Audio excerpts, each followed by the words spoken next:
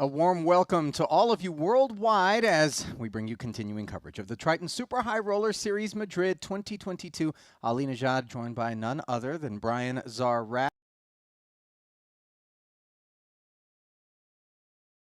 €1,000 seven-handed no limit hold'em event will be happening. And first up, we want to recap what happened yesterday as we crowned a champion in event number 1, the 20K 8 max no limit, and it was none other than the Aussie Michael Adamo, the man we call the Adominator, really true to form. He picked up the title and €478,000. Michael Soiza playing under the Malaysian flag, $322,000. So a nice start to the series for both of those guys. But really, for me, the thing that stood out, Rast, was Wayne Hyung. First ever Triton event. The man finishes in 4th place, and he picks up €172,000. Just one of many notable faces who are here at Triton for the first time. And walking through some of them, we have from the Netherlands, Kevin Pake. We'll be seeing him on the feature table when our coverage begins here today. We've got Alexis Panakovs from Latvia. Morten Klein from Norway. We saw him a little bit during last night's coverage. Bruno Volkmann, Brazil. Slightly underrepresented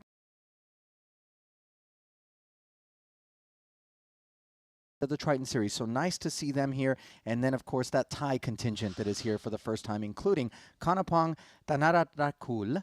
That's a bit of a mouthful, who we got a chance to watch a little bit yesterday. It is great to see the event.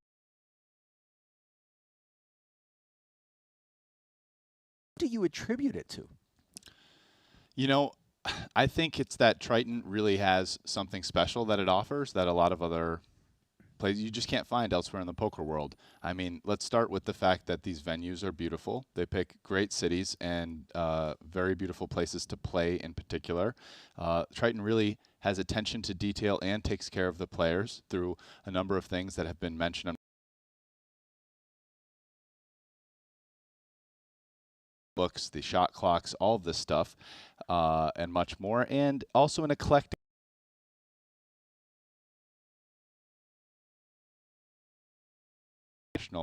mix of world-class pros, businessmen.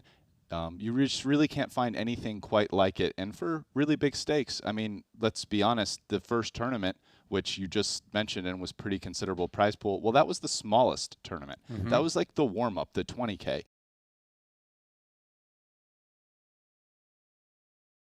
So when you come to Triton, if you want to play all the events, you know, get ready to pony up some serious money and get after it. So it's all of that. Just how big do you think the Triton Series can become? I mean, obviously there's some exclusivity associated with it. The price points aren't exactly inclusive for everyone out there, but the 20K, for example, something a little bit more approachable and allowing people to work their way up, perhaps even parlay with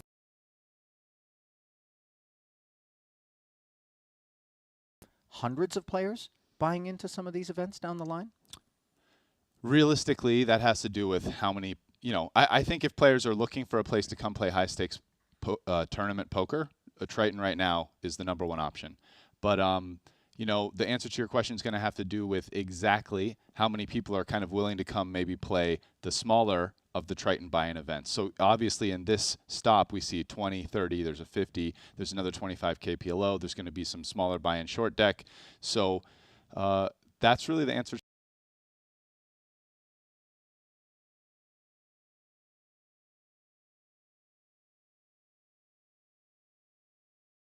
Happens are 250s.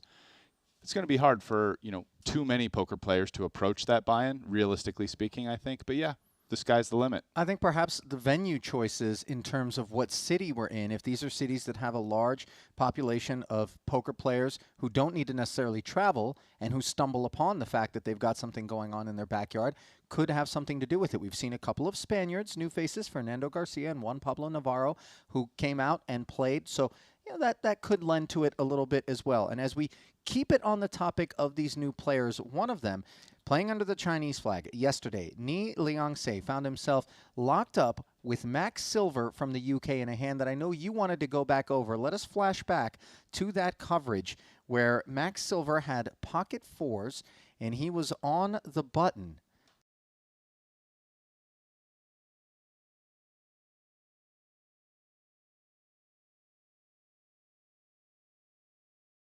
For his options, off of a stack of over 200K, he decided to flat, speculate, do a little set mining. The pocket sixes of Haxton was a point of concern for you as you looked up whether or not it was appropriate for him to make the fold. But the focus, of course, on this heads-up pot where Liang ends up flopping top pair, follows through for 10K, slightly downsized from the pre-flop move. And then on the turn, when the 5 rolled off, Liang fired again, this time upsizing to 28,000.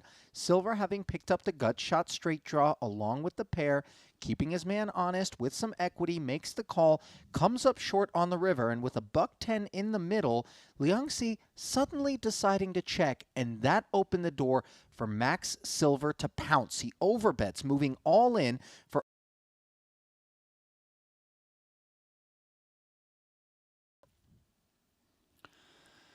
Yeah, so I thought this hand was very interesting. Obviously, we see a large river bluff. You know, pre-flop, there isn't that much to say, so I'm going to skip it. The play is pretty standard. Obviously,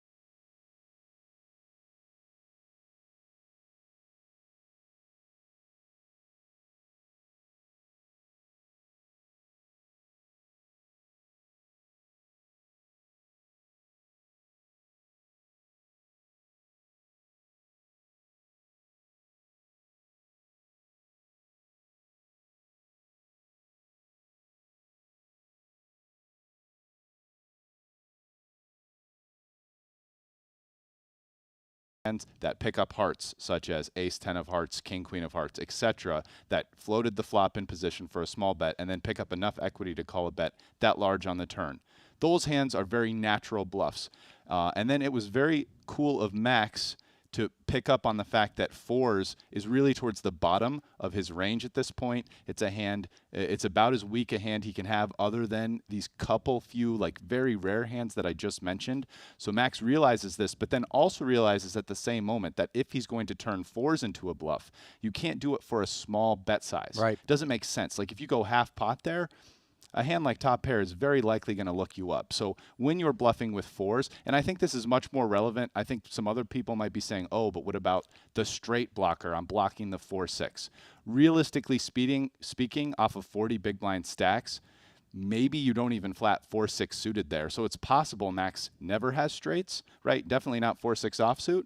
That's much less relevant. I think it's more relevant the fact that he's towards the bottom of his range there, and fours, realistically speaking, has less showdown value than you might think. So I think it was a very cool pickup by Max in the moment to turn that into a bluff, and he picked, in my opinion, the appropriate sizing, which should have been pot or more, which is he went all in for 1.5x pot, and now the decision is back on Liang. And obviously, he decided to lay it into the muck. Is there ever an argument to be made for making a big hero call with Jack 10 in that spot, given that we recognize on occasion Silver is just turning a hand into a bluff?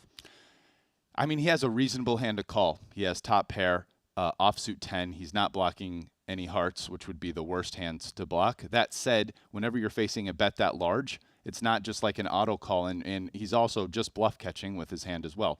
It's a tough spot. Sometimes in poker, you're in the grinder, and that's how it goes. You have to pick, is he bluffing me or not? In this particular moment, he made the wrong choice. But, hopefully that will change as Triton Poker continues. Well, unfortunately for both of these players, they were not able to make it into day 2 of the event as both were vanquished. But we do have 21 players who will be coming back today. Our prize pool is going to yield 13 payouts. 56,000 euros will go to 13th and 12th. We're laddering all the way up. First place is going to be worth a whopping 740,000 euros. Overnight, Mike Watson held the chip lead. Watson wasn't actually one of the names that was continually at the top. We saw a lot of Rui Cao up there. We saw a lot of Patrick Antonius up there. Watson, kind of a late surge there to wind up in the chip leader. Now I want to turn our attention to the dynamics of these remaining 21 players. We do have a nice mix. It's always eclectic of the businessmen, the recreational players, the professional players, and a contrast in styles. As we approach this 13th place, 14 players remaining bubble, what should we anticipate moving into today's coverage? Well, beyond the fact that this is just clearly the funnest part of the tournament, right? We've gotten past the cash gamey type phase, and now we're getting down into the weeds, into the money, into the ICM pressure, into when you're really playing the big stakes, so to speak. So beyond just that, the thing that to me stands out here is we have the 2 chip leaders of the table at this tournament, number 1. And number 2, there aren't too many recreational players at this tournament. So I'm very curious to watch a table basically mostly full, entirely full of pros.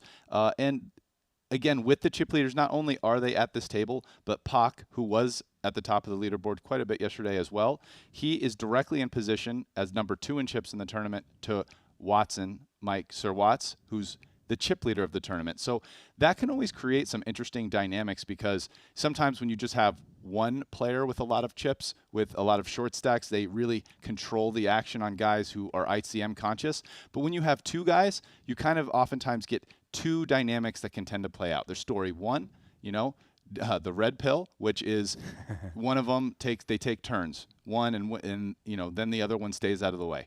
But then there's the blue pill, and in door number 2, you find where sometimes they start playing wild big pots with each other, where it's like, well, I can actually put you in the blender, because even though we have a lot of chips, it really sucks if one of us were to double through or bust the other one. That would be like ICM suicide. Right. So, which one is it? Door number 1, door number 2? That's what I'm really curious to find out. Yeah, and obviously it's only a matter of time before we find out, as our coverage is right around the corner. Walking through the remainder of that table, you mentioned Sir Watts, Mike Watson, and obviously Kevin Puck playing under the Canadian and Dutch flags respectively. Then you have another Canadian in Tim Adams, as well as Phil Ivey. You've got Patrick Antonius. You've got Daniel Dvoris in the building. Andras Nemeth. Ivey coming off of that fantastic run in Cyprus, where he picked up 1.75 million, 3 cashes, a title. Andras Nemeth also did well out there in Cyprus for himself. So there is no shortage of talent. And while that eclectic mix that I refer to is available to us here at this feature table, it is going to be pro-packed. If you had to guess which of those 2 proverbial pills we are going to see out of these 2 chip leaders, which would you put your money on? I would go with door number 1, the red pill, which is they're going to take turns and not get into a crazy war. That's what I would pick. All right. Well, we are just moments away from our coverage. Obviously, I think that's not what I'm hoping for, though. I was just going to say, I think that if all they do is be deferential to one another, and we're going to see these raise and take it situations and a lot of the guys sitting back, it's not going to make for as interesting a phase of the tournament as the other. But, it's a fluid environment out there, and people reserve the right to take a plan that they may have had initially and then pivot based on what's going on out there. And listen, it's a minefield for these guys. Well, the thing is that the person who really kind of makes the decision more in this case is going to be Pac, because he's the one in position. So you get a spot where if Watson opens, how often will Pac 3-bet? And this is the first time we're seeing Pac at Triton, so, your guess is really as good as mine. Yeah, and those first-timers have done very well for themselves. Still a number of them left in this event. Very much looking forward to seeing what kind of performances they're able to turn in as we are moments away from our continuing coverage of event number 2. It is the 30,000 euro No Limit Hold'em 7-handed coming your way momentarily as we send it back inside our featured table and the poker room here at Casino Gran Via in Madrid.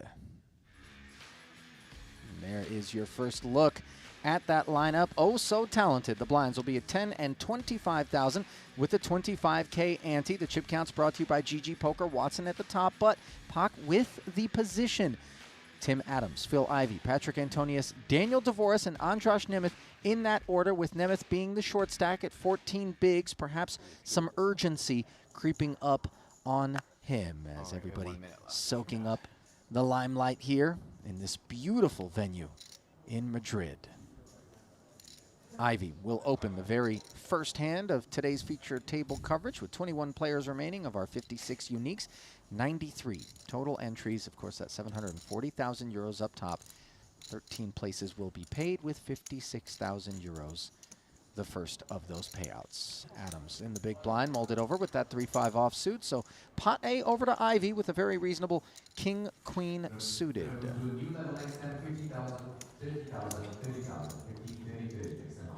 Adams did not do well out in Cyprus, 0 for 3, but obviously there is plenty of variance in tournament poker.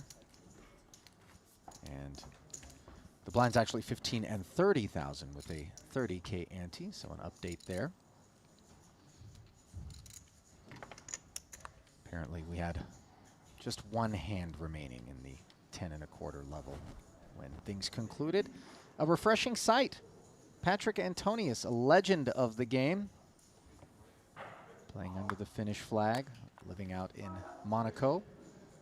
And I played with actually 2 of the players last night in a post-commentary PLO 100, 200, 400 cash game. Both Moonlighting. Yes, both Patrick Antonius and Andras Nemeth, as well as some other players that are not currently at this feature table.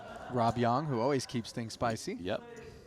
Never far from a good cash game. Paul Fouad didn't play, but stopped in, chatted, went till 5 a.m. A limp from the small blind out of Adams.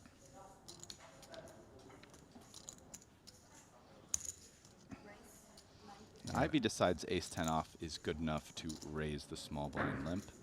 Definitely can't blame him for this. It's a very reasonable hand to pick. And Adams' hand is pretty weak. Difficult decision. Yeah, I think folding, especially given that they're feeling some ICM pressure here, stacks are short enough, seems like the reasonable decision. So the first question that I have when we see the limp fold from the small blind is the next time it comes around, if Adams is in the same situation where it's folded to his small, is he only going to be limping with hands that he is going to be willing to call the raise with or limp 3-bet with? You know, not necessarily. I'm sure different guys are going to have kind of different approaches to this kind of spot. There might be guys who, they have a very good idea about what their ranges are in this spot. They've kind of looked at it a lot. And I mean, obviously, it's very wide. You play a lot of hands, whether it's for a limp or a raise. You're not folding too much. So some guys might purely randomize it using whatever, the shot clock or some chips or some other method they have. So in other words, their decision could end up being totally random, right? Like, oh, I'm going to do this half and half with this hand, or 3/4 of the time to 1/4 of the time. In that situation, then there's no prediction, right? Like, because we're trying to make a game flow prediction that because I did this, my opponent might do this, and I'm going to do something different.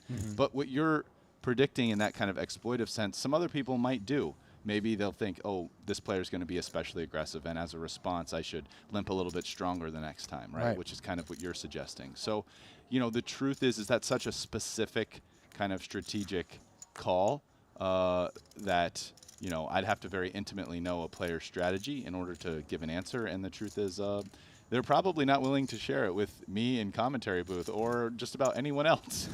Ace-5 suited for the Dutchman, Paquet.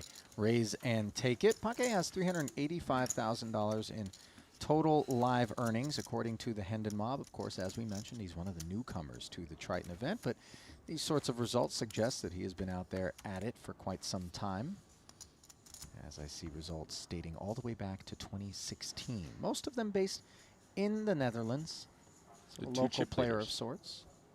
That was a shot of the 2 chip leaders right there, sitting side to side. Yeah, those white chips are 25Ks, so a lot of chips in that pair. And a lot of hand for Mike Watson. Ace-queen offsuit. Min raise up to 60.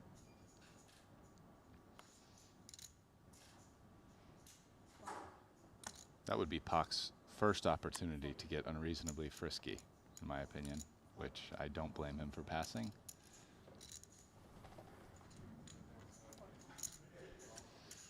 Big blind, 7-8 off for Dvoress off of a stack of just 400,000.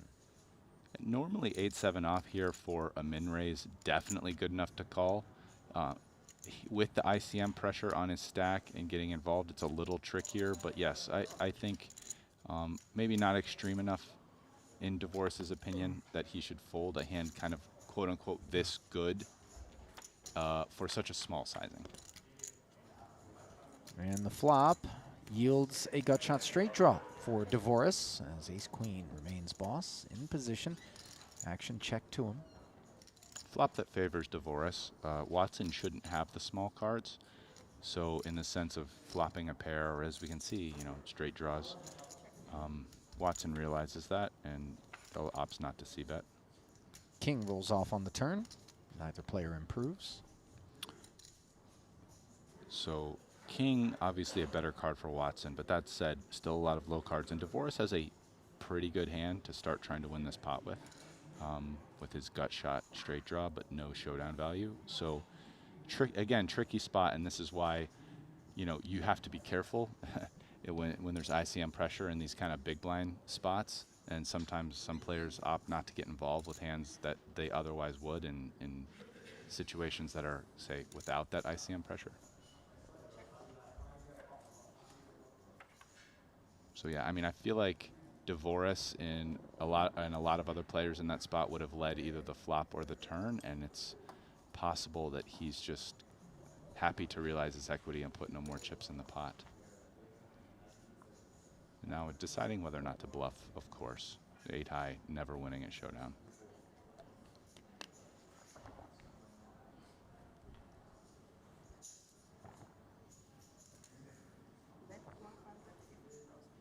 I think Watson's going to think about this. I don't think we're going to see him auto-muck here. Dvoress bluffing 115,000 on the river here with just 8 high. Recognizing the range advantage and the seeming disinterest from Watson in this board texture. And off of the stack size, the 115 feels even more meaningful, does it not? Oh, certainly. If we're Watson? Certainly. There's a decent chance I think Watson makes this call. Not saying he will, but, it's a spot which, I think Watson's very aware that Dvoress could have played a hand where he doesn't really have anything, didn't kind of want to bet it and inflate the pot, and is now trying to steal with a hand that can't beat, nut no pair, ace queen. Yeah, another concern is, so like, if this is a value bet, kind of how good is this hand? Like maybe a 6? Would he value bet deuce for this? Like probably not. Yeah. Wow. Watson. Nice call. Heartbreaking call there for Dvoress. Picks off the bluff. And not a good start to Daniel's featured table here, as he will be down to just 255,000. I mean, I think the one question Dvoress is going to ask himself is, should I have bet the turn or led the flop with my hand rather than check to the river and bet? Always fine to take different lines, but he could have taken that line with a hand that didn't have draw equity, like 8-7. Yeah, exactly. You wanted to stay for a while. It's You tricky. didn't help There's me. always different ways to play hands, and sometimes things work out, sometimes they don't. And at the end of the day, it was a very nice call by Mike Watson.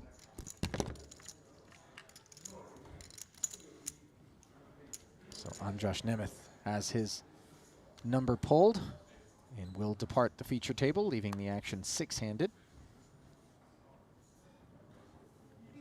I don't think he's going to be complaining about that departure.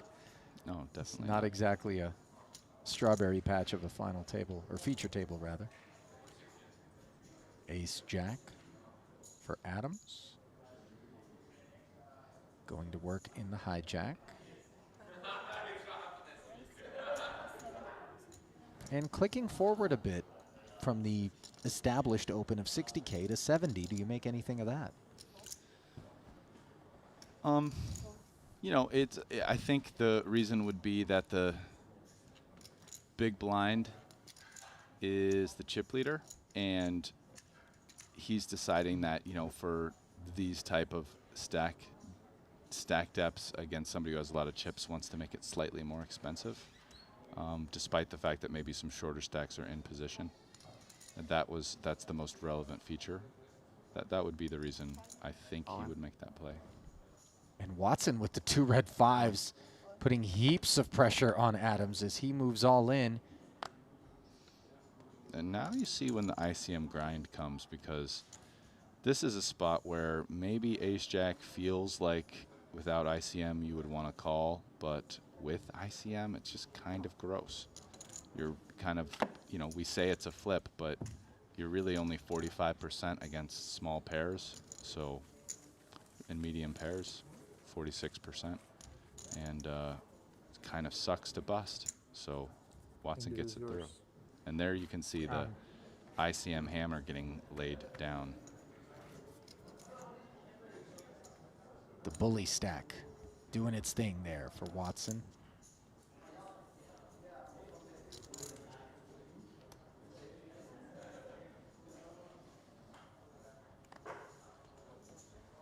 It's just nice to be able to pick up chips like that in a tournament. So definitely the reward of a big stack. And here Adams picks up an even stronger hand, a hand that he almost certainly would have called with in the hijack in the last. And we would have seen 5 cards and an all-in, I think, if Adams had the ace-queen suited, but well, hand removed. Adams has improved upon the ace-jack, opening once more to 70,000. This time Watson in the small blind with jack 10 will concede, but perhaps the story won't be the same from the other big stack at the table, the Dutchman, Kevin Pak, who will defend. His hearts are covered. happy to see the flop with a hand this strong against a strong under-the-gun opening range with king 7 suited. Well, there was a heart in the window, but not another one to follow it as the queen high board hits Adams hard. Top pair, top kicker with a $1.85 in the middle. Beautiful flop for Adams. It's also a board which strongly favors his range. The queen and 10 interaction. He's going to bet this a lot, and I think this is a hand strong enough to warrant a bet, certainly, but not so strong that maybe you would want to trap, like maybe top set of queens, which is also blocking some good hands for your opponent to have, and you'll see players check sometimes there. So nothing to see, though, as Pak can't continue with king high and no draw. So an easy pickup there for Adams. Timothy, an accomplished Triton participant. Almost $6.5 million in career Triton earnings, 6 cashes total, 1 title. That title coming back in 2019 in Jeju in the 2 million Hong Kong dollar main event. No limit. And already the chip lead picture has changed. Paul Foy is up there with Sir Watts, actually just past him. And actually Fedor Holz is in third, having passed Kevin Pak.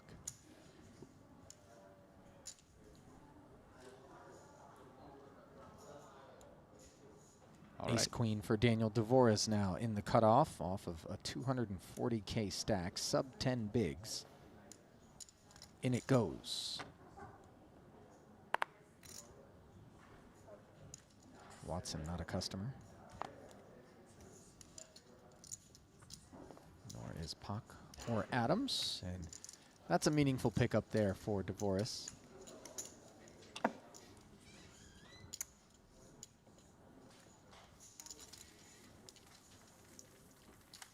He is currently the shortest stack remaining in the field. He has over 4.1 million in career Triton earnings, 10 cashes, but yet to pick up a title.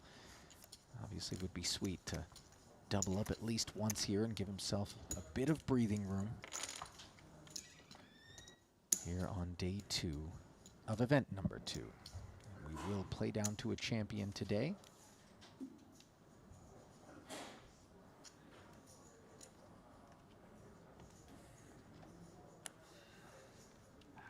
Event 3, a 20,000 euro buy-in short deck will begin this afternoon as this almost 2-week festival of 13 events rolls forward. 60,000 from 9-6 suited out of Watson.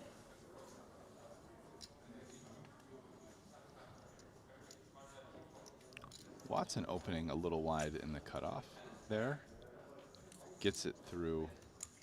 His biggest concern is his player Pock to his left on the button with a lot of chips, and takes the pot down with a very modest holding.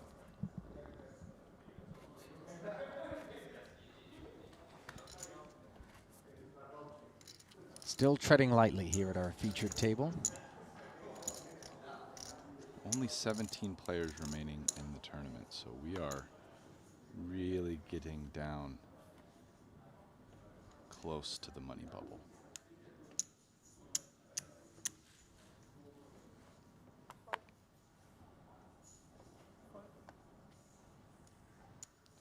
Down to just 17, as you mentioned, Rast. Things begin to tighten up a bit. Well, they certainly do for the short stacks and the medium stacks. Not so much for the bigger stacks like that of Kevin Pock, who is happy to open with pocket 4s. Ivy releasing the ace-8 from the small. Now to Patrick with 9-6 offsuit in the big off of 625K. Tough decision. He decides to call. Definitely versus Pock's hand, 9-6 off should perform pretty well. Not on this particular flop. King 10 deuce. Patrick 9 high checks it over to Pock. I think we should see Pock c-bet here quite a bit. You know, again, he has a lot of incentive to get hands with 2 overcards to his to fold, but that, you know, Patrick's is a perfect example of a hand that he wants to fold. This hand has absolutely nothing, but has, you know, 30% equity almost because it just has overcards to the 4s. And note the sizing here from Pock on that follow through. Just 30K, almost a binary click bet as opposed to check back. Yeah, which is targeting exactly a hand like Patrick's. So he's just trying to get absolutely nothing to fold with that bet, and, you know, risking such a small price. And actually, you know, he's making those type of hands make, quote unquote, a bad fold if they were to know Pock's particular holding, because they would actually have enough equity to call, getting look like about 6-1.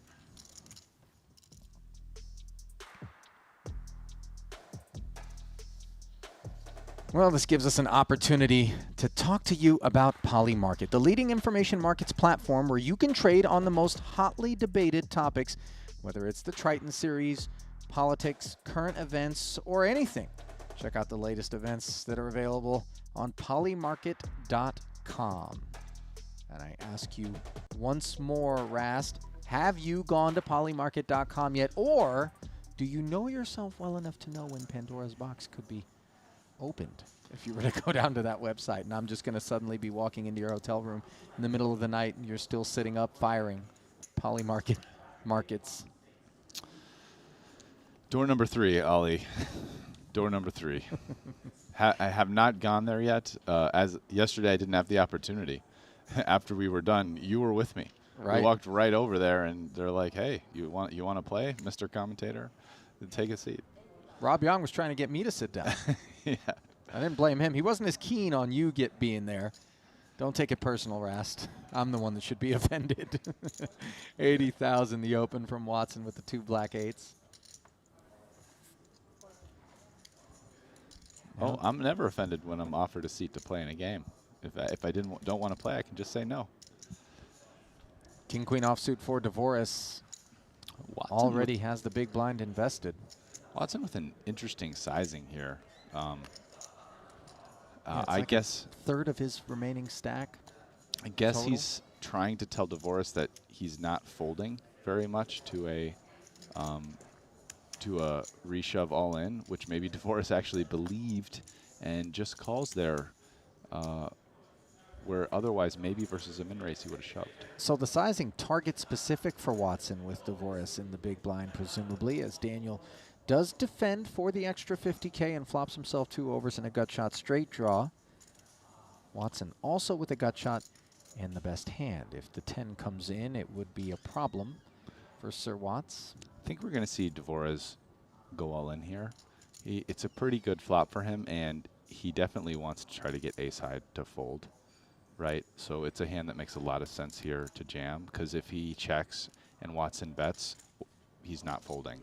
So it's a spot where he puts pressure on some hands otherwise. But yeah, Watson a little too good with eights to fold for a pot size bet. And Watson will be thrilled to see that those eights are actually in front of Dvoris's holding right now, as Daniel is the man who needs to improve.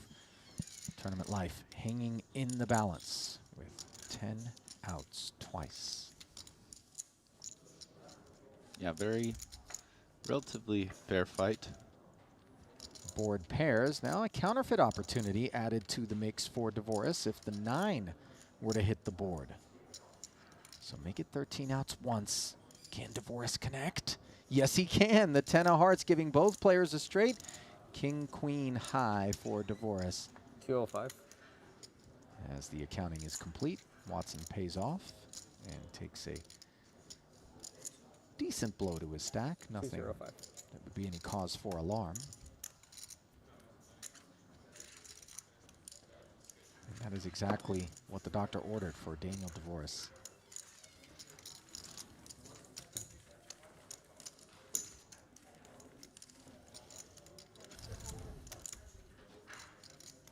Dvoris had a couple of 5th place finishes out in Cyprus. One in the 8 max 100K no limit event and the other in a 75K short deck. Played a total of 4 events.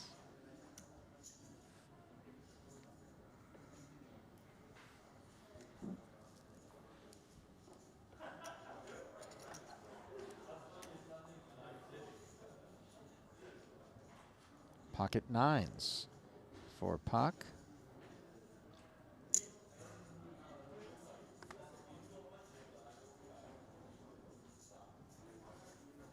The gap between he and chip leader at the feature table, Mike Watson, narrowed now, courtesy of that Dvoris double, to roughly 200K. And now Ivy in the cutoff with ace-queen offsuit mulls his options off of a stack of 815. Yeah, he has to decide whether he wants to flat this versus an under the gun open. So, you know, should be a tight range, or 3-bet or jam, which is an option for his stack, which was under 30 blinds there. So he's going to be very happy that he didn't go with jam. Yeah. Patrick Antonius is going to wake up behind him, and you know, to shove there is a very strong range, and Ivy will be in a tough position here, getting a pretty good price, but knowing with the ICM, you know, Patrick's range could be down to something like jacks plus ace king or whatever that he's not doing very well against. So might end up deciding to let this one go. Either way, not a fun spot. These guys have so much history with one another, having cut their teeth during the same period in the 2000s. Both legends of the game.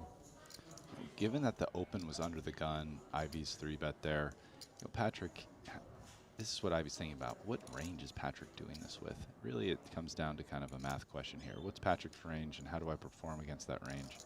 You know, Well, is it truly jacks plus ace king? I think that's pretty reasonable. Like, does he really, like, maybe ace queen suited? Does he do this with 10s? Like, you know, those hands could be in it, right? But are there enough of those hands versus the scope of the hands in which against which ace queen performs poorly I don't think so. to justify? I don't think so, and neither does Phil. Yeah. I kind of like his fold, frankly. And remember, this isn't just Phil opening and then Patrick moving all in. This is an early open from the second biggest stack, a 3-bet from Phil, and all of that strength being conveyed did not deter Antonius from moving all in over the top of the early open and the 3-bet of that open. So clearly the range somewhat condensed. Certainly, and in addition to that, you know, yes, Phil Ivey covers Patrick, but Patrick, you know, that was a substantial amount of Phil's chips. So there is some ICM pressure there on Phil as well. So if he thought the call was break even or even maybe very slightly plus chip EV, he would probably still elect to pass.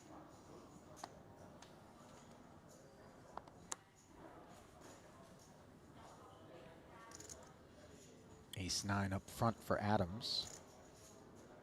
Sort of an awkward one.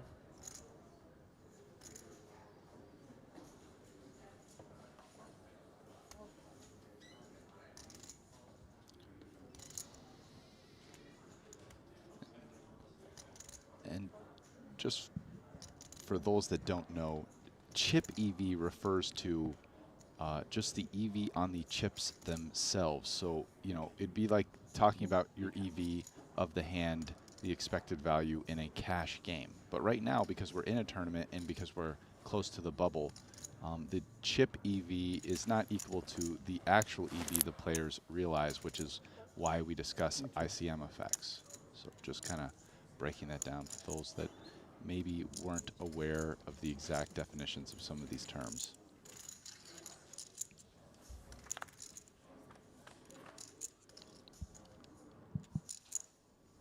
5, 7, 8, giving Kevin Pak top pair here against chip leader at this featured table, Mike Watson. First confrontation we've seen between the two big stacks.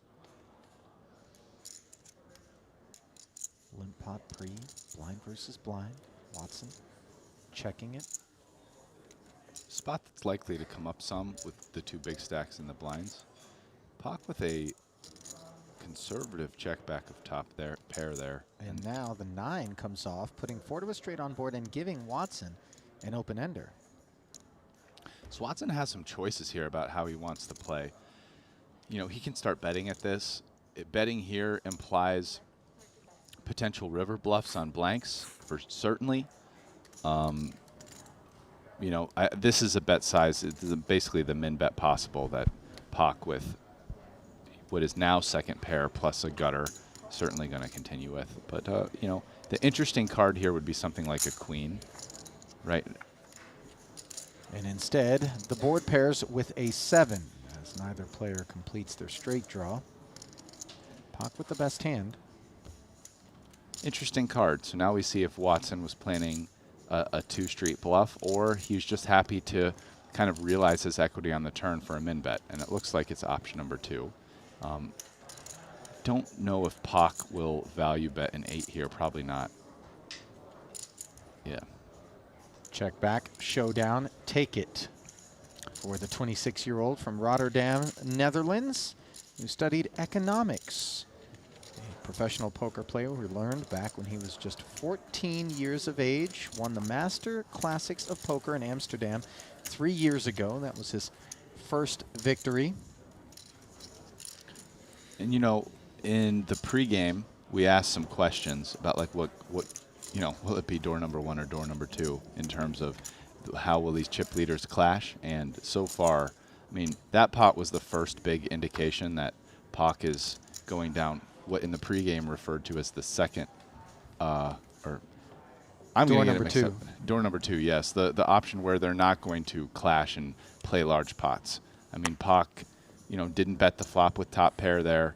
And even Watson with the option to bluff the river just kind of took the lowest chip line, min betting turn, and shutting it down on a river where he didn't improve. So it was a very respectful, passive, small pot played between the both of them. Treading lightly.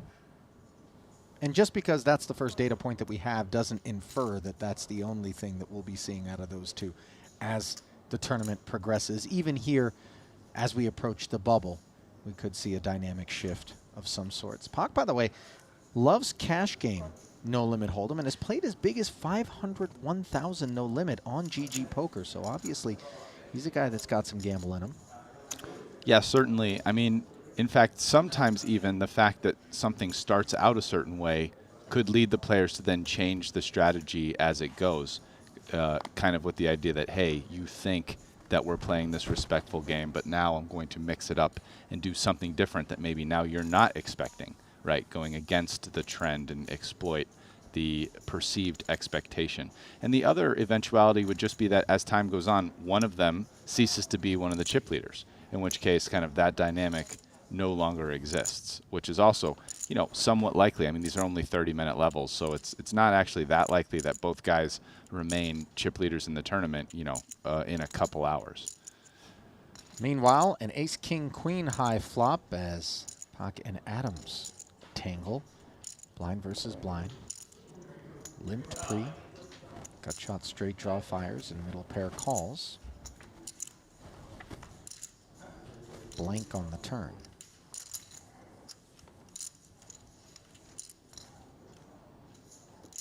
This is a spot we might see Pock continuing to bluff, given that he V-pipped his hand and voluntarily chose to play it. You know, this board is going to be better for him than the big blind who didn't raise, who basically can never have a really good hand, like never have a set, never really have two pair. So yeah, and Pock actually has some equity with the gutter. So, I mean, this hand makes a lot of sense. And even the 7 being a spade and therefore blocking Adams from having as many spade draws, like this is a great candidate to 2-barrel. So I like this play. And this is a pretty tricky spot for Adams here with just a pair of queens. Kind of tough continue, but not impossible. But it probably elects to fold. Yeah. I definitely don't fault him for it at all. Very reasonable fold. Kind of know where to go for that queen 3 either Yeah. in the face of what's going to be potentially an even bigger bet on the river. Yeah, and that's the spot. So I kind of feel like that turn follow-through find is a very good play. Not a heroic one, but the 3-barrel on the river after getting called, that's when you really see, you know, we're not going to get to see that sliding door. But that would have been the really fun moment. I mean, but nice pickup by Pock. I really like his double barrel there. I think it's the right play. So far, showing plenty of composure and navigating with aptitude here at our featured table, closing in on the money bubble in event number 2 at Casino Gran Via in Madrid, Spain. A beautiful day outside. I would imagine you walked to work, as did I today. Yes, I've been doing that. It's a great way to get a little exercise and enjoy the fresh air and just the beautiful weather, isn't it? Indeed. And still plenty of time to book your tickets and make your way out here with so many events still remaining on the schedule. If you're watching our coverage and thinking, I want to be out there, I want to get in the saddle, do it. Do not hesitate.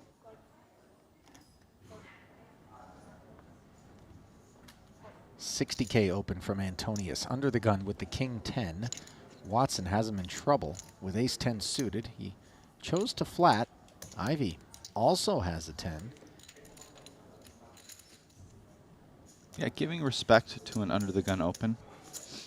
Ace-10 suited, just happy to see a flop. Actually has him dominated here. Both hands dominated. Queen 9 tray. Antonius flops the gut shot straight draw. Ivy checks it to him. A flop that favors Antonius in the sense that should he go ahead and c-bet here, it'll be hard for either of his opponents to continue. So, you know, Patrick finds a c-bet for a nice small size, and it'll work because we can see neither of them have anything at all.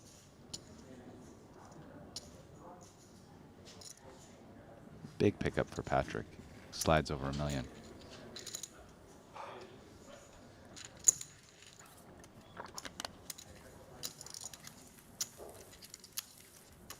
Antonius cobbling away here. So far, no fireworks at our feature table, but these 6 guys are like coiled cobras, Rast. They could strike at any moment. Certainly. Do cobras actually coil? I mean, kind of, yeah, Don't they right? just kind of sit up with like the hood thing and hiss? But you Not know, so much the coiling part of the reptilian. I mean, the rest of their spectrum. body could definitely be coiled. I don't think it has to be, but it definitely could be. I mean, you've seen that where their bodies are kind of wrapped in the circle and then their head But comes the- up. yeah, Yeah. yeah. I consider that to be coiled. Most of the time, you don't see the body because it's in the basket, while the other dude with the flute is in front of them. We're really painting a picture here at home. Let's like really break down this analogy so everyone can get into the weeds. You know, forget about poker. Let's talk about coiling snakes. I feel like it's time for the Discovery Channel. I was watching Discovery Channel earlier today from my room, and I was a little dismayed That that makes even sense. though they were English programs, English dubbed programs, they were dubbed over in Spanish. Good news is I could understand what they were saying anyway. Chip counts here, brought to you by Dyer Pay. With the blinds at 15 and 30K and the 30K ante, we find Kevin Pock now ahead by just a hair of Mike Watson, who came in as the chip leader at our feature table. Antonius is northbound at $1 million. The only 3 stacks with 7 figures. Then the 2 Canadians, Adams and DeVoris, in addition to Watson, find themselves 4th and 5th. And it is Phil Ivey who is the short stack. But 18 bigs, nothing that he can't navigate. And as played thus far, 18 bigs doesn't need to feel like it's going to be an all-in or fold situation by any stretch. No. I'm not going to go. Yeah, Are I you mean, gonna looking over, and anyone else can follow me at home on the Triton Poker Plus app or website. You know, Ivy is in 16th. Hello. Have like a but 4-day series in between. there's a Probably lot of would've gone to players that. bunched down there. I mean, you know, he has if they had, like, a 530,000 mini- and 13 cash. 13th is Timothy Adams, actually, with 645,000. And even 11th, Morton Klein, who Or 2040. we were covering yesterday, he has 795,000. 2040 or So, you know, yes, I Ivy don't know. can't just You would have blind away Well, like yeah, Blue but Corn what Circle. if the dealer changes? That Yeah, said, because he the does have, deck you know, there changes are a the lot of dealer players change. down What there, happens in so that spot? you know he doesn't have to force the action. So the flip side is that should mean that he, you know, we won't see him play too we had a crazy, deck most likely. change and a dealer change. Now is this hand on the last level or this level? If the shuffle didn't start, then it's going to be the new hand. Well, the previous dealer started the shuffle, then So yeah, the deck changed when the level was changing. So technically, the dealer could have shuffled, right. right? The dealer probably could have shuffled. There was like 30 seconds, yeah. Yeah. If the dealer could have shuffled, then it's going to be the previous hand. Okay. Okay. Previous level, sorry. Yeah. So 30. tournament director Luca Vivaldi out there Well, to advise the players with respect to where exactly the I mean, level a break change in takes between was place nice, too. technically. I was going to say, as much as I wanted to instead of exercise self-restraint and not Having to follow play a up mini series. yeah, on it something was. that you said, I didn't catch it, Don't get me wrong, nor I did would've I played. understand it if I did. You said Ivy could not blind away I've never like been to Venice, so I actually would like Bluecorn's to uncle? Broomcorn's go uncle. play a little serious So this there. is Please a elaborate. yeah, this is a reference Absolutely, to worst possible. Doyle Brunson wrote Super System, and a pretty Yeah, I mean, you can fly back to notable Toronto line and from play that I more think a lot buy-ins in a of single players have day kind of online. looked Yeah, at and for sure. chuckled and Way that I more. referenced Not is even close. anting away like Broomcorn's uncle. And I believe in the context of the book he talks about how, you know, you move all in when you have something, you move at the pot when you have a draw, and you keep going and just picking up all these chips while the tight players blind away like Broomcorn's uncle. And was there ever an Yeah. explanation of Broomcorn? No explanation, just thrown in there. How disappointing. So yeah, yeah, that's a fun one. There you go, 70,000 to go from Pac, our chip leader here with ace-10. Ivy has flatted on the button with king-jack, and now DeVoris rolling it over with queen-9. Yeah, I mean, the flip side about the ICM thing, because we were talking about this is one of the smaller Triton events.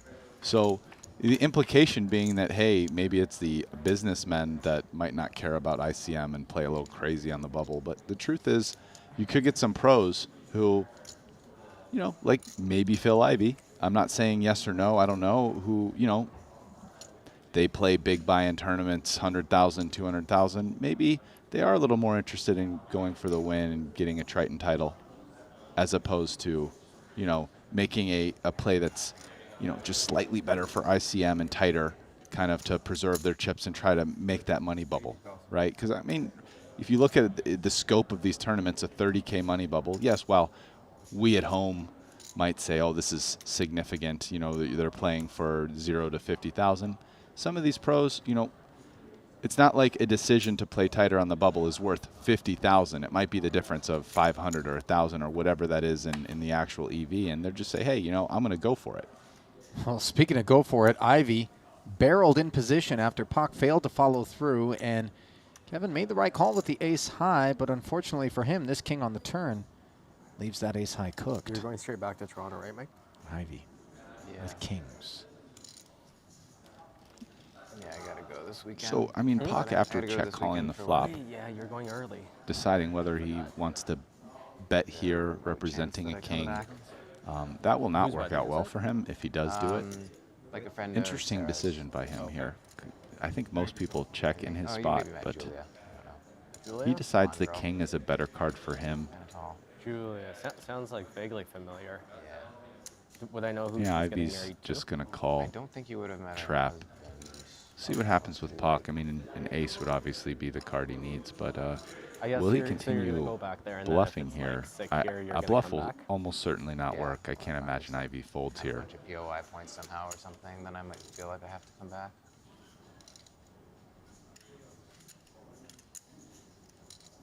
Did that start in Cyprus or just here? I think just here. He has to ask himself, can I get pocket eights to fold? What does Ivy have that he flatted me with in position? They would have like And then standings up end somewhere, right? If it pre-flop, started, I think. bet the flop, and then called the turn. He's hoping it's a hand like eights or nines and he can get that to fold. And this is a meaty bet into that all? 555 He's here at all. from Pak, who is putting It's enough anyways. Ivy all in. And Ivy just kind of with a king, it's too big. Yeah, he didn't make a meal of it whatsoever. Just said call, and obviously when your opponent reaches down with pride and looks to show down, you start to wonder whether or not that king jack is good. But of course, Phil will be relieved to see ace 10 high, and this is not the kind of development that anyone here at this feature table was looking forward to. A deeply stacked Phil Ivy, who is coming off of that solid performance in Cyprus, doubling through Kevin Pak. Pak takes an interesting, somewhat unconventional line, and kind of, repping. It's interesting when you rep the hand that your opponent has. Tends not to go very well for your bluffs.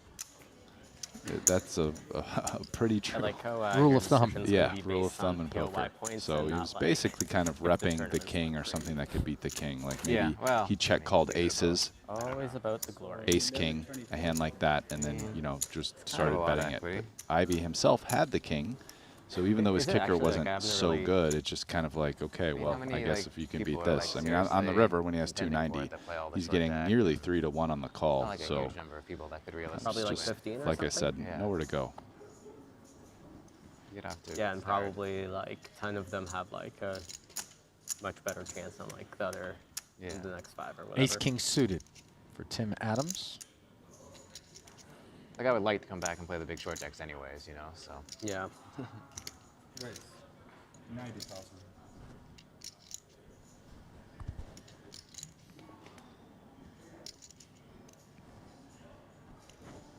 And Ivy's going to run it back with the king jack. Yeah, he is. This time it's suited. And again, he flats. Obviously, his situation is a bit more dire, not only being up against the ace king, but another king is dead. Watson here with an interesting decision. He had fives and similar and jammed versus, I believe, Adams opening the hijack with ace jack off, and this time a bigger hand, but Ivy's flatting in position, and Ivy's pretty deep, a million. What will he do? Will he 3-bet? All in? Wow. Yes, still goes for it. And even though, so in this case, his range is going to be stronger because of Ivy's flat, Adams has a big hand, and I think big enough that he is not going to find a pass here, ace-king suited. You can maybe hope to see that your opponent has ace-queen as well, but it's kind of brutal with the ICM pressure, so it's not automatic. On. It's not comfy, but yeah, it's too good. Adams makes the call. Ivy perhaps saved from additional losses, as his king-jack suited is able to hit the muck pre and not go up against ace-king suited. But the flop will bring it into focus. Very small edge for Watson's 2 8s here. Key pot for Adams, whose tournament life Regrets? hangs in the balance. Burn down, 3 off the top, and queen 7 deuce does not improve that ace king, and to make matters worse, that flop contains no clubs. So backdoor flush prospects not available.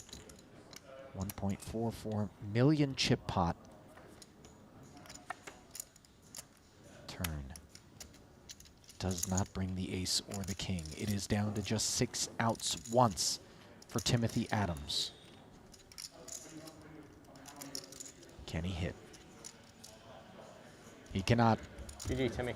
The 3 of clubs seals pocket 8s as the winner in this pot, and will send Watson's stack all the way up to 2.7 million, leaving us with just 16 players with 13 spots paid.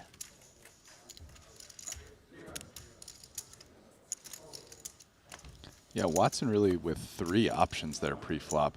Pretty interesting spot. He could have flatted.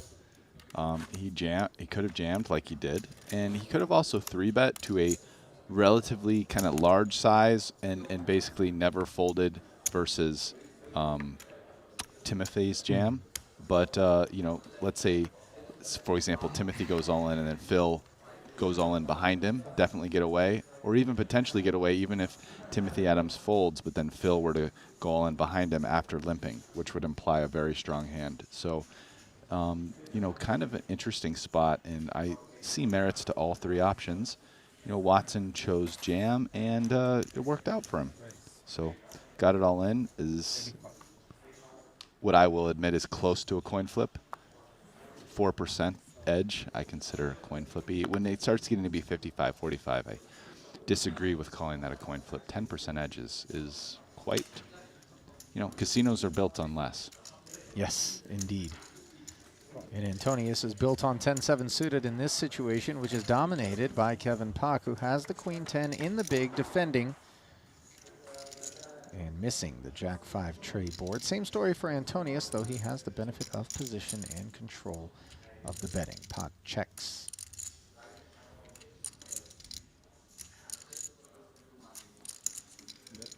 Little sprinkle from Patrick, 75,000. Pak in an interesting spot here.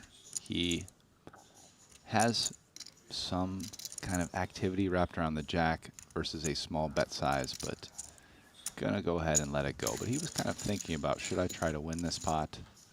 And Patrick, so far, we've kind of seen the recipient of kind of just, this is what happens when you can win the pots where no one has anything. So he himself has not had much in those pots, but the betting initiative, and has chipped up some just by virtue of being aggressive and nobody having anything. Nice little pickup there for Patrick.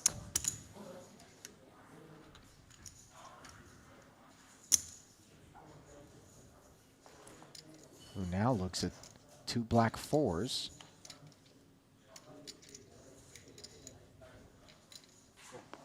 And just open folds it, Rast. Yeah, you know, so these really small pocket pairs are hands that definitely play much better in deep stack situations, you know, 80, 100 big blind plus. Not so much in short stack situations because, I mean, you don't have big cards, so your opponents are slightly more likely to.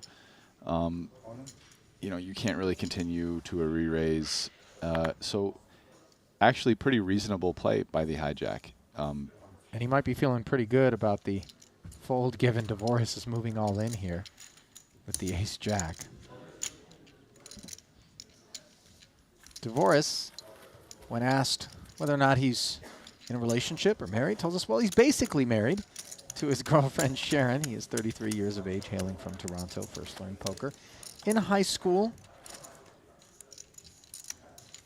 his most memorable Triton event was back in Montenegro in 2019. Said it was an incredible venue, beautiful and peaceful. And of course, the poker went well, which didn't hurt.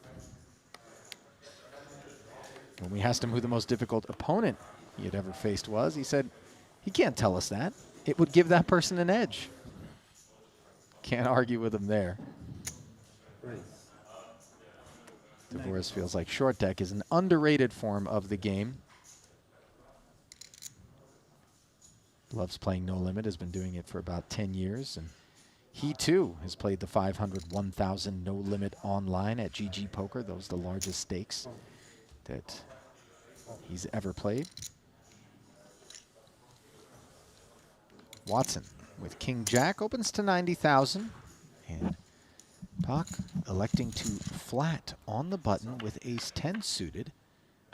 Best hand and position until, of course, the Jack high board, which gives Watson the big lead. Top pair king kicker.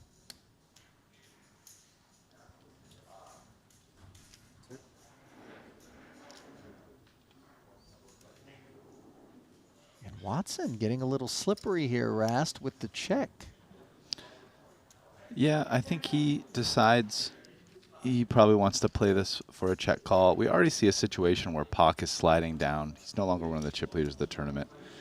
This is a board which the cutoff open versus the button flat. You know, this board is pretty decent equity for the button flatting range, and so Watson's going to check some. This is a hand that's just very comfortable to check call and then continue again against later aggression. So it's a nice hand to kind of have in that range, right? Because he's going to call here. There really aren't almost any turn cards where he's going to just check fold. I mean, like maybe the 10 of diamonds versus a big bet or something. Well, now a very interesting card on the turn, which gives Pak the two-way straight draw. Any nine, any king. Yeah, and so Pak didn't have too many cards. He's probably going to keep bluffing. But this is definitely one which presents that opportunity. So, yeah, you know, it's a spot where... Well, he did end up checking back, but go on. Yeah, here's the thing. Pak is kind of... Let's just look emotionally and take this out of the poker for a second. Pak started the day with 2 million in chips, and he's here at 1.2, and things haven't been going too well for him. So sometimes in those spots, you might lose a little heart and just say, hey, let me stop just firing at these pots and, you know, just realize some equity, try to win. Get gun shy. Yeah. So not saying it was compulsory to bluff the queen, but it's, you know, given that he had absolutely nothing on the flop and took a stab, that is one of the few cards which gives him decent equity with the double gutter for him to continue the story.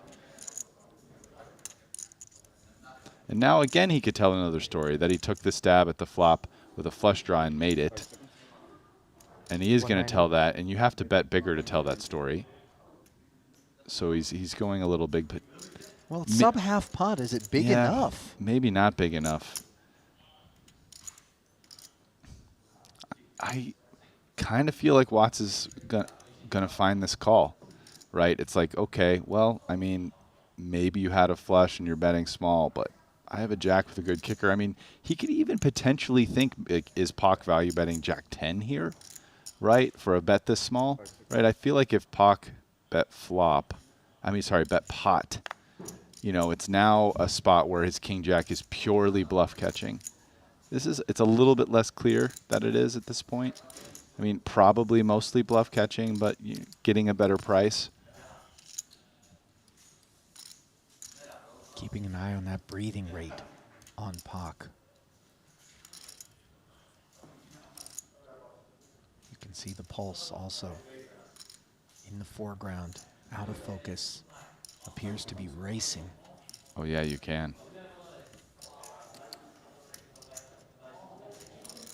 Doing his best to stay composed here as he is trying to sell a bill of goods to Watson. This line from Watts strikes me as so odd. The open, check top pair, check again on the turn, and then check a third time on the river. Yeah, I mean, it seems very reasonable. This would be, given the line he took, kind of a big fold. And it is a big fold. And we can see it wasn't correct given the hand. Now, was it correct given Pak's range?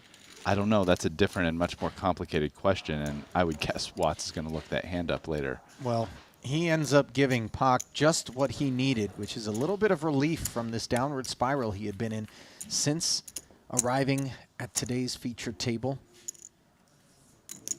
And losing that pot, could one make the argument all started with his decision to check as opposed to follow through on the flop with a c-bet? I mean, certainly when we can see their hands, the answer is yes. I don't think Pak floats other than a min bet with just ace-10, no backdoor flush draw or anything on jack-8 deuce.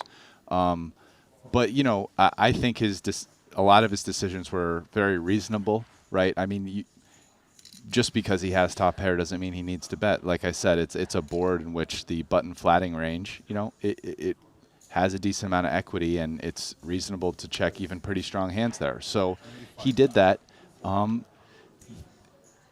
It creates complicated spots, and what it does open up the chance for the button to continue with hands that would fold to a bet.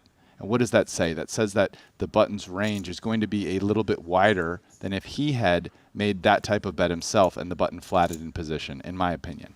So, you know, it created an interesting spot, and we could see that Pak maybe had a few more hands in his range that Watts wasn't considering when Watts folded a hand as big as he did. All in. All in.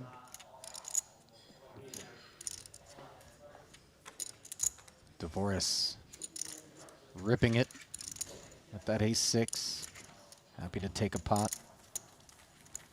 That was a huge one, I think, for Pak. Yeah, I agree. You know, I mean, he had really been sliding and kind of went for it on the river after giving up, picking up some equity on the turn, deciding I'm just going to try to realize this equity, hit, you know, a 9, a king, or an ace, and then just said, okay, well, ace-10 here just has no showdown value, I'm pretty sure. Why don't I try to get my opponent to fold a hand?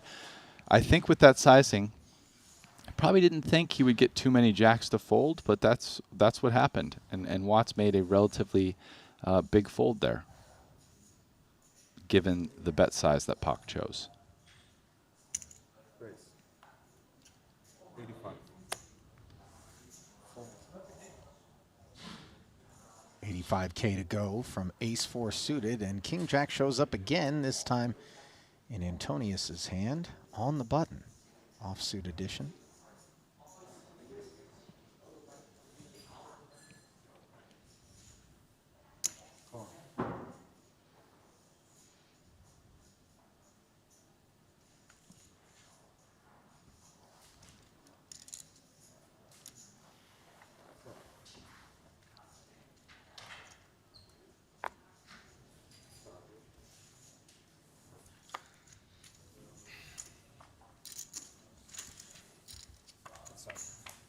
Antonius coming along and flopping a Broadway draw up against top pair.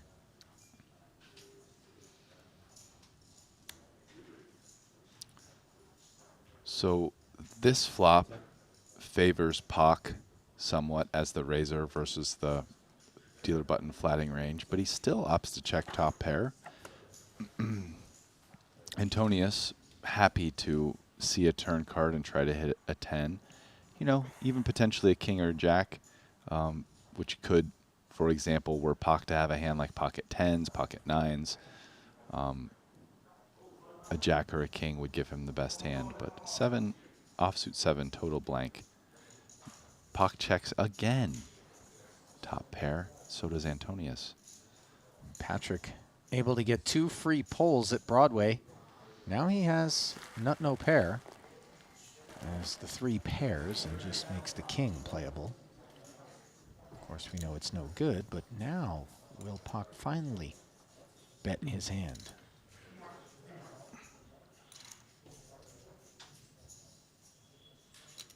170,000 in the middle.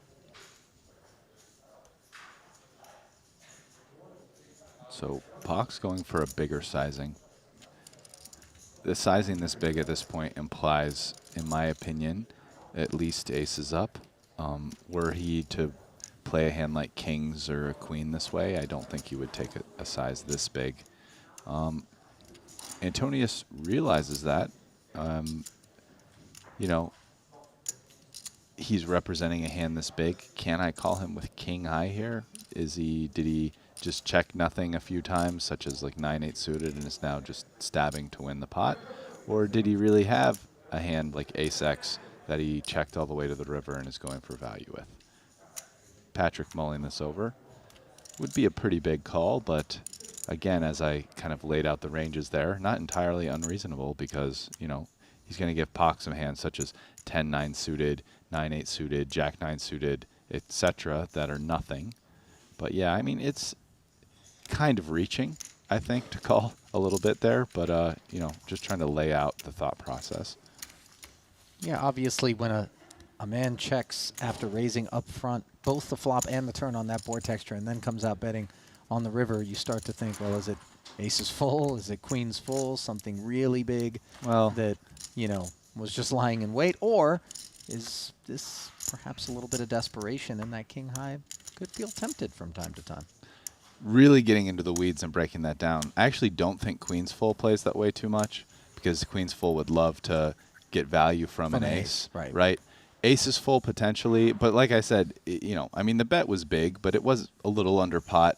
You know, I think that kind of demarcation line is just aces up, which is what he had.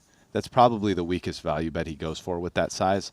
But, you know, I mean, and there's going to be a decent number. He obviously has all the ace-x suiteds, ace-jack off, ace-10 off, etc.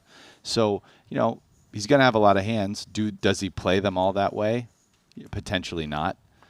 You know, but again, he had ace-4 suited. So maybe one of the reasons he chose to play it is his kicker was really low. And he got relief once the three paired up. And the relief once the three paired up. And also the fact that, you know, Patrick had checked the hand back twice. Is Patrick really checking back ace-jack, you know, 2 times in position with the opportunity to bet? You know, probably not. So, yeah, very reasonable value bet. And it's just what Patrick is working through. Like, what's the range? You know, what are the bluffs? And what kind of the demarcation line on value bets is one of the more clear things you can try to work out. Like, what is the weakest hand my opponent would play this way for value? 85,000 to go from Antonius, out of the cutoff with ace-10 offsuit, as we may have a round 2 here between Antonius and Paquet, who piles on him out of the big with these pocket threes.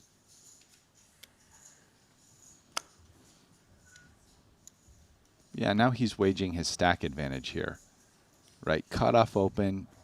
We've seen Patrick playing a decent number of hands, right? Flatting in position, raising. You know, I don't know if Pac knows what some of these hands are. He might be following the stream, opening king 10 off under the gun, flatting king jack off, and it's just a spot where putting Patrick in the ICM blender. We're almost on the money. Patrick has a decent stack. It's hard to call. So, you know, put him to the test and get a lot of hands that have a lot of equity versus threes. You know, a lot of overcard hands that are going to be hard pressed to call.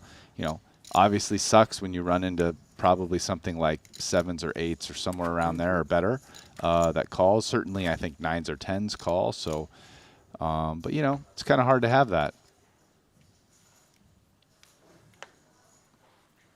You surprised to see him move all in against a stack depth like the one Antonius had there? Those pocket threes, or he's just leveraging that pressure? You know, it's a lot of chips, but let's look at the blinds. It's 40K blind. I mean, Patrick, what did he have? He had like 23, 24 blinds or something. So, no, I'm not too surprised. I definitely think it's a way you can play that hand against a late position open there. And just pick up the chips. High pressure, pick up the chips.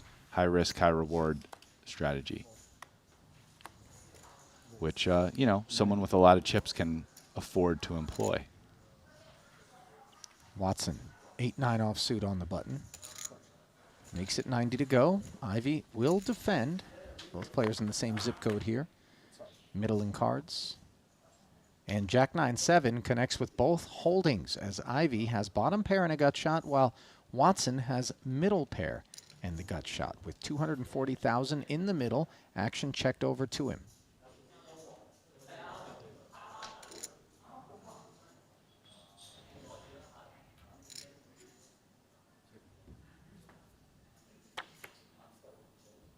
Watson checking back. 3 of diamonds doesn't change anything. Does give Ivy some more outs.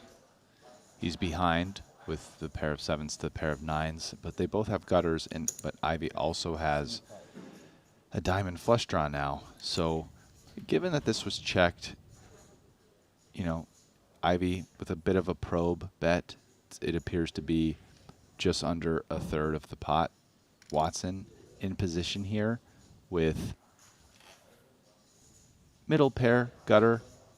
Seems like very reasonable spot to just call and continue. Maybe my 9s are good. Have some outs to improve. Oh, and improve he does, courtesy of the 8 of diamonds. Ivy now with the flush, granted not the strongest flush, while Watson is left with 9s and 8s. Yeah, Ivy decides whether or not to value bet. Doesn't, but very happy to see a check back because that means he's good almost always. Yeah. Unlikely Watson would ever check back something better than a 7 high flush. Yeah, and even without the 7 of diamonds, Ivy would have been good as he had made the jack high straight as well. And Watson doesn't appear amused.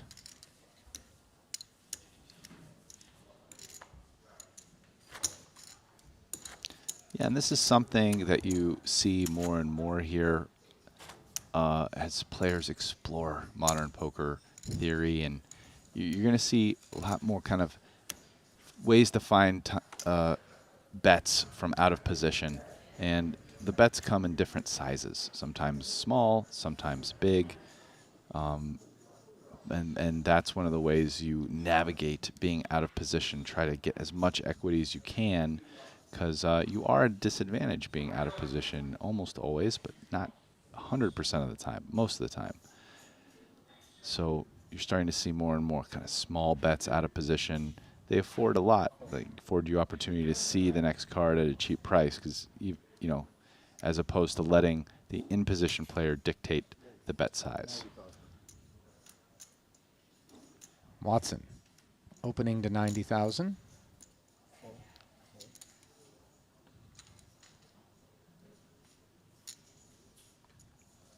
Ten-7 suited. Antonius with an ace in the big. Down to under 800,000. Just about 20 big blinds. There's a lot of big blinds to pile here versus a cutoff open. So Patrick just decides to go with the call. That's Queen G. And the 10-7 outflopping the ace-6 as Watson makes middle pair here. Jack of diamonds working for him as well. So Watson with a pretty good hand. Backdoor flush draw. Kind of betting here and getting raised is gross.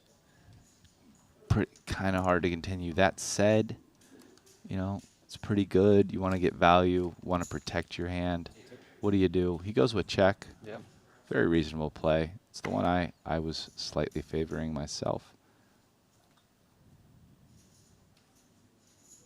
And now Patrick has really nothing. I mean, he does have ace high, but there's no draw on a board that has a decent amount of straight draws, no flush draws. What does he do? Does he, if he checks, probably giving up versus a bet, unless the bet is the minimum, and even versus the minimum, not a great spot. And Watson, again, you know, still has his pair of 7s, has even more outs, but happy to just get the showdown and try to win with the 7s. Well, I think at this point he'll be happy to try to squeeze something off of Patrick's stack, which feels ambitious, given that he has made the jack high straight. And now Patrick, I mean, decides ace high is too good to bluff. Don't blame him. And, yeah, I mean, Watson's going to value bet now, no doubt. He's got to, now just the decision is, what size do I take?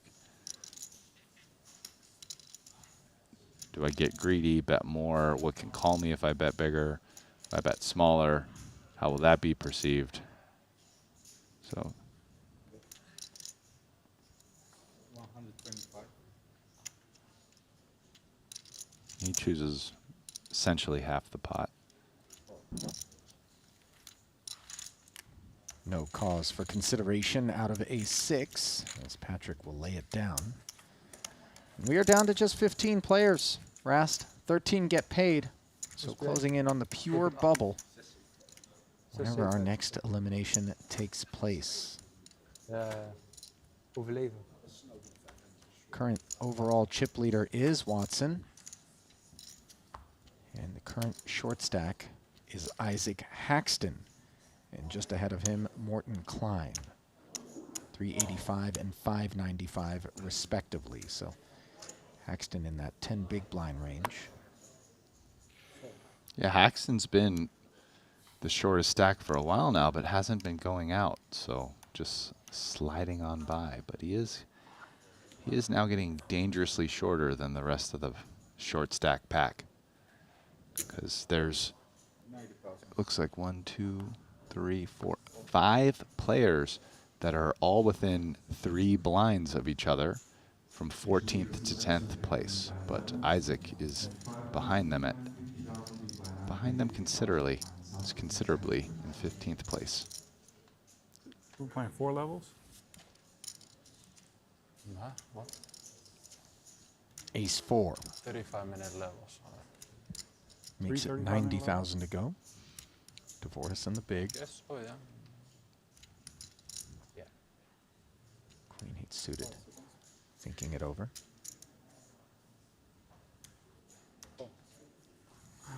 And will defend. Gotta get some water too. Jack 6 deuce. Doesn't hit either player. Could I have a glass? Can I can have some. Yeah. Just a good. Yeah.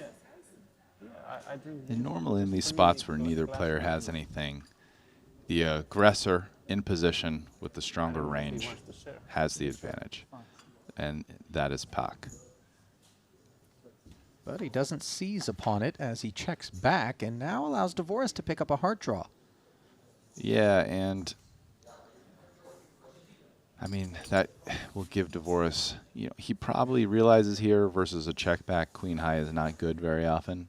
So again, it's that spot. And he was in the spot earlier, if you remember, where as the big blind with the 7-8 offsuit on the deuce 4-6, do I bet on the turn with some kind of semi-bluff equity with a hand that doesn't rate to win at Showdown? Do I wait to the river? Last time he waited for the river, got called by ace high. This time he's doing it on the turn. To this sizing, ace high can definitely continue here. Pak also has the ace of hearts. What will he make of that particular card? I kind of think versus this size here, good chance Pak continues. Yeah. 80K. Not going to be enough to shed the Dutchman, who calls. An extra 160,000 goes into the pot. Now a third jack rolls off the deck. And is Divorce going to continue to go for it with a queen high that I can't imagine he thinks has showdown value? Probably not. It's also not great that he has 2 hearts in his hand in particular, because that kind of takes out Pak having some heart draws. My guess is he gives this up, but if he goes for it here, I think he chooses a large sizing. And yeah, I mean, I think it was a spot where he's not going for it very often with his particular hand. And, I mean, Divorce realizes that's just a give up there with queen high, but sometimes it's okay to just give it up. And that's exactly what Divorce does, as Pak is able to show down and pick up the pot. Thank you very much.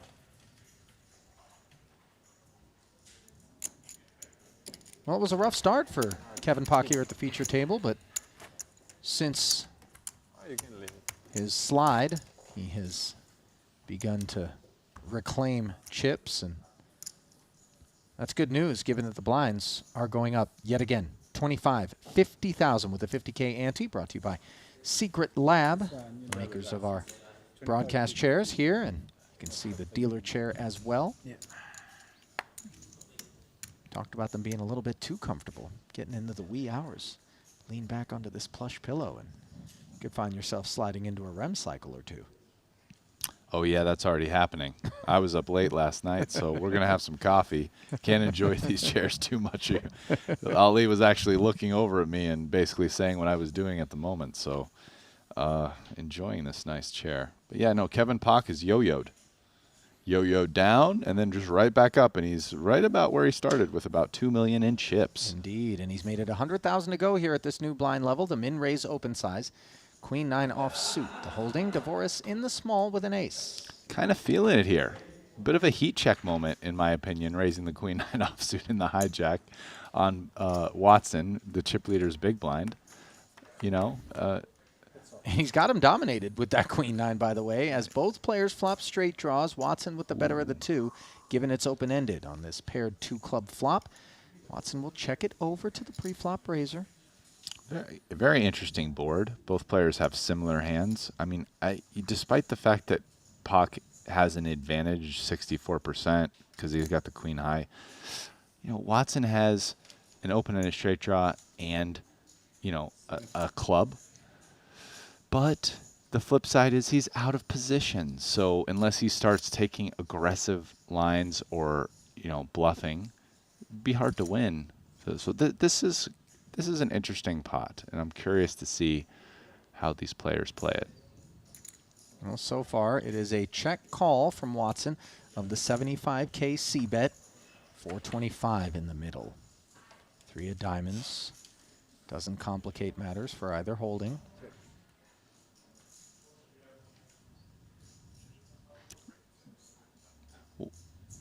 Watson checking, hoping to realize equity. Will Pak continue betting at it?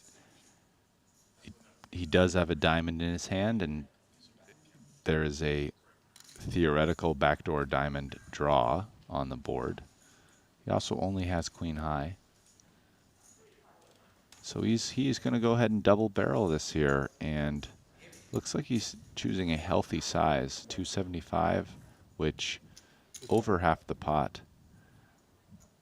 So very uncomfortable spot for Watson here. Kind of a big enough that with Jack 9, just doesn't really feel right calling this out of position. Too often, really gross. You know, does he want to check raise, risk a lot of chips on a bluff, just let it go? Does he call? If he calls, you know, what cards is he going to bluff? Watson avoids it and folds. Double flush draw, paired board, out of position, all things kind of working against that open-ender. Yeah, and the right sizing there from Pak to kind of show him the door. Yeah. Didn't get too cute. Nice hand. I feel like he's kind of, you know, I really do feel just kind of watching my take is that like ace 10 hand, he was kind of like, oh, I'm just not going to go, you know, he bet the flop with nothing. It's like, he's just been losing chips, doesn't bet the equity. Like this time we saw him continue to bet the turn with kind of a hand that didn't really have much showdown, but putting pressure in position. He didn't do that in the ace 10 hand, but did find the bluff on the river, and it worked. And now he's kind of like back in action. Feels he's got like momentum. Yeah, he's ready. It feels like maybe a slight boost to his confidence. I feel like I can feel that in the way he's playing now. What do you think? Do you agree? For sure. Yeah. And I think, you know, I think heads up more than any other iteration is where you see that momentum matter most. But even in these shorthanded feature tables that we have, or final tables for that matter, you know, you take a few blows, you start to get inward, you start to get a little gun shy, you start to want to recenter yourself. Then when you get a little run good, you string a few pots together, you start feeling swaggy, a little more confident, able to kind of pull the trigger more easily. And we see Pak here making it 200,000 to go after Watson tries to limp in with an inferior king. Tricky spot for Watson. I mean, this is, you know, I mean, it's not a stellar hand, but by all means, it's definitely better than a lot of the weakest hands he would be limping with. So he's going to feel compelled to defend that limp. Unfortunately for him, he's dominated here. And, yeah, that's not a board that's going to work out well for him. He flops top pair, but is not in good shape versus top 2. So, I mean, this pot's almost certainly going to see a transfer of the chip lead. Top 2 pair against top pair. Watson's got some problems. Yeah, the question is going to be, like, how much will Watson lose? I mean, he's certainly going to lose at least this 200,000 because he's not check folding top pair here. I don't see any reason to do anything other than call as Watson. I feel like that's the conclusion he's going to come to. You know, folding is a bit crazy. You've just flopped top pair. And, you know, even raising here, it's like, what are you trying to accomplish by doing that? Right? You have top pair. You don't have a good kicker. You know, your opponent raised you, and this is a board he could have a lot of big hands on. So yeah, the texture really isn't great for King 5 of spades. No backdoor spade equity. No straight draw to speak of. And now, courtesy of the 4 of clubs, you've got flush draw concerns as Pak picks up a little redraw. This is going to be a tricky card for Watson if Pak bets because, and Pak might, he has a pretty big hand. I mean, there's value to betting. He could also check it back and just try to get a value bet on the river. Both are reasonable. But should he bet, I mean, going to be tough for Watson. Okay, he does do that. And this is not really a great card for Pak in a sense because even though, I mean, it gives him the second nuts, it's not a great card in the sense of it's tougher for Watson to call. Yeah, just getting paid by Watson's particular hand, right? Watson's kind of sick now. He's how the clubs run out. He has top pair. He's likely going to check and get to showdown. I mean, if he bets, it will be like a really small blocking bet. Yeah, check. That makes the most sense to me. Now Pak obviously going to bet, and Watson, really tricky spot. I think he's probably, if that 6 was like a heart, I think he'd probably be a bit more likely to call the river. Now maybe a bit less, but still might. Pak has to decide what sizing he wants here. Watson could technically have the ace of clubs the way this played. Watson's probably continuing, you know, could easily have some hands like ace 10, ace 9 with the club. Might not have given those up on the flop. Well, for him to have those sorts of hands, Pak has to give him credit for having limped the small with an ace. Yeah, and limp calling an ace is totally reasonable. But, I mean, so there are a few nuts combos that Watson can have, but not too much. I mean, Pak's going to feel pretty good about his queen of clubs here. You know, his question is sizing. And now he's going big. He's going big. Feels he feels like Watson doesn't have the ace of clubs very much, right? It's possible, but just not very likely. And so his hand is pretty close to the nuts. And, I mean, this is a bet size that targets some hands like, you know, queen, jack, jack of clubs, 10, jack, jack of clubs, queen, 9, 9 of clubs, these type of hands that now, you know, pretty big club might pay this off, right, with Pak kind of really towards the top of his range. Now, Watson just doesn't have any of those hands, and versus a bet of this size, pretty easy to just let this one go. So. And a changing of the guard as Pak reclaims the chip lead with some buffer here.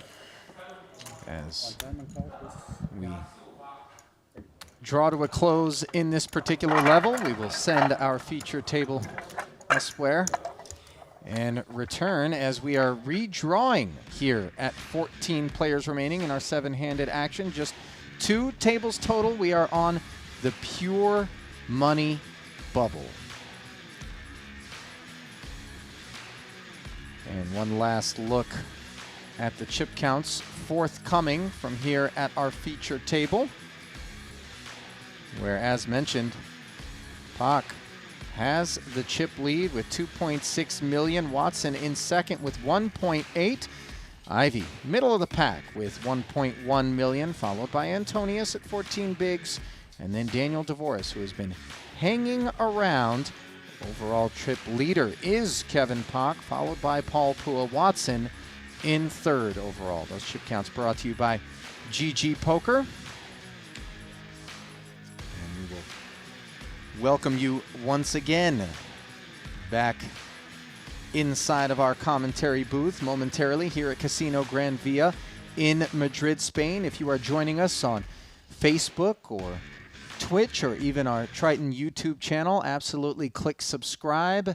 Click to be alerted each and every time there's a live streaming event or more content available. Love to have you as part of our community. Also, want to take a moment to mention that we are running a giveaway. Simply type the command !giveaway in either the YouTube or the Twitch chat and get yourself a shot at a pair of Triton joggers, a mug, and an autographed t-shirt. And with those formalities out of the way, Rast, just a quick debrief there on that feature table. You talked about the various different things that we might be looking forward to in the pregame show, and which of those pills would you say we swallowed? You know, I don't think we saw it. It was the version where the chip leaders didn't tango too much. You know, they played a couple pots, but there was nothing like really out of line. No 3-betting, 4-betting. So, you know, that was pretty muted. You know, the thing that stood out to me was more kind of Pac's road. It seemed like a lot of the other players, it was pretty constant. But Pac really, I mean, he lost almost half his chips. Yeah, it was down. And then right back up and actually more than what he started with. And he's now the tournament chip leader. Yeah. So, yeah, he's peaking. And let's not forget that Pac is a first-timer to Triton, getting it done, but still work left to do as we are on the pure money bubble here in Madrid. We're going to step aside, complete the redraw, and Rast and I will be back momentarily with continuing coverage of the €30,000 7 Max No Limit Hold'em event from Casino Gran Via. Stay close.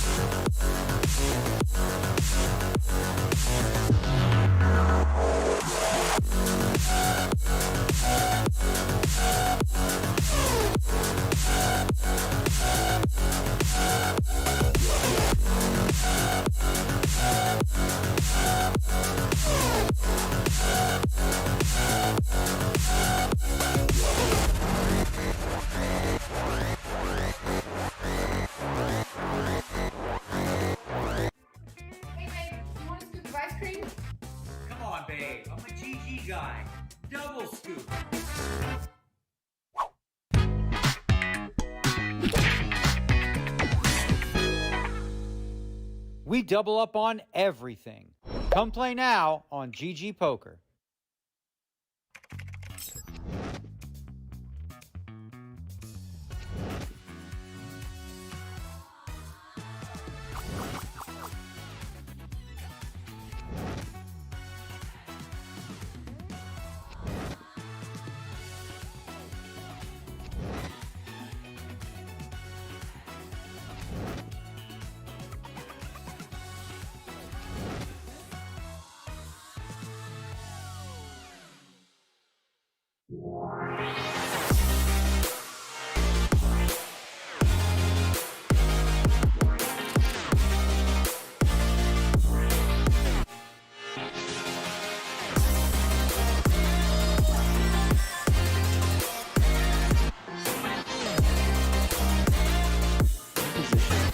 Action check to him.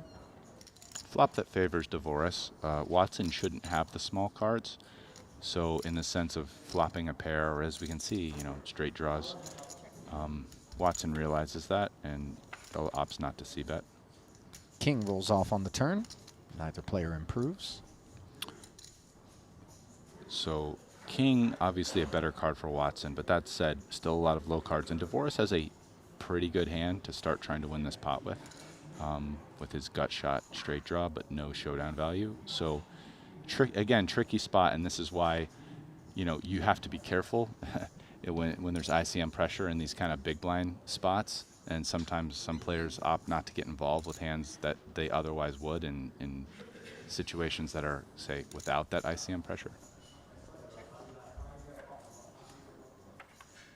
So yeah, I mean, I feel like Dvoris and a lot of other players in that spot would have led either the flop or the turn, and it's possible that he's just happy to realize his equity and put no more chips in the pot.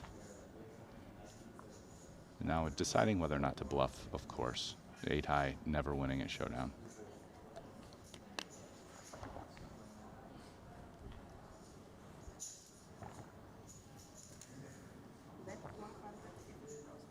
And I think Watson's going to think about this. I don't think we're going to see him auto muck here. Dvoris bluffing 115,000 on the river here with just 8 high. Recognizing the range advantage and the seeming disinterest from Watson in this board texture. And off of the stack size, the 115 feels even more meaningful, does it not? Oh, certainly. If we're Watson? Certainly. You know, there's a decent chance I think Watson makes this call. Not saying he will, but, you know, it's a spot which, you know, I think Watson's very aware that Dvoris could have played a hand where he doesn't really have anything, didn't kind of want to bet it and inflate the pot, and is now trying to steal with a hand that can't beat, you know, nut, no pair, ace, queen. Yeah, another concern is, so like, if this is a value bet, kind of, how good is this hand? Like maybe a 6? Would he value bet deuce for this? Like probably not. Yeah. Wow. Watson. Nice call. Heartbreaking call there for Dvoris. Picks off the bluff. And not a good start to Daniel's featured table here, as he will be down to just 255,000. Up, firing. Poly markets. Door number 3, Ollie. Door number 3. I have not gone there yet. As yesterday, I didn't have the opportunity.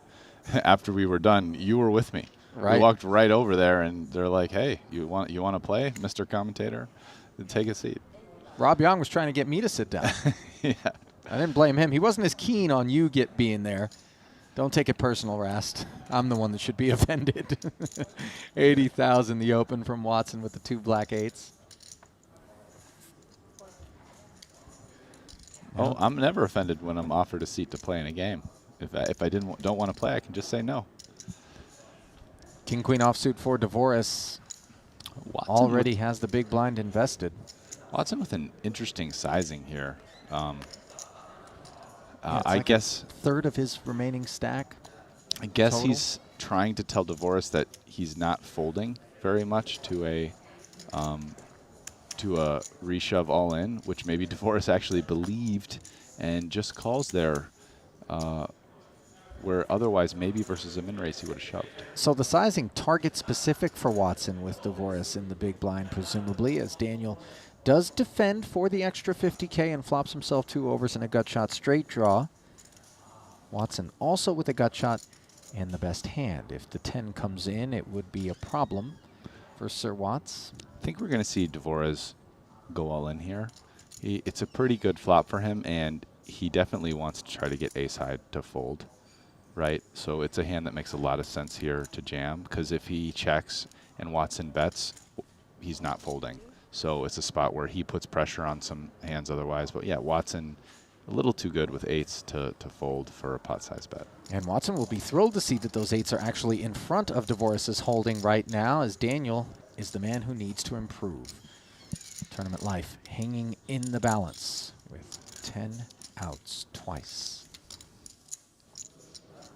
Yeah, relatively fair fight. Board pairs. Now a counterfeit opportunity added to the mix for Dvoris if the 9 were to hit the board. So make it 13 outs once. Can Dvoris connect? Yes, he can. The 10 of hearts giving both players a straight. King, queen high for Dvoris. 205. As the accounting is complete, Watson pays off and takes a decent blow to his stack. Nothing 205. that would be any cause for alarm with respect to where exactly the I mean, level a break change in takes between was place nice too. technically. I was going to say, as much as I wanted to instead of exercise self-restraint and not having to follow play a up mini series. Yeah, on it something was. that you said, I didn't catch it, Don't get me wrong, nor I did would've I played. understand it if I did. You said Ivy could not blind away I've never like been to Venice, so I actually would like Brookcorn's to uncle? Broomcorn's go uncle. play a little series So this there. is Please a elaborate. Yeah, this is a reference Absolutely the to worst possible. Doyle Brunson wrote Super System, and a pretty Yeah, I mean, you could fly back to notable Toronto line and from play that I more think a lot of times in a single players have day kind of online. looked Yeah, at and for sure. chuckled and Way that I more. referenced Not is even close. anting away like Broomcorn's uncle. And I believe in the context of the book he talks about how, you know, you move all in when you have something, you move at the pot when you have a draw, and you keep going and just picking up all these chips while the tight players blind away like Broomcorn's uncle. And was there ever an Yeah. explanation of Broomcorn? No explanation, just thrown in there. How disappointing. So yeah, it's a fun one. There you go, 70,000 to go from Pak, our chip leader here with ace-10. Ivy has flatted on the button with king-jack, and now Dvoris rolling it over with queen-9. Yeah, I mean, the flip side about the ICM thing, because we were talking about this is one of the smaller Triton events. So the implication being that, hey, maybe it's the businessmen that might not care about ICM and play a little crazy on the bubble. But the truth is, you could get some pros who, you know, like maybe Phil Ivey. I'm not saying yes or no. I don't know who, you know, they play big buy-in tournaments, 100,000, 200,000. Maybe they are a little more interested in going for the win and getting a Triton title as opposed to, you know, making a play that's, you know, just slightly better for ICM and tighter kind of to preserve their chips and try to make that money bubble, right? Because, I mean, if you look at the scope of these tournaments, a 30K money bubble, yes, well, we at home might say, oh, this is significant. You know, they're playing for 0 to 50,000. Some of these pros, you know, it's not like a decision to play tighter on the bubble is worth 50,000. It might be the difference of 500 or 1,000 or whatever that is in the actual EV, and they're just say, hey, you know, I'm going to go for it. Well, speaking of go for it, Ivy barreled in position after Pak failed to follow through, and Kevin made the right call with the ace high, but unfortunately for him, this king on the turn leaves that ace high cooked. You're going straight back to Toronto, right, Mike? Ivy with kings. Yeah, I gotta go this weekend. So, I mean, Pak, after Gotta go check this calling the weekend for flop, Yeah, you're going early. deciding whether he wants to bet here representing a that I come king, back. that will not Whose work wedding out is well it? for him if he does do it. Like a friend. Interesting Sarah's. decision by him here. I think most people check in his Oh, you spot, maybe met but Julia. I don't know. he decides the Girl. king is a better card for him. Not at all. Julia, sounds like vaguely familiar. Yeah. Would I know who Yeah, she's getting Ivy's married just to? going to I call. don't think you would have met her Trap. husband. See what happens with Pak. I mean, an ace would obviously be the card he needs, but I guess will he so you're gonna continue go back there, and then if bluffing it's, here? like, sick I- here, you're a gonna bluff come will back? almost certainly not Yeah. work. I can't imagine Ivy folds Have a here. bunch of POI points somehow or something, then I might feel like I have to come back.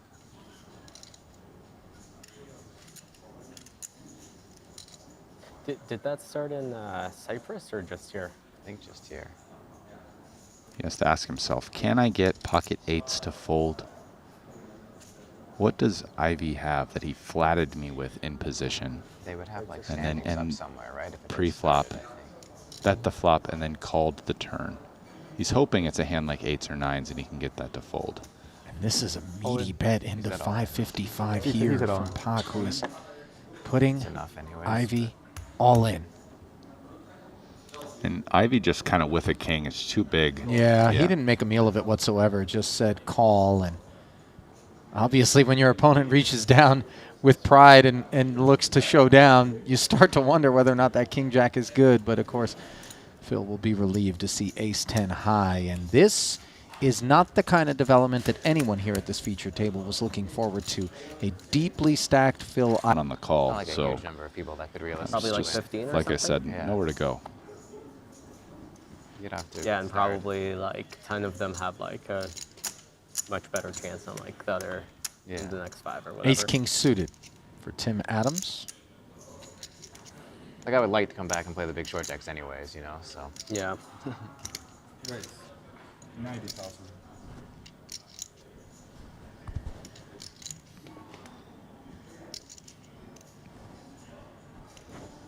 And Ivy's going to run it back with the king-jack. Yeah, he is. This time it's suited. And again, he flats. Obviously, his situation is a bit more dire, not only being up against the ace-king, but another king is dead. Watson here with an interesting decision. Mm. He had fives and similar and jammed versus, I believe, Adams opening the hijack with ace-jack off. And this time a bigger hand, but Ivy's flatting in position, and Ivy's pretty deep, a million. What will he do? Will he 3-bet?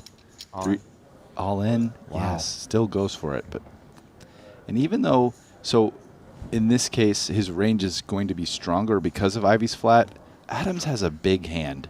And I think big enough that he is not going to find a pass here, ace-king suited. You know, you can maybe hope to see that your opponent has ace-queen as well.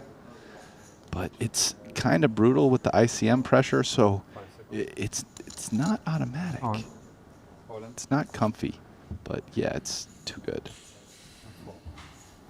Adams makes the call. Ivy perhaps saved from additional losses, as his king-jack suited is able to hit the muck pre and not go up against ace-king suited.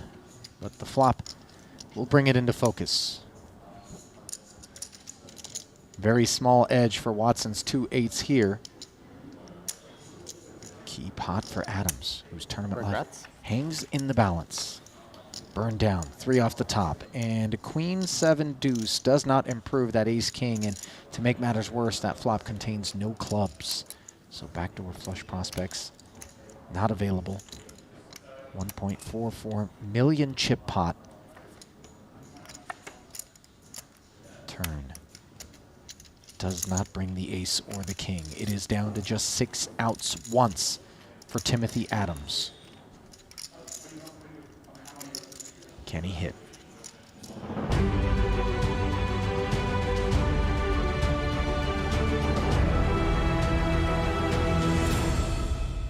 And welcome back to Casino Gran Via here in Madrid, Spain. Ali Najad alongside the Czar, Brian Rast, and action continues here in event number 2, day 2, where we are playing down to a champion today and awarding 740,000 euros in the 30K 7 max no limit, where first-timer from the Netherlands, Kevin Paquet, ran a bit of a clinic toward the latter portion of our feature table coverage. He started the day second to Sir Watts in chips at the feature table, and since then has emerged the overall chip leader. And the performances from these newcomers continue to be impressive. More than just one remaining in our field right now. We are on the pure money bubble. 56,000 euros will go to 13th place, Rast. Same story for 12th. But as it stands now, somebody is going to be pretty upset, as they'll be on the outside looking in. And we now look in at our new feature table on the heels of the redraw, brought to you by GG Poker. We find Kevin Pock, as mentioned, the chip leader overall. Paul Pua actually second in chips overall, and right here at this table with Kevin. Danny Ting playing under the Hong Kong flag, 35 bigs. Part of the tie contingent. Newcomers as well to Triton. Kanapong, 4th, 1.5 million. Fedor Holz, 23 bigs. Patrick Antonius in 6th. And then Daniel Dvoris, who's been hanging around, was at our feature table to start, still sitting with 10 big blinds. And those blinds are at 25 and 50,000 with a 50K ante. Yeah, so this is the Never fun Sorry? to be Okay. the bubble boy. 2.6. So close the app and start again, and that's go. Okay, so you have me? Yeah? Okay. All right, real time data. Looks like Kanapong paid a visit down to the Triton shop to grab some of the swag. I know you and I were very eager to put some dollars down the chute out in Cyprus, looking at the new collection. Kanapong is going to kick things off with this ace-7 suited, raising it up to 100,000.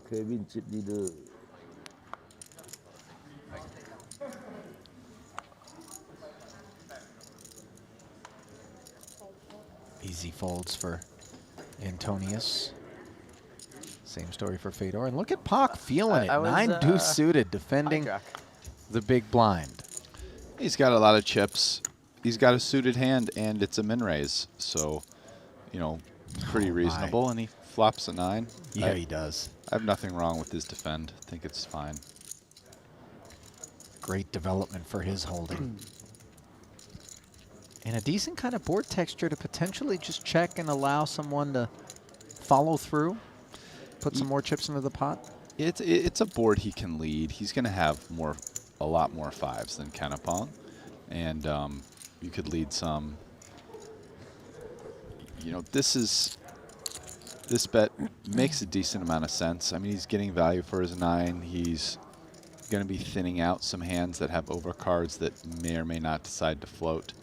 Yeah, not an easy decision for Kenapong. It's a lot comfier to float here if you have 2 overcards, such as like Ace 10, Ace Jack, for the the showdown value plus.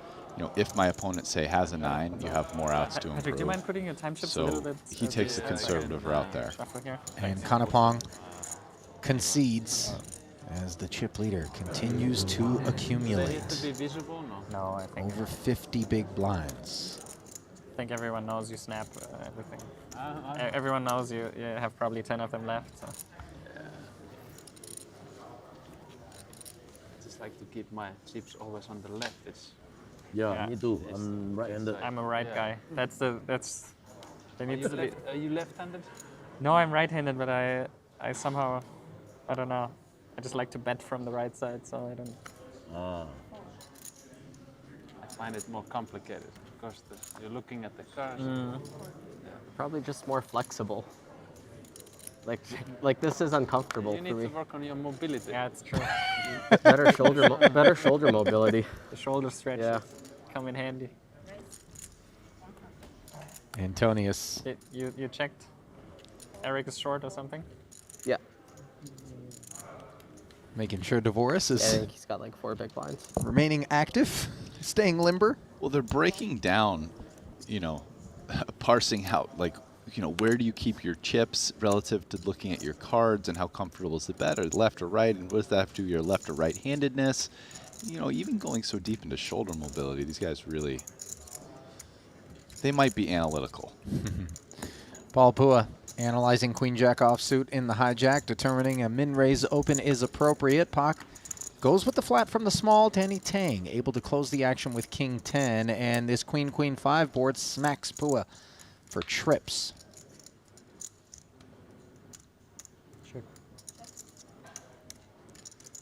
Yeah, he's in position. Will he bet at it? It's a very dry board. And if his opponents have nothing, he would be well served to give them a free one. But he has a big hand. Does he want to inflate the pot? It's what he's working out in his mind. Goes ahead and decides to bet, but looks like he's taking a small size here. Well, looking to invite someone to continue with a lighter holding. Pak here, ace high, backdoor hearts, thinking about it.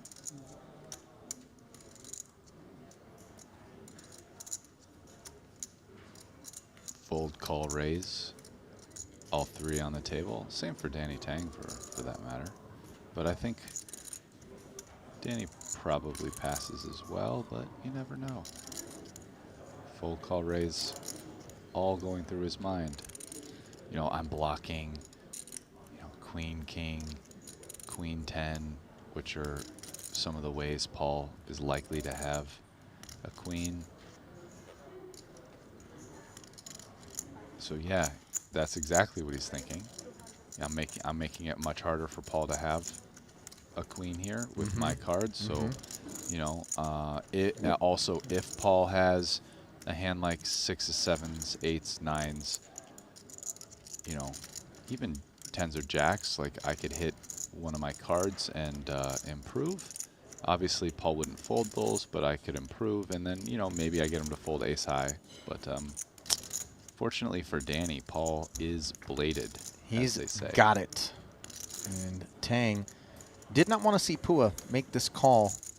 Here he is, out of position against the pre-flop raiser in an inflated pot, which is now 850,000 chips strong. When did you and your crew start playing all of these? So now's the decision. Does he want to continue? Yeah. telling his story that I have a queen, you know, it's not going to work out well for him because, again, we're getting back into this dynamic we just said is when you're repping the hand your opponent has, tends to not work out well for you. So he's repping that he has a queen. Told the story on the flop. He's telling the story right now. Paul is not looking back at his 2 cards, but if he were, he would see that one of the 2 queens remaining in the deck is there. So, you know, he's not going anywhere. Certainly not right now. And maybe the only time he would potentially consider it would be were he call now and Danny Tang shoved the river, and even that probably wouldn't work. So this bluff is, again, this is what happens when you rep the hand your opponent has. And Paul going to flat. No reason for him to go inflating the pot at this point. Obviously, it's not impossible that Tang has him outkicked or perhaps has an even better hand, although at this point, none of those things are a concern as Pua makes queens full of jacks. The actual nuts. So, you know, he probably wasn't going to fold most rivers anyway. I mean, maybe if a hand like a card like the 9 of spades hit and Danny Tang shoved, he would consider it. I'm not saying he would fold, but he would at least think about it. The backdoor spades got there, etc. But yeah, no, there's no considering now. If Danny follows through on this heroic bluff, it won't work out for him. He's using a time bank, and at this point, his check raise has been called by the pre-flop raiser. His turn bet of 380 has been called. What does he imagine he can possibly bet his remaining 955 at that will concede? Well, I'm sure he's thinking if my opponent has aces, kings, well, not jacks anymore, but aces, kings, maybe 10s, 9s, I can get him to fold that. It's not so good when you have a king and a 10 for those purposes anymore. You know, will my opponent call with a hand like king, queen, queen 10? I don't know, maybe, probably, but potentially not. So I think he's just kind of waving the white flag, like he threw enough chips at this and he's done. No hero bluff. And, you know, Paul improved on the river from what was already a considerably strong hand. So, you know, Paul's going to think about this, but I don't know how many bet sizes there are other than the rest of Danny's chips. I mean, that's only maybe 60% pot. So he... Where's the cut? What you have? I have quads. Tang not amused as he waves the white flag, and Paul Pua with a massive chip infusion here. Paul Pua, 5th in the first tournament. Here he is. I mean, that was a big pot. I mean, he might be the chip leader now. Is certainly in good shape. Certainly in good shape to make the final table again. Back-to-back final tables potentially. And he held the chip lead at that final table for a time. Yeah. Listen, for a man who, listen, he's had some tournament success, but clearly way more cash game success than tournament success. But, you know, he's been playing more and more tournaments, getting more and more reps, right? I mean, a lot of these tournaments he's playing with guys who have a lot more tournament experience than he does, even though he has a lot of cash game experience. But at some point, you know, this is a very intelligent man who's had a lot of success in his life. And I have played poker with him quite a bit. He's quite good. You know, he's going to pick up the tricks of the trade with tournaments. And, you know, maybe he's kind of turning the corner. Good run of cards, playing a little better. I mean, we saw that amazing call with pocket queens. I mean, that was a great, you know. Really big call that he made there. Which And one is that? make no mistake, Paul Pua is a fearsome competitor. The thing that still eludes him, a Triton title.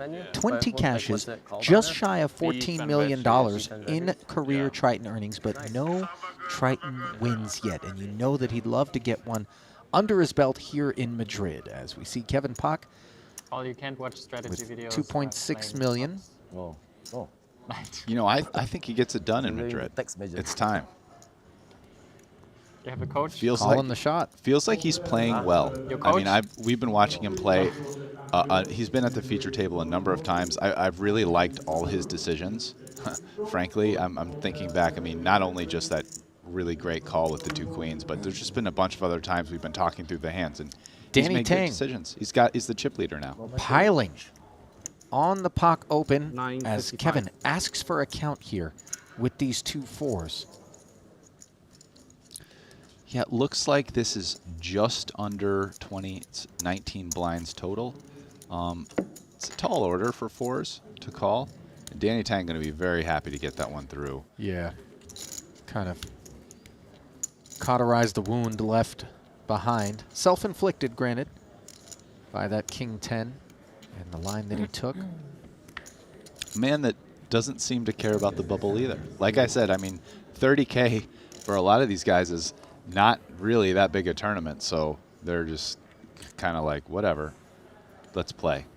Danny Tang, just 29 years of age, playing under the Hong Kong flag, educated in Manchester, England, a professional poker player. He first cut his teeth at Casino Manchester.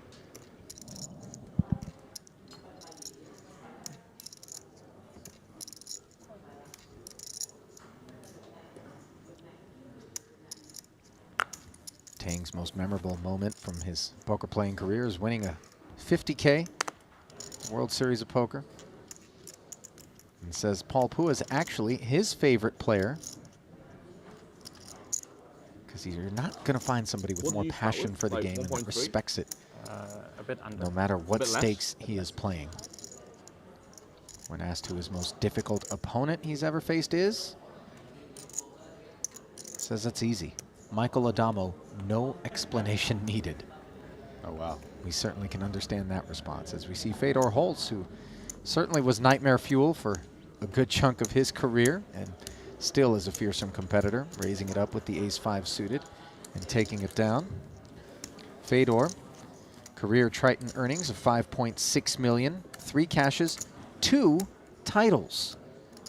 First of those titles coming in the Philippines back in 2016 in a 200K US Cali Cup event. And then the very next event he played at Triton, Montenegro, 2017, he won that one. 250K Hong Kong, 6 max. Wow, 知呢度。 We're still on the money bubble here. 冇辦法啦。 14 players remaining. 我又要偷雞。 There's 2 stacks that have separated themselves on the short side. Eric Seidel with 3 big blinds and Daniel Dvorak with 8 big blinds. Then after that, Patrick Antonius, 14 big blinds, and then there's a little clump there between 14 and 17. So Isaac Haxton, who was the short stack for a while, now in 11th with 16 blinds, so he is not in danger. It's Eric Seidel who is. So this is what we want to watch following this tournament. And on the flip side, there's 2 guys who have separated themselves a bit But you can't know because on you the didn't have a upper queen. end with Kevin Pock. 2.5 million, 51 blinds in the second, and Paul Foy, 3.2 million with 65 blinds, and they're both here at our feature table. Happy. And Paul getting a walk and a chuckle as Ivan Liang paid a visit to our featured table. 有馬波啊？我搞嘢咯。好，開始搞啦。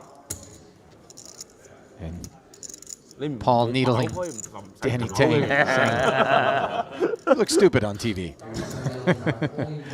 Obviously, they're no strangers to one another.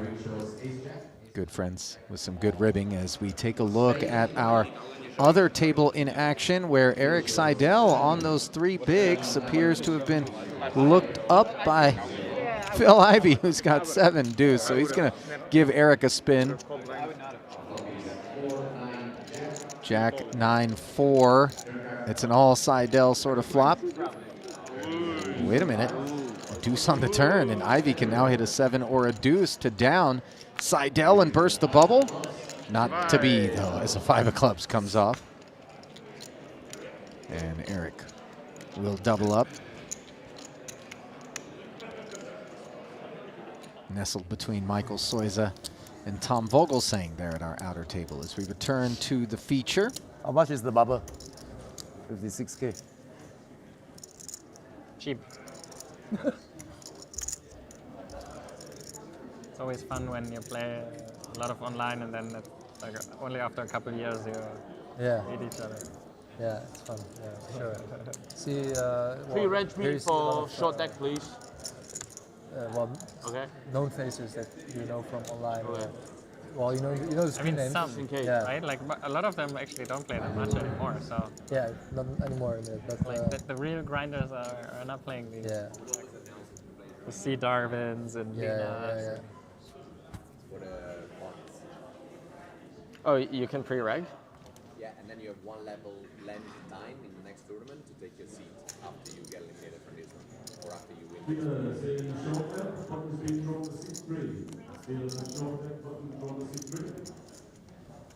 100K, the open under the gun from Fedor. Very reasonable hand. You know, Fedor has a stack that is not going to really be getting out of line here. He's middle of the pack, healthy. He can kind of wait for someone to get busted out, and someone with a lot more chips, and there's two of those players at the table, can mess with him. So his under the gun opening range is going to be pretty tight. That said, ace-9 suited fits like a glove into that tight under the gun opening range. But Antonius here, we've already seen a predilection to gamble in these spots, but I think on the money bubble with a short stack, gonna pass with only 12 blinds, 7-8 off. Probably hurts him a little bit to chuck it in, but I like that decision here, frankly.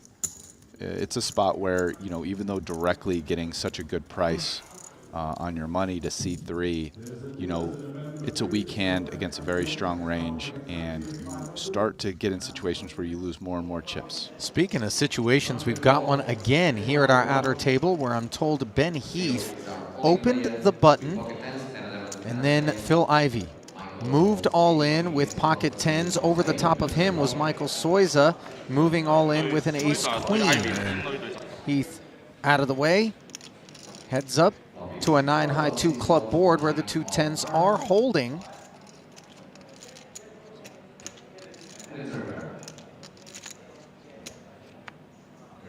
And the turn is safe. Ivy just needs to fade an ace or a queen to double through Soiza. Here comes a river. Pairs the board, and Soiza will count down here. Ivy had a healthy amount of chips. Yeah, he did. So he's well over $1 million now. Don't look now. Ivy. I think two things. The first, like I was kind of. But Ivy like with a big stack is certainly a guy who can ride that Cyprus momentum straight through to a potential victory here. And based on the field that remains here in event number 2, Rast, we are really going to have a nice final table in store no matter who advances. A third of the year, like, with 80 high rollers a year, basically. Yeah. And back then it was more 10 months of the year with like 90% More 5 intense. and below. Yeah, it was just less high rollers. You know, it was like Triton was like 3 times a year maybe. With like 3 events. Yeah, this is going to be a fun one. And, I'm excited. Things have really Excited like, to drastically see how this changed. turns out. Yeah. There's a lot of interesting dynamics already in play. I really want to see how Paul welds the chip lead, right? It's not something we've seen quite as much as, you know, certain other players, such as the obvious choice being the Dominator, right? Had a lot of chip leads recently. He has a very aggressive style, builds up stacks, and then welds it like a blunt force object. But want to see how Paul does it. Like right now, he is starting to separate, and should that continue, he will have that opportunity. And you know, how does he operate as the chip leader? Very curious to see the answer to that.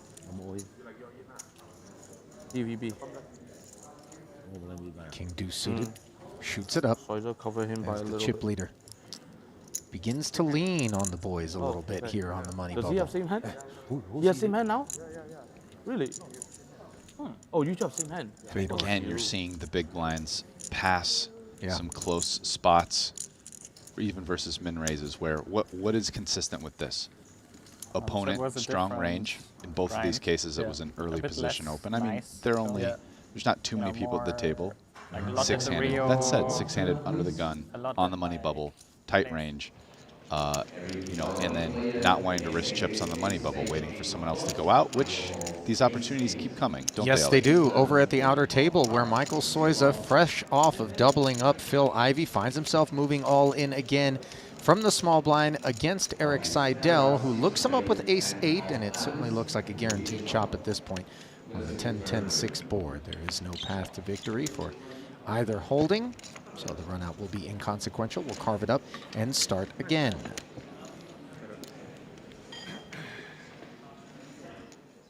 He married, so like a bit different life Yeah. now. But he moved to Vienna, so he will play. Man, this is such an exciting part of the tournament, Ollie. I do have to say that there is a part of me that is dying inside a little bit watching this action and not being in there. Well, I need you in here, my friend, so don't you go anywhere. As let me take a moment to remind you about the Triton Pokerverse. If you don't already know, get involved. It's a free-to-play blockchain poker game. Visit us at Triton Poker Game for more details as we continue to bring you exciting developments from the Triton universe. Like, as a competitor, this is just the part of the tournament where it really gets fun. No matter what's going on, it's so easy to be super dialed in here. And Paul, here we go. We're seeing an example of exactly what I'm saying. He's wielding it. He's got the king blocker, king 7 off, and he's wielding it in the cutoff, taking advantage of his chip lead and going for it. Nice open, Paul. Nice find. I like it. And you see the advantage there. He just picks it up with a hand that is obviously normally a fold in the cutoff. But he's taking advantage of the ICM situation, his big stack, and applying the pressure. Good job. And I'm more and more I'm liking my call. My man's got the chip lead right now, and he's playing great. And it looks like Patrick Antonius is taking advantage of our bottomless bento box policy here inside Casino Gran Via as he looks for sustenance. And now, once again, Soiza all in. This time with 2 kings. He has the best of it, but slightly vulnerable against the ace-king of Mike Watson. And the board. Queen 4 deuce clean for the 2 kings. Can Soiza find a double? I hope so. Well, the I like 3 on this. the turn, and now suddenly an ace or a 5 would do the trick for Sir Watts here on the bubble. I want to stay on the bubble. This has been fun. Okay, more bubble play. Let's go. Soiza will count it down as the fireworks have been entirely contained at our secondary table at this point here. You see Watson watching along. Not an inconsequential amount of chips here. No, Watson you're right. has slid back a little bit, was the chip leader, but now down back to the middle of the pack. Yeah. Well, yeah, I just like also to be. And here's a look at our updated chip counts at the feature table. Paul Pua, overall chip leader, 3.36 million. Kevin Pak, second overall, 2.5. To the left of Paul, a couple of seats removed. And a big drop off to Kanapong in third. Little tight cluster there with Fedor right behind him. It is that short stack of Daniel Dvoris upon which all eyes are fixed. 7 bigs. Also at the outer table, Seidel has just 7 bigs. Ooh. Here's an interesting decision for Paul. Kanapong opening under the gun off of a kind of mid-stack that's handcuffed. Definitely a tight range. How's Paul going to interpret this here? You know, do you flat? Do you 3-bet? Do you just go all in? He's announced 335K here. And another ace-queen hits the muck behind him without much fanfare. Yeah. From Fedor. And obviously on the bubble, we can understand the ease with which he's able to arrive at that decision. Not so much ease associated with these 2 jacks, though. Yeah, listen, Fedor understands that Kanapong's range is going to be tight. Paul's not messing around. And Paul could be messing around here, but Kanapong, you know, doesn't want to take the high-risk play and shove. And this is actually going to be a really interesting flop because there's the 1 over card. It didn't hit Paul. How is he going to play it? You know, will Paul start bluffing at some point, trying to get a hand like jacks, 10s, 9s, 8s, etc. to fold? right? Paul has to realize that, yes, you know, the other way to play is just, if this goes check, check, check, check, check, just trying to win with ace-queen against maybe a hand like ace-jack suited, ace-10 suited, you know, there is that potential. It's not super likely. I've maybe seen his name, but lately I haven't really. I think versus this bet here, some of those hands like ace-10 might fold. So after Canapong calls, like what will Paul do on the turn? Yeah, he's already invested over $500,000 in this pot after that 175K follow through on the flop. He is unimproved on the turn as the 9 of spades rolls off. 1.125 in the middle. Canapong with second pair effective, out of position. Will he face more aggression after he checks a second time? It's a tough spot for Paul, so probably not. You know, I mean, at this point, Canapong has well under pot size, right? 800 with 1.1 in there. You know, what do? You bet. At some point, once you start betting enough, you're just putting them all in. Paul's considering it. Paul's very aware that his hand is almost certainly not good. Oh, wow, he's going to go for it. Okay, so now it's interesting. It looks like he's going to choose a smaller size. Yeah, downsizing to 300K, which is still beneath the pre-flop 3-bet size. Obviously, it's a click up from the 175 follow-through on the flop, but in relation to the pot size, it's not quite as meaty as it might need to be to shed the jacks. Yeah, you know, this is interesting. It's obviously he's getting a great price on this bluff relative to the pot, right? 300 to try to win 1.1. The other question, though, is will I ever get my opponent to fold a hand like 10s, jacks, even like 8s here?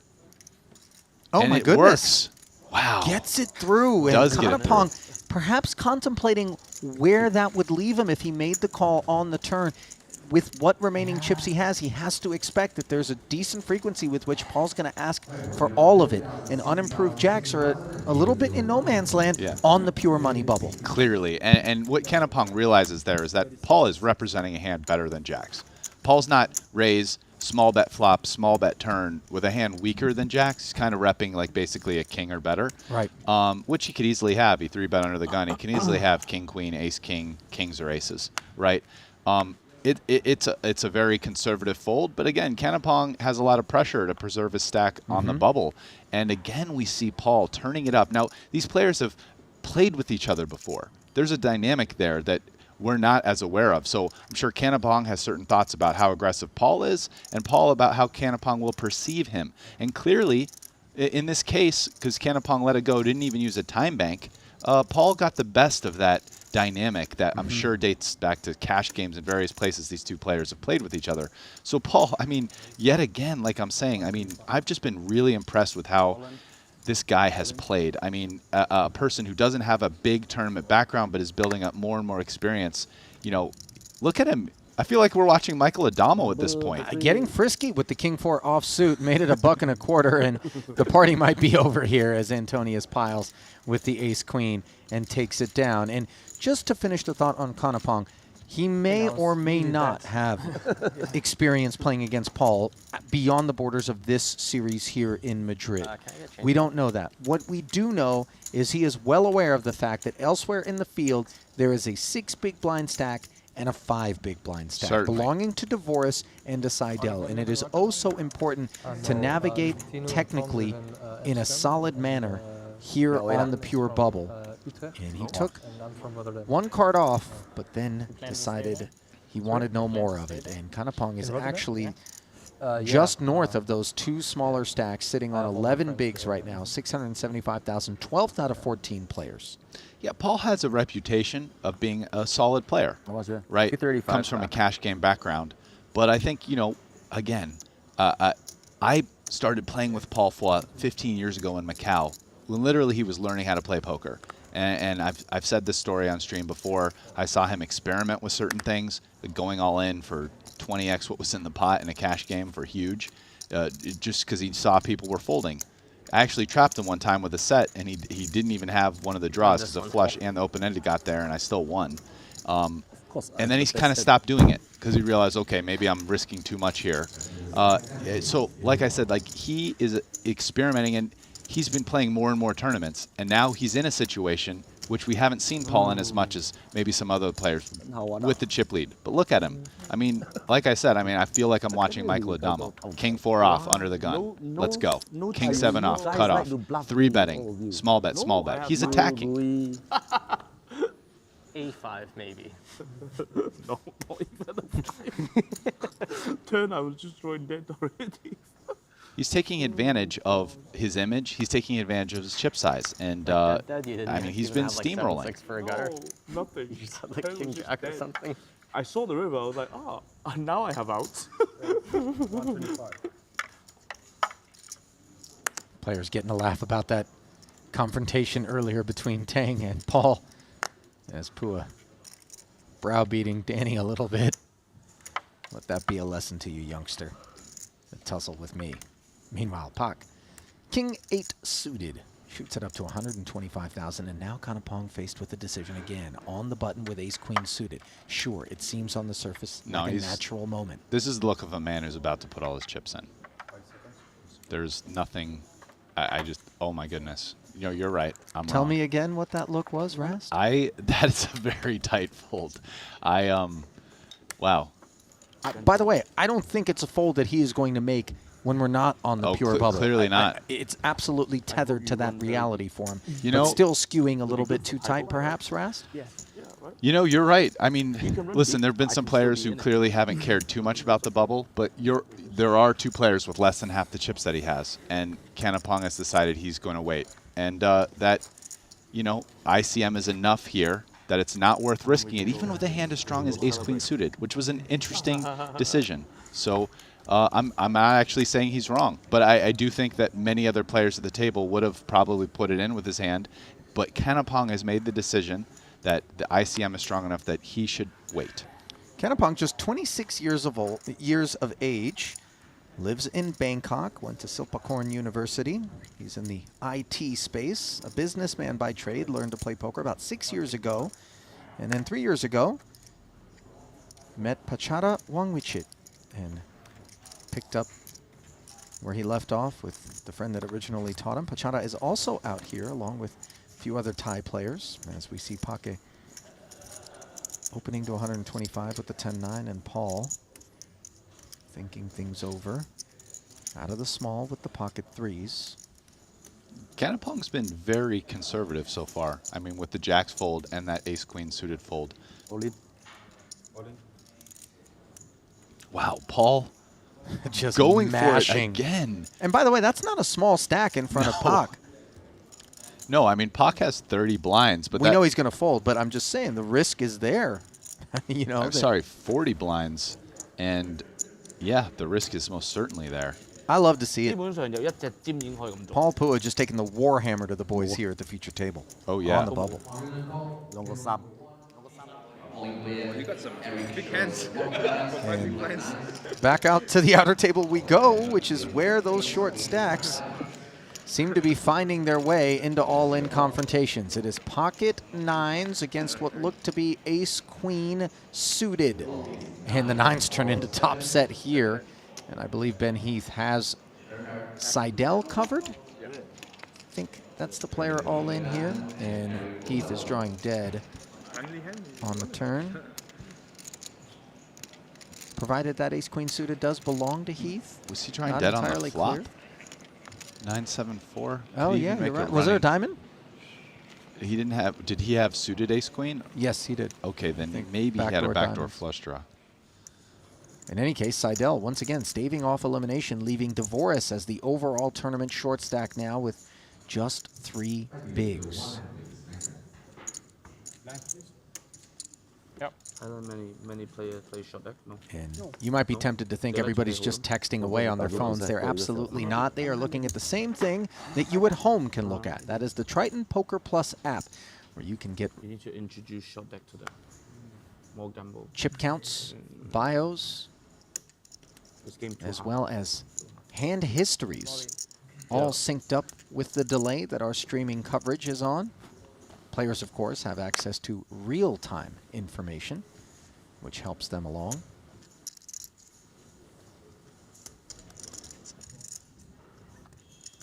And folded to Paul. I feel like he's going to raise any 2 here on the button with his chip lead, and certainly Queen 7. And he's not picking a min-raise sizing. He's telling Fedor in the big blind that, you know, you're going to have to put some chips in if you want to realize equity here. Going 2.5x. Fedor feels like Jack 7 suited is good enough, and to his dismay, he's actually dominated. Yeah, somehow he's sharing a 7 with Paul as the 2 head to a flop. With 390 in the middle, neither connect with the ace-10-5 rainbow texture. And the foie train just keeps on rolling. I don't really see how this goes other than check, bet, fold. Hammer time.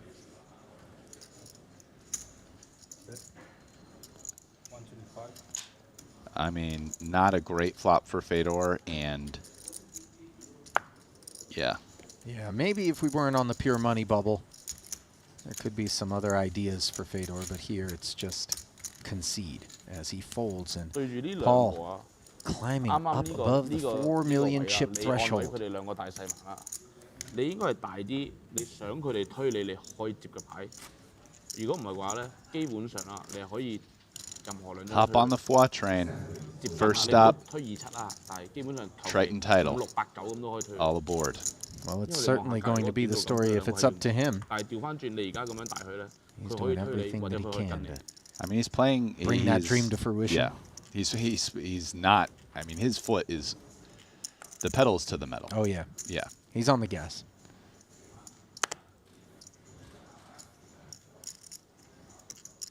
Ace-10 suited for Kanapong, and again we see tight play. He's got that little nub to his left in Daniel Dvorak's 3 bigs. Yeah, and he's just waiting on that nub. You just bought in. You just bought in.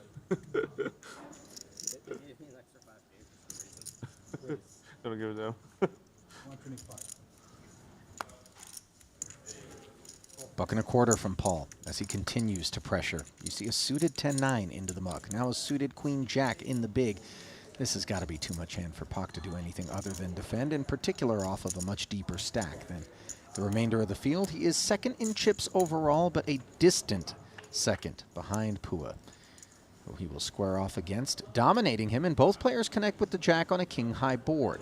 Yeah, very nice flop for Pak in the sense that both flops up something pretty good. Paul's going to be happy to get to Showdown without making the pot too big, and that's great for Pak winning with second pair as well. So my guess is, unless this flop, this run out is something crazy or special, this might be the only bet. Or, you know, there probably won't be many bets going in. Paul won't have a lot of incentive to bluff with second pair himself. And I'm sure Pak doesn't want to play a huge pot with second pair and facing the chip leader. So the check call brings a 10 of spades on the turn. Both players picking up straight draws. Pak with the better of the 2 and currently ahead with the better kicker. Neither with a spade. So yeah, I mean, Paul weighing his options, but check just seems the most prudent with the Jack here. No reason to, oh wow. Wow, 4 to a straight and 4 to a flush on board. Pua with the 9 has the king high straight and the best hand as Pak makes 2 pair with 590 in the middle. Yeah, check, check. Pak, why bluff? Queens up might be good. And I just don't see Paul going for value with a 9 with 4 spades. Right, he'll probably be pretty happy to just try to win at Showdown here himself. Value seems thin, and why would you bluff with a straight? So, yeah. And this is All going to aboard. sting a little bit for Pak. You see him licking his lips, realizing he had Paul in bad shape, but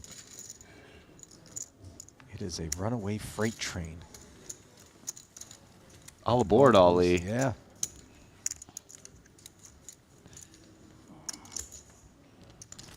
Just look at all those white chips, plus the stack of black in front. It's a sexy stack of black.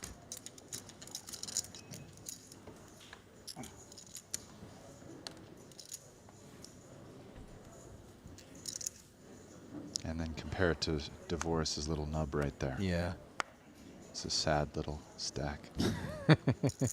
The ugly duckling. And he's now like, oh no, I have to fold. I have one more hand before I have to post a third of my chips as the ante. It's brutal. Brutal spot for Dvorak with the nubbling. And the Paul Foix train keeps on going. Danny Tang realizes Paul's been playing every hand. What is he going to do with his ace? He has shown a propensity to not care as much as certainly Kanapong about the bubble. Does he just reshove versus Paul? Does he call? Don't think he was going to fold, and he doesn't.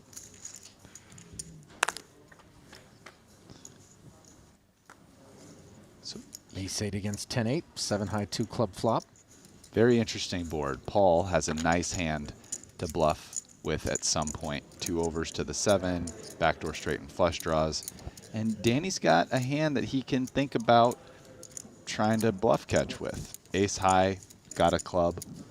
You know, he can beat a lot of hands on this board. Paul's not going to have too many 7-3s or deuces, although probably more than normal, given that, you know, Paul's opening super wide compared to a regular hijack range with the chip lead on the bubble. But I think this is too much hand for Danny to fold here. Oh, he does. So even though Danny, and the reason why I was saying that, it seemed like Danny wasn't super bubble conscious, but you see even Danny cares about the bubble. And he gave it up with ace high. And the Paul Foix train, I mean, really hop all aboard. He might be over 5 million. But it just goes to show you the power that is possessed by the big stack on the pure money bubble. I don't know how much Super Mario Brothers you played growing up, but you remember the star? I did.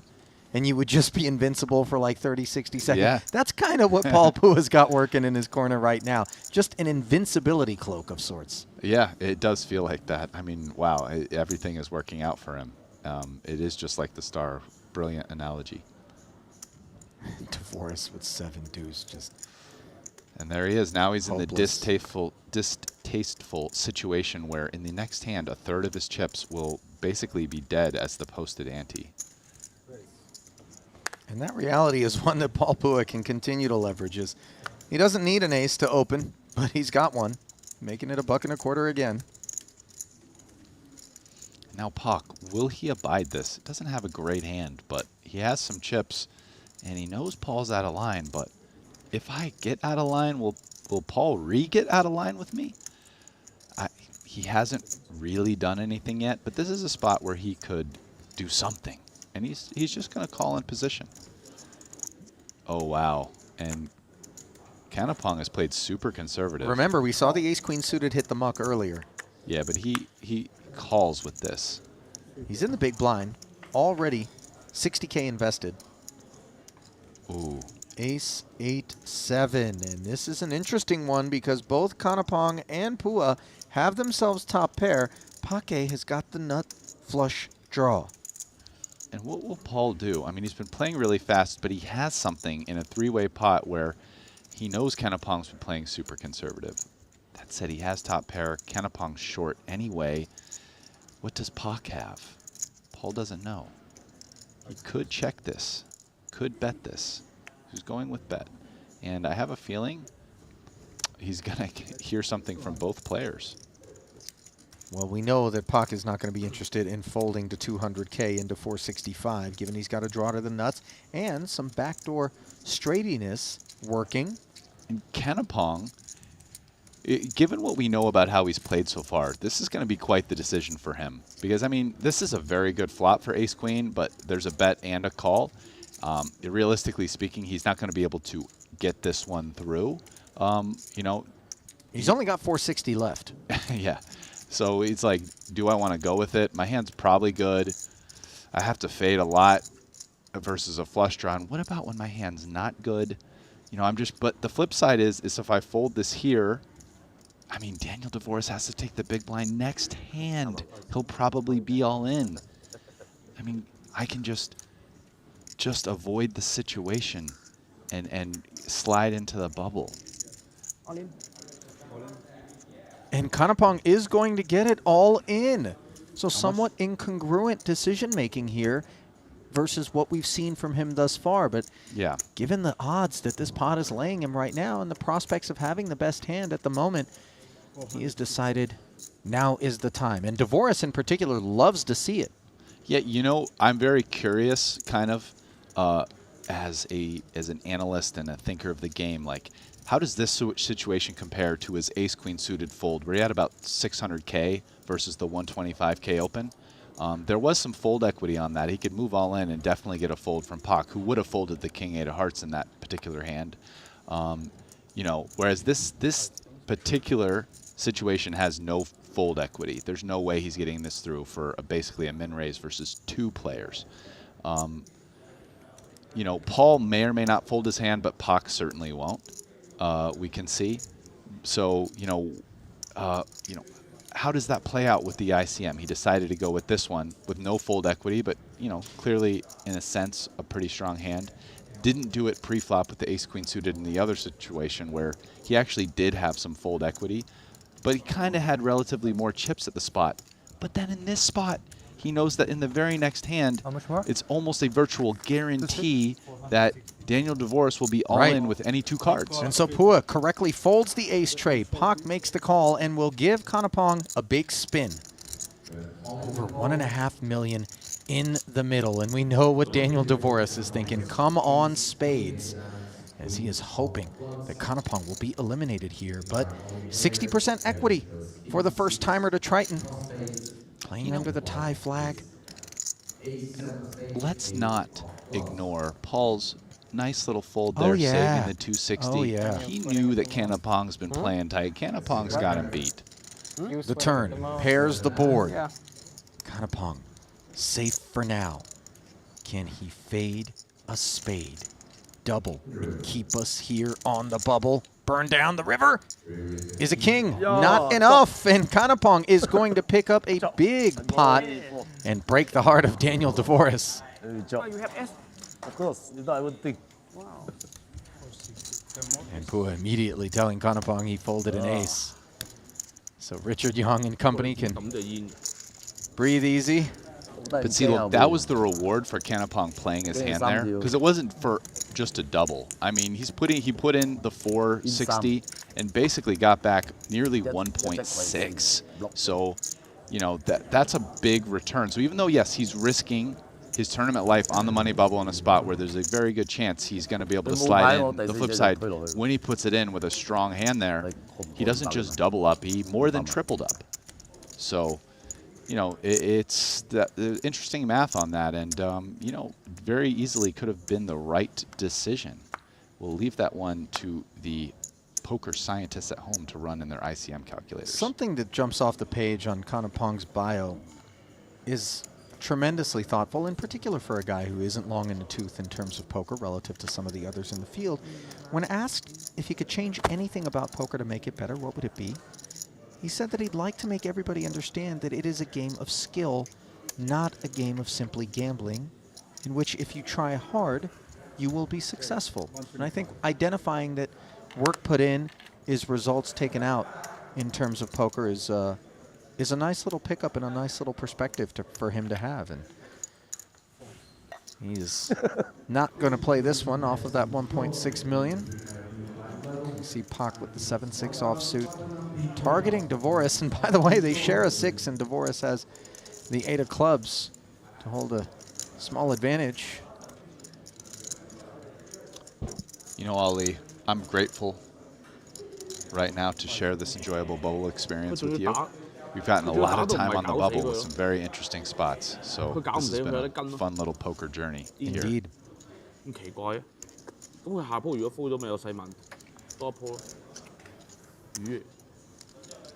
Wow, and Paul has really separated it. Now Phil Ivey is in second with just a hair under 2 million in chips, and Paul well over double that with over 4.5 million in chips. A lot of separation here. It's a great spot.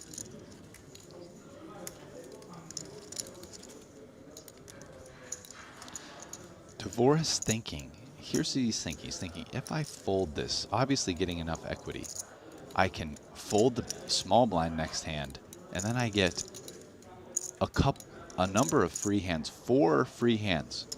When the dealer bundled it under the gun to just fold, fold, fold until the big blind. Is that enough for someone else to go out? Or will people wait for me? That's what he's working out. Well, so far, they haven't exclusively been waiting for him, as we've seen the short stacks at the outer table getting in there. And we saw Konopong also getting in there. So the climate does suggest that there are some prospects to Dvoris just sliding his way onto the right side of the membrane. Yeah. So if I fold here, I get 5 hands to fold and someone else to bust. If I call here, what am I really getting out of it? I mean, I'm doubling up to still be the shortest stack. But a lot less short than if I fold this and the small blind next hand. Because if he folds this, 85 minus 30 in the next hand, 55. Does not even have one big blind. Almost, but not quite.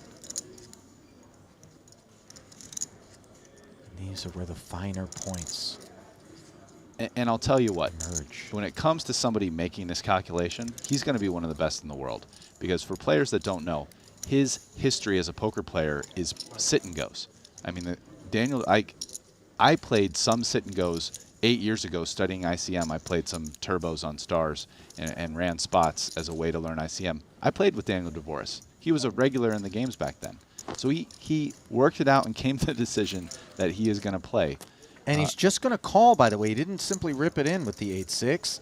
Flops himself bottom pair on the Queen 9-6 texture.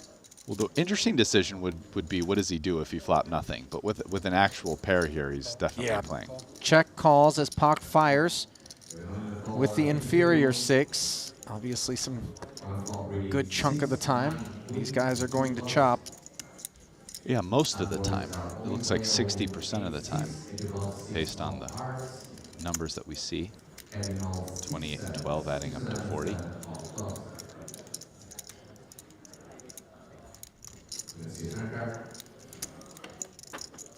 Turn card is a 5. Now both players picking up straight draws.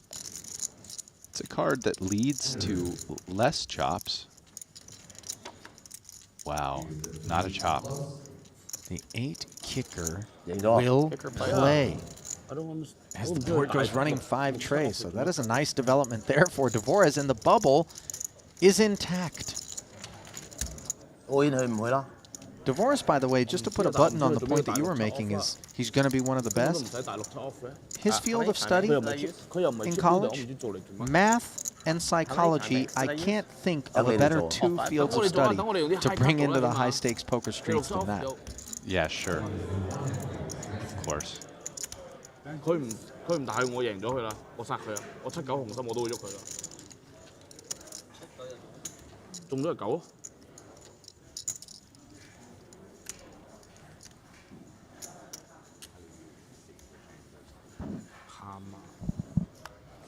Daniel actually had some interesting thoughts about how to improve upon poker.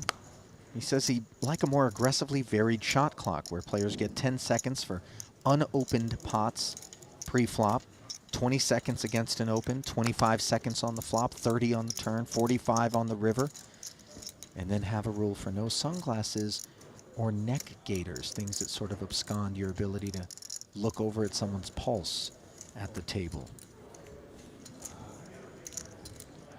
That's some very reasonable and well thought out suggestions. Ooh, and wow, Dvoris with a pretty big hand in the small blind. Will he pass, will he not? King 9 suited is a lot of kits sitting on that little 350K stack. And he pushes it in. It's going to be a snap call from Pua. Once he sees he's got 2 black 10s, the squeeze complete. 100,000. Don't show, please. Only column filter. Yeah, bad news for Daniel. This is a pretty big dog. Fives? And the very big Paul Foy train bigger than 5. Sixes? is 68% likely to hit the 5 million mark. With that I fall. Look at everybody speculating as to what Pua has, as the cards are not yet on their backs. Do you know his bubble? No. Shit, is it? Little jesting by the Sure. boys. Wow.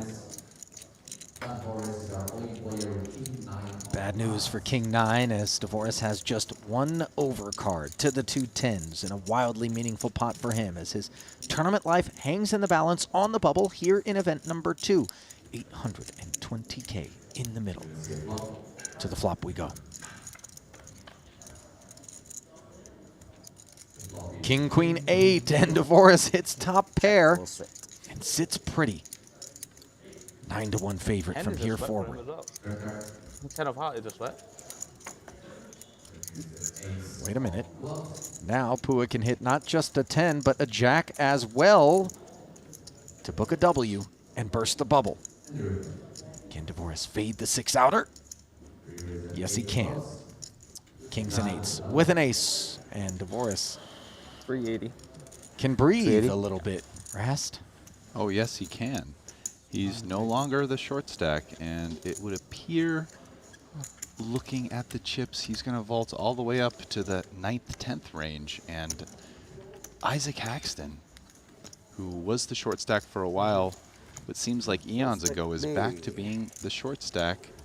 Both him and Tom Vogelsang being about the same with about 9 big serious blinds. when you said big pair. Yeah, big bit. Well, I thought it was like, you know, 5 or sixes. 6. I can't help but notice that we had Dolce & Gabbana up in the background there just now. Might they be one of our sponsors? And if so, Rast, do we get a little shopping spree? Maybe a promo code. I mean, yeah, let's do it. Let's talk to the powers that be and see what we can work out there, Ali. Out of the two of us, are you more Dolce or more Gabbana? I think you're more Dolce. I'm more Gabbana. And when it comes to negotiating, we're going to send you in. All right? I mean, listen. You negotiate that promo code for us. The bazaars of ancient Mesopotamia are where my people cut their teeth in the negotiating game, my friend. It's in the DNA. 130K to go for Kanapong with the King Jack, and Paul Poo has got the medicine with King Queen suited here. What will he decide to do? Kanapong sitting on about 25 blinds. He's played pretty solid, but now he's chipped up. Will Paul... He has a comfy hand to flat. But he's also still on that bubble, Rast, where he can just punish. True, but he kind of... Maybe he wants to realize the equity with this and polarize his 3-bet range a little bit, you know? Like, you know, the flip side is that in these kind of spots, will he end up conceding the pot to a worse hand when neither flops anything and he's out of position? It's a tricky spot, right?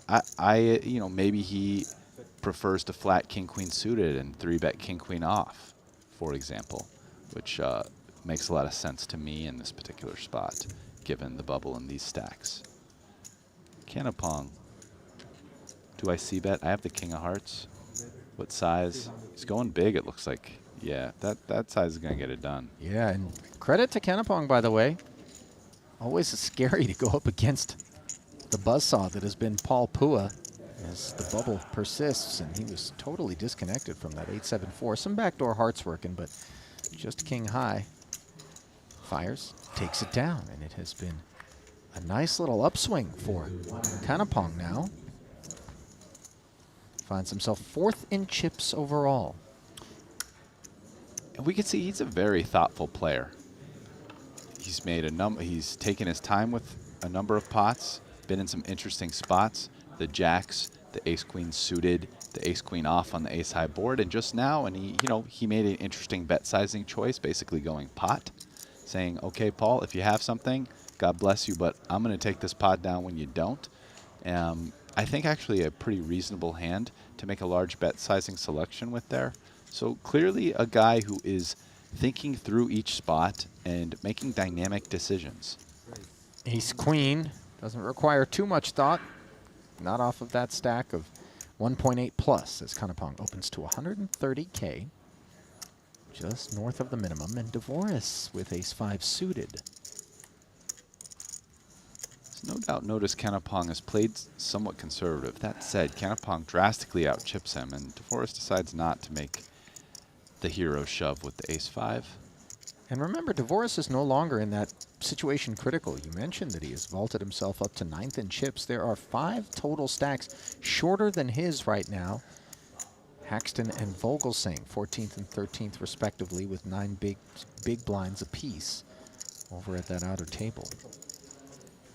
And Hull's going to speculate here. 10-7 suited. He feels like it's too much hand to fold for that price. Flops middle pair on a jack-high 2-heart flop. Out in front of the pre-flop raiser. Holes will check. And now again, Canapong with nothing, 2 overcards versus Paul in a similar spot. He went big. Yeah. But what's he going to do here? Here he feels like a good ace high, has some showdown. Checks back.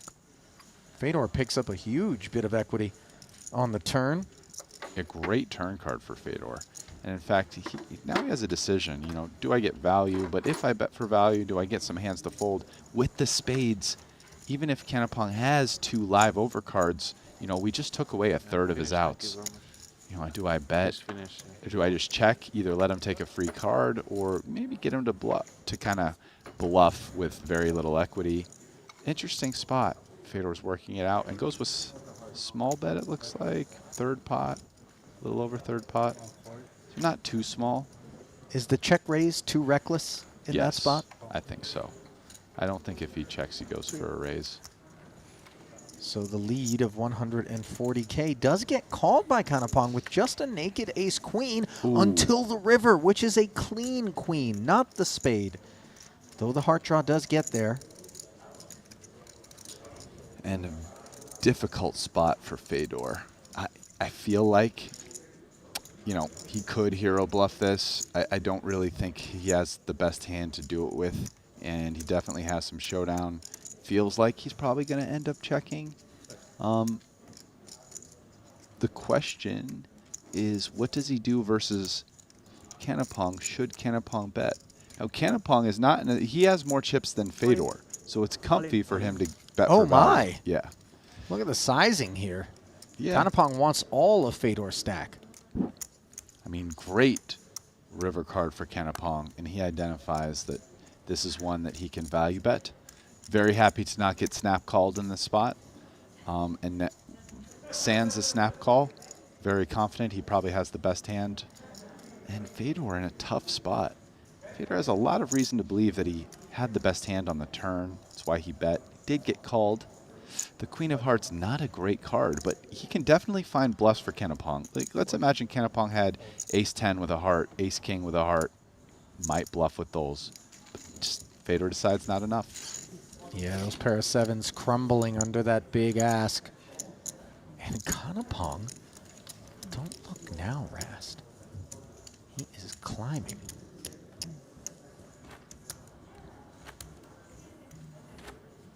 Awaiting the final tally after that pot.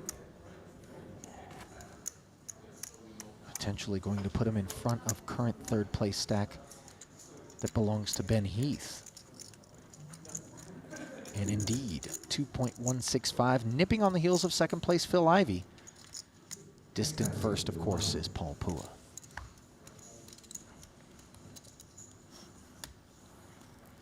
And the 2 tables certainly going hand for hand at this point. Yeah, I don't want to create any sort of unfair advantage whereby one table is forced to take more hands than the other at this point on the pure money bubble here in event number 2 at the 2022 Triton Super High Roller Series Madrid. If you're joining us on YouTube, Facebook, or Twitch, a warm welcome. Happy to have you with us from wherever in the world you might be streaming. Be sure to click subscribe on whatever platform you're on to ensure you don't miss any of the content that we are putting together for your viewing pleasure here at the Triton Series. Canapong with ace-6 suited makes it 130,000. And what we're witnessing with Canapong, beyond just the obvious, oh, hey, he's chipping up. Look, he's 3rd in chips. Actually might pass Phil Ivey for 2nd. Let's go a little deeper. And what we're also noticing is the benefit to him gambling with the ace-queen, right? So he was super short, could have folded, would have been very, very likely to have made the bubble, but he would have been super short. But by gambling with the ace-queen in that spot and going from fold, he has 400-something thousand, to winning the pot and having nearly 1.6, he does give himself the opportunity to chip up. And that is exactly what's happened. And now he's playing for some real money. Second or third in chips and over 2 million. So this is the upside of gambling with that ace-queen off there on the ace-8-7 where he stuck it in. He's got a customer in Kevin Pock pre-flop who defended his big with 9-7 off. Currently 5th in chips is Pock. And he will check fold to the 100K c-bet. I've been impressed with this gentleman, Rast. You talked about him as being thoughtful. Obviously, he's had some tutelage, and success in business generally comes on the heels of some intelligence, and it looks like that's being redeployed here in the tournament streets, which is Kanapong's favorite form of poker. Largest cash game he's ever played, 30-60 out in Thailand. Oh, wow. Yeah, that's considerably smaller than these stakes. 40,000, 80,000 with an 80K ante now, and the news gets worse for the short stacks. 40, 80, 80.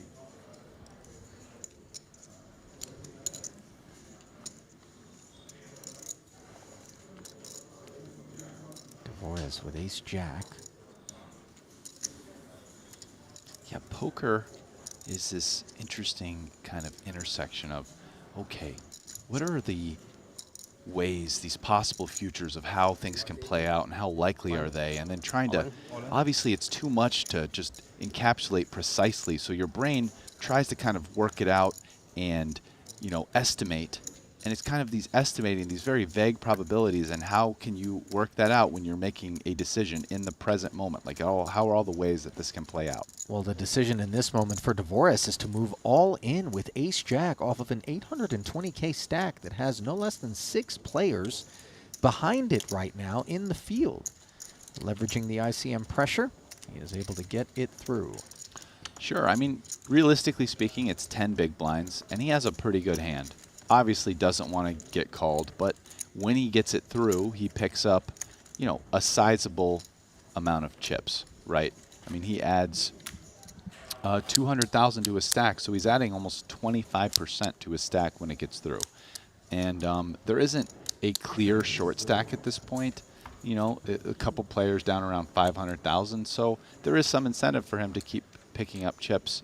It seems like a reasonable shove.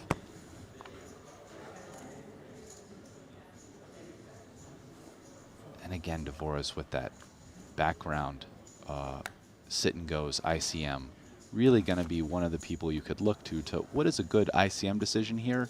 You know, no one gets it right all the time, but he's a guy who, when he makes a decision in spots like this, I will really heavily consider that this is the right answer. 160 to go from Pua. Overall tournament chip leader, and it isn't close.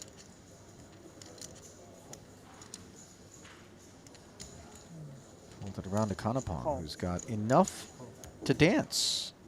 King 10 offsuit. Defends.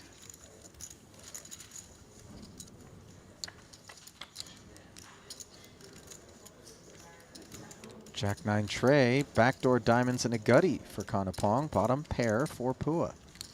Yeah, Kanapong with a bit of a stronger flop in the sense that he can make much better hands. Flushes, straights, you know, big pair. Paul has position on the flip side. So what will he do at this point? You know, check. Will he bet to try to take it down, protect his small and vulnerable pair of threes? You know, he does have the chip lead. Kanapong's played conservatively. You know, now this is a spot where Kanapong will consider his actions versus a small bet getting good odds. He likely won't fold. You know, will he raise? The answer seems to be no, but it's a spot where maybe he could play back at the chip leader, but he's just going to realize his equity and call. And the turn now gives Pua aces and trays with 740 in the middle. Yeah, terrible card for Kanapong and amazing card for Paul. Paul's got the aces up. A lot of draws. doesn't want Canapong to draw to a straight or a flush too cheap. And definitely a card that favors his range as well as the pre-flop raiser, who's more likely to have an ace, especially given that Canapong check called out of position. Definitely going to be check folding some aces on the flop. For example, a hand like ace-4 of spades. Probably not calling that bet.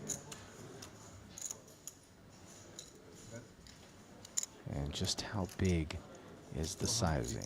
450K. So yeah, I mean, unless he wants to try a hero bluff, that's going to get it done. Nowhere to go for King 10, but into the muck.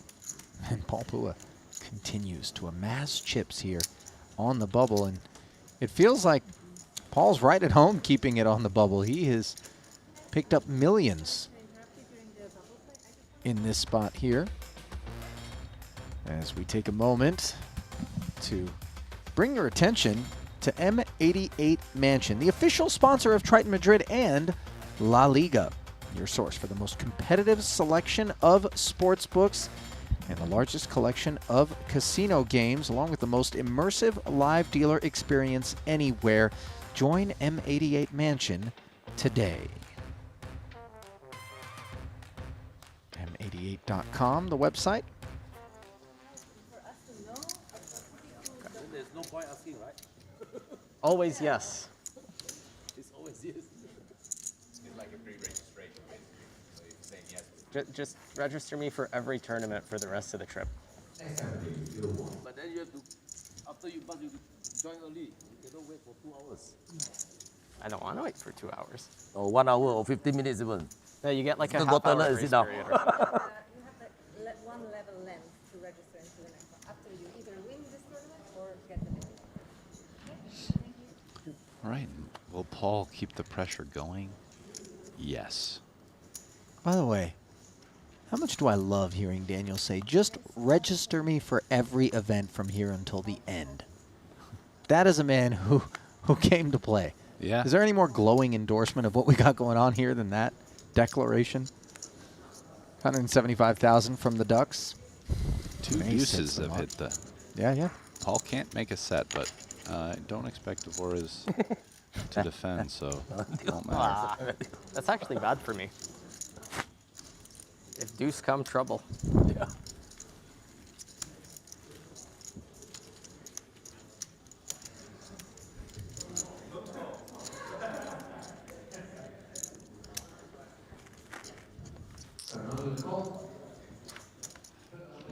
Uh-oh.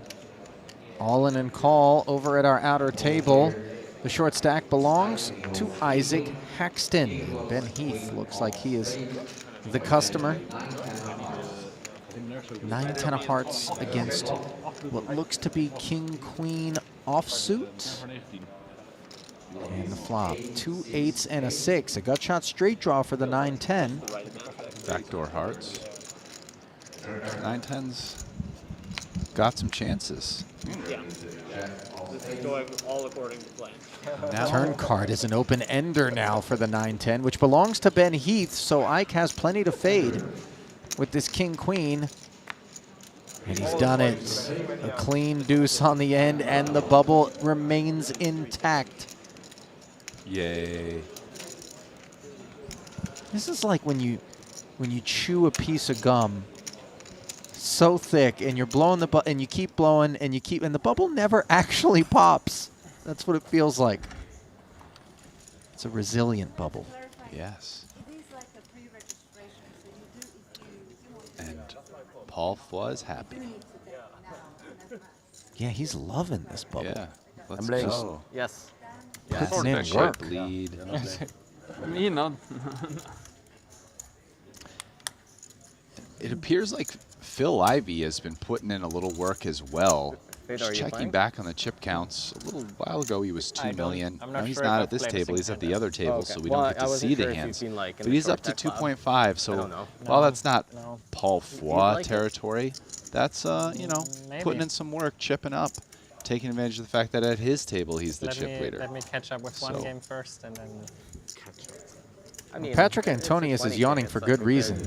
good training Might be ground. tired of just being a spectator. Can't remember the last time we saw him involved in a pot. You've seen Bitcoin Yeah, lately? and he was probably hoping some people yeah, would I be guess going nothing's out, really but a training ground that hasn't anymore. happened, and now he's slid down to being the second shortest stack. Thank you. But Tom Vogelsang is the shortest with 5 big blinds on the other table, and too much hand here for Fedor.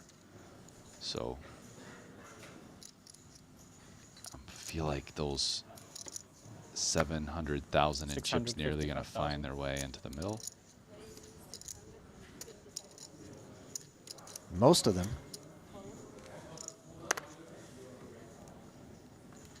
All of them.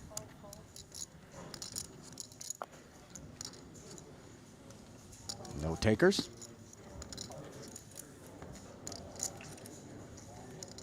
Big chip up. Yeah. 30% add. Gulp, gulp. Free orbit.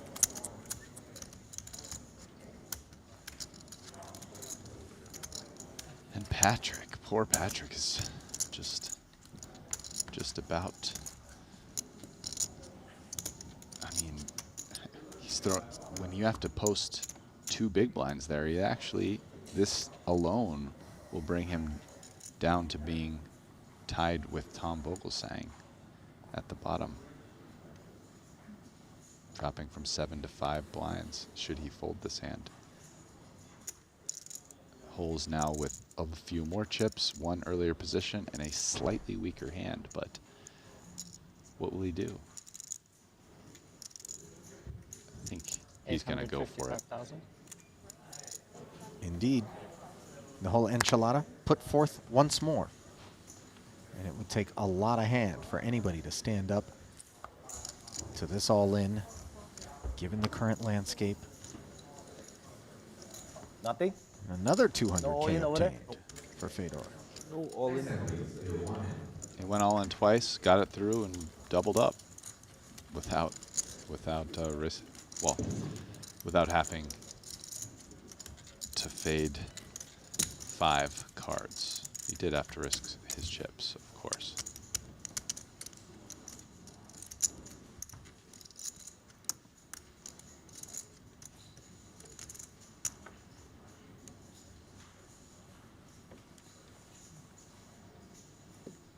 Somewhat tense moments here on the bubble in event number 2, Casino Gran Via.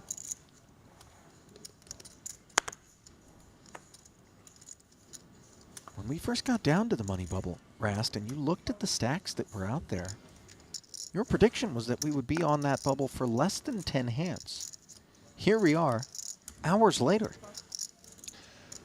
Yeah, clearly. Well, I mean, this is what's happened has been a very unlikely play out. Like, I would say the amount of time this has taken, given where we were at and the blinds before, I mean, this is like sub 5% kind of whatever, multiple sigma standard deviation to the unlikeliness and amount of time on the bubble. I mean, we've even seen, how many times have we gone and short stacks all in and won? It's been like 4 or 5. So just that alone, you know, you're already talking about something pretty unlikely. But Yeah, that's a tough parlay. As we see Pua jam and take it, picking on the blinds of Patrick and Fedor. Yeah, I mean, the way to think about it is, I think when we started on the bubble, there was one stack that was really short, you know, single-digit big blinds, 5 blinds or so, that was very likely to be all in. I mean, it's almost 50-50 that that stack's just basically going to bust in the next, like, orbit. And then you have other potential run-ins, like 2 guys get a pretty good hand, they have more chips, they're all in, someone busts in that. So, you know, in those type of situations, it's, you know, probably more than 50-50 that say it doesn't last more than 10 hands. That's why I said that. It's just kind of like a, like I said, poker. You estimate potential future probabilities stemming from this point based on a set of conditions. So that was all I was doing. It was not a feel thing.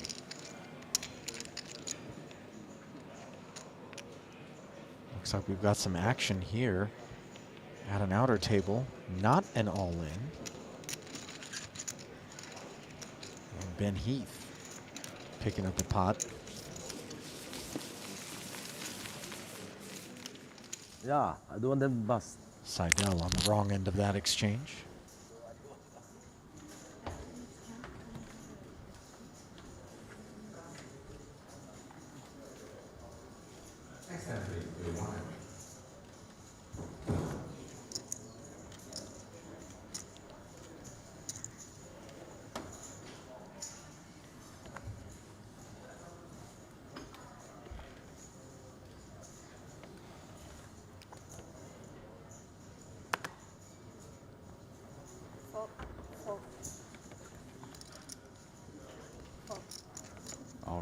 Paul. Ooh.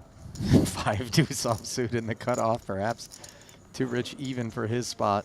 It's dusty, but I mean, Paul's put the pressure on, and yeah, but it's too dusty even for, or maybe not. I mean,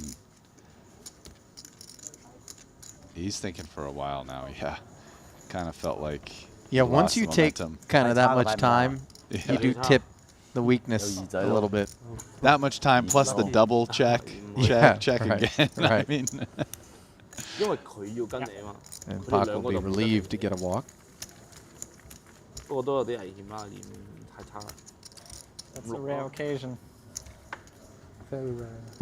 And it looks like a new deck being delivered to the feature table. So while we handle those formalities, we get a peek at the chip counts brought to you by Poly Market. Blinds at 40 and 80,000 with the 80K ante still here on the pure bubble. Patrick Antonius has bled out for the better part of multiple orbits now, down to just 5 big blinds. He is the shortest stack remaining in the field. Danny Tang not exactly comfortable at 8 bigs.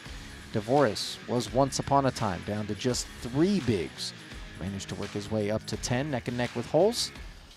And Pak and Kanapong as we work our way up to that massive, almost 5 million chip strong stack of Paul Pua, the overall tournament leader.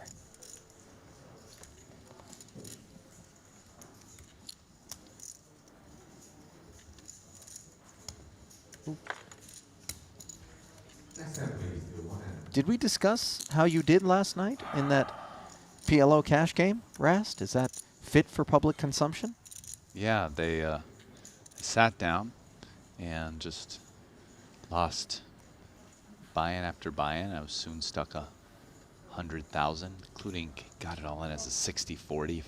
Would have gotten me even, 100K pot, and we ran it twice, and I lost both. Got to witness multiple flush cards rolling off, and I had top set, so that wasn't good for me. Then I kind of got lucky in a pot where it was just like 5 land. I was super short and doubled up, and ended up losing 45K, which felt pretty good after being down a little over 100. But yeah, or maybe they got me. Will you be avenging? That's not a folding face. The loss. I haven't looked. I would definitely like to play again if they would have me. I mean, you know, it was a spot where we kind of just walked up and checked in on the boys gambling, and it looked like they were about to set up a game, and they invited us commentators to come take a stab. So, you know, listen, Rob Young, if you're listening, I'm here, man. Just hit me up. I'd like to try to get even. They did indeed invite us commentators to play Rast, although one of those commentators appears to have performed better in the game last night than the other. That, of course, would be yours truly, courtesy of having declined the invitation. Yeah, true story. Thanks, buddy. I mean, you know, great observation there. I didn't play. I did better than you. I'm only teasing. You know I'm a fan. Go get him, buddy. You want me to take a piece? I mean, if you want a sweat, sure, you could take a small sweat. I'll take 90%. I know you're going to get in there and just get it done today. You were advertising. Yesterday was the investment. I'm stuck 100. Come back to lose 45. Tonight is the night. Where we just drill it. You don't have to. Yeah. Right now it's a little distasteful. If I'm including everything, it's almost like I'm paying to come out and commentate. You know, I lost more than what I'm gonna make doing this, so it's a little like, what's going on? But you know, I'm down to play again, and I even want to hop in one of these. I'm gonna try to find the right spot and jump in one of these tournaments too, so Kevin you guys Pak can commentate on me. Finding the right spot on the button, ace-8 suited, rips it in there and reclaims blind and ante money. You know, I can't. Part of me can't really take it, Ali. I'm a pretty ferocious poker competitor, and just like watching these guys, it gets my juices up. I won't get to play that much here, but I'm going to be so ready to go back and just play for the WSOP after watching all these studs just battle it out day after day here at Triton. It's really fun, and I mean, I'm just enjoying this so much. I mean, that's a big reason why I do it. Listen, it's enjoyable for me to watch this and talk about it with you. And you and I have been around a number of different high roller tournament, series or events. And they're not all created equal. And, it sounds like we're trumpeting, we're being homers or whatever. But the vibe out there truly is one that is as welcoming as you're going to find. And that has everything to do with it as well. You're like, listen, these guys look like they're having a blast out there. And if I can go and get, my fix at kind of the higher stakes that you enjoy playing at and do it when it isn't quite as contentious or, the energy in the room is more festive, then let me do that. Yeah, man. And, something else I'll say, so like Paul Foy co-founded this, right? So it's kind of like his thing. And, I've been around the gambling world playing high stakes for a very long time. I mean, there's almost nobody my age who's done it more than me. Like, I played with Paul Foy back in Macau multiple times when he started playing, later when he was, running some games there, playing privately. First it was at the Gran Lisboa, then they moved over to the Star World before they went to Manila, et cetera, et cetera. I played with him there some, not as much as some other people, but, and let me say this. Another thing, which I'll say, is he has a sterling, crystal clean, pristine reputation. So I think everybody's very happy to come here and trust that Paul Foy is running an upstanding event that everybody feels comfortable playing in, which is part of the relaxed vibe as well. That's something like when you go gamble for hundreds of thousands, millions of dollars, you want to trust the situation. And I can say, as a high-stakes poker player, personally, I think most of the guys feel very comfortable with that, with him. Well, Antonius is going to feel very comfortable finally having picked up something to get his chips in motion with. 2 jacks under the gun. Rip City and Dvoris with pocket 8s in the small. Yeah, I mean, this is not even 5 blinds. Like, we're talking 4.5 blinds here. So, Dvoris knows Antonius has a decent hand. That said, 8's pretty good and could be ahead.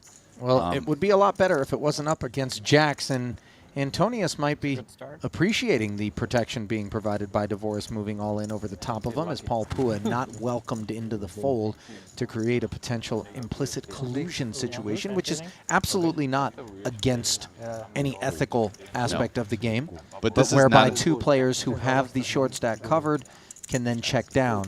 Sure, but this is not a spot Dvoris would want to do that. You'd probably see that more if Dvoris had a lot of chips himself, but he doesn't want Paul to come in, because Paul coming in could easily bust him. Dvoris himself doesn't even have 10 blinds.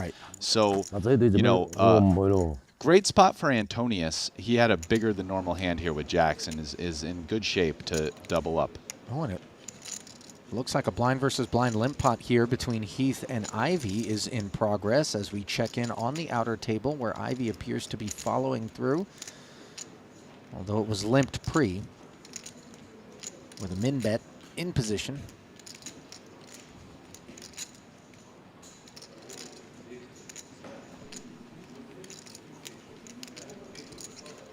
Heath not done with it, makes the call. Board is Jack 7-5 with a couple of spades, 6 of diamonds. Slides in on the turn.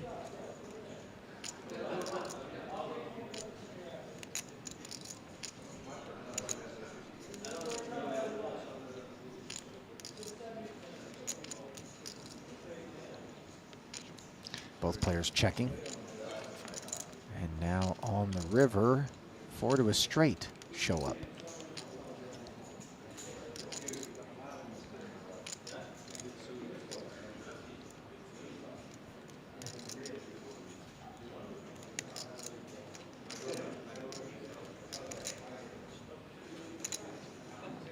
Action on Heath. Ben currently 3rd in chips overall, shy of 1.9 million to start this pot. Ivy 2nd in chips, 2.13 to start the hand. Should be 400K in the middle if my calculation's correct, and it's a min bet on the flop. Ivy checks and bets 3/4 pot. After a check, Ivy bets 3/4 pot here with 300K. To me, this would imply, given that he checked back, I mean, maybe jacks up, but given that he checked back the turn, he doesn't have a jack too often. So to me, this is very likely a straight or a bluff. A bluffs would come I think here from no pairs, potentially as weak as bottom pair, but my guess is it's kind of straight or nothing, and we'll never find out. Yep, Ben Heath goes into the muck as we return to the feature table for the outcome of 8s against jacks. Dvoris has Antonius covered, but has way the worst of it. It's not the worst. 4-1 dog At least going to the flop. Nee, 360. Dus 4,5. The flop has an 8 in it. The good news is Patrick is open-ended. Queen or a 7 would do the trick, as would the jack. But for the time being, Dvoris is in front. Club would be useful as well.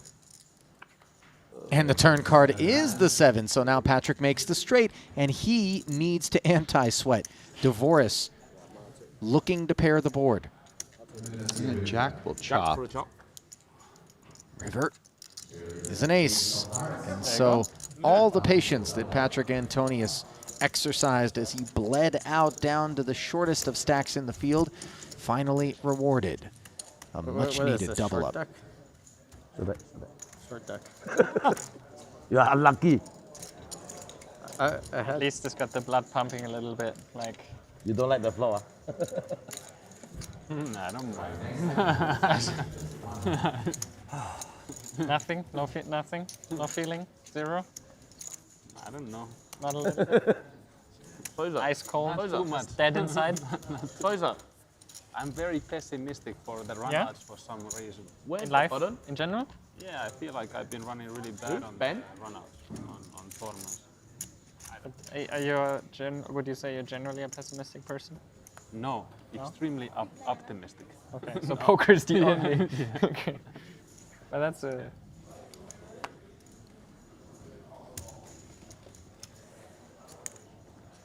Fedor Holz playing therapist. That's good then. I don't go to the negative thoughts. Freud was German, was he not? Was he Austrian? Life is better that way. Yeah, exactly. Hazard a guess? I think not German. Austrian sounds more likely. I would take Austrian over German. No. He was Austrian. And let's not forget that Fedor lives in Austria. So perhaps the country is rubbing off on him. I wouldn't mind letting Fedor be my therapist. I wouldn't mind actually having a therapist. Would you want your therapist to be Freudian? I don't know. Does that mean we're going to be talking about weird stuff? I bluffed some and created daddy issues. Oh, Oedipal things and whatever. Mommy issues. Like potty training and stuff. That's how every problem you have in your life dates back to your weird relationship with your parents from when you were 3 years old and your repressed memories. And by the way, would you like to do some cocaine? What? You didn't know? Where did that come from? Was that one of the treatment options? Freud was very pro-cocaine. Look it up. Where are your sources, Rast? I mean, I'm going to go confirm this. We said Freud was Austrian, not Colombian. Yeah.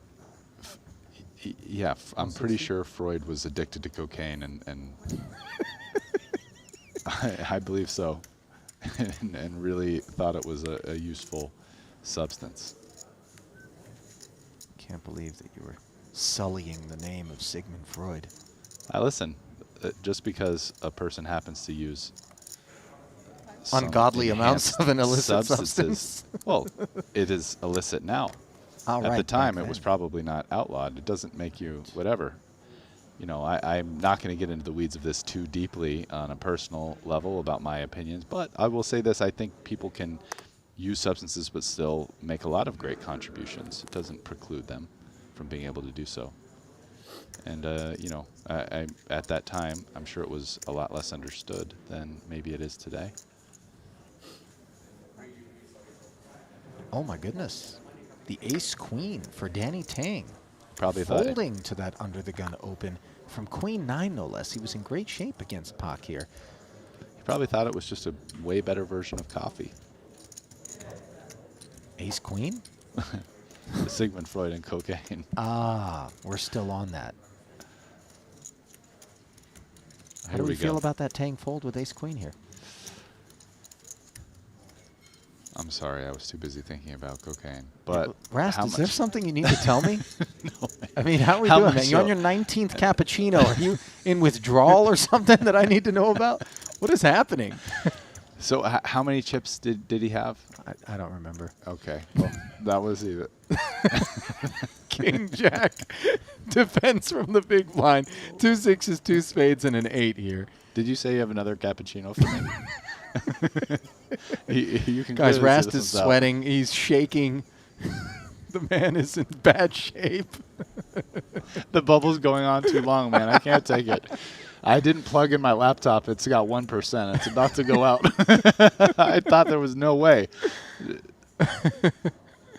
Holes checks it over to Pak, who follows through. 125K into 440.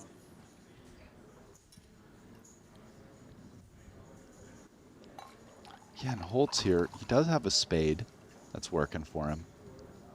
He also has to be pretty confident, at least, that Pak doesn't have a 6, right? That said, he's very short, and it's a tricky spot. He probably doesn't want to get too involved here. And Pak does have a strong Somebody range. text me, you chip dumb to me. So, You- yeah, very you all both know reasonable that fold, guy. but tricky situation to navigate. That bubble Oh, yeah, tends yeah. to influence everything significantly as Fedor check folds. And you may have noticed a number of our players here, not the least of whom is Paul Pua, rocking some of that great-looking merchandise that is available here in Casino Gran Via if you happen to be in Madrid, but even more importantly is available to all of you at home as well. Simply type !shop into the chat window, whether you're streaming us on Twitch, Facebook, or YouTube, and get yourself a link to our online merchandise shop where you too can score some Triton gear.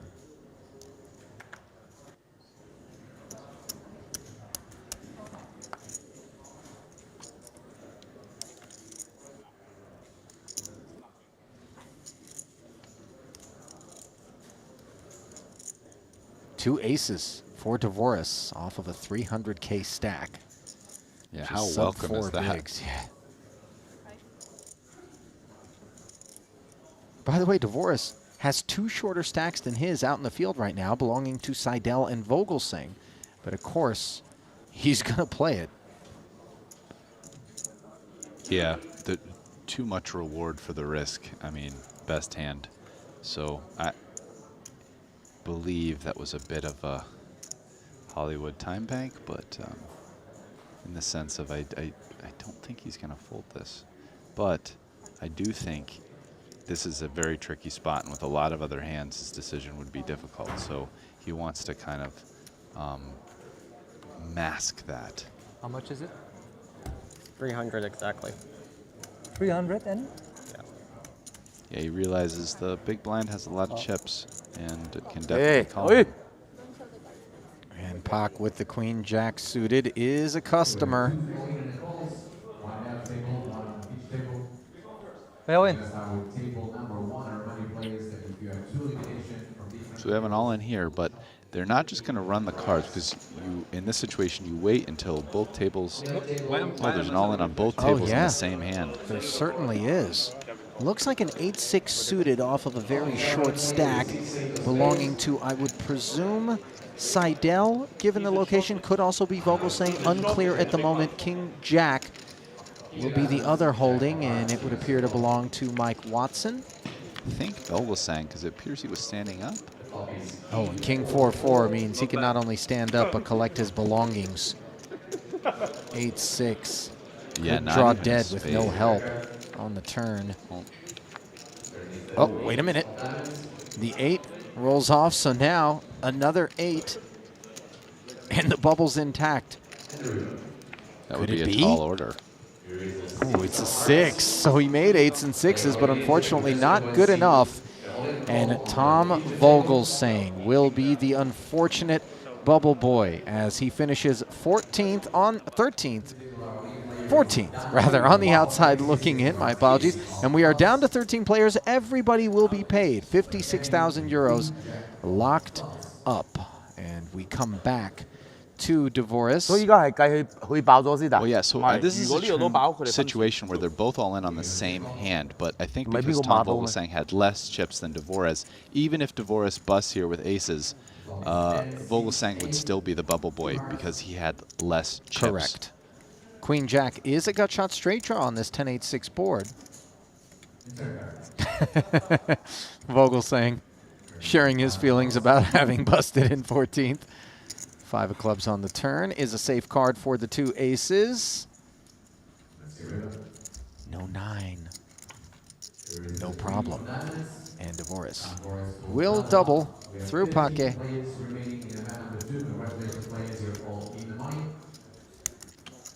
Now playing in front of you, Morgan still have 2 minutes and 30 seconds left, so level 20, 40, 80, 80.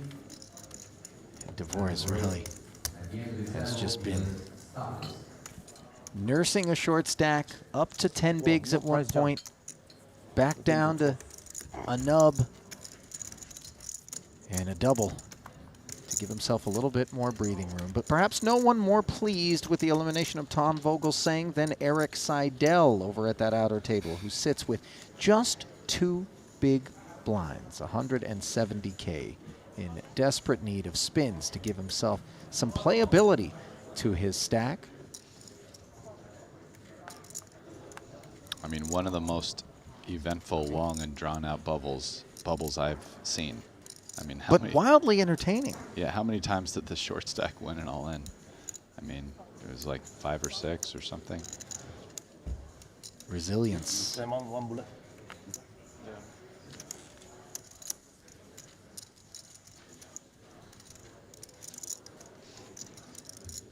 And now Fade are going to feel pretty comfortable moving all in here for well under 10 big blinds with ace-9 off.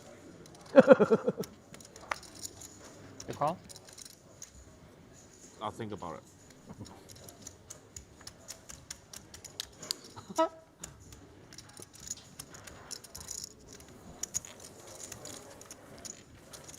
I mean, we're in the money now, so maybe. Yeah, maybe you want to gamble. You notice an immediate acknowledgement of Taking a long the time. climate change. Time for a break. Time to go for a play break. the short deck. Time to play the short deck, that's true. Yeah, event number 3 is underway in the room right now. A lot of these guys will presumably make their way over to register for that event. Once their time here in event number 2 comes to a close, it is a €20,000 buy-in. Are we on break? And Antonius with ace-8 will get it in. Think. Yeah. Should get through. Quite interesting. You don't mind the Let me blind think. to go up on your big blind. You don't mind the big blind going up on you. But gents, we're going to cheap raise the 5K. We're going to be on a 50-minute break. If you This like hand, to witness the process, very we're hard. going to set a table. Otherwise, you're going to be on a 15-minute break. Fair play. I respect that. No takers for Antonius, as the players will head to a break and do so with a measure of relief as the bubble has burst. Isaac Haxton over at the outer table. Looks like he's going to take a hand. It is King 7 and 10-8. Efforting the board. Looks like it contains an 8 as well as a 7. And it would appear that Haxton is going to double through Mike Watson based on appearances. Quality of the hands has gone down a little bit. Yeah, very much so. Chip counts at our feature table, brought to you by GG Poker, the overall chip leader, and it isn't close. Paul Pua with almost 5 million in front of him. Kanapong, the first timer, with 1.6. Same story for Kevin Pak, a first timer as well, sitting in third. Antonius with a bit of breathing room. Holst, Dvoris, and Danny Tang rounding things out, and Tang and Dvoris, along with Holst, obviously, have a bit of work to do on the backside of the break as we welcome you back into our broadcast booth here at Casino Gran Via. Ali Najad alongside Brian Rast, and let's button that up. That bubble was epic. protracted as it gets, Rast? You said it would be 10 hands long, and then suddenly, almost 2 hours later, we were still looking to burst it. Yeah, well, I mean, I predicted that I would bet at 50-50. It didn't. It's not like a definitive statement. My definitive statement is Paul Foy was going to win his first Triton title here. That was my shot. It certainly looks that way right now based on the chip counts. I said it a little earlier. He didn't quite have a runaway chip lead at the time. At the time, he was just one of the chip leaders. But, yeah, I mean, the thing about that bubble is it was so protracted and long and kind of so much time went by that now the stacks are really short in this tournament. I mean, that's really the thing that stands out to me, Ali. You look around. I mean, we just saw on the feature table, 3 or 4 of the stacks were sub 10 big blinds. Right. Paul with the chip lead is sub 50 big blinds. So, you know, we're in a situation now where because the bubble took so long, you know, this next stage, basically from here, 2 tables playing down to the final table, should actually go by quite quickly in comparison. Well, only time will tell as we head to a break, and we'll be back with continuing coverage. Going to bid adieu to you, Rast, and welcome Jeff Gross back into the booth on the backside of the break. Obviously, a pleasure as always to have you in here, and keep it close. We've got more coverage of event number 2 right around the corner from Casino Gran Via.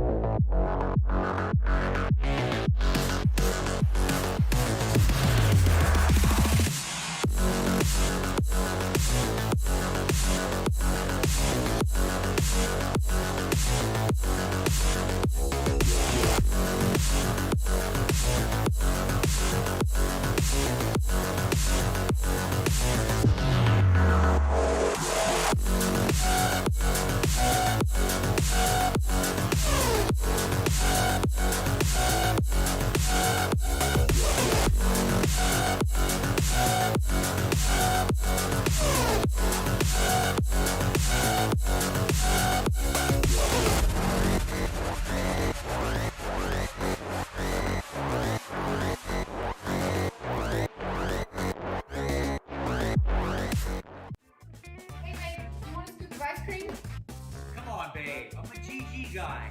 Double scoop.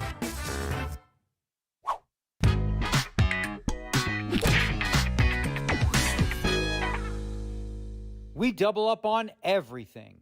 Come play now on GG Poker.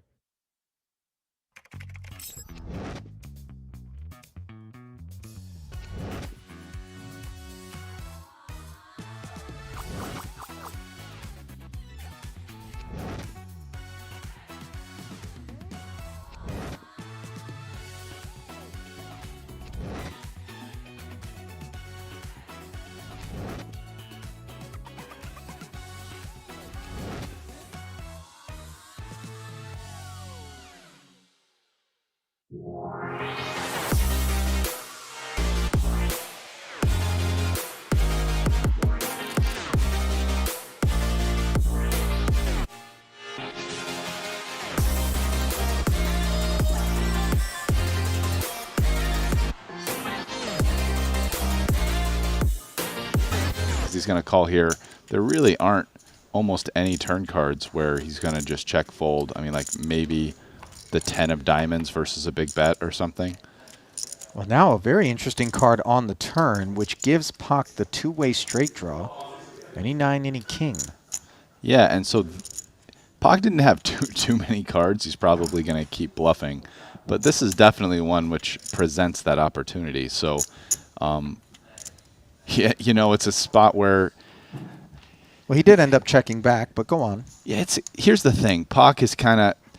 Let's just look emotionally and take this out of the poker for a second. Pak started the day with 2 million in chips, and he's here at 1.2, and things haven't been going too well for him. So sometimes in those spots, you might lose a little heart and just say, hey, let me stop just firing at these pots and, you know, just realize some equity, try to win. Get gun shy. Yeah. So... Not saying it was compulsory to bluff the queen, but it's, you know, given that he had absolutely nothing on the flop and took a stab, that is one of the few cards which gives him decent equity with the double gutter for him to continue the story.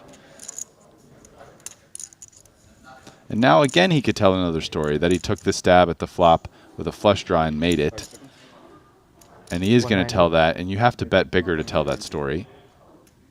So he's going a little big. But well, it's sub half pot. Is it big enough? Maybe not big enough. I kind of feel like Watts is going to find this call, right? It's like, okay, well, I mean, maybe you had a flush and you're betting small, but I have a jack with a good kicker. I mean, he could even potentially think, like, is Pak value betting jack 10 here, right, for a bet this small, right? I feel like if Pak bet pot, you know, it's now a spot where his king jack is purely bluff catching. It's a little bit less clear that it is at this point. I mean, probably mostly bluff catching, but getting a better price. Keeping an eye on that breathing rate on Pak. You can see the pulse also in the foreground, out of focus. Appears to be racing. Oh, yeah, you can. Doing his best to stay composed here as he is trying to sell a bill of goods to Watson. This line from Watts strikes me as so odd. The open, check top pair, check again on the turn, and then check a third time on the river. It seems very reasonable. This would be, given the line he took, kind of a big fold. And it is a big fold. And we can see it wasn't correct given the hand. Now, was it correct given Pak's range? I don't know. That's a different and much more complicated question. And I would guess Watts is going to look that hand up later. Well, he ends up giving Pak just what he needed, which is a little. Ooh. Ace, 8, 7. And this is an interesting one because both Kanapong and Pua have themselves top pair. Pake has got the nut flush draw. And what will Paul do? I mean, he's been playing really fast, but he has something in a three-way pot where he knows Kanapong's been playing super conservative. That said, he has top pair. Kanapong's short anyway. What does Pak have? Paul doesn't know. He could check this, could bet this. He's going with bet. And I have a feeling he's going to hear something from both players.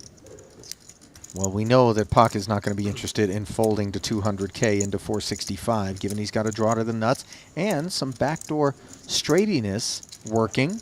And Kanapong, given what we know about how he's played so far, this is going to be quite the decision for him. Because, I mean, this is a very good flop for ace-queen, but there's a bet and a call.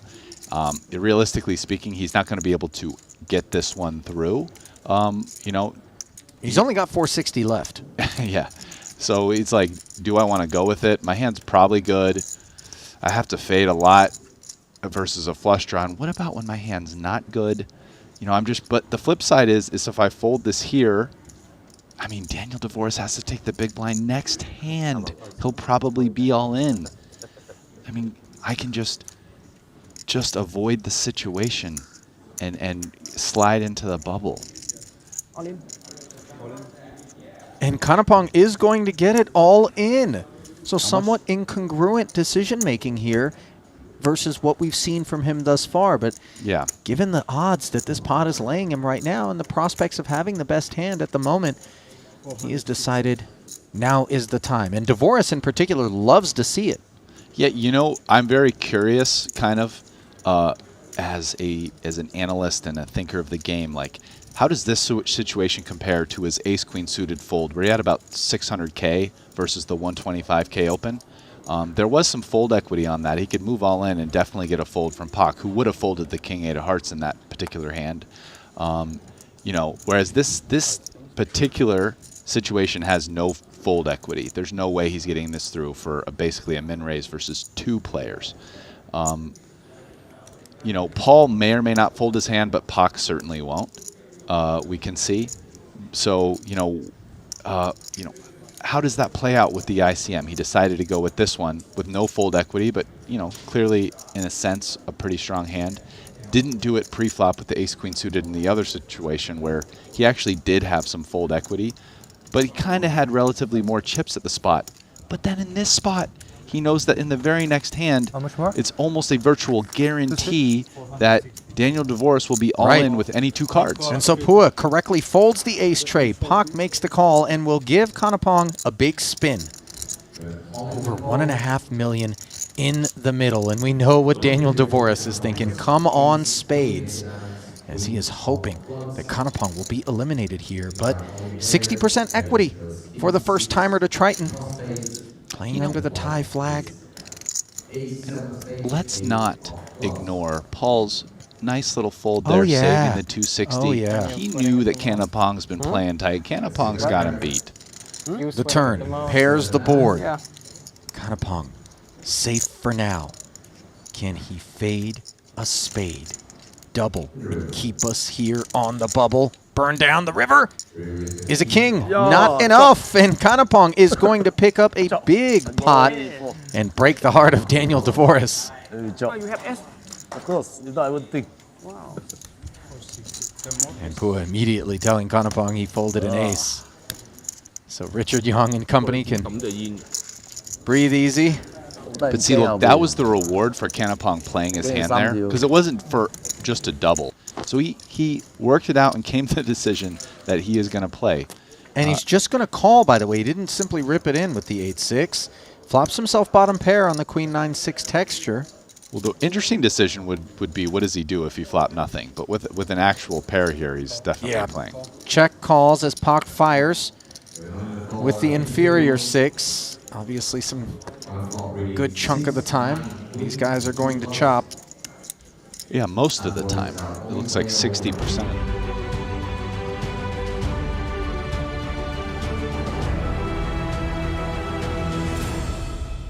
And welcome back inside the broadcast booth at Casino Gran Via in Madrid, Spain. Ali Nejad joined now by Jeff Gross. And Jeff, I know you had an opportunity to watch some of the action here as event number 2 progresses. We finally burst the money bubble. We were on it for a tremendously long period of time, but the first comments that you had when we sat down at the desk together were Paul Pua is really doing it. Might this be the moment where the man who is one of the most decorated Triton participants in terms of cashes finally picks up a title? Yeah, I mean, I know how much he wants to win a title, and right now he's got just crushing. He's on fire. He's making plays, making moves, and you know it's nice when you have so many cashes and you're able to just decide, you know what, I want to go for it. I'm going to put pressure on. I don't mind if I get knocked out now or I make a mistake. I just want to go for it, and I think we're seeing that. So I expect him to get it done today. That's just what I think. I think it's his time. It's in Madrid. He already had the final table yesterday. He's confident, feeling good, playing well. I think it's his to win. Well, let's head back right down to the feature table to see what's in store for Paul Pua and the rest of the boys as the bubble has burst. 56,000 euros guaranteed to our remaining 13 players, and the shortest of all stacks in the field belongs to Eric Seidel. As we get a look at the chip counts at the featured table, Danny Tang, Daniel Dvoris, Fedor Holz, Patrick Antonius, all sub 10 bigs, and could definitely see a lot of all-in movement out of those stacks. Then we're up to Pake and Kanapong before we land on Paul Pua's almost 5 million. Those chip counts brought to you by GG Poker, and 93 original entries. First place is a whopping 740,000 euros in change. 514 to second, 340 to third. Some very big payouts up for grabs. I mean, can we take a second and talk about that chip count? That's wild. That is a very short stacked. A lot of the players. I mean, Paul is healthy, but no one else really is that healthy. So this is a function of a long bubble. Exactly. So that is what you're seeing. You might think, wow, that took a long time. It's stressful. No one likes to bubble, no matter the size of the tournament, especially when it's 30,000 euros. But someone did bubble, and now the players are on very short stacks. So this is going to be an interesting dynamic to see if Paul leverages it and how some of the short stacks are able to find their way out of short stack and double up or remove themselves from the tournament. So I think we'll see a lot of action here very shortly. Pocket Queens is one good way to make an effort to spin up, as Fedor rips in 775,000. Wow. Well, the power of first in is powerful, but when you run into aces, it doesn't matter about being first in or not. You're just in big trouble. And this is another man who had a final table. So a couple people in good form early, and there it is. Going to put his all in for less, 2 aces. Yep. The only good news for Fedor is that he has Danny Tang covered, but he is in bad shape. And what a cold deck this is for holes. Yeah, Danny Tang just off to a good start, getting 2 cashes, 2 for 2. Tang has 5 total cashes on his Triton record, 2.7 million in earnings. Already finished 7th in event number 1, the 20K. No limit hold'em 8-handed, and here he is with top set on the Ace-King 8 board, so the 2 queens need running 10-Jack or running Queen-Queen, the 7 of clubs. Makes the river a formality, and Danny Tang will double, and then some. 1,050,000 headed his way. Nice start. Nice restart, yes, I should say. Yes. And very unlucky, of course, for Fedor. When you get queens in that spot, you just can't believe it. You're hoping to get action when you're short stacked, and that is just, yeah, nothing else to say. It's a cooler. Still in, though. Still in, and Danny on his way looking for another final table. And not only is Fedor still in, but he still has a shorter stack in the field behind him in Eric Seidel, who is down to just 2 bigs and 150K. Yeah, chipping a chair. I know Joe Cotto was down to 2 bigs, won the main event. Pretty deep in that tournament. Yeah, You've seen it, Ali. You've seen spin-ups, but they like find a little thing. And not the way you draw it up, though. Not how you want to be So with good. 13 left, but it could be worse, could bubble. And I did talk to Patrick on the break. He was, you know, he got off to that rough start. I think you mentioned he was in for 5 bullets in the 20K. Yeah. And nice to get on the board, get a cash in the 30, and he's got a little work to do before he's in the black, but still, it's a start. He's on the right side of the bubble here, but definitely not sitting on a deep stack, just 9 bigs, 875K. Meanwhile, Holes follows up on the 2 queens with Ace-King. 375,000 will be pushed all in this time, and we'll see if he gets any customers.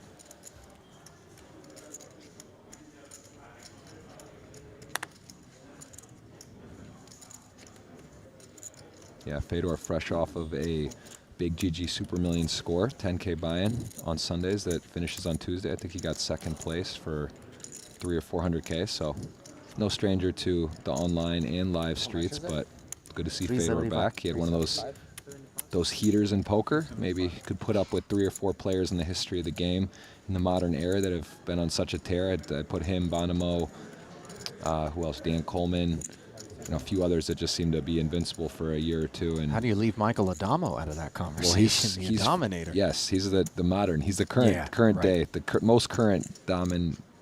That's what he does, a dominator. You're right. So, for sure, put him there. Dvorak has asked for a count here from the small with this 475K. First one is a good one.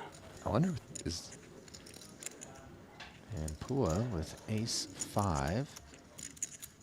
Can I get change? Might he be a customer? Like, can I get? Apprehensively puts it in. Knows he doesn't love. He's not going to be in a great situation almost no matter what. But he could be ahead. This time he is far behind. Much better spot for Holes this time. 佢推細過呢啲多好多。係啊，兩個公嘅都推咗。求其80同花都推咗啦。To the flop we go. King 8-6, and Pua's prospects for a W dim greatly. Just 4% from here forward. Wait a minute. There are 5s, and the field chuckles. It's funny till it's not. You know, it's 1-5. We've seen. I mean, look at it can happen. Not there though. Not quite. Running that would be tough. That would be a tough way to go. Queens to aces, and then Ace King to Ace-5, King high, running 5s, but not to be Fedor right back, sitting healthy again. Healthy short, not healthy. Exactly. Of the short stacks, he's feeling okay. Kind of just did a little back to where he started. He's still in the ICU, but he's off the ventilator. Yes. Yeah, that's exactly right. Yeah, I mean, this is a star-studded field. This is, again, long bubble means shorter stacks, and there will be a lot of still all-ins, and this should, I think we'll be seeing some collisions here.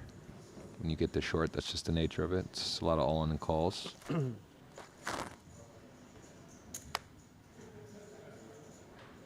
Fedor kind of says retired. I mean, that gets thrown around in poker a bit. Gets tossed around. People say they're retired, but then they come back. What's your thoughts on the, in general, and the athletes? We see this, some of the best in the world. They say I'm retired, and then Brady was sort of the I fake. just roll my eyes. I don't buy it. Anytime they say they're retired, I'm like, okay, give it. If I see a whole year you're out of the game, maybe 2 years, then I'll buy it. But until then, you're not retired. You're just on hiatus. Yeah. Meanwhile, Kanapong, impressive in his first ever Triton series. Moving all in with king-queen offsuit in the cutoff.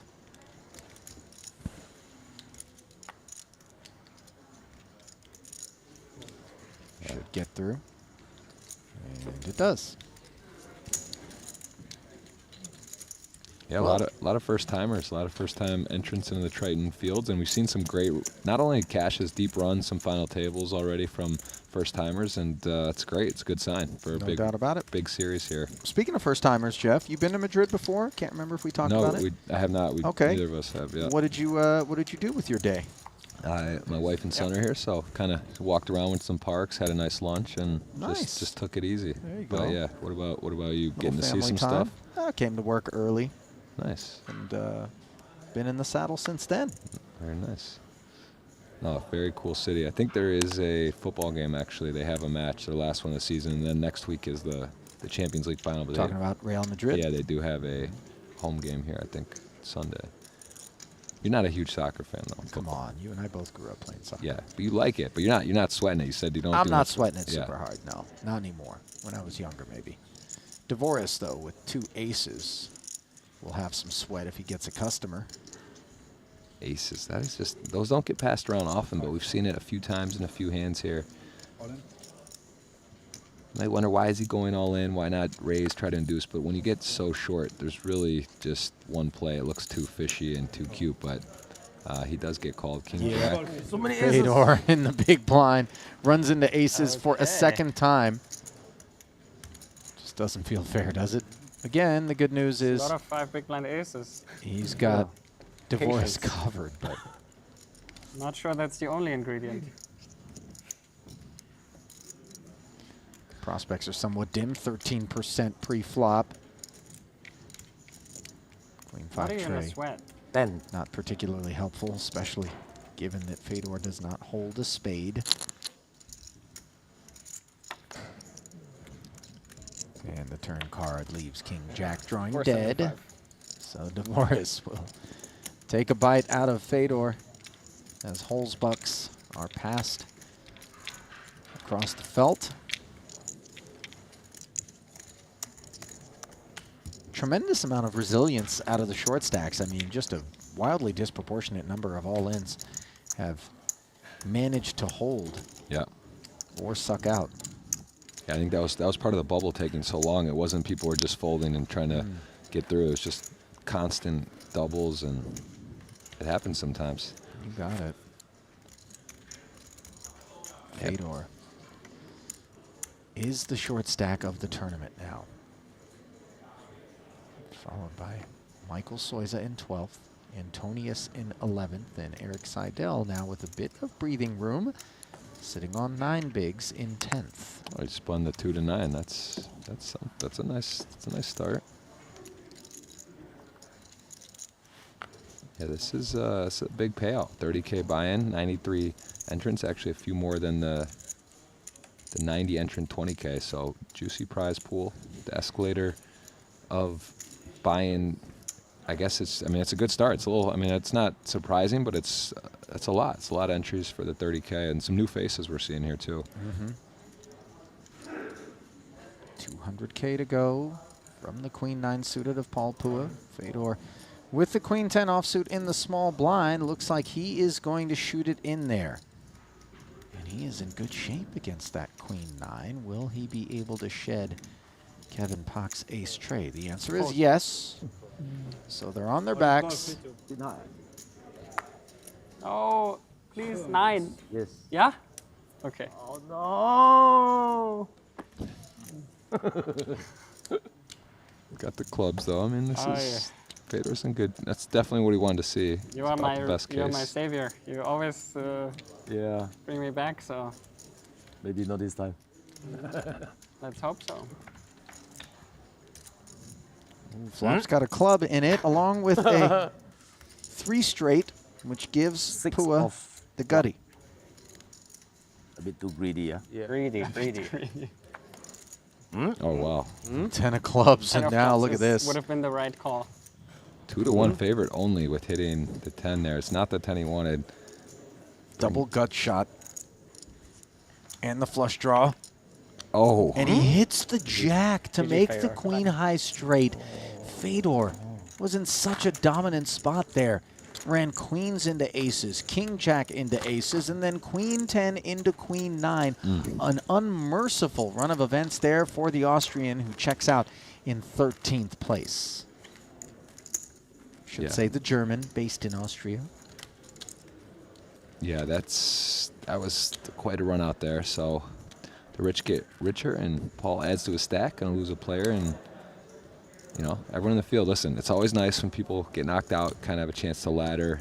But Fedor, people know he can play, so that's one you definitely, if you're in the remaining field, are happy to see go. And dramatic run out.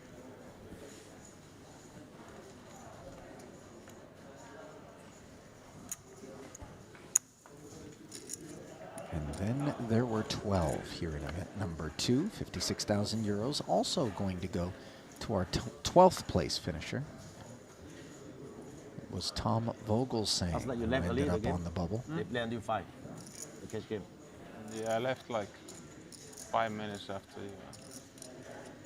It was an amazing game, but never had a hand. I was up like, I don't know, almost penny, but I didn't Maybe get you the. should buy in deep. Didn't? Yeah. Buy deep. Yeah, but I won't. Yeah, I should. Next time. Yeah. Rock deep. They played much worse in the beginning, like any hands and a crazy gamble, and then start playing more serious when big stacks.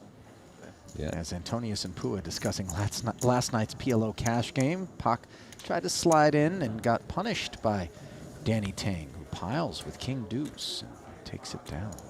Yeah, hand doesn't play well post flop. Just thinks he has the best of it and wants to get it done there. So nicely done, Danny Tang. Paul and Danny both final tabled the first event. This is event 2, getting pretty close to that final table.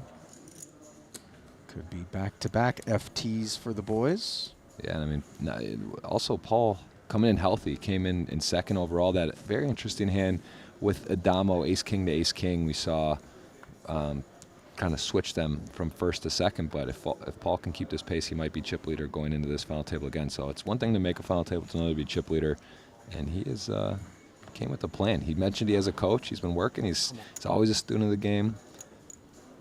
In good form here in Madrid. 200 to go, says Pua.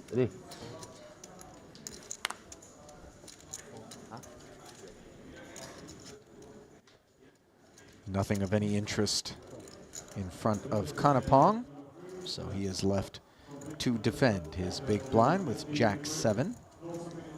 And flops a gut shot straight draw on the 10-9-6 board, which gives Pua second pair top kicker.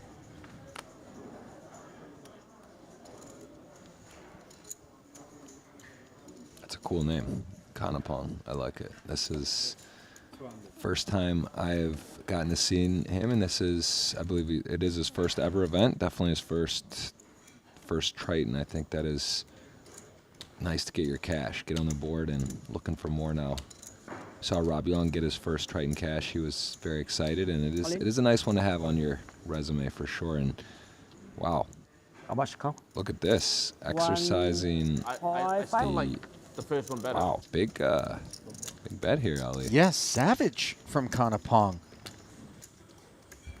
And we saw him play extraordinarily tight with an ace-queen suited earlier when we were on the bubble, now showing that he is loose. It shows he really understands the game. He's blocking the nuts. He doesn't have a very good hand. He's got a gut shot with an over, and he's putting an incredible amount of pressure on Paul. I mean, this would be, Paul has just got, he's been chipping up, and as we see a aggression is usually rewarded. That is one thing in No Limit Hold'em. When you are aggressive, you get people to make difficult decisions, and kudos. This is this is well done and big pot. And also, I think it's in. You mentioned that shows he's very tight. The other players may be aware, and he's understands what he's perceived at the table and to his advantage. Who Paul, very perceptive, observant player. Very well done. Nice hand. That's high level. So the student of Pashara Wangwichit, one of multiple Thai players who have traveled to Madrid to participate in their very first ever Triton series, showing his chops. His most memorable moment from playing poker was when he had a chance to knock somebody out on the very first hand in a tournament where he picked up aces and someone else picked up 2 kings. It's always nice to start off with a double up, very first hand of the tournament. Yep.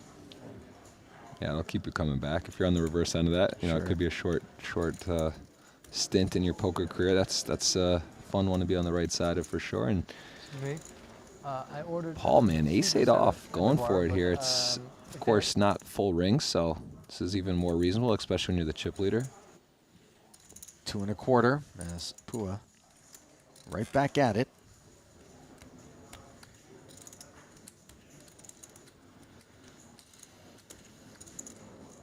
Rest of the table, by the way, may have the sense that Paul is a bit speedy, especially after that check raise from Kanapong. Sent his hand into the muck. He has been fairly active, fairly aggressive, but granted, most of that work was being done when we were on the bubble. Now, the bubble has burst. And will there be some adjustments made? Dvoris defending his big blind and flopping bottom pair with an open ender. Double gutty for Pua.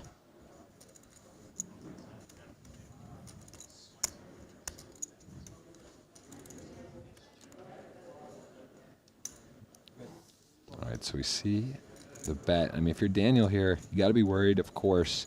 Your opponent with the big range advantage, ace-king, could have just the stone colds, but it is the chip leader.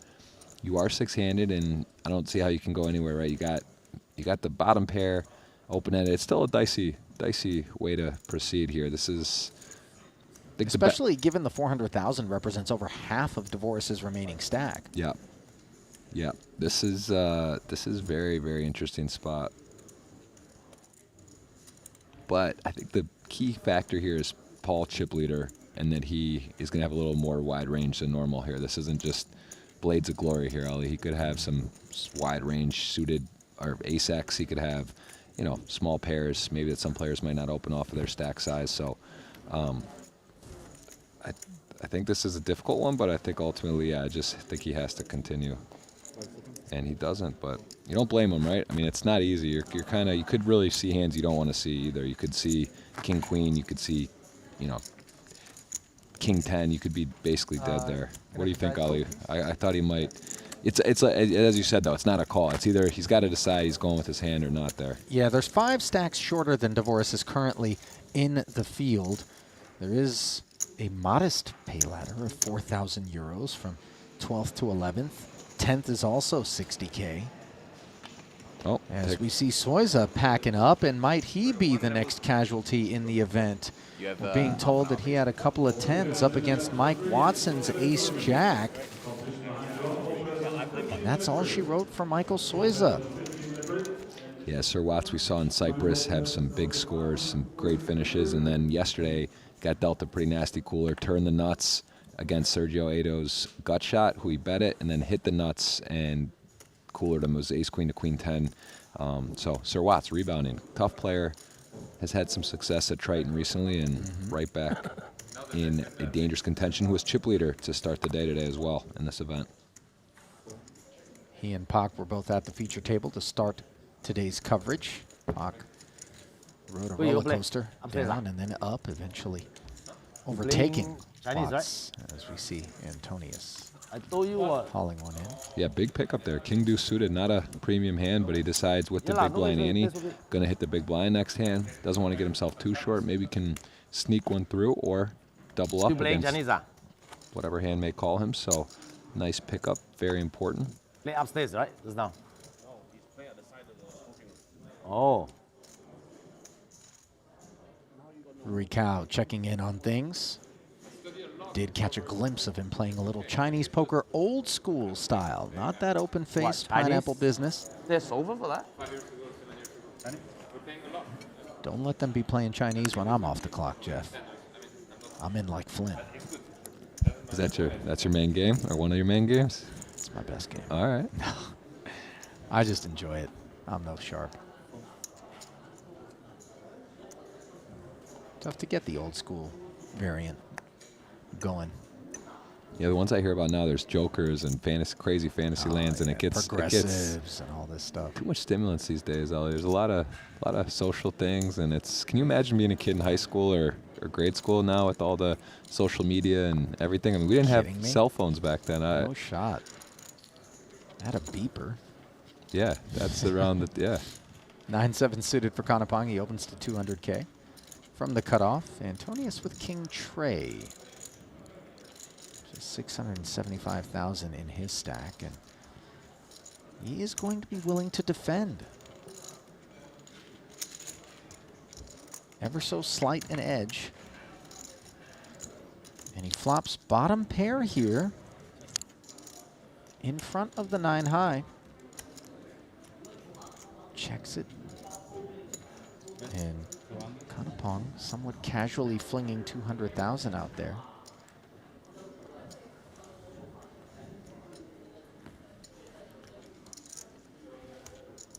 A lot more comfort behind 200K when you're sitting on 2 million than when you're sitting with 575. Yeah, Patrick definitely knows the game, knows how hard it is to make a pair. He does hit that bottom pair, just a little nick, but Kanapong maybe where his image here from earlier as seen could get him, if it's close, right? If you only have so much information to go on, maybe you just go off that, but Patrick realizing that he is still doing okay against some hands and has a decision here too, to go with it or not. This is not a call, check down, not a trap. This is either take a stand. Doesn't have much fold equity though, Ollie. This is actually, he has a stone cold bluff here, Kanapong with absolutely nothing. Patrick doesn't want to relinquish this though, just yet.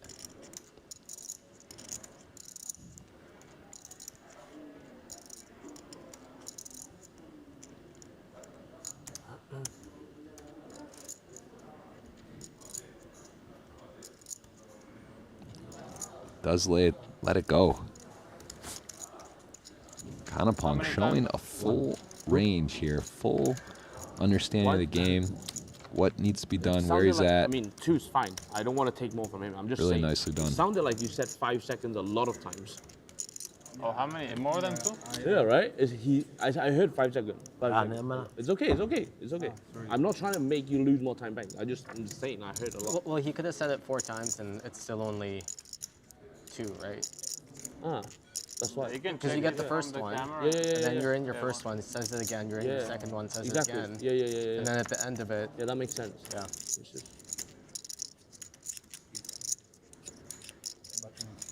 Yes, correct.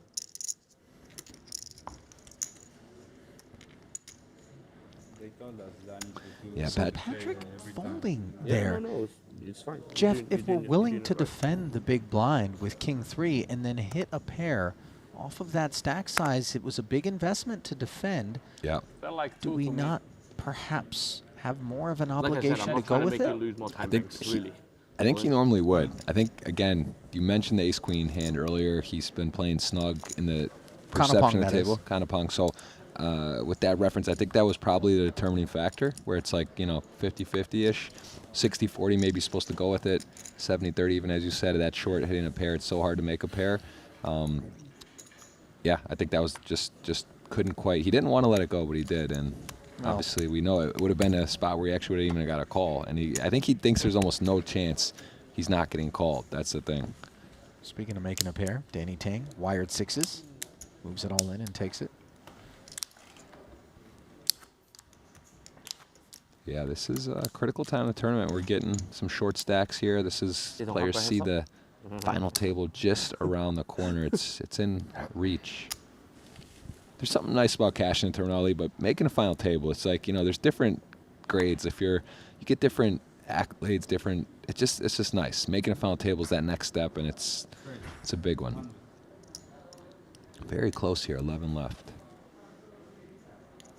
6 is getting passed across the table. Kanapong going to open it up. Paul ready to use that big stack, but not with that. And here's Patrick, under the gun raise. He has ace-7 suited with, what is this, 5 blinds. Much better hand than the king tray before it. Against the same opponent. And he will move all in with the ace-7. It represents 2 overcards to the 2 6s. Still a few players behind. Pak comfortably folds the ace-5. Bad news for Antonius as he is looking for an ace. Jack-10 hits the muck from Danny Tang. Kanapong makes the call. And we're going to see 5 here in a 1.3 million chip pot where Patrick Antonius's tournament life hangs in the balance. Me, short deck. I could have called and C10.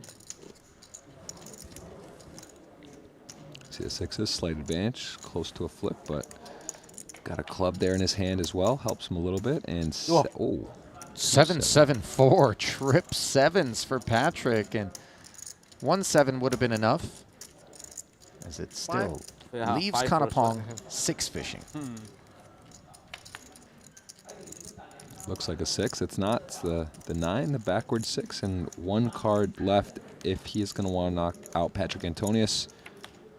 Ooh, not there. And Kanapong's playing well.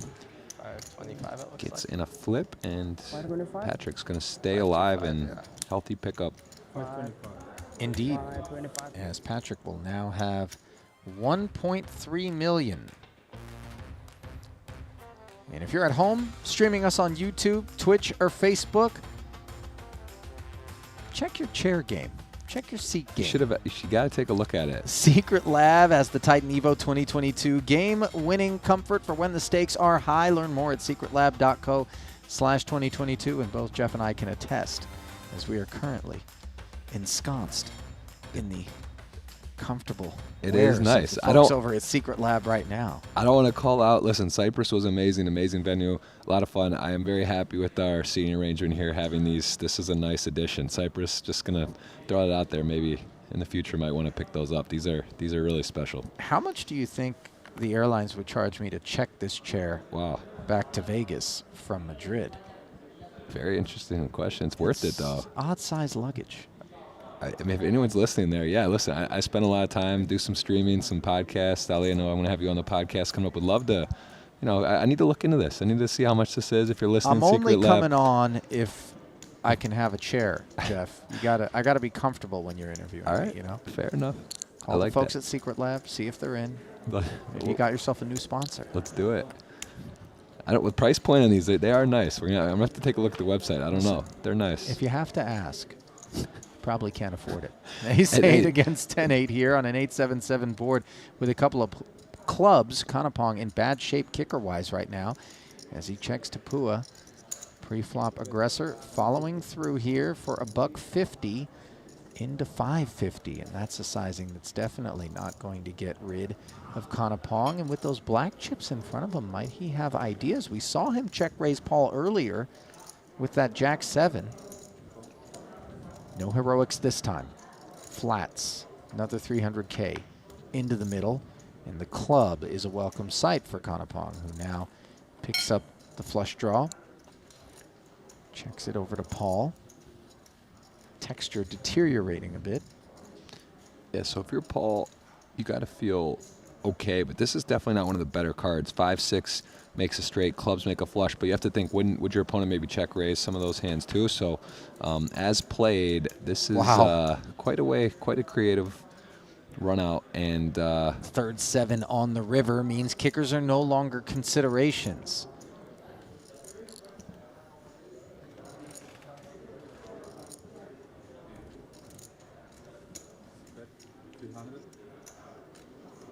Yeah, I guess this will just get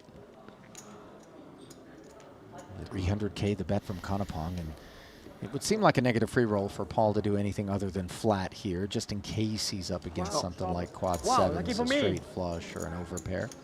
Yeah. Kanapong immediately identifying just how fortunate that third 7 was for him. And to be fair, it was he could have won. He had the club turn, so wow, you got flush was draw. Fortunate run out though. Speaking of sponsors and price points, I will say I was a little lost on the Jacob & Co. I know it's a high-end watch. I know it's expensive, but when I saw, I didn't realize they were there were some $18 million watches. That wasn't on my radar that it was that expensive. Were you aware of that? Which watch are we referring to? For one of the watches from Jacob & Co. I don't know the exact Is it model. the active roulette wheel watch, perhaps? I hope not, because that was one I wanted. I think that's a little out of the price point. Aces again. You're going to have to be spreading roulette. Yeah, going to have to win the Triton Million. They host it again coming up here.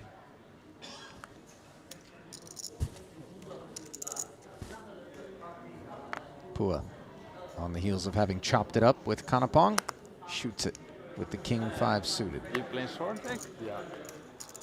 Man, I love it. I think I hear Nacho Barbero on the side there, talking about short deck with Patrick.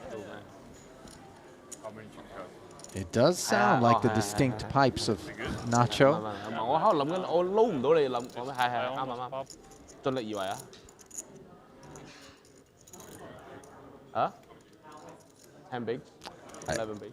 I am sure it's him because I did see him also on a break earlier, and I think it sounded like him. It is him, and he was mentioning it's a very popular game in Argentina. That's one of the games they play. Yeah, they play down there. So Dvoris defended his big blind and flops Jin here with What's trip the minimum bet? 50 or 100?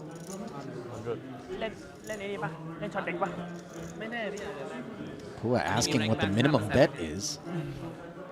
เป็นสนใจไหมไม่อ่ะเหนื่อยเดี๋ยวไปช้อปปิ้งบ้างดีกว่า Depositing it in front of himself. Dvoris with just 425,000 total here. Doing a little inventory there. Meanwhile, just can't believe the fortune. He knows how high up in the range that is quite a flop for him. Shows Paul too. I mean, Paul really opening a lot of hands. Opening ace-8 off, king 5 suited.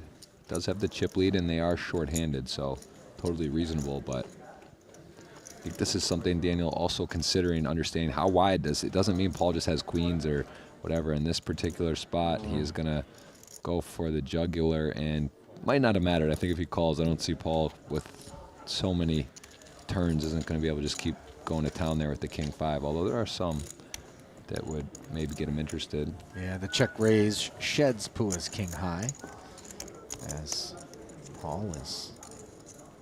But, you know, to be fair, forced to fold. You could say, oh, why doesn't he call? He's so short. You know, calling 100 there is going to look mighty suspicious, right? Like, what is he just calling there? If he has any draw, he's probably shoving. So he wants to be balanced if he... Yeah?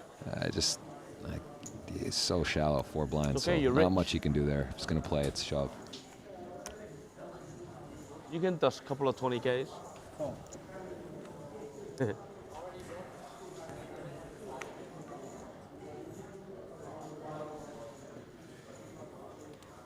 Pocket with the ace-9.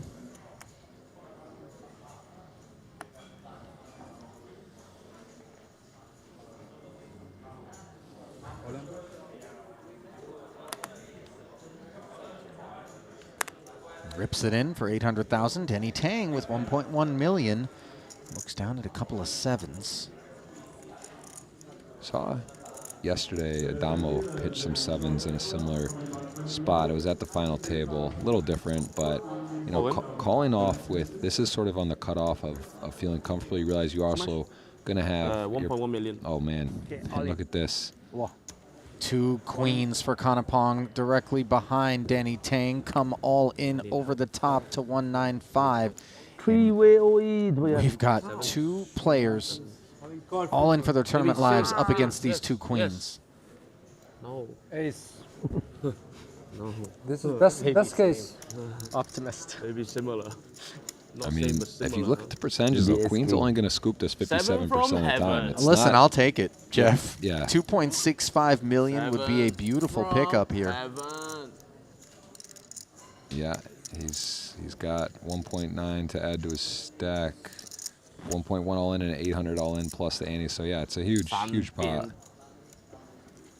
Huge spot. Side pot is another 600,000. That'll be between Tang and Kanapong. 7s against queens. To the flop we go. Wow. King Jack 10. Just don't leave us dead, okay? Couple of hearts. No heart, Pak would Okay, love 7.5, to allow give him Kanapong to make a set here, as that would give him Broadway. Heart on the turn wouldn't hurt his feelings either. Oh my goodness. That is holy smokes from outer space. The 7 of clubs arrives. Wow. You can do it. They block each other. You can do it. You can Easily. do You it. can Danny do Tang, I this. remember in Cyprus, No was 8, calling in okay? the I'll car. be a He bit was putting on his annoyed mic, with an 8. asking for help. 5 What and a a half. card on the turn. 5 Still and has a to half. fade. Nice, okay? Heart, you 5 and a win. half. Nice. The ace-9 has some outs to the screen. Oh! And the 9 on the river gives Kanapong the king-high straight, and he is going to scoop this pot, busting not one, but 2 players.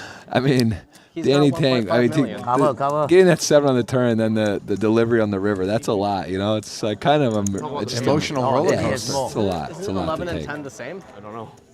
I don't know. So, I mean, 11 and 10 is 11 and 10 the same. Doesn't matter. No price players jump. identifying that That's 11th it. and 10th are Thank both you. good for 60,000 euros, so it makes no Yeah, difference Daddy, so happy for you, the 7. that Tang had more chips than Pak to start the hand. They are both out of there. As so 9 play remain four-handed? here in Madrid. No, they do get one over here, no? Table it's will for consolidate 5. once 5 we're and 4. down to 7 players. 2 ล้าน 3 ล้าน Yeah, this being Are we a doing hand for 7-handed hand or tournament. no? Yesterday was 8. Short deck doing hand for action hand? going as well. 4 ล้าน No hand New for event. hand. No, right? but they will monitor. If Yeah, not yeah. balanced, they will try to balance it. Yep. By the way, don't More look now, than but 2 or 3 Kanapong has is difference. nipping on the heels of Paul Pua for the chip lead, just I think it's better. 75,000 chips shy. And bad news for the shorties as the blinds. 50 and 125,000. Up we go. Yeah, if you're a short stack and you're hitting the blinds 4-handed here, it's fast, it's frequent. Can't be too patient. And Kanapong getting right to work with King 7 off with those newly found chips. So showing the full gear. He looks like he's willing and able, Ali. Paul's might have a little competition here in this, and look at that, the ace-8 off, gonna fold. Yeah, Pua's got competition now. No longer the big bully on the playground unto himself. And Antonius off of 1.1 million will rip it with the 2 6s. Kanapong doesn't make a meal of King 7, sending it right into the muck. Nifty pickup for Patrick. Current short stack in the field is Mike Watson, who has 5 bigs. Daniel DeVore here at our feature table with 8 bigs. Second shortest, and then it is Antonius with the 1.3, who is 7th overall. Yeah, so Sir Watt's still in, but start of the day is chip leader. Got to be, it's still a long way to go. I think there was 21 to start, so no guarantee as chip leader make a final table, but of course you got high hopes when you come in and have the lead, although down to 9, so it is getting very close to that final table. On deck payout, 78,100 euros for 9th place. Reminder that if you'd like to keep tabs on the hand histories, the payouts, the structure, and all that there is in the Triton universe, simply download the Triton Poker Plus app, available on the Google Play Store and the App Store for iPhone users. And if you're not on mobile, you can also head over to the tritonpoker.plus website.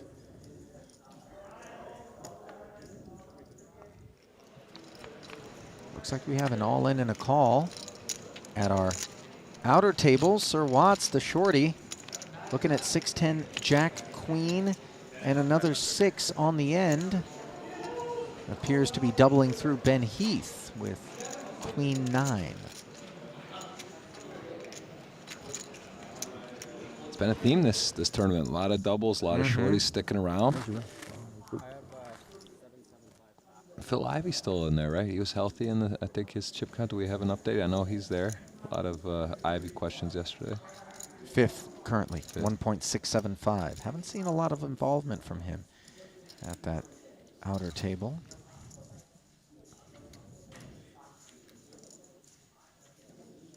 All in. All in. Queen 9 suited going to move all in on the button here as we play four-handed at the feature table, and Kanapong is going to move all in over the top. And terrible news for Antonius as a 9 is shared between them.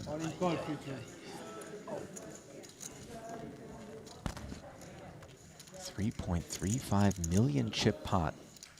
Kanapong got in the right situation here. 2-1. Antonius gonna need some help, but that Queen 9 suited looks live, doesn't it? It's got options. It's got flushes. It's got straights it can make. So 2-1 favorite. Dominated though.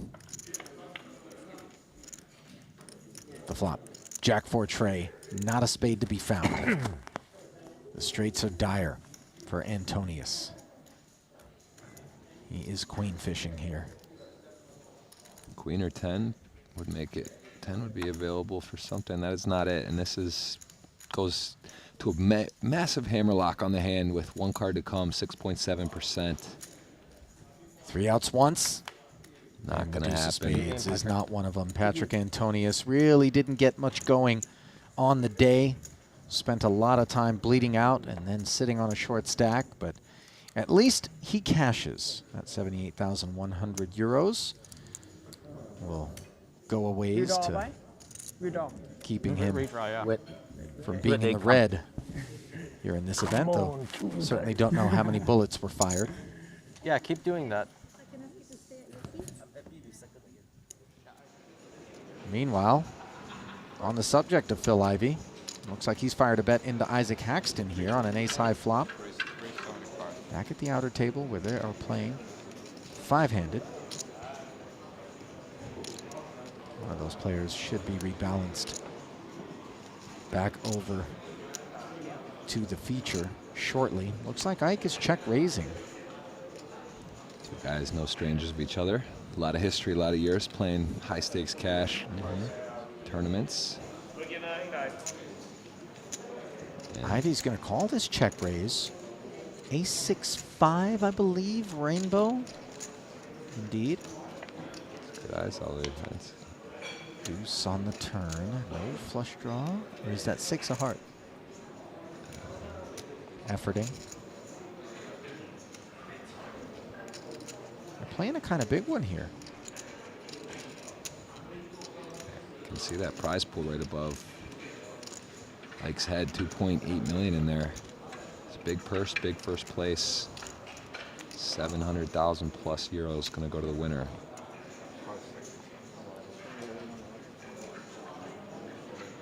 And Haxton is moving in.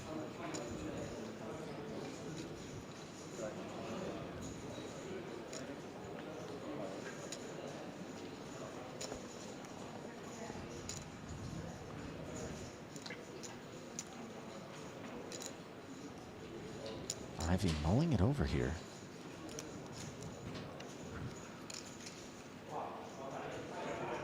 Do both players have an ace?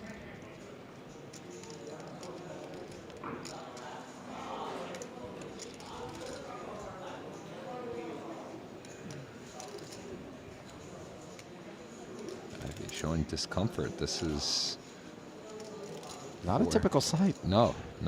He's definitely isn't snap calling. He hasn't done that. That's usually a good sign when you're all in. Like, is gonna have Ivy at least use some time banks here.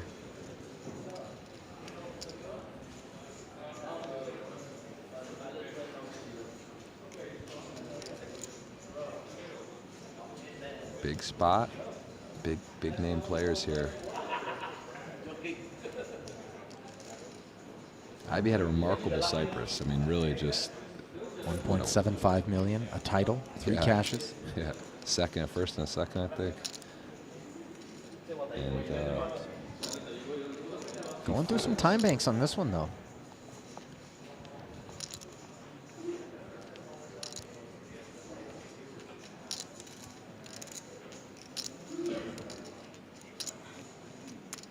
yeah, not on the feature, so we don't see the whole cards, but saw the board. Looks like Ivy's in the big blind, Ike on the button. Look at Ike just frozen. Ivy's got those eyes that'll look right through you. Hasn't really shot him over at Ike. Ike's got the mask on, low defense there. Can help if Ivy's staring you down. It's a little shield. Ben Heath there. Need a Halloween mask. Yeah, you need. Keep yourself safe from the Ivy eyes. Yeah.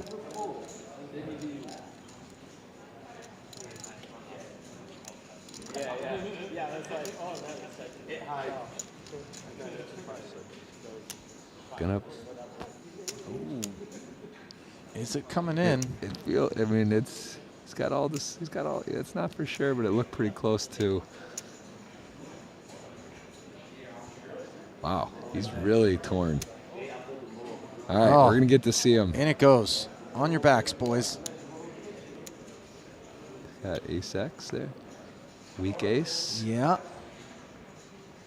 It's ace 3 with the gut shot straight draw against ace 9, and on the end, Ivy is unable to hit the 3 or the 4 to improve. So Haxton ends up with top 2, sending Ivy to the rail in 8th.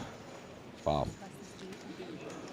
They drop like flies rather quickly here after the bubble burst. Ivy will pick up 103,200 euros, but the look on his face suggests that he is not all too pleased with the way things developed in that spot, as everybody from the feature table was feasting their eyes on that spot. Officially down to 7 here in event number 2, and we will merge our 2 tables as just 7 remain. Welcome back inside the broadcast booth here in Madrid at Casino Gran Via. And Jeff, we've got a nice one shaping up. Obviously, dearly departed is Phil Ivey. We always love to see him at the feature table. But the story right now is the first-timer, Kanapong from Thailand, really making a splash, has shown us some things that I don't think we would have anticipated just a few years into his poker career. And then, of course, Paul Pua, the legend of Triton, the co-founder of the tour, looking for his first title. Yeah, I mean, again, saying it's his time. We think that he has got what it takes. We know he's got what it takes. He's been there so many times, and ultimately finishing it off would mean so much to him, and he's got the chips to do it. So Kanapong, though, super impressive for a guy that we haven't really seen much of, or first Triton event. That is, I'm impressed. I saw him make some big bluffs. Seems to know exactly where he is. Semi-bluffing, bluffing, value betting. He's got the moves. He's got the tricks. Could be a big matchup. Yeah, and we've got the final table coming your way just moments from now. Stay close. We're going to go to a break. I'm going to hand things off to Henry Kilbane along with Jeff Gross. You're in good hands. More from Madrid after this.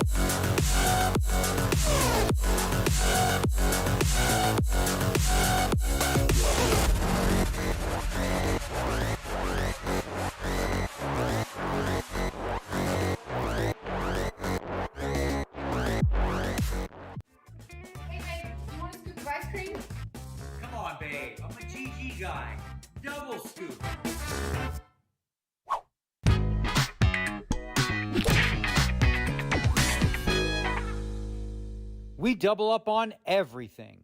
Come play now on GG Poker.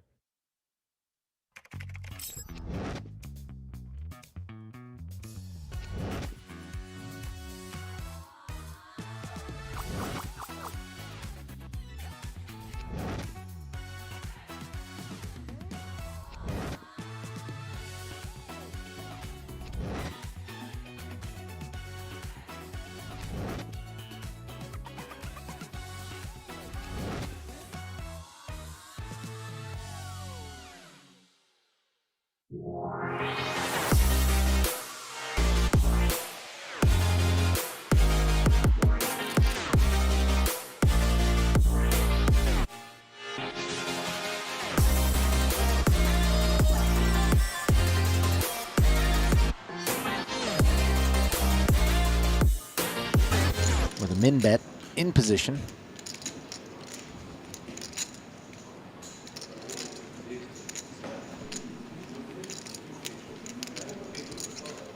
Heath not done with it, makes the call. Board is Jack 7-5 with a couple of spades, 6 of diamonds. Slides in on the turn.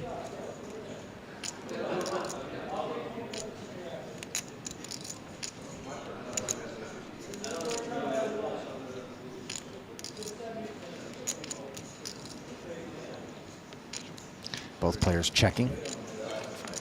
And now on the river, 4 to a straight show up.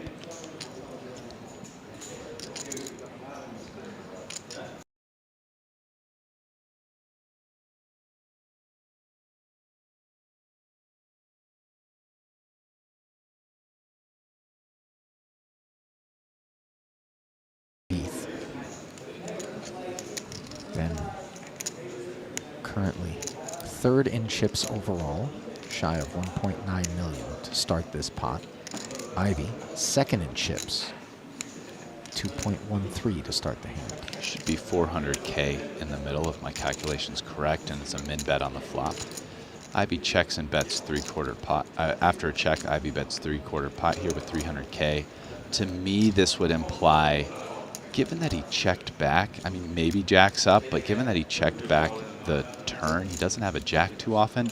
So to me, this is very likely a straight or a bluff.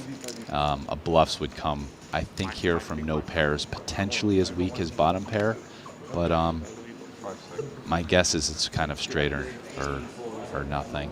And we'll never find out. Yep, Ben Heath goes into the muck as we return to the feature table for the outcome of 8s against jacks. Dvoris has Antonius covered, but has way the worst of it. It's not the worst. 4-1 dog. At least going to the flop. The flop has an 8 in it. The good news is Patrick is open-ended.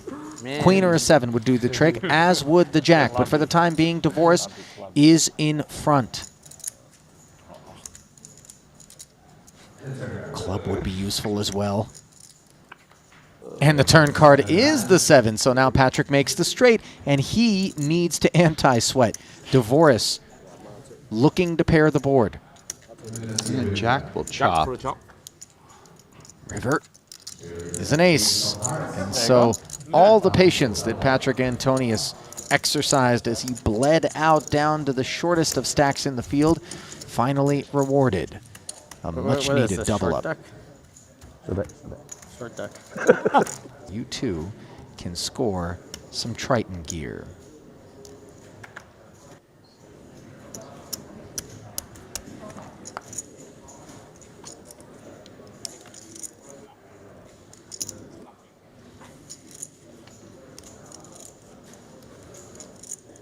Two aces for Dvoris off of a 300K stack.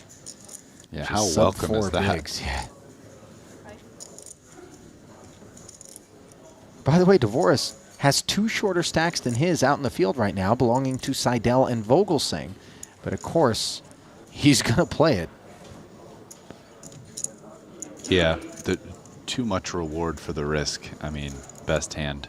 So I believe that was a bit of a Hollywood time bank, but in the sense of I don't think he's going to fold this. But I do think this is a very tricky spot, and with a lot of other hands, his decision would be difficult. So he wants to kind of mask that. How much is it? 300 exactly. 300 and? Yeah, he realizes the big blind has a lot of chips, and it can definitely call him.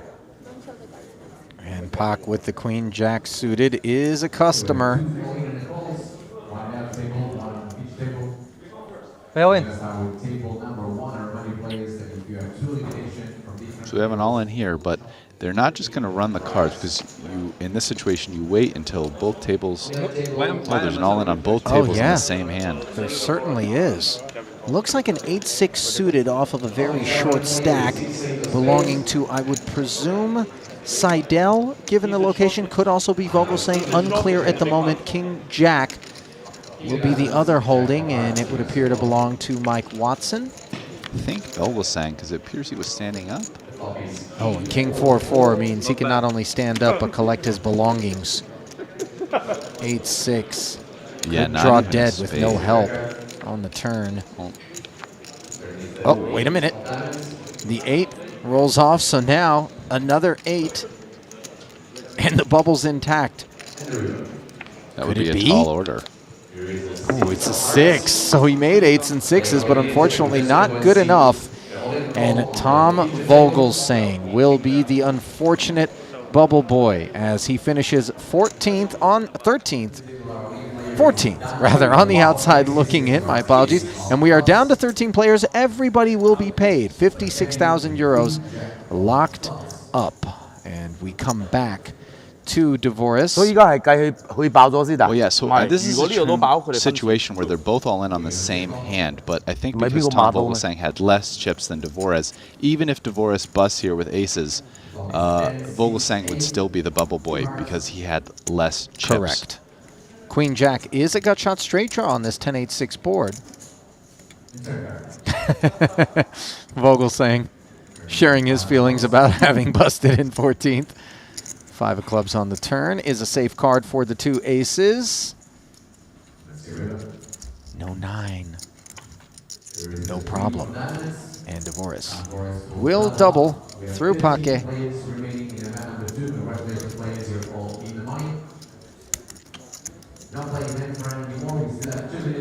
Some very big payouts up for grabs. I mean, can we take a second and talk about that chip count? That's wild. That is a very short stacked. A lot of the players. I mean, Paul is healthy, but no one else really is that healthy. So this is a function of a long bubble. Exactly. So that is what you're seeing. You might think, wow, that took a long time. It's stressful. No one likes to bubble, no matter the size of the tournament, especially when it's 30,000 euros. But someone.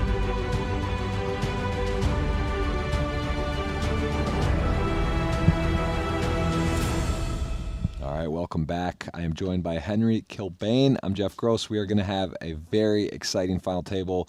Henry, Paul, again, second in chips, right there, going for it. Kanapong, someone new, I don't know if you got to see any of him when you were watching earlier, just chip leading, coming in, crushing it. Some other big names. Eric Seidel was down to 2 blinds and spun it up.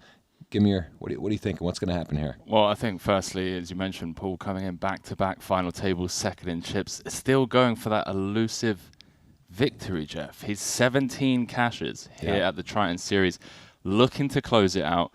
Eric Seidel, one of the GOATs of the game. I mean, come on, how could you not get excited when you see Seidel in the mix? And I believe I heard you mentioning before we went live that there was a lot of spinning going on around that bubble. So I mean, people were doubling up. It was crazy. It was a literal hour-plus bubble. This wasn't guys tanking and knitting up. There was all-in, there was doubles, there was stuff happening. And Eric Seidel, 2 blinds into middle of the pack now, and also interesting, 3 sub-10 big blinds as we take a look at the action about to get underway. Look at that, 9, 7, and 6 at the bottom. There's another Michael here, not a Damo. Watson, Sir Watts, we saw with a pretty big cooler yesterday where he turned the nuts and the river completed the nut Broadway gut shot for Sergio Ado. The only way to knock that man out. He plays well, gets it in good, and he is still in. He was chip leader start the day as well, so it's nice to see him still make the final table. You can see the payouts, very meaty. This is bigger than yesterday, about the same amount of entrants, a little more pricey price point, 30,000 euros instead of 20. You can see that is generating a bigger purse here. So this is very exciting. Everyone locked up the 6-figure club. You don't have to sweat a few bust outs. It's going to be interesting to see if the bigger stacks can lean, but this is not a situation where it's just a runaway stack. Still, Paul is a chip leader, only 40 blinds. And look at this, Sir Ike, Ike Haxton, Ben Heath, Eric Seidel. I mean, this is pound for pound a world-class final table, and Eric Seidel going to get dealt in right away with ace-queen suited, putting it up. And Kanapong, our chip leader, who's played phenomenal, is dealt with a little bit of a decision. It's under the gun, Yeah, coming in blind myself personally, Jeff, but looking at these stacks, some real interesting ICM dynamics coming into play very early on. And look at this. This is going to be a first-hand final table, Eric Seidel, and it looks like he's going to go and check his temperature and put it upstairs on him. So very tough. I mean, this is one of those hands, right? Ace queens suited, pocket nines, pocket tens. They're premiums, but when you see resistance and you know they're shorter stacks than you, it's a very uncomfortable situation. And Paul, look at this with ace king off. I mean, this is crazy. There's a chance Eric just gets saved to having to make a difficult decision. And if Paul were to be aggressive here, he would be taking this down. And listen, Paul is not scared. I'll tell you that. This man is someone who also is very aware of situations, sees a little under the gun +1 from the one stack that can kind of hurt you. You could see him going either way with this. Yeah, this is obviously an absolute nightmare for Paul, running into chip leader, the only person that can send him out in 7th coming into this final table. And ace king O, he takes the spot. He is one of those ones where wow. And look at, you wonder too with that ace king versus ace king Adamo, if that's in the back of his mind before, but unbelievable for him to get to pick up a big thing. And this is unfortunately for Kanapong. Maybe he has to Hollywood for a second, but there's just no scenario where he's calling ace 10 off for all of his chips. It's just not happening. The guy is very capable. Looks like he knows exactly what he's doing. And unfortunate time. The interesting would have been if Paul didn't wake up, what would have Eric have done? That's what I would have liked to see. He might have just decided to go with that as well, but no, definitely. But yeah, fades the snap call. He's already doing backflips in his head for sure. Going to be the chip leader, can be able to come into this final table after hand number 1 and just start Sir Watts, people around. Looking on intently, if you're a middle lane or short stack, I mean, could you imagine the first and second stack just get in like a flip for all the chips to start? We might have seen one of those runaways. And Eric is smiling kind of like, man, what is going on? I had ace queen suited. What do you guys have? It's 7-handed at the moment. Well, absolutely here. I love that from Eric as well. Just loves the game. Just clearly loves the game. And even spots like this, the spots that pain you, where you have to fold, he just loves it. He's just smiling. He's like, whoa, if I got ace queen suited, what are you boys up to? This is a really, really interesting lineup. I mean, there's some heavy hitters here. If you're not familiar with some of these players, Ben Heath, Daniel DeVoris, just absolute crushers. I mean, they have some huge results, biggest stage. I mean, they've won main events, they've won high rollers, 250K buy-in tournaments. So there's some super, super quality. Sir Watts, of course, Mike Watson, we saw just at Cyprus in the last about a month ago, get some major results, picking up over $1 million in cashes there. And Eric Seidel, one of the legends of the game, been around since the early days. And Kanapong is a guy that I'm impressed with him. I like it. His moxie's going for. He's 3-betting out of the gate under the gun against Eric Seidel. And I mean, this has got all the makings of an amazing final table. Well, I'll tell you what, Jeff, if Eric goes on to win this today, we'll take him over the $40 million mark in total live earnings. Number 4 on the all-time money list. And truly, when you think of greats, Eric Seidel's name is certainly up there in the conversation. And, well, his resume, as Jeff alluded to, is one of the best. And Sir Watts, as one of the short stacks, ace-8 suited, decides to push the action, and Heath with an uncomfortable position. We saw this yesterday. Adamo folded 7s in a very similar spot with an all-in front of him, and calling an all-in is just not so fun. And here, you got to think that you are going to be flipping at best a lot of the time, and he does catch Sir Watts, though, at sort of the bottom of his range, and still, though, flipping if he were to call. Yeah, obviously with ICM, you want to be the one that's doing the pushing and not the one that's calling. You want the pressure to be on your opponents, not on you, and does decide to just get out of the way. Be a completely different scenario if there wasn't a ton of pressure on Heath, in the sense that there were, everyone else was reasonably stacked. But given how shallow this is, given the blinds, just makes sense to bow out. We saw yesterday Adamo fold the ace-queen in a spot where he would have gone home in 6th. Yep. Had he called off for, 7-8 blinds at the time, ended up going on to win it. Was that with the, you're talking the ace-queen or the other one? Ace-queen. Yeah, and actually I thought he did make Broadway, but the ace-king would have made the 4 flush. Exactly, so, yeah, he didn't actually win that. Chat lied to us, Jeff. Can you believe it? It is a bit shocking. Speaking of the chat, if you're watching YouTube, Twitch, big hello from us. We are enjoying doing the coverage. Hope you guys are enjoying watching, and if you are, please hit that thumbs up.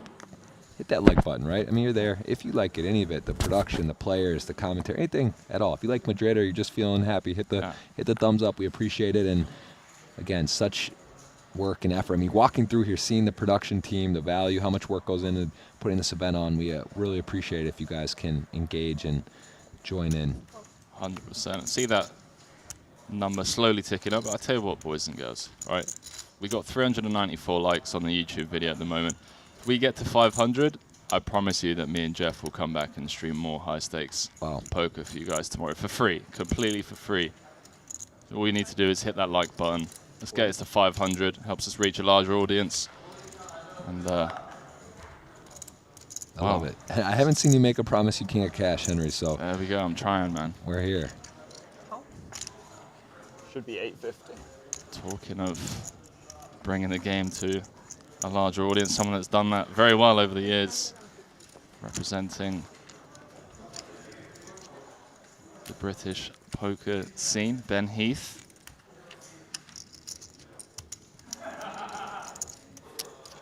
Yeah, Ivy out, boys and girls, courtesy of Ike Haxton, Prince of Darkness himself. Taking out another one of the all-time greats. Look at that, we've almost went from 390 to 500 in less than a minute. Appreciate it, boys and girls. That's beautiful. Love that. People, I've heard different things about, I've streamed on Twitch a long time, YouTube, I've done some stuff, but the live stream YouTube, I've seen nothing but love out here. Friendly, very polite. Sometimes YouTube, I've heard there's some trolls and get a little rowdy, but listen, man, I've seen nothing but amazing engagement, interaction, and positivity out here, so appreciate that. It makes it more fun. I really enjoy just the internet culture in general. Especially around like Twitch and YouTube and whatnot. Just think it makes streaming so much more interactive and fun. Get to sweat these guys, play for hundreds of thousands of dollars for the glory, for the trophies, and get to watch it with all you boys and girls at home. Dvoris moving it in under the gun. King Jack O for, what's that, 5 bigs? Well, almost 6. Yeah, and if you don't think there's skill in short stack play, this is a masterclass in that I would expect, right? These are guys that are very familiar on the stack size. They understand ICM. They understand first in. Also, the big blind ante when you're super short is very relevant. You don't want to be hitting that too often. So there's definitely some real skill. But, of course, when you get short, you get less maneuverability. And it does come down more to luck, obviously, because you have one move. But it still can be a big decision if you call off, if someone shoves ahead of you. We saw sevens already have a difficult decision there, and it's there's definitely some deep thought that goes into the game at this level as well. Yeah, definitely. Yeah, cool. The fold there from sevens, I think, just goes to really showcase the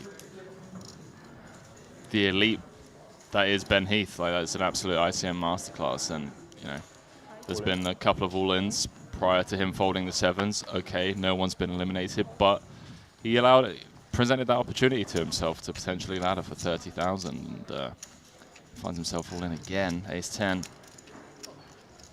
Yeah, so it's just one of those things. It's short stack's getting through. There hasn't been any collisions. We would have seen ace-queen suited versus ace-king off. We might have seen Eric get it in. I don't think he would have had full equity, the ace-10 versus ace-queen suited, if he had gone with it. So could have definitely seen 5 cards and a chance for a knockout, but so far not. And there's a look at Daniel Dvoris, 7 big blinds. Very dangerous player. If he's able to chip up or double up. Can't count anyone out here. Eric Seidel was on 2 blinds with 13 left, so just to show you, it's never over till it's over. Yeah, he's not someone I'd want on my table, let me tell you that. No. Unless I've already locked up, 6 figures and there's only 3 of us left or 4 of us left, and I'm probably happy with the result regardless. That man. Yeah, and I got to say, as someone, if you are in a tournament, let's call it a high-stakes tournament here at the end, you're down to 10, 11, 12, you see a guy in 2 blinds, and then you look over and he's got 12, 14 blinds. It's a bit tilting, right? Because you're kind of like, man, like this guy should be out. Like he's basically on absolute life support. And here, though, Watson with a decent candidate to rip it, although you start looking about fold equity or not, and there's not a lot. So it's just a matter of, +1. Ike raising. He does have a stack where he doesn't have to have only premiums. And Watson going to take the spot. He's actually, if he gets called, not in bad shape. And Daniel, who would have almost certainly ripped this in with a raise and a re-raise and 2/8. This is also a very difficult situation, although he is in the small blind and very short, you know. It's I think Watson actually has a ton of fold equity here, believe it or not, just with like how immense this ICM pressure is. Yeah. And king queen blocking, you know, queens, kings, ace king, ace queen, a lot of the calling range of Haxton. Yep. And also Haxton at a stack depth where he is going to have a ton of raise folds just because opening to 2 big blinds is going to apply a ton of pressure to everyone else left behind. Yep. So yeah, Haxton definitely at a stack depth that is going to have weaker parts of the range in there as well. So I can get behind this jam from Watson. Voris in a really grim spot. Dynamic of the situation is Watson is good enough to know that Haxton is going to have raise folds. How is eights performing against that range? Probably doing okay, but does decide to just pass up on it. 1-1-2-5. Yeah, and Ike. Call. Yeah. Ultimately, goes for the call there. I mean, yeah, he knows the situation. He knows how the land lies. These guys played in 2 years, saved up all his luck. Very difficult. At this level, man, it's so sick. Like, there's so much leveling involved in it all. It's a classic. He knows that I know that I'm going to be opening wide, so he's going to jam wider because he has more fold equity, and I have to call off ace jack O. Wow. Wow. I mean, this is just a ridiculous action flop. Top Great 2 dealing. versus he has the nut flush card here at 10 and flops top 2 and is still not in anywhere close to home. Watson, who started the day as a chip leader, going to have to fade a turn after hitting the flop. And wow, so this is actually now an ace would win that's for the one Haxton, card who have that adds to the excitement. aces and nines. He still has that club or a 10. So to the river, can Watson hold now? 2-1 favorite.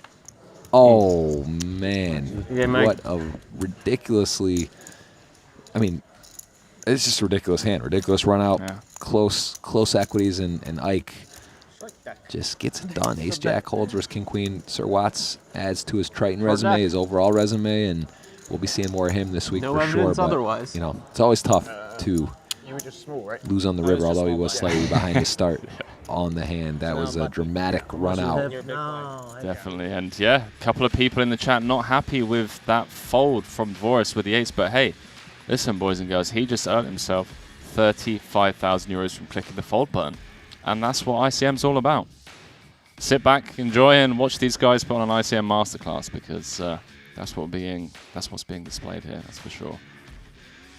Pretty tough. I think, yeah, 8's probably just on the cutoff. And again, if it was just open, probably ships it in. But the fact that it was raise 3-bet, he just decides to lay it down. So, yeah, close spots for sure. Probably the right fold. And as we saw in that particular result, it would have been him being eliminated. So, as you mentioned, would have been showers, indeed. Would have been showers instead. Sir Watts maybe looks at the short decks. I forget if he plays that or not, but that's definitely a man that knows his way around a poker table, and we'll be seeing more of him no matter what. And Kanapong coming in with the queen jack off as one of the chip leaders, not currently the chip leader, though, as we saw Paul sort of seesaw into the lead after that ace-king 4-bet all in. Yeah, talking of the short deck, Jeff, I was grabbing some lunch before jumping into the commentary booth and bumped into Rob Young in the restaurant area on bullet number 2. Okay. He's like, I'm not sure, Henry. He's like, I'm not sure if I'm going to jump in and fire another bullet. I was like, that doesn't sound like you, Rob. And he's like, you're right.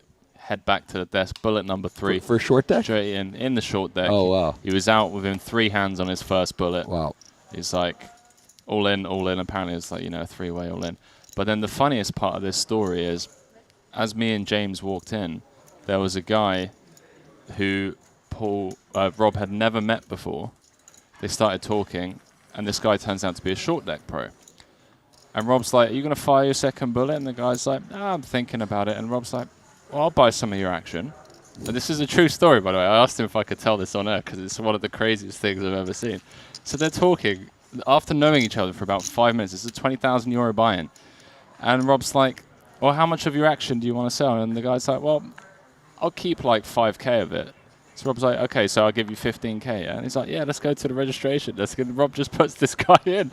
He's like, I'll put you in and you give me the 5K. And I just got, you know, like 75% of your action or whatever. Amazing. And at the same time, it's an amazing story, but also amazing how many Twitter DMs Rob's going to get for staking now on there. But no, it is an amazing story. And it just goes to show you, this is the kind of stuff, you know, luck is when preparation meets opportunity. There we go. Put yourself out there, be in the right positions, and you never know. You may find yourself in a Triton, high stakes tournament at a featured table. Yeah, no, it's absolutely insane. And I believe Rob already put a video out on Twitter with the guy who's like, do you mind if we do a little vlog, a mini vlog of me putting you in? And the guy was like, yeah, sure, why not? You know, you wanna That's amazing. Content. Content is good. Yeah. I don't think, that's not your typical story either. You don't see that very often, especially for those stakes. Maybe for the 125 local pub event, but not for the 20K short deck. But cheers to Rob. Cheers to that player. Good luck, and hopefully we'll see him again. And Ike going to make a little bit of a light call, but he is closing the action. He definitely could have the best hand, and Ike not going to second guess Ike's ranges and calling. And of course, you know, he happens to be behind here, but getting a decent price, and he doesn't have to be dominated. Could be ahead. Could be flipping. He could literally be ahead. You know, Queen Jack, Queen 10, even like 10-9 suited, probably going in.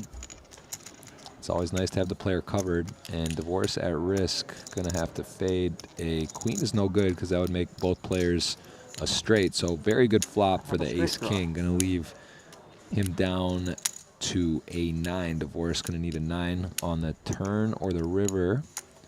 Oh, hello. Here's another way it could happen. He picks up the 7 is out, so he's got a 9 or a 7 now. A little sweaty. Give him the high one, you know, with the queen. It's one of the only sweaty extra cards that could come there. Or saying, give him the high one, you know, the one with the queen. What a legend. And ace, king. Queen is okay now. Gonna do it. Divorce smiles. That's a man that knows his way around a high stakes final table, and he is gonna be exiting, but we'll see more of him for sure. And Ike just not a knockout tournament, but he is sending him to the rail, doing the dirty work for the table at the moment, and a very dangerous player indeed. I've been drinking Diet Cokes all day. Just every time I dwindle down.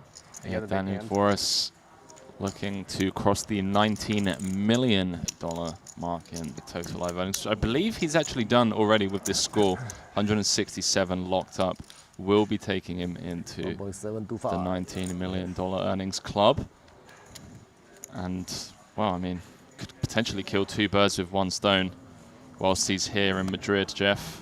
Over the next 10 events, a couple more big cashes, straight into the 20 million club. You know, why not? Take down the main. I mean, talking of resumes, though, you just have to look at Eric Seidel's resume in absolute awe. First cash, 16th of May, 1988. My parents hadn't even thought of me. I was 2 by that time. 2 years old, and he was already splashing on the Hennen mob. Second in the World Series main. A couple of months later, first cash. This is back in 1988. 6-figure cashes. What an absolute legend. No cell phones. It's a different time. He was just down there, you know. He had his ranges. He didn't have his push-fold charts out. He just had them all mentally noted in his head, you know. Just figured out what works. And Ben Heath here with a clean 1 million. Not a lot of blinds, but he is going to decide he is going to have the best hand enough, and he's going to put it in. Kanapong, who is with a pretty looking hand, but utilizing likely not ahead when shoved on, although math is very, it's looking, getting a pretty good price here. And Heath has to love not getting snapped, right? When you're all in short, don't have a lot of fold equity, your opponent doesn't snap call, that's when you start thinking about, look at that, he's actually going to get a huge pickup. He picks up the blinds and the antes and a open. So a massive, talk about a percent stack increase with no showdown. I mean, look, when you could see the hands, he wouldn't mind getting called there, of course, but it's always nice when you're not at risk. And Folding those 8s, he already's laddered 2 spots, and he's now got a shove on an open through, so he is having a pretty decent start to the final table. As things are developing. Eric Seidel got ace-queen suited, open, got 3-bet, 4-bet, folded, and hasn't really done much, so he's probably getting a little bit short himself. Can't see his exact stack right there, but again, we welcome you to follow along on the Triton Poker Plus app. You can actually see hand histories on the outer tables, not just the feature. Breaks it down, shows you a graph of players' chips. Pretty wild stuff, how intensely good that app is. And here is 8s again. A little different situation. You don't have a raise and a 3-bet all in front of you. It's just you and the cutoff. And deciding if it's a shove or an open. Probably just a shove, right? What's it got? Yeah, it's not really a spot to get cute on a min raise. And no customers. So look at this. It's gonna pick up another 300K. So coming around to 2 million. Ben Heath showing us a nicely executed final table plan so far.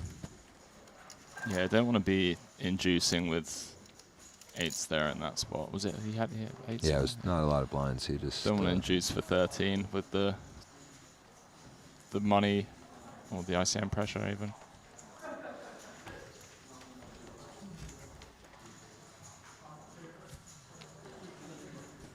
On you, Mr. Paul. Oh, sorry.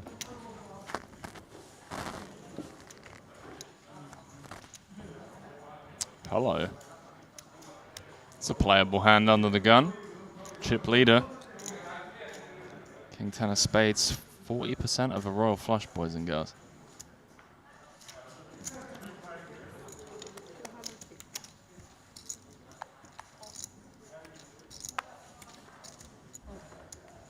And Paul has approached this final table as honest as you can as chip leader. It's not like he's been pipping super wide, trying to push the table around. It's the first hand I can think of that he's played since the ace-king.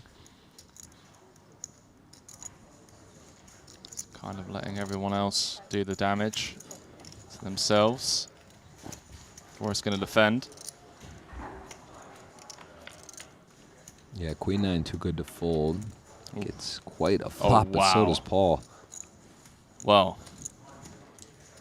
Forrest's either going to double up or we're going to be down to 5 because the money is going in SPR2.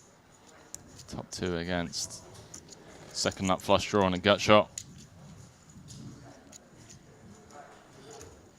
How's your luck, Voris? Flopping top 2 and you only have 59%, eh? Yeah, it's feels bad, man. It's a bit crazy.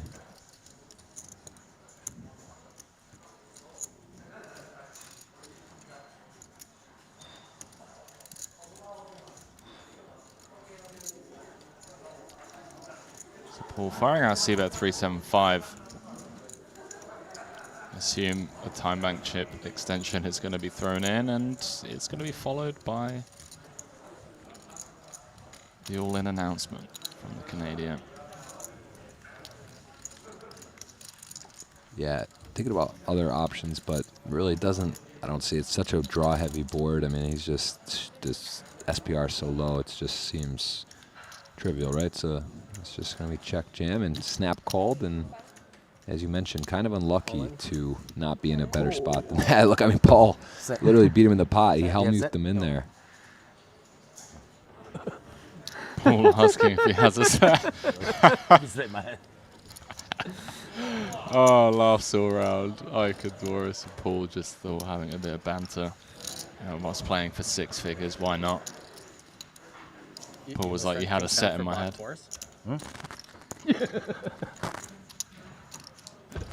Yeah, sweaty turn here. 59% and just a few more outs added now. A king or a 10, 5 more outs. or a jack or a spade. When you start saying and, it's a lot. And it's even off the board. I don't even see them on the chart there. They usually pop up a graphic. Let's see the river. Too many. It was too many, but there you go. Divorce now will depart. And Paul looking for his first Triton title, leads Triton in cashes, and Daniel going to add to his impressive resume. And Divorce, very well played as usual. Going to go out. Something's got to give when there's so much firepower here. Just one of those things, fist pounds all around. And we'll be seeing him in more action this week. 5 minutes. And 2 Canadians going out 7th and 6th. Going to guarantee now 214,000 euros for all 5 remaining. Yeah, and Boris, as mentioned, bowing out there in 6th for 167K, joins the $19 million in total live earnings club, and we'll be looking to add to that this week. Another 10 events to play.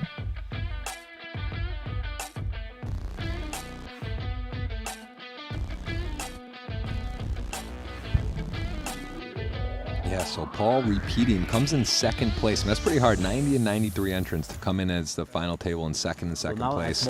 Essentially in the chip lead. Ben Heath, as you take a look there, maneuvering well. Laddering up. Eric, do you know how much the stack of whites is? I think it's 7.5. Yeah, King 10 suitor just looked powerful. And you saw, did you see, he beat him in there. It was like he had top set. It was just literally like he was like lightning in there. And top 2 was felt like the one behind, but it wasn't. But it didn't end in a double. It ended in an exit, and Seidel still not really being able to get active. And deuces were hot the other night at the feature table. Let's see what he does on the button with the stacks behind him. And seems to know all the plays. He's got all the moves. Knows. Let's see, just rips in though. This is in the 1.7 million stack, and that is going to pick it up. Just take it down. 2 ducks, 300K profit on the hand. Next hand. A couple of people in the chat asking about Phil Ivey, Fedor. Fedor sneaking his way into the money. 13th, min cash 56,000 euros. Michael Soiser in 12th. Kevin Paquet in 11th for 60K. Danny Tang in 10th for 60K. Patrick Antonius in 9th for 78,000. And Phil Ivey in 8th for 103,000. And talking of thousands, official timekeeper of the Triton Poker Series, Jacob and Co. Jeff, what we got? Man, I mean, there's a lot. You can take a look at some of those images there, but they are not just incredible timepieces, but they actually have a built-in gaming mechanism there. There is actually the Astronomia Casino has a functioning roulette inside the piece. So I think we were talking about that. If you're ever doing credit card roulette or spots at dinner, it's if you happen to have that handy, you may be able to save some time and do a fancy way of settling a bill or a meal. It's pretty insane. Beautiful pieces, and as we mentioned.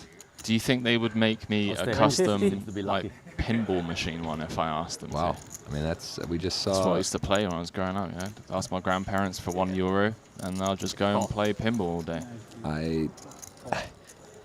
Listen, I've been surprised in bigger ways. So yes, might as well go for it. And this is Seidel surprising us with a huge hand. Haxton what a time. Is not gonna love that. This is 10s versus ace-8 off. I mean, on that stack size, Ike definitely could have the best hand. He gets shown the bad news, 70-30 roughly. 71-28 advantage for Seidel. Yeah, how does he do it? Seidel, teach me. 5 big blinds or 6 big blinds, you wake up with 10s, come on. You're meant to have, Queen 10 offsuit here. Not much. Well, 2 10s in the lead after the flop. You have a couple straight draws. Ike complaining on the flop is, not much. You got a couple of back doors. Not one, so that river 6.7%. We've seen so many times. Can players fade it or not? It's part of the game. 2.1 million up for grabs going to the river, and it is an 8, but not an ace. 10s beat the paired up 8 for Haxton. So Seidel will. It's tough. You get to a final table, you may not win a hand, especially short stacked. You get all in a couple times or one time, right? And it could just be out. So here, Seidel does get into a nice position and holds. Seidel's been taking spin classes, boys and girls. And I'm talking about the ones that you viewers at home are thinking of. It's down to 2 big blinds. Finds himself middle of the pack, 5 left, with a decent chunk of change locked up already.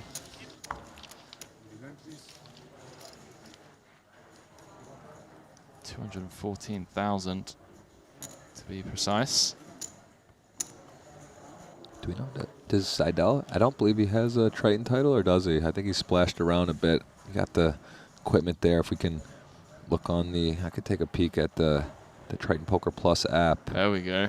Let's see. Tell you what, that app is mind blowing. It is pretty sweet.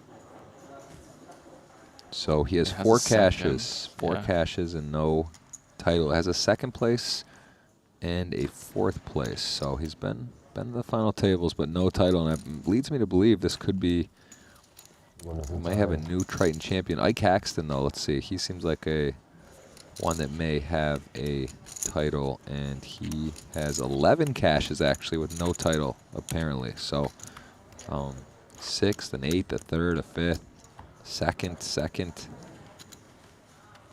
And I believe we may, I mean, this is up for grabs. This could be first-time winner, it looks like. Yeah.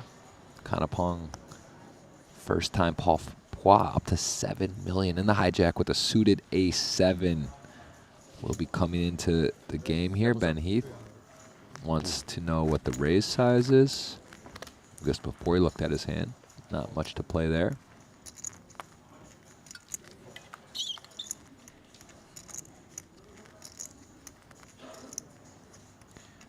And Seidel with Jack 10 off in the small. Not much can do. Kanapong has got some chips. He has fallen out of the chip lead, but still healthy. This is not a fun one to defend, but it is for 1 big blind, and they are relatively deep compared to the field here, so let's see what he goes with. Yeah, in theory, 30 effective for chips is defend. Chance of bowing out in 5th when you're sat in 2nd, yeah, not as appealing. One of the better flops you're going to get with 6-4 off. You got the sneaky double gutter there, so a 3 or a 7 would make him a straight. And Paul with A7 suited could definitely go with a small bet size here, but not a spectacular flop for him. Although the big blind's range so wide, does check back his ace high. Still has the best hand. Either player with a spade. Yeah, picks up a gut shot of his own, and apologies for the graphics, boys and girls. It's the 8 of clubs on board, not the 8 of spades. Okay.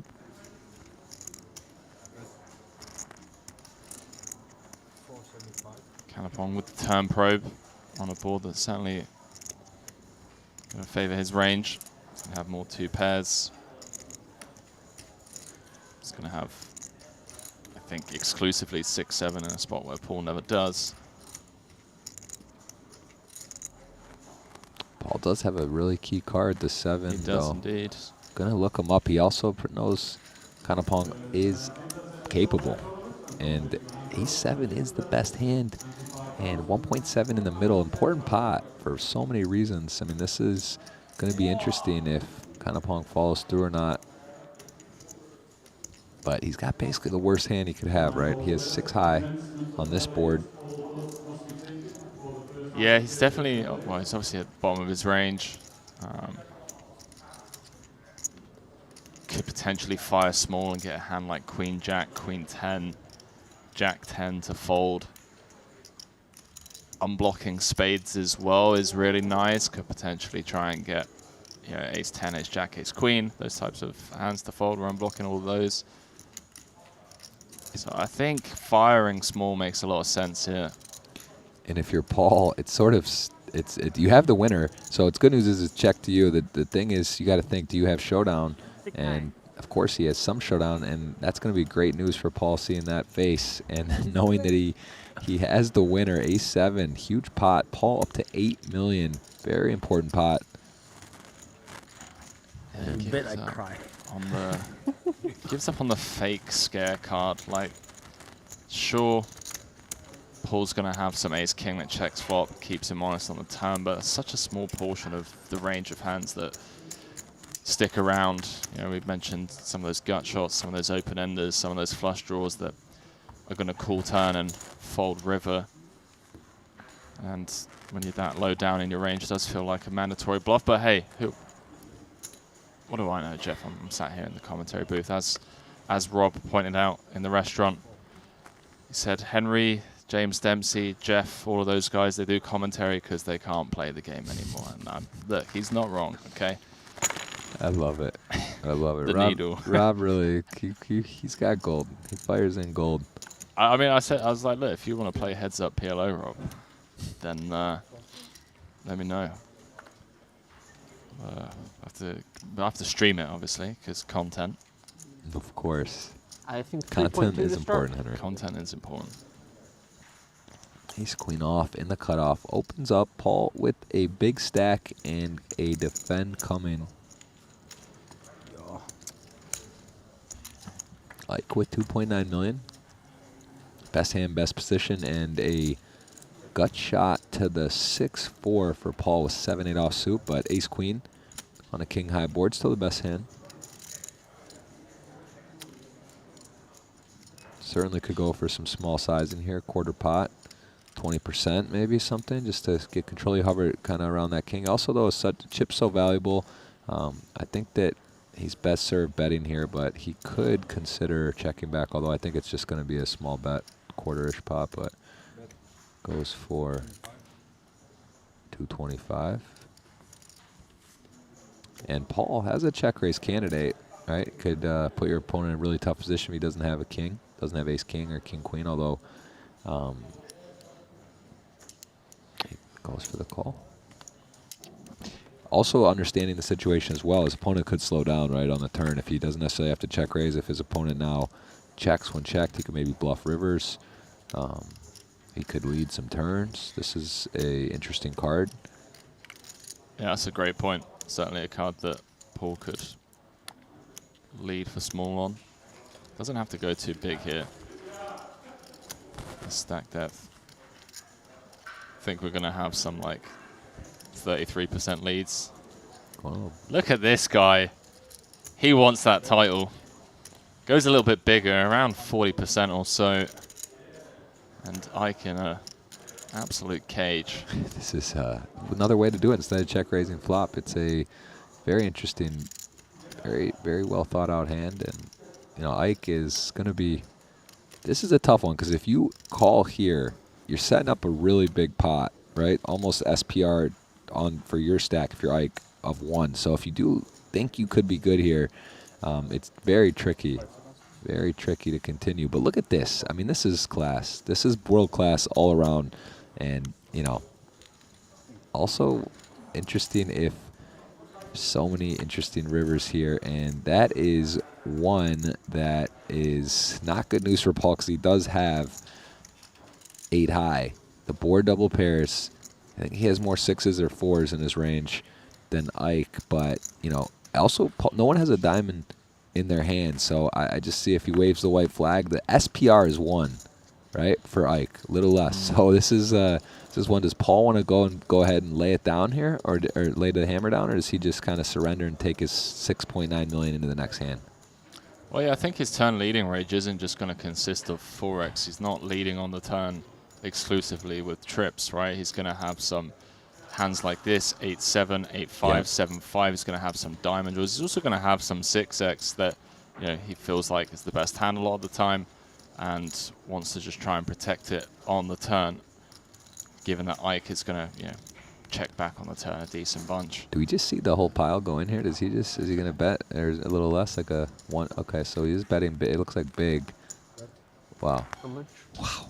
I mean, this is a fun hand, guys. This is, both players don't have a diamond, right? If you're Paul, you could also think your opponent somehow has diamonds. If you're Ike, when he calls the ace-queen, he doesn't have a diamond in his hand, thinks his opponent could have that. He doesn't have any 7s or 5s or 8s, those type of draws. So, you know, if you're Ike, you have a really good candidate to call, unblocking all those hands.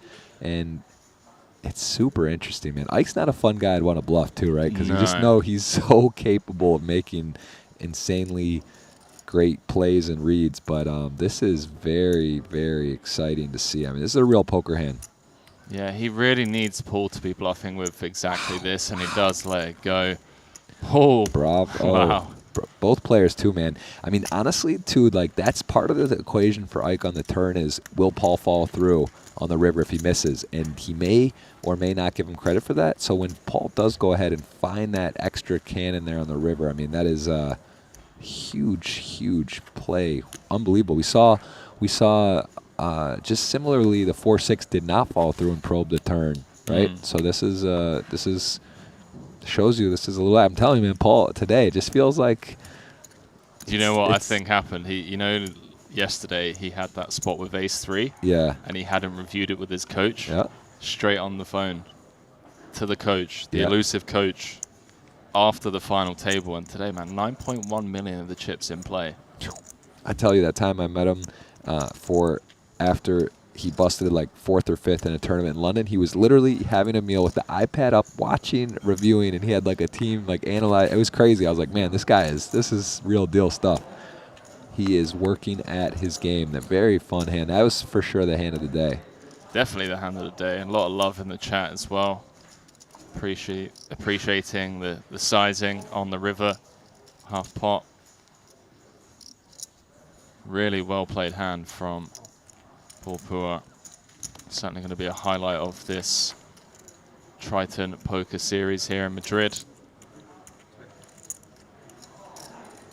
It's not easy to pull that last trigger when your opponent can just have a strong hand, just letting you kind of walk the dog, and it's impressive. As gangster as it gets.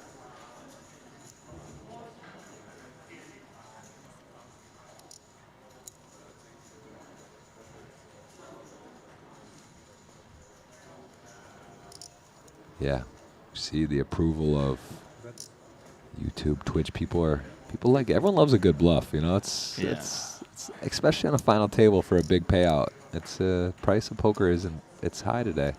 Especially the line he took as well. Check call flop, lead turn for small on a turn card that's certainly going to favor his range, and then following through. Just great awareness shown there by Paul. What a great game. Poker's it's just fun. It really is. There's nothing like live tournament poker too. Online, it's great. It's fun. You can play, but live with chips, big purses, high production value. It's a treat.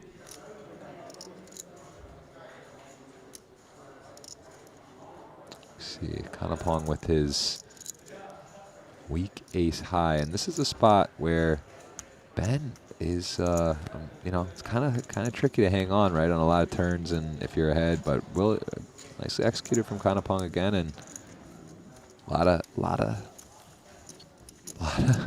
of pressure being put here by the big stacks. Tricky game. It is a tricky game, Ben. You're not wrong, mate. Yeah. Thank you. So what was that? Ike was in the cutoff when he opened the ace queen. Look at that.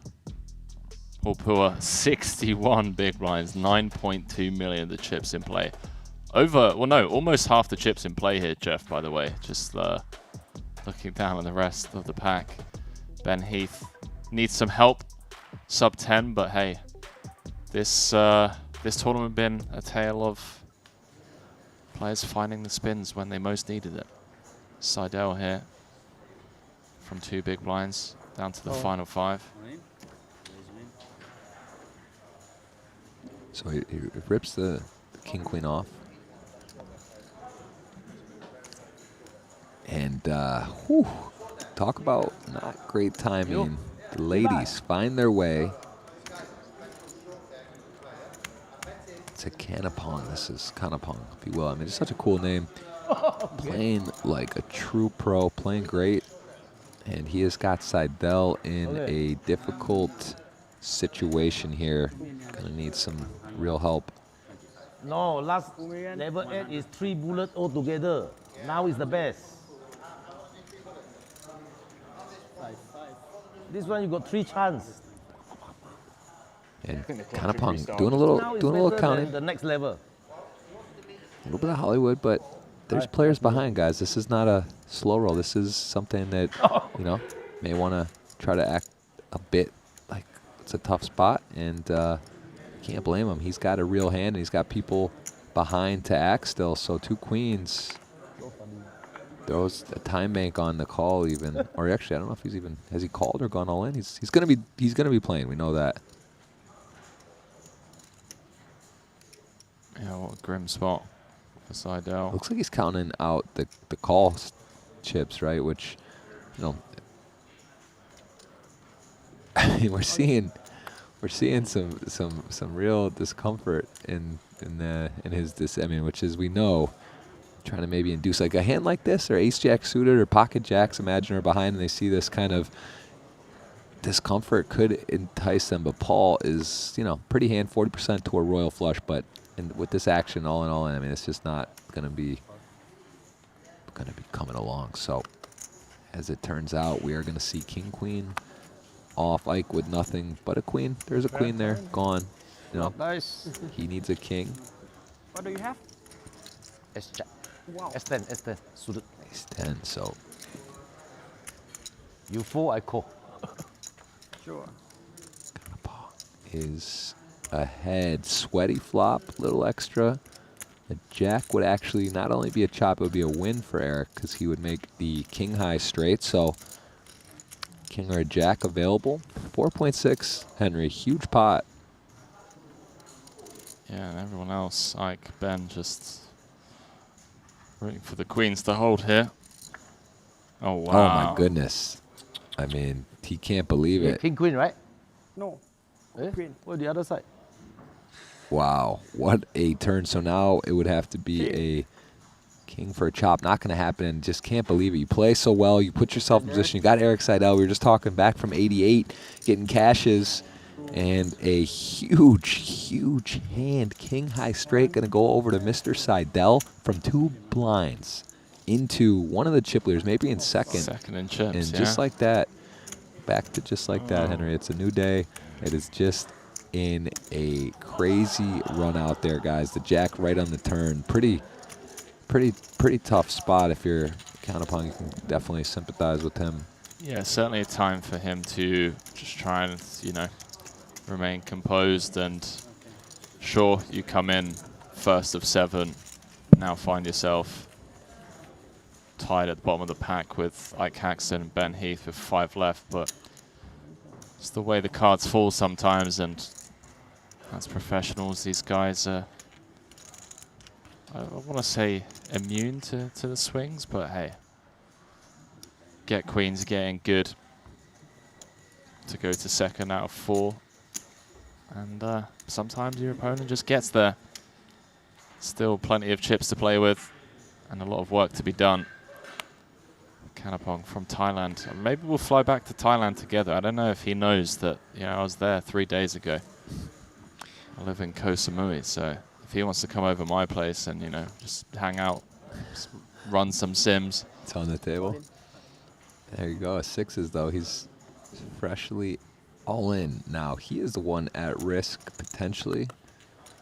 See if there's any customers to the blinds. Small blind, big blind to get through. And no one even has a picture card there, let alone a pair or an ace. So picks up a pot after that adversity. Let's see if he can bounce back. Seem to handle it well. That's something you can tell about people a lot of times in a tournament. You know, in the high pressure spot, you never know how you react. It can easily be emotional, and you can kind of unwind or unravel. And I think he took it very well. In a big, you know, you want to say how much value that pot is worth. It's a lot. 4.6 That's huge. million chips in this tournament. Chip value to ICM. I mean, it's a big one. So yeah, and 52,000 euro ladder as well. Yeah, immediate. That immediate to realize that, but still 5-handed and anyone's game.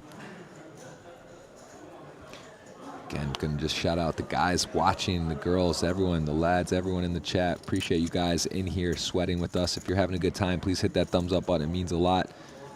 If you enjoy the production, the players, the commentary, just Madrid, or you're just feeling good today, we appreciate that, and we see all the comments. And can't shout everyone out, but a lot of familiar faces, Henry, across the board, Yeah, Twitch and YouTube. A lot of legends in there. We appreciate all you guys. Constant support. Tough to shout everyone out, but definitely Huge fan of the love and support 1,050,000. shown continuously across the board. Interesting spot here. Is Ace-6 suited going to find their way in first from Ben Heath? And if you're kind of pong, this is not a fist pump call, but very close for how many blinds it is. It's about half your stack if you call. And it does give it up, kind of realizing, again, here's the power first in. Gets a better hand to fold than Ben Heath. Can't blame him for folding Ace-8 off. I mean, it's not an easy call. Going to be behind sometimes, and you're going to just be not in great position, right? Even if it's 55-45 or something like close to that. If he has King-Jack or whatever, it's just not really, it doesn't need to be the one to deliver the blow and risk your chips. I'm just looking at this this pool spot where he leads turn for 33% on the turn. It's dialed in. He's absolutely dialed in, mate. Like, I'm not even joking. Without a diamond, he's just like leading turn for the exact size that he did, 50% at the time. What an absolute gangster. Yeah, it's impressive. Paul's a player, man. Don't get it twisted. Don't think this is, you know, pros versus businessmen out here. Paul is definitely he is a businessman, but he also is a hell of a poker player in his results. I mean, listen, we're talking about the most cashes in Triton history. That is impressive in itself. It's not like he's sneaking under the radar. People are very aware he knows how to play and play well. And Ike's turn, cool. Pure as well. I absolutely love reviewing some of these spots. Just see these guys just absolutely drill it home. The river spot too. I mean, Ike, you know, he's kind of in a, it's a really tough call. All right, so Paul will defend. Settle up to 4 million. So Queen-6 off, modest holding, but getting a great price. Does defend. Let's see a flop. And there is quite a flop. I mean, top pair versus middle set. And oh boy, what an absolute ridiculous flop. Top pair versus middle set. You don't see that very often. Seidel realizes the range too can be wide. I mean, definitely could be some 5x in there. Could hit a pair. And Paul has a interesting decision here. He certainly is going to continue. The question is, does he call or check raise? You know, I think merits for both. But if you check raise, you're gonna have, in this particular spot, it's going to be really dicey. And he does just call. So let's see how this plays out. There's certainly some action cards. Oh, wow. That's actually one of the best cards for Paul possible. It gives him a real chance to win the hand with the club. It also can slightly slow down Seidel, or at least make him wary. I still think he's going to feel good about his hand, of course, with a set. It's kind of hard to just give your opponent a flush, which he doesn't have, but definitely opens up life from drawing 0% on a lot of turns. Yeah, definitely, and it also means that the sizing Seidel's going to go for if he does decide to bet. Oh my! Wow. Oh my! Wow! What a run out! I mean, what a run out! So Seidel, by checking the turn, is going to pot control and also put real deception on his hand. The bad news for him is Paul has hit a really insane run out. He now has the queen high flush. No action on the turn. He's got to feel good about his hand, and wow, and he checked it. Yeah, checks through. Okay, I mean, I just want to reiterate what an absolute gentleman Seidel is. You know, just get shown the Queen-6, you know, running clubs. Doesn't even table his flop set of fours to be like, oh, look what I had. Like, you got so lucky. Just, you know, marks the losing hand onto the next one, and pull up to 10 million in chips now. Over half the chips in play with 5 left, 214,000 euros locked up. And this man not only extending his record for most cashes at Triton Series, he is just 4 eliminations away from getting that monkey off of his back and winning his first Triton Poker Series title. Yeah, when it's your day, it's your day, and so far things going well for him, though. Still 5 left, a lot of play, a lot of things can happen, a lot of runouts. Like with the ace-4 suited, decides to just go ahead and ship it in. Doesn't want to be raised folding. and understands he's in against any hand. He's basically 30% if he gets called other than aces. So it's just kind of nice to know you have that. You're not just in such bad shape if somehow someone wakes up with ace king or even against aces, he's got 30%. Ace 4 suited versus aces? No. No. Oh, geez. Don't try to. I mean, I'm a little out of the. It's all right. I apologize, man. I know it's been. Yeah, I mean, it's basically the hand has power, is what you're saying. There's always a chance. Suited will. All right, so Ike gets it through. Nicely done. Paul may be saying if I'm in the big blind, I might have called you, right? He's a queen 10 suited. But still would be a little Ace much. of spades. Oh. So yeah, Had the best card. Queen 10 suited. Best card in the deck. I'm okay with you folding that. Still five-handed.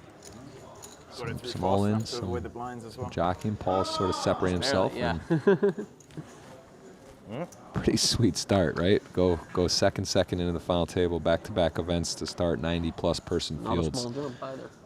The most impressive of the lot in these two events so far, results-wise, and playing a nice brand. Ace 4 off, dealer button. Maybe this is time. I don't know. I can't see the exact stacks behind, but it might just be Chipotle tacos and burritos. I don't know what they're feeling over here, how many chips they got, but he's doing a little inventory count. Yeah, so 10 big blinds effective. Okay. Yeah, so it's just all in. Says, you know what, if you wake up with a decent hand, you know, he doesn't want to invite, maybe get some like slightly better hands to fold or some hands that might jam he doesn't want to call. So very well done. And 9.8, man, he's just kind of vacuuming. This is what a big stack can do. They can put on pressure. They can find these spots. They can go a little wider than most, and separation can start to occur. No, hungry. Something we didn't see in the first event, where it sort of stayed consolidated till the end. Very end. Here there is some separation.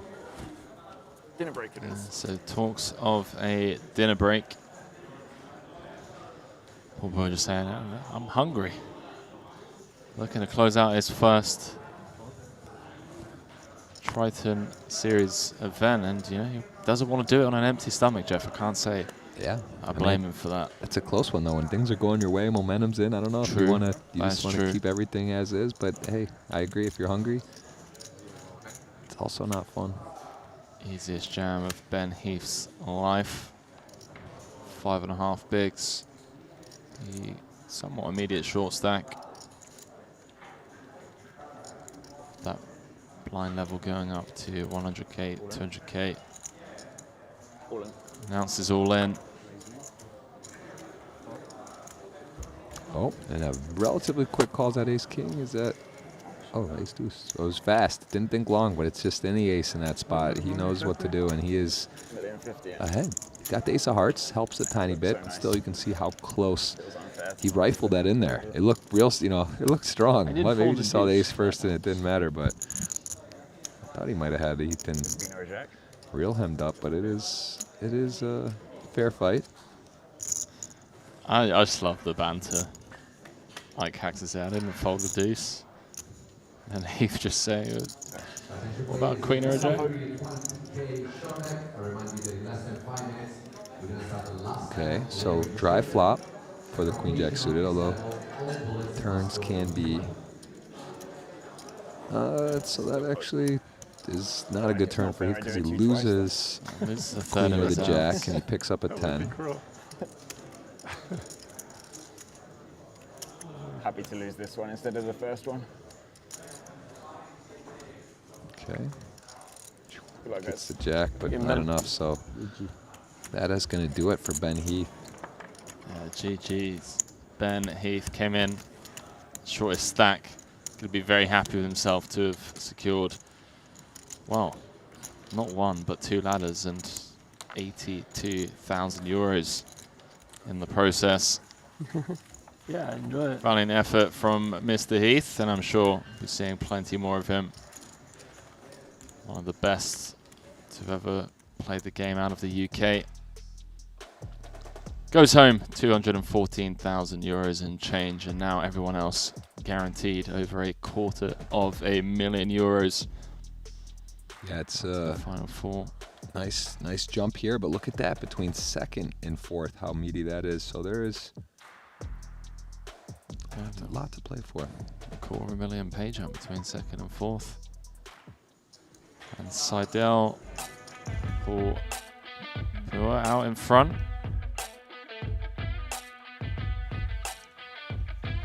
And some shots of Ben Heath.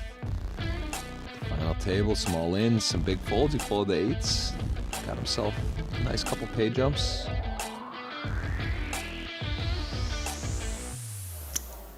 Hey. The best card. Paul getting the ace-8 off. Opening, taking. Chipping up. Yeah, it really is. Almost 60% of the chips now. Shy of 11 million. That's what, 18-6 in play. Seidel doing the heavy lifting. He's trying. Certainly trying.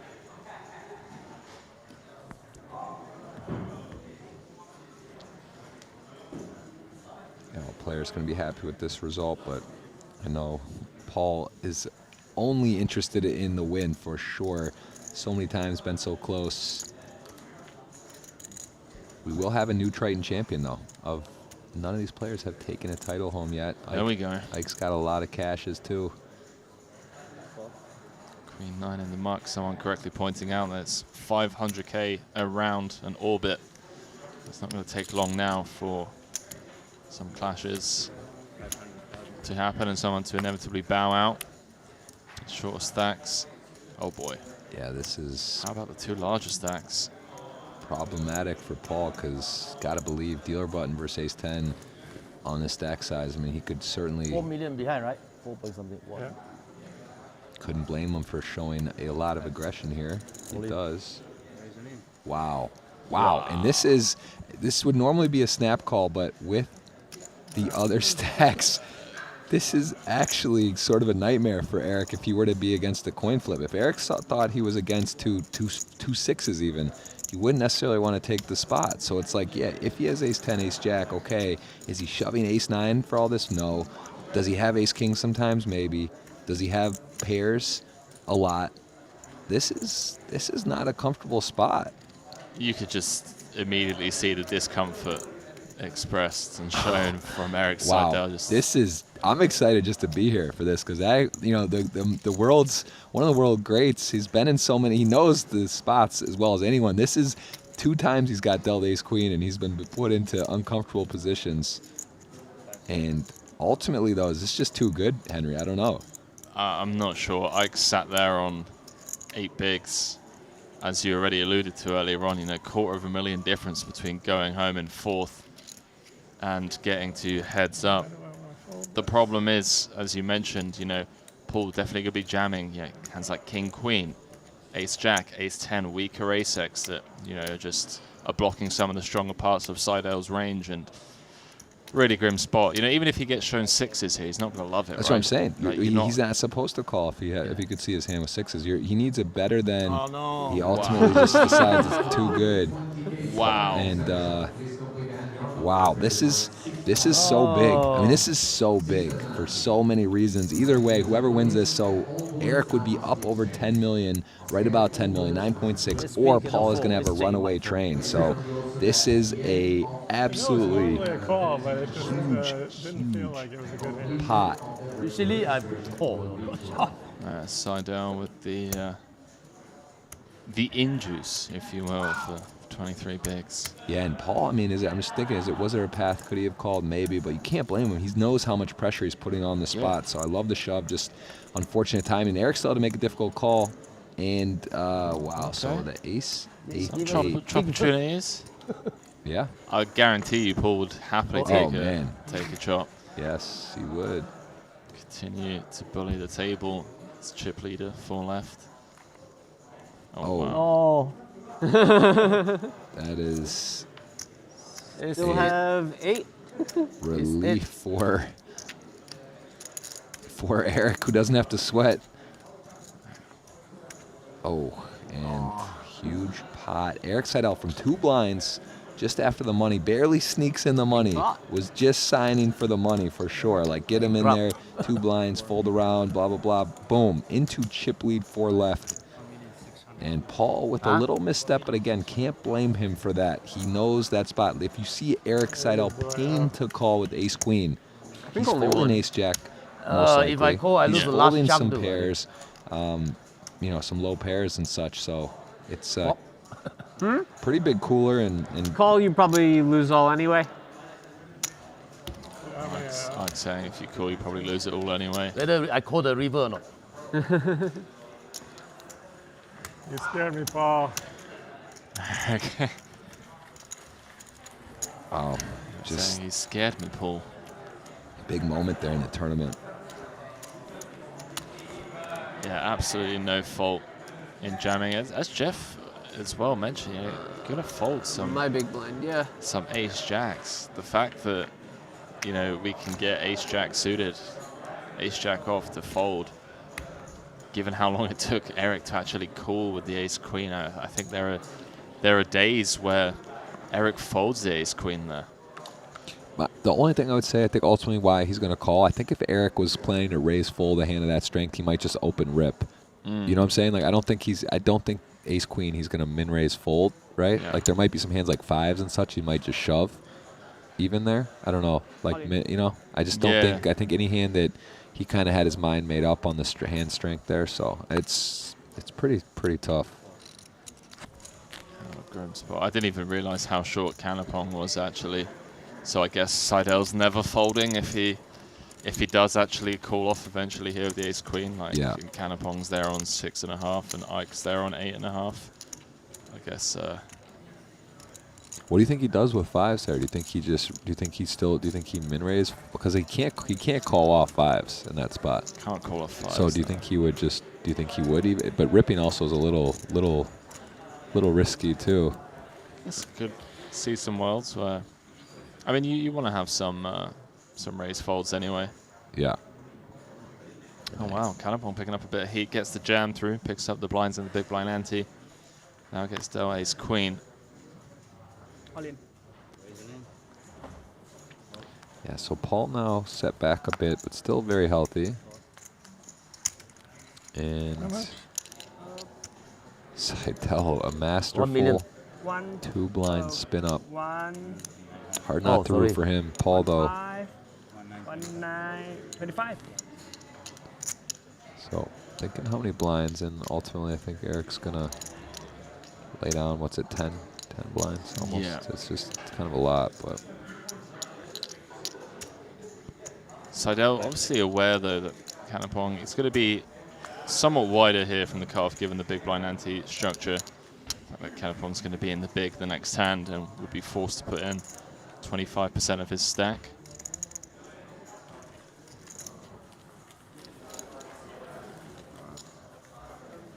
Jacob & Co, Dolce & Gabbana, just a couple of the sponsors here.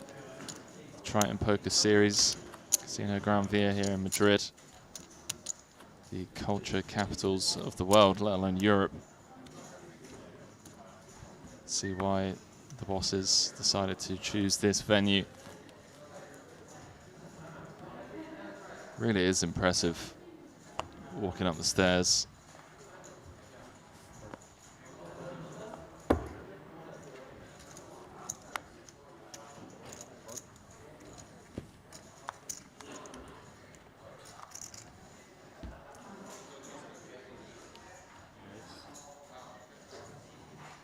Seidel just ripping it in. yeah, this place is special. Great vibes here in Madrid.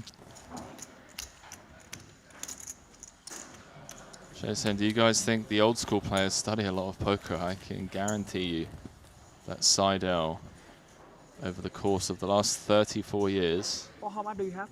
has studied more Okay, than I all open of us up. collectively in the Twitch chat. 2, 3, 4. 5.7, right? Maybe that's a slight 1, exaggeration, boys and girls. You get what I'm trying to say. He's one of the best for a reason. Crossing the $40 million in total live earnings mark if he can close this out today.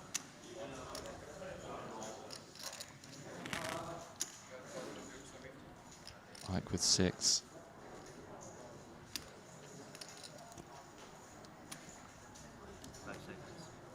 All in. Yeah. Again, gonna have to put a third of his stack in the next hand. An ace. Absolute dream.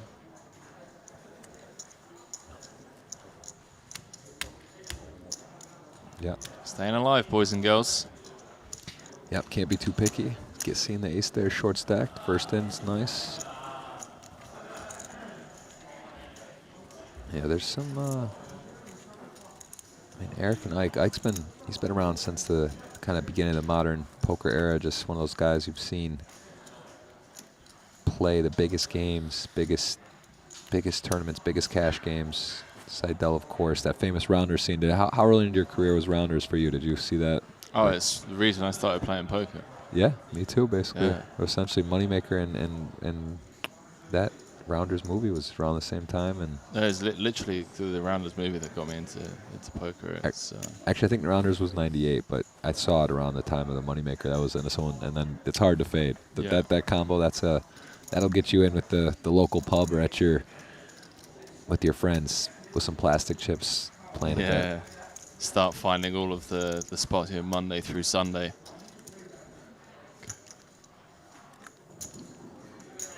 And look at this. Look at this. We see a raise, and Paul with just a call, ace-10 suited, and he could have misstepped there easily. Put a lot of chips in pre-flop. So let's see if he's able to find a way through. And unlucky for Paul in a way that he didn't step into it, because he would have stepped into a big lead. But as played, the pesky ace comes out. The 1 over. Seidel is going to c-bet here. See where he's at. You know, there's some pairs Paul has, some broadways. You want to deny Queen King, some equity. So definitely like the small bet. But Paul is now into the assumption that he just jumped into a big lead, or could be out kicked, or he could be winning. Right? Eric's opening a lot of the aces, suited aces. So ace-10's kind of a middling spot here. But you're happy. You're happy to see the ace on the flop. You welcome that when you flat pre-flop. And there's another. And this is actually an amazing card for Paul. It's going to be, in Seidel's mind, less likely his opponent has an ace, although he's got to be very careful. He could, based on how we saw him play that set of 4s, he could definitely check this back, which makes a ton of sense. See what his opponent does on the river. And now, even no worry for Paul when he sees the check back, but even less worried that somehow, I don't think there's a scenario where Eric's checking back ace-jack on the turn, but either way, now Paul has aces full of 3s on the river. Yeah, curious to see what sizing he goes for, and does go small. I mean, if you're Eric, blocks though, around 1/3. With 2 ace out there, you know, if Paul had 2 8s or 2 7s, what would he do on this river? Could do the same type of thing, and I don't think it's unreasonable for Eric to pay this off. The only thing I would say is I think he would take a little bit more time before, like, blocking. Wow. It's a very quick bet. I think we can like 7s through 10s. Yeah, I just think he's got a little bit more time. I agree. I agree with that, but yeah, he does actually pay it off relatively quickly. I mean, it's just the second ace out there makes it all the, I think, just more reason he has to call. Yeah, and talking of paying things off quickly, man, Polymarket. So arguably, what I don't want to have favorites when it comes to our sponsors. You have to remain impartial, but the fact that I can now just link people, polymarket.com, and say, hey, listen, guys, put your money where your mouth is. Put your money where your mouth is, okay? Just, see Popular Market, Triton Poker, Will Phil Ivy plays first in at least one event. Head over there, and, well, currently, as it stands, it looks like everyone's voted yes, I believe, if I'm not mistaken. So, if you do not believe that Ivy is going to get another big result here, then instead of arguing people in Twitch chat or arguing with me and Jeff, you can just head on over and put your money where your mouth is. I wonder if they're going to start using that as their slogan. And if they do, are you and I entitled to royalties? I mean, yeah. On that. If you want to sneak me in there, I feel like that's your, you kind of did it, but I'll be your, I'll be your huckleberry in that deal. A little 1%? Yeah. How does the royalties market work? Listen, I'm just excited that exists. That is a cool thing. And becoming serious here, how long does that bet go for? So for the IV1, for example, it would obviously be for the duration of the Triton poker series here in Madrid. But there are a ton of fun bets over there. 1.3. So again, exact count, tied at the top now with Paul Pua. 1.3, yeah. Okay.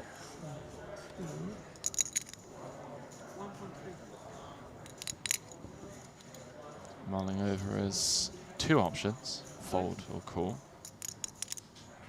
Yeah, so this is fold in theory. Yeah, I mean the jack deuce off just looks so grim, but again, you know, he knows Ike's shoving the 10-9s and 7-8 suiteds and all these hands, and jack high is definitely possibly the best hand. But he's going to give it up. And of course there's that ante in there too, right? The extra math. The that's big even blind ante, yeah. sort of makes it all the closer. But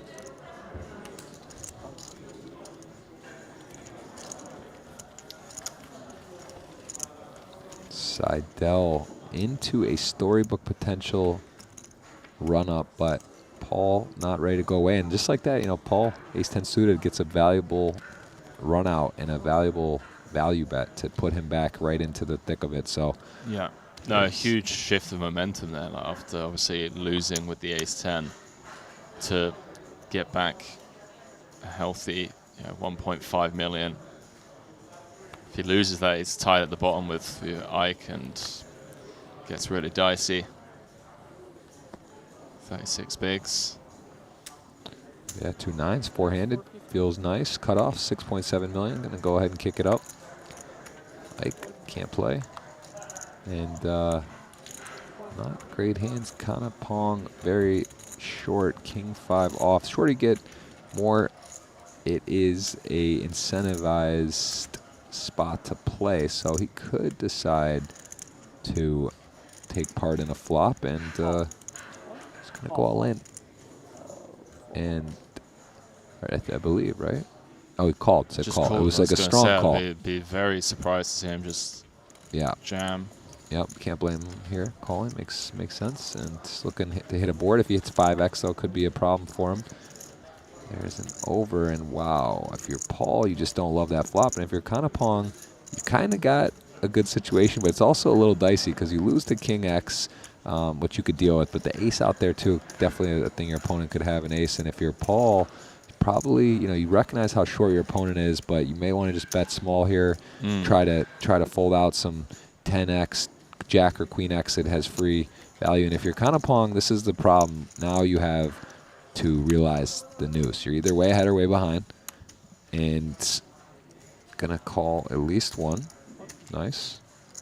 And if you're Paul and you get called in this spot, it's a little strange though. You'd think ace x would shove, so you can kind of start deducing what's going on. What does your opponent have? Maybe a king x, maybe a 6x though, right? Does he ever have 6x? And maybe what would he do though with 6-7 suited or something? Would he maybe call one, see what you do? So very interesting. I think if you're Paul, that's sort of where you're putting him on, a 6x or king x.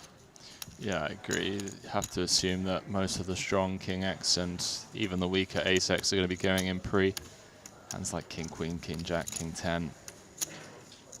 I guess some of the weaker ace x maybe just pill pre. I'm honestly not too sure. Look like a 9. It's not.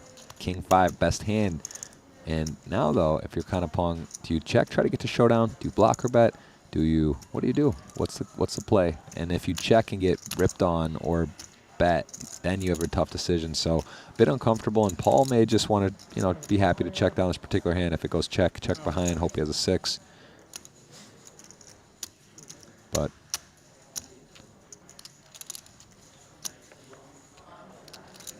there's our time bank chip extension. Maybe thinking of blocking really small rather than facing a bet himself. And went to reach for all of it and then elected to just put in half, 525k into 1.7. I kind of like this. This is cagey, you know. This is very, very mergy. I guess Paul is going to make him kind of question what's going on. For those reasons we said, you can kind of rule out like ace, super strong hands, maybe even a weak ace, right? Just think you just would go for it. So you start thinking about what you beat, though. It's pretty dodgy. I don't know if 6X would play like this. So he pulls. Showing. He's on the fence here. And if you're Kanapung, you may believe you now definitely have the best hand. I guess there's a slight scenario, too. You could think that you could have a bit like King 10 or something. But even then, King 10 would probably be just calling you. I don't know. So. This call for you. This call. I mean, when Paul starts listing out Queen Jack, Queen 10, Jack 10. I can't beat a king even. There we go. Nice fold. Eventually makes the right decision. Well, Ike in danger now. Going to be in the big blind after this hand. As played, it makes a lot of sense. Do you think on the turn, though, if Paul had probed again, if he bet again, I mean, he's basically put them all in there. It's tough, right? I just don't know if he's going to be able to fold. Although Ike is short, Ike's so short, too. It's tough. It's a tough spot. Would have been curious to see how that played out. Yeah, because he is handcuffed. He is handcuffed. That is how good a hand Kanapung can have. I mean, he can't really have a super nice hand there, but if he gets bet into on the turn for sure, it's, it's dicey. Some time banks would go in. Really enjoying this final table. It's just, man, there's nothing like these high stakes tournaments, high production, big names. It's just too much. It's a treat. It really, and we get to watch and learn, and at home you get to see not only that. What I love the most about these is these aren't just final tables. This is whole cards up for different durations, different portions of the tournament. You get to see middling stages, bubble stages. It's not just okay final table, which is amazing if it is, but it's nice to see how players are playing on the different stages. Yeah, bubble play definitely up there in terms of entertainment value for me. I know a lot, well, more often than not, it can be a bit of a snooze fest, a lot of folding going on, but just kind of seeing how some of the world-class players navigate coming into bubble play as chip leader or one of the bigger stacks, and also to see how these middling stacks navigate playing on the bubble. You can learn a lot just from watching these streams. When it comes to ICM, we saw, Ben Heath ladder a couple of spots, make some very good folds and some well-timed jams. This is a massive flop for both players. Top pair queen kicker, over card flush draw. You can see how tight those equities are, 53-47. Paul realizing, though, too, that they are the chip leaders. Not really a spot where they want to just get it all in. So he does just call, and Eric is going to jump into the lead. Oh, boy. The innocuous jack. If you're thinking he bets the flop, does he have some jack X? Sure, but not a ton. Still got to feel pretty confident with your 9. And Eric, again, showing pot control in these spots on the turn. He did it before, and look at this. He is going to improve even further from top pair into the jack high flush. So had it pretty much locked up on the turn. Just had to dodge 5 outs. As it plays out, he's going to improve. And now, Paul, when check 2, I think you would expect him to fall through with flush draws. Most flush draws on the turn, too. And he has to feel semi-solid about a 9. I mean, this is actually could be problematic. He could definitely put a blocker bet out here.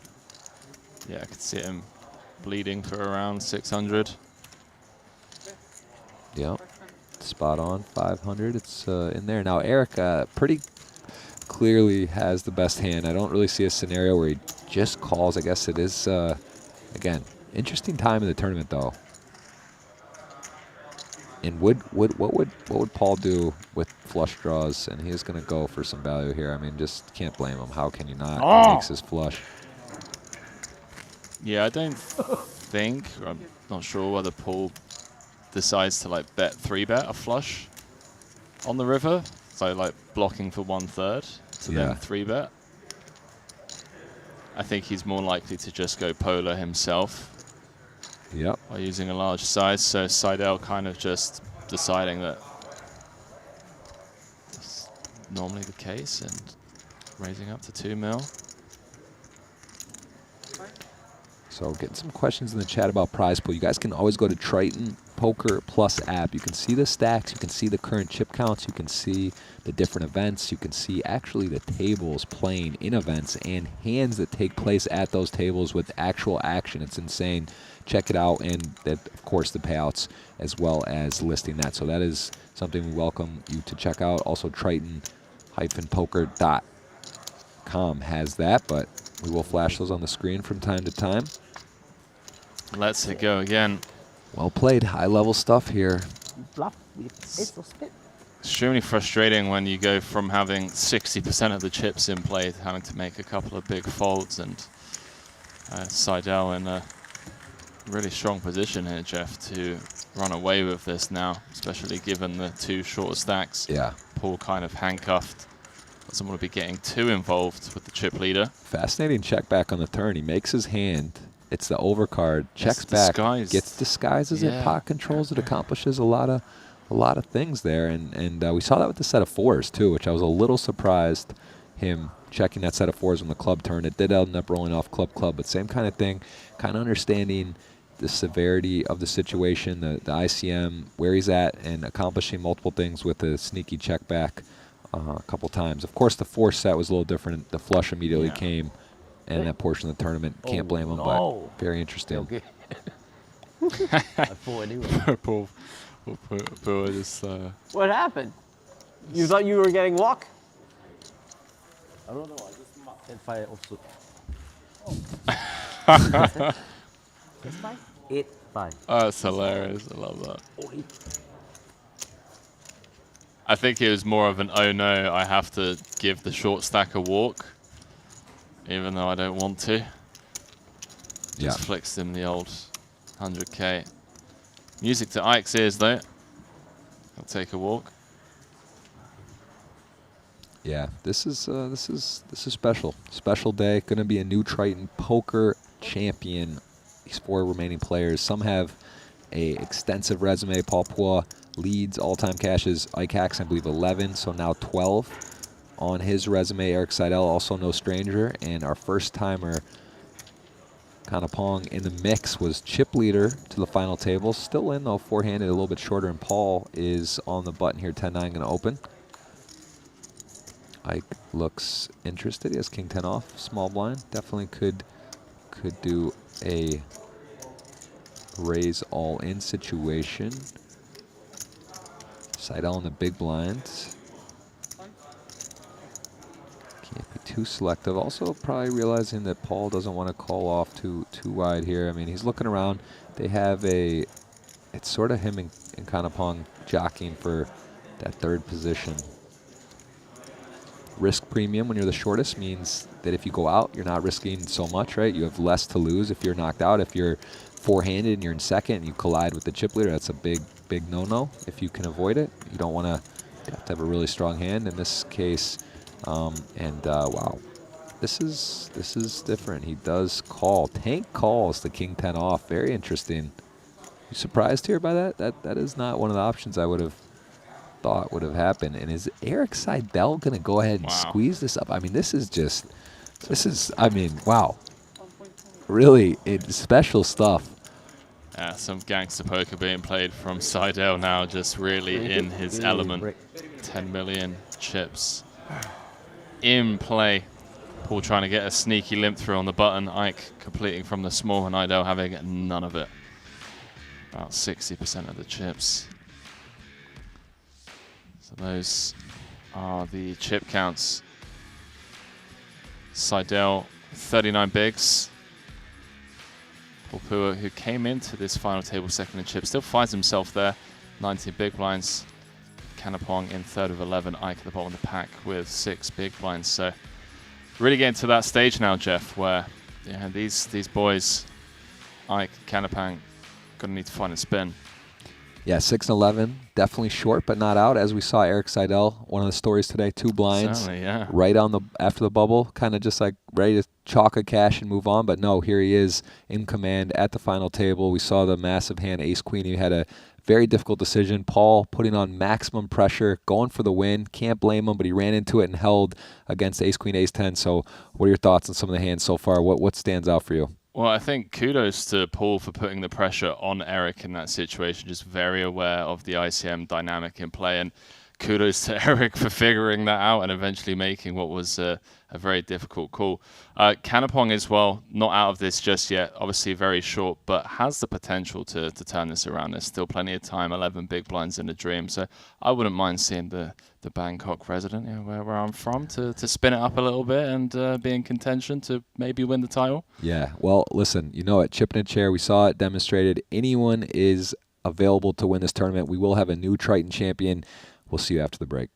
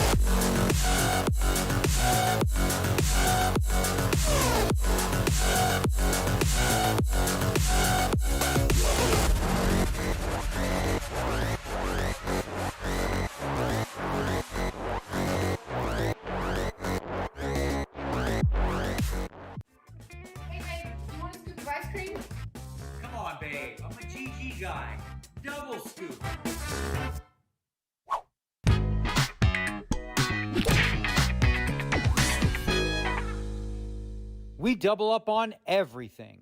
Come play now on GG Poker.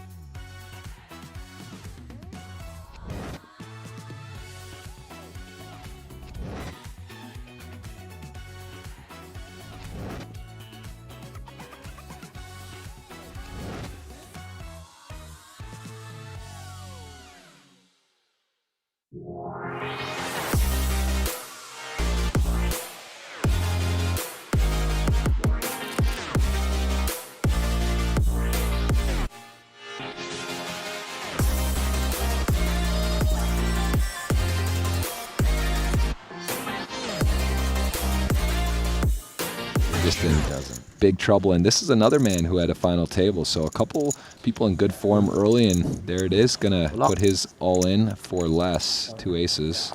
Yep. The only good news for Fedor is that he has Danny Tang covered, but he is in bad shape, and what a cold deck this is for holes.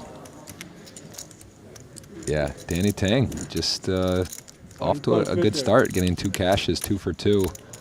Tang has 5 total cashes on his Triton record, 2.7 million in earnings. Already finished 7th in event number 1, the 20K. No limit hold'em 8-handed, and here he is with top set on the Ace-King 8 board, so the 2 queens need running 10-Jack or running Queen-Queen, the 7 of clubs. Makes the river a formality, and Danny Tang will double, and then some. 1,050,000 headed his way. Nice start. Nice restart. Yes. I should say. Yes. And us could bubble. And I did talk to Patrick on the break. He was, you know, he got off to that rough start. I think you mentioned he was in for 5 bullets in the 20K. Yeah. And nice to get on the board, get a cash in the 30, and he's got a little work to do before he's in the black, but still, it's a start. He's on the right side of the bubble here, but definitely not sitting on a deep stack, just 9 bigs, 875K. Meanwhile, Holes follows up on the 2 queens with Ace-King.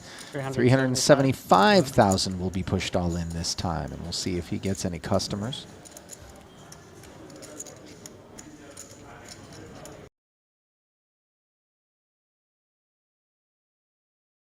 Fedor fresh off of a big GG Super Million score, 10K buy-in on Sundays that finishes on Tuesday. I think he got 2nd place for 300 or 400K, so no stranger to the online and live streets, but good to see Fedor back. He had one of those heaters in poker. Maybe he could put up with 3 or 4 players in the history of the game in the modern era that have been on such a tear. I'd put him, Bonomo, who else? Dan Coleman, a few others that just seem to be invincible for a year or two. And how do you leave Michael Adamo out of that conversation? Well, he's a dominator. Yes, he's the modern. He's the current day, the most current dominator. That's what he does. A dominator. You're right. So, for sure, put him there. Dvorak has asked for a count here from the small with this 475.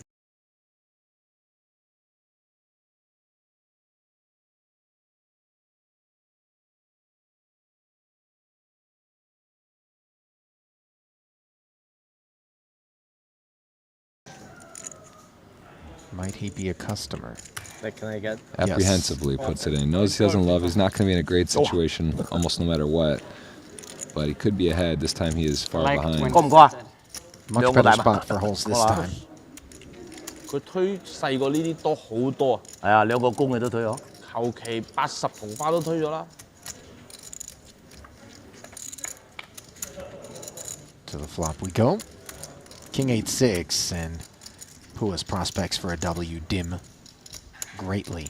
Just 4% from here forward. Wait a minute. There are 5s and the field chuckles. It's funny till it's not. It's 1-5. We've seen. I mean, look at it can happen. Not there though. Not quite. Running that would be tough. That would be a tough way to go. Queens to aces and then ace king to ace 5, king high running 5s, but not to be Fedor right back, sitting healthy again. Healthy short, not healthy. Exactly. Of the short stacks, he's feeling them. And, been in the saddle since then. Very nice.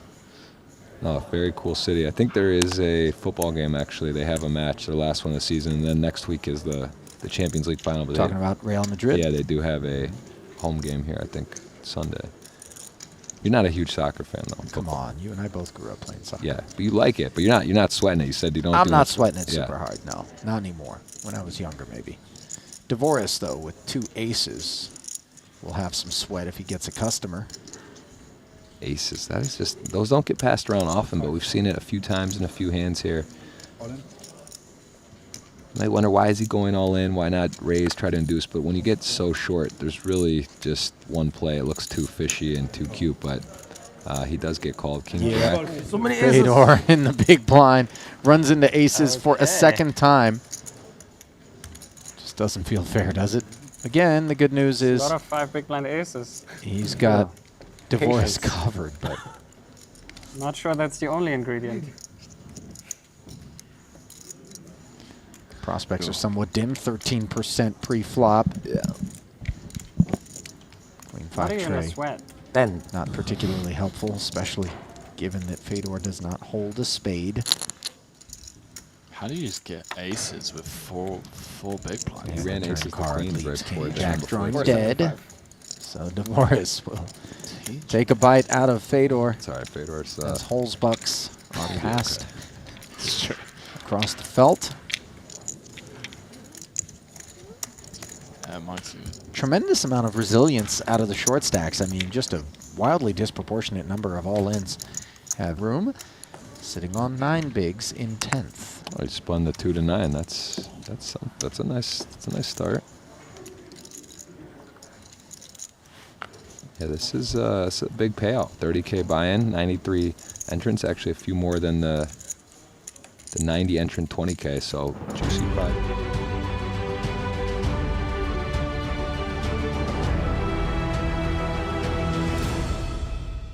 Welcome back. As we said, there will be a new Triton champion coming here. We are at the Gran Via in Madrid. I am joined by Henry Kilbane.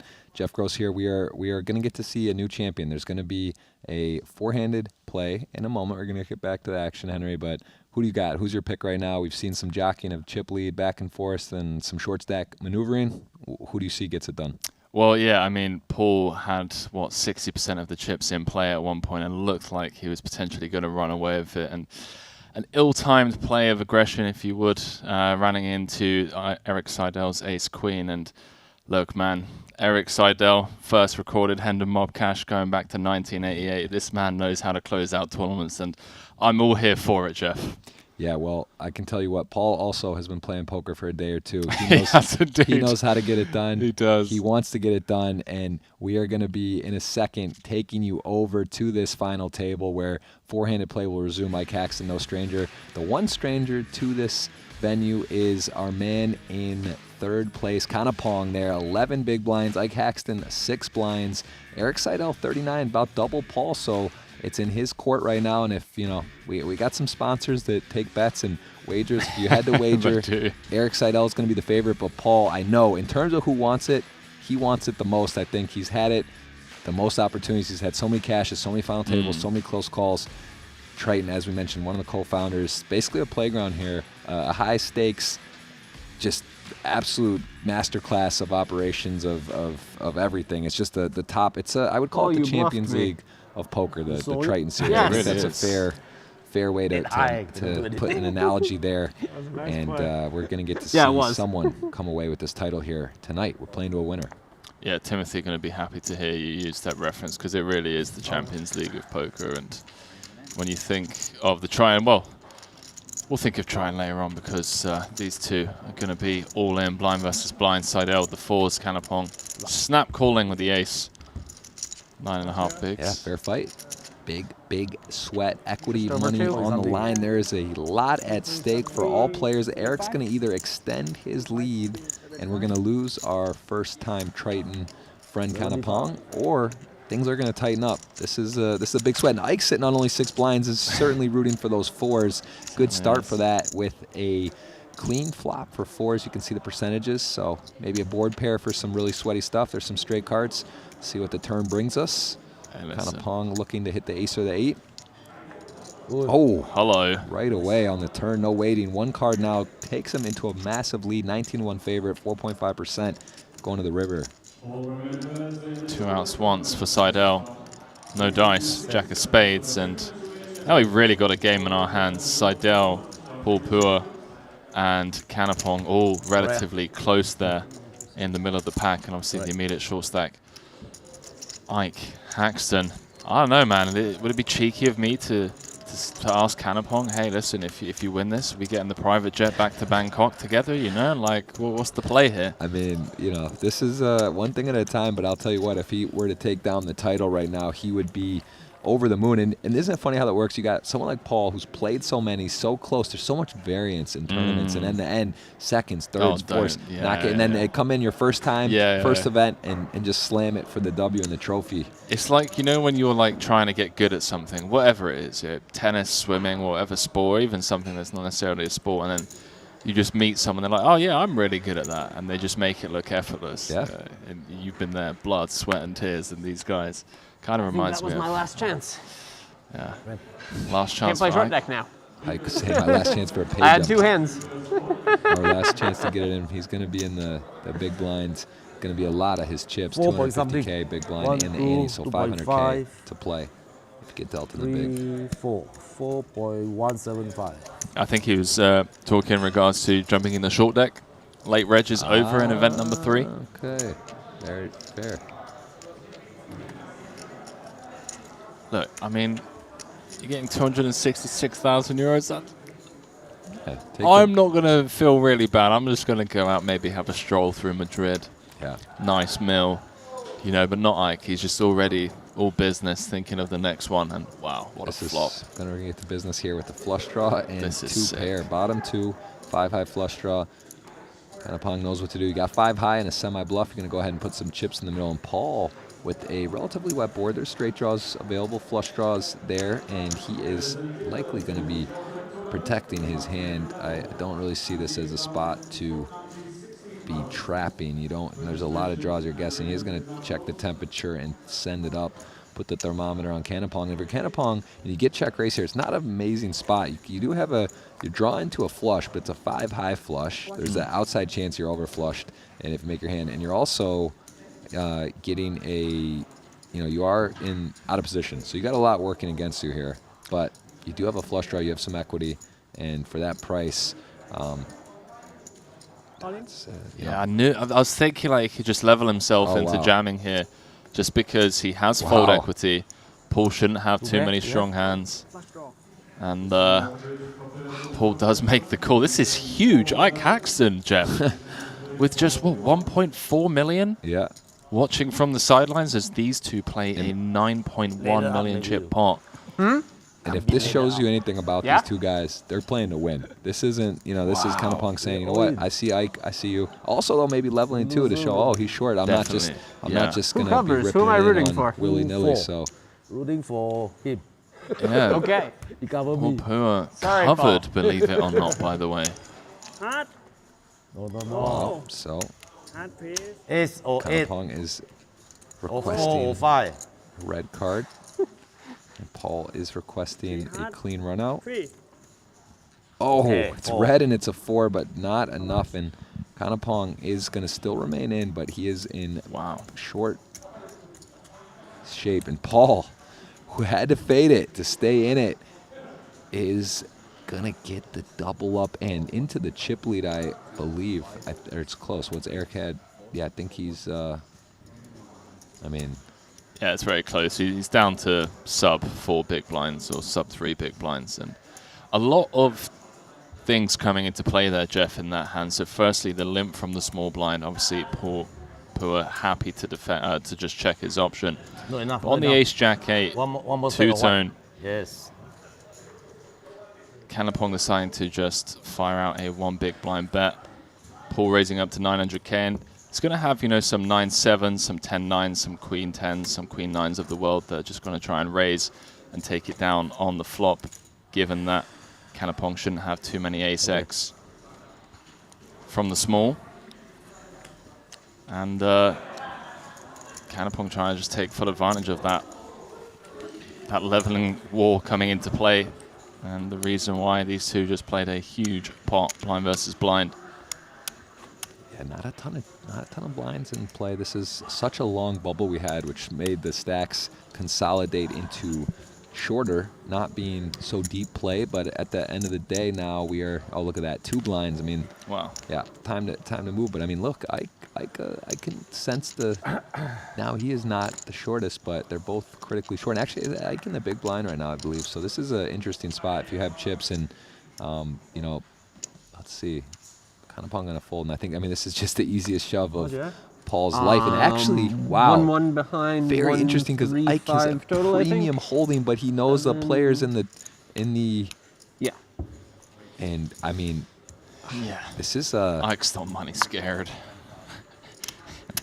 In it goes. Yeah, wow, this is an unbelievable spot for Kanapong though. The fact that he is getting to after just getting put down to 2 blinds, gets to put in it. I mean, you can see this is only a what's it, 60? Yeah, 2-1, 2-1 spot. So Kanapong really rooting hard for his friend Paul. What do you think there, Ike? How tight is it supposed to call? It's pretty tight. I mean, ace-9 suit is just yeah, pretty. I was about to say it's not going to be as tight as folding ace-9. No, not ace-9 suited, but it's up. It's close. It's not far off. I mean, oh, and bad news for Kanapong. No more excitement. No more excitement. Bearing in mind, Ike, the previous hand was anti-railing. Okay, 5 of diamonds we can allow. 5 of diamonds is good, actually. That's the right amount of excitement. I take it back. Oh, man. Is that right? Oh, okay. I was going to say, it's not 2-1 yet. It's 95%, and an 8 of diamonds. Very is boring. Be a boring turn for the group there. Ike's going to secure a double and put himself in a good position now. Yeah, tea, green tea. Thank you. Look at that, a man with fine taste, green tea, being brought to the final table. Thank you. Yeah, that's a timely hand there for Ike. He definitely has got a call pretty tight, but he does have a lot of his stack out there as well with the 2 blinds. So now Kanapong going to be basically all in and neck if he doesn't go here.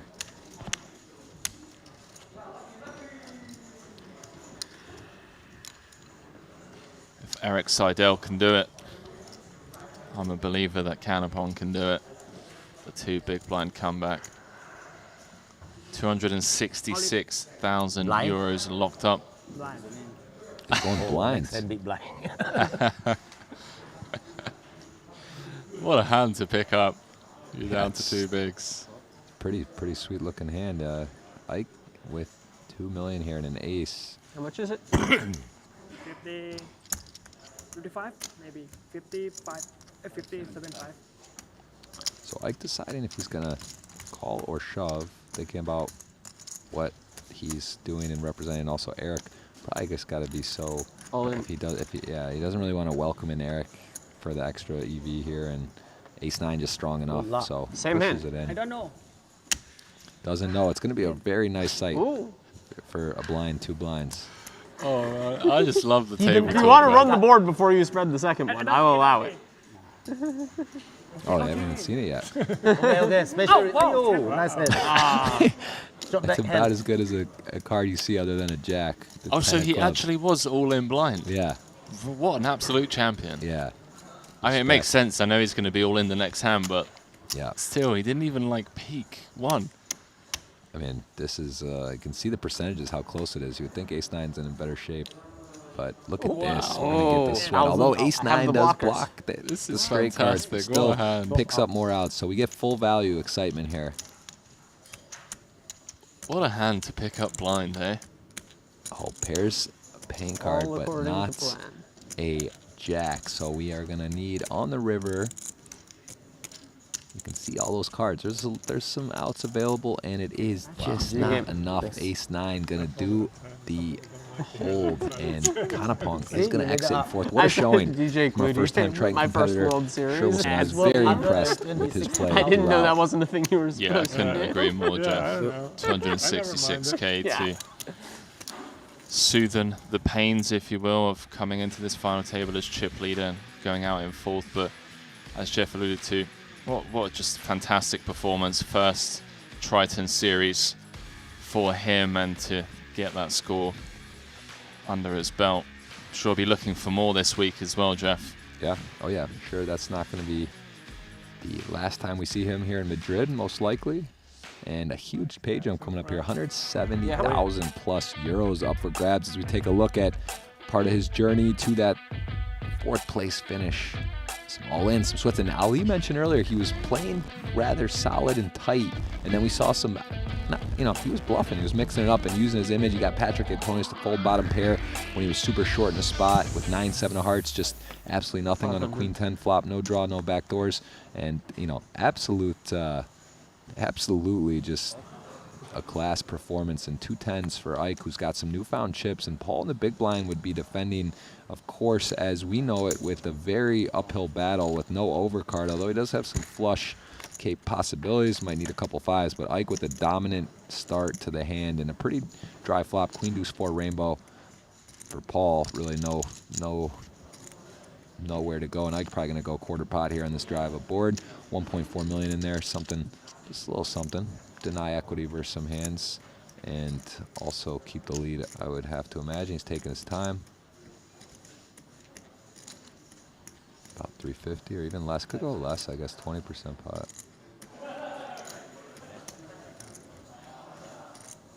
300, yeah. So just a little temperature feeler, and Paul with some back doors on a dry flop. Backdoor straight and flush draws. He's been doing work on his game. This is potentially one he could decide to step out on. Just in case. You want to see him take it upstairs with the backdoor. Backdoor Bangkok, yeah. 3 of spades on the turn. It's possible. I'm not saying that's a recommended there, but probably want to take a hand like 5-7, 5-6. Yeah. Well, take a look there. There's the GG. There's Negreanu and Mr. Elke showing you some different emojis that you're able to play with on the site. Daily Triton free rolls on GG Poker plus Club GG. You can get $100 in rewards or 100% up to $600 match bonus deposit. Take a look at that. And of course, GG, just a great place to play. Great software, great guarantees. Super Millions, the 10K weekly Sunday with the Tuesday final table. I mean, that's, big action, man. Big action. Oh, man, I'm in there almost every day of the week. Curious to hear what chat's favorite emojis to spam are when they are all in. Yeah. I'm a big fan of spamming, like the Danny Negreanu "you suck" emoji. or you know, the just one time whenever I'm behind and I'm trying to get there, whatever it is, let me know in the chat. But yeah, a ton of stuff going on at GG at the moment, and obviously really happy to be partnered with them. Yeah, it's for this series. It's a beautiful mix, GG and Triton. It just feels right. All the sponsors, high end, high level. It's top shelf. Seidel picks it up, 3-handed here. GG, a lot of GG fans out there. It's a great name for the site too. I mean, you know, it is just right. Like, it's one of the most used terms. Good game. It's funny as well, because if you came to me before GG existed and you're like, Henry, I have an idea, right? Here's the brand name, GG. We're always spamming it in our text messages and our group chats. Yeah, GG, mate, well played. Yeah. And you're like, Henry, I've got it figured out. I'd be like, no, Jeff. Yeah, no. what's wrong with you? And now I'm just like, it's absolutely genius. This works. Yeah, it does. All right, Paul, saucy, 8-9, 3-handed though. You know, got the position, and he's gonna get a walk. Eric getting dealt the 7-3 offsuit, one of the worst hands, 7 deuce suited, known as the worst hand in the game. Aces are the best. We haven't seen those for a while. Around the just after the money, we saw Fedor run queens into aces. That is Fedor Holtz, yes, and also aces again were found very quickly after. So haven't seen it a bit. Haven't seen so many huge hands. Queen's been passed around, but 3-handed, you got to tighten. You got to loosen up your ranges. You can't play 7, 8-handed poker. Understand the hand range values go way up, and people can't be too selective. Of course, heads up, we've mentioned Queen 7 off is called the computer hand, the dead middling hand. I don't know the dead middling hand 3-handed. Have you ever heard that? I don't know what that is. I don't know if that's a thing. We could make it right now We could if you figure want. it out. We could put some guesses out there. What do you think? Like King 8? Take it like a couple of pips upstairs? Just a pip here, a pip there. Yeah. Okay. Or about like King 6? We take it a pip upstairs and a pip downstairs. I think you're onto something. Yeah? That seems, I wouldn't bet against that, but I don't know. We're gonna look into the line. See, this is where we need Brian in here, you know. Yeah. It's our ass just to come in with all the math knowledge. Just drop some heat. And again, look at the distribution. No one's really got a massive hand. King 3 suited in the small blind. Ike raising, and is Eric gonna peel or push it? He does call, so definitely could be a reasonable 3-bet. But again, all ICM here. Eric gonna flat, very comfortable with his post-flop abilities, and also very aware of Ike's ability. And Ike's gonna like this flop more, flopping middle pair in a gut shot. Pretty big whiff for Eric.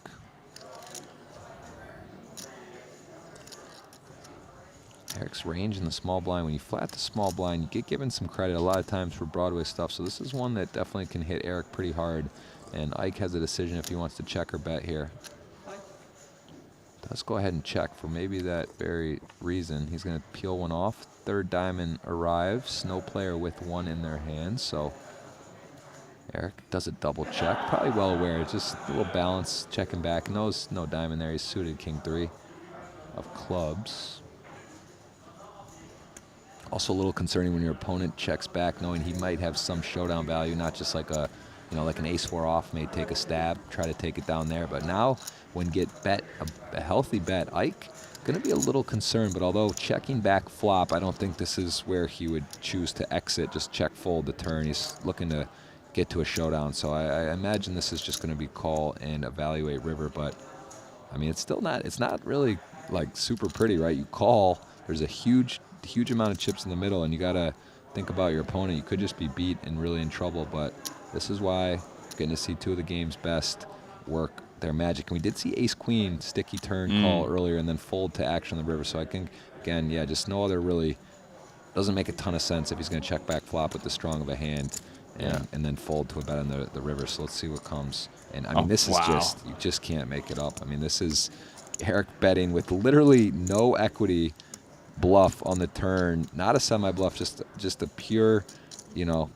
just a stab, and Ike has him in a world of hurt, and the innocuous king comes off on the river, and now Eric with a an arrived river top pair and stack to pot ratio, he's got Ike with less than one bet. What does he do? I believe Eric checked. You checked, yeah? Yeah, Eric now obviously rivering a ton of Showdown. Check. Decides to just check it over to Ike, and that's going to be a big old side from Haxton. Yeah, that's it's just, I mean, interesting flat pre with the king 3 suited. Really a tough hand to play out of position there versus Ike. And he did have the best hand pre when he called, got put not in a great flop, took a stab on the turn, and got to realize his equity. Yeah, I which think wasn't a lot. Looking at a lot of the modern day solvers, a lot of the suited kings are in there from the small. Yeah. Something I've been shocked to see myself, but you know, it's again, Seidel's just in there. He's studying. He's in there with the young guns. You know, he's putting in the time, paying off. Obviously, fortunate when you just drill the old 2 outer, if you will. Obviously, because the king of diamonds wouldn't have been exactly a card he would have been happy Delightful sight, yeah, to put more money in. The question is, Jeff, was he blasting on non-diamond rivers? This man hasn't come here to not follow through on the river, if you ask me. Yeah, we would have found out. We would have found out. We're not going to know.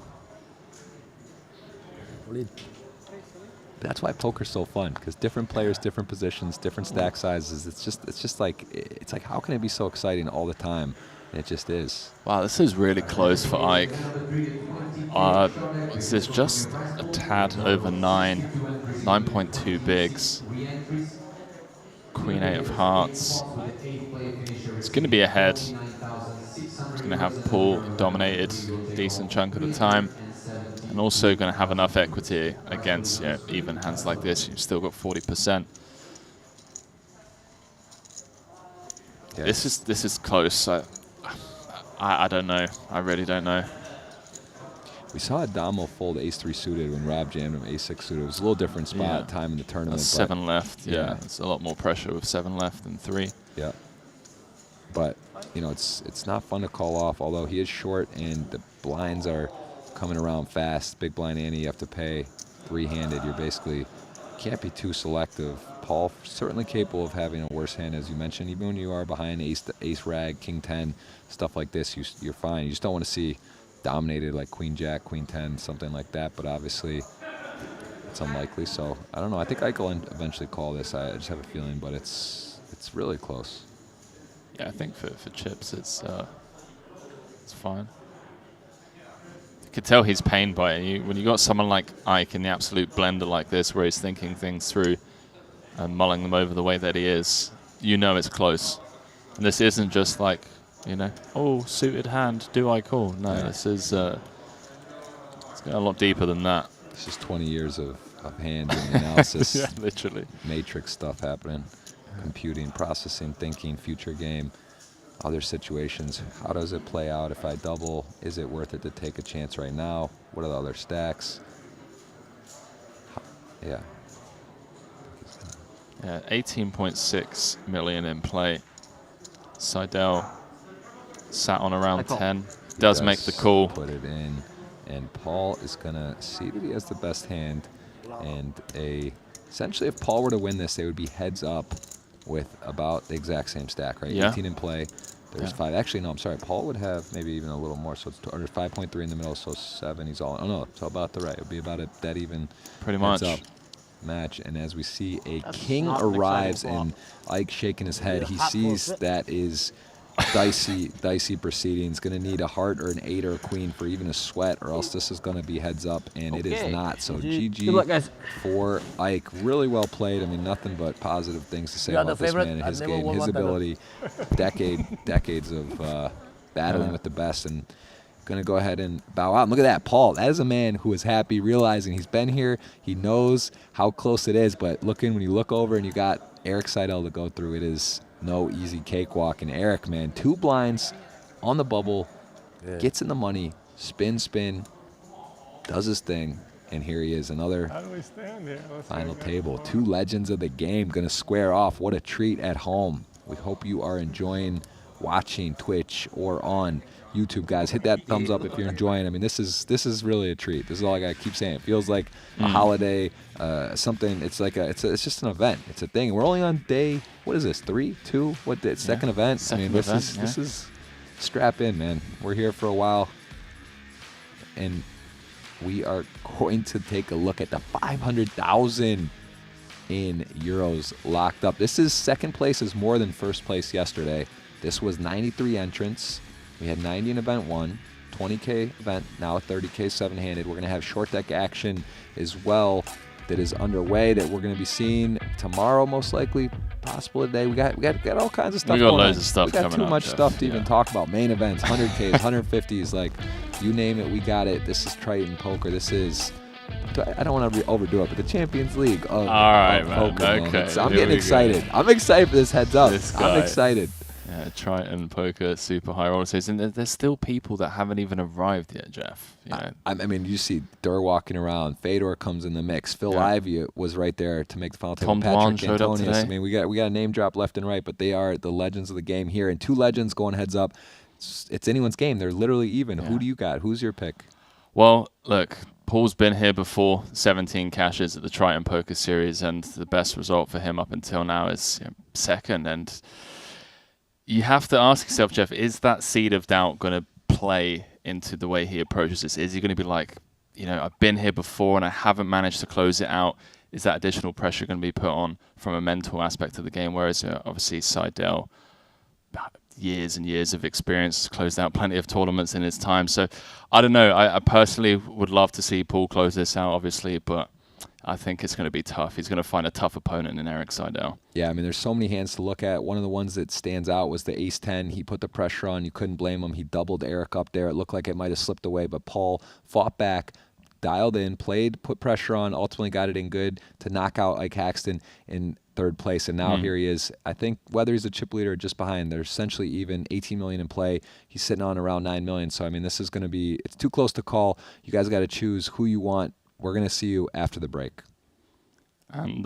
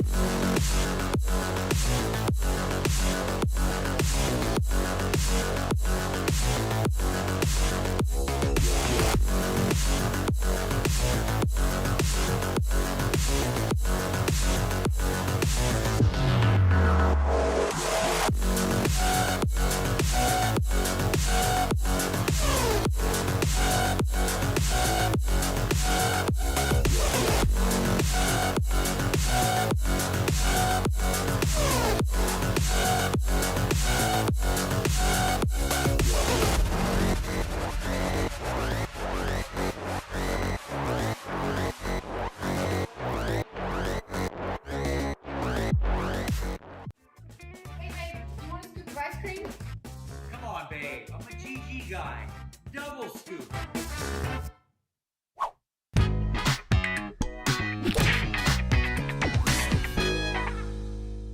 We double up on everything.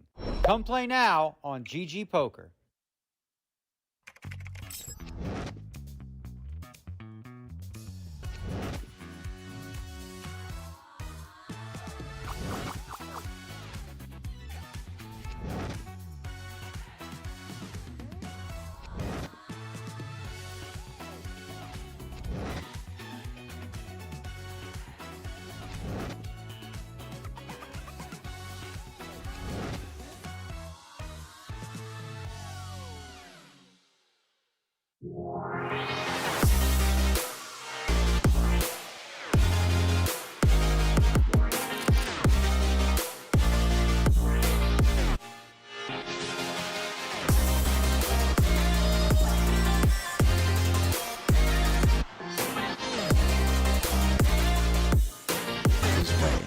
Nice start. Nice restart. Yes. I should say. Yes. And us could bubble. And I did talk to Patrick on the break. He was, he got off to that rough start. I think you mentioned he was in for 5 bullets in the 20K. Yeah. And nice to get on the board, get a cash in the 30, and he's got a little work to do before he's in the black, but still, it's a start. He's on the right side of the bubble here, but Definitely not sitting on a deep stack, just 9 bigs, 875K. Meanwhile, Holes follows up on the 2 queens with ace-king. 375,000 will be pushed all in this time, and we'll see if he gets any customers.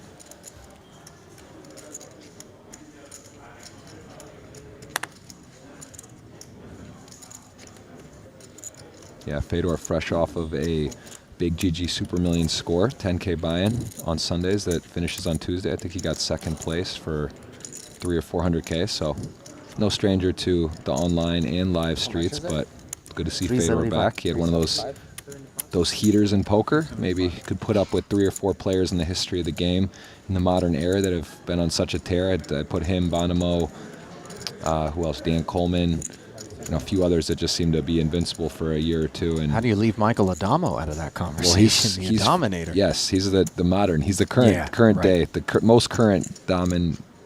That's what he does. A dominator. You're right. So, for sure, put him there. Dvorak has asked for a count here from the small with this 475K. First one is a good one. I wonder is. And Pua with ace-5. Can I get change? Might he be a customer? Like, can I get? Apprehensively puts it in. He knows he doesn't love. He's not going to be in a great situation almost no matter what. But he could be ahead. This time he is far behind. Much better spot for Holes this time. 佢推細過呢啲多好多。係啊，2個公嘅都推咗。求其80同花都推咗啦。To the flop we go. King 8-6, and Pua's prospects for a W dim greatly. Just 4% from here forward. Wait a minute. There are 5s, and the field chuckles. It's funny till it's not. It's 1-5. We've seen. I mean, look at it can happen. Not there though. Not quite. Running that would be tough. That would be a tough way to go. Queens to aces, and then ace king to ace 5, king high, running 5s, but not to be Fedor right back, sitting healthy again. Healthy short, not healthy. Exactly. Of the short stacks, he's feeling them. And, been in the saddle since then. Very nice. Oh, very cool city. I think there is a football game actually. They have a match, their last one of the season, and then next week is the Champions League final. But talking about Real Madrid. Yeah, they do have a home game here. I think Sunday. You're not a huge soccer fan though. Come on, you and I both grew up playing soccer. Yeah, but you like it. But you're not sweating it. You said you don't. I'm not sweating it super hard. No, not anymore. When I was younger, maybe. Dvorak though, with 2 aces, will have some sweat if he gets a customer. Aces. That is just, those don't get passed around often, but we've seen it a few times in a few hands here. You might wonder, why is he going all in? Why not raise, try to induce? But when you get so short, there's really just one play. It looks too fishy and too cute, but he does get called king jack. So many aces. Fedor in the big blind runs into aces for a second time. Just doesn't feel fair, does it? Again, the good news is a lot of 5 big blind aces. He's got Dvorak covered, but not sure that's the only ingredient. Prospects are somewhat dim, 13% pre-flop.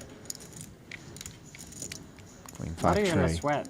10. Not particularly helpful, especially given that Fedor does not hold a spade.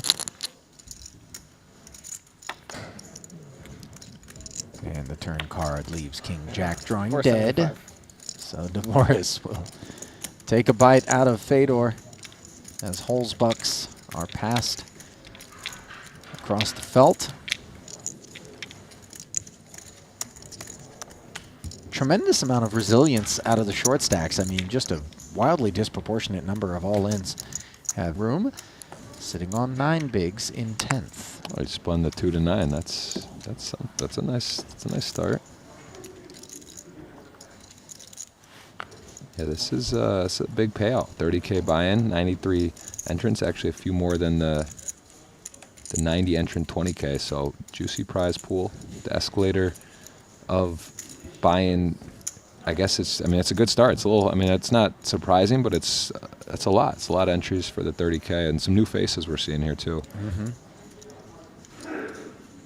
200K to go from the Queen 9 suited of Paul Pua. Fedor With the queen 10 offsuit in the small blind, looks like he is going to shoot it in there. And he is in good shape against that queen 9. Will he be able to shed Kevin Pock's ace trade? The answer is yes. So they're on their backs. Oh, Got it. please, 9. Yes. Yeah? Okay. Oh, no. Got the clubs, though. I mean, this Oh, is Fedor's in good. That's definitely what he wanted to see. You It's are about my the best you are case. my savior. You always Yeah. bring me back. So Yeah. Maybe He not just this loves time. it, doesn't he? Every hand, man. let's hope so. Flop's got a club in it, along with.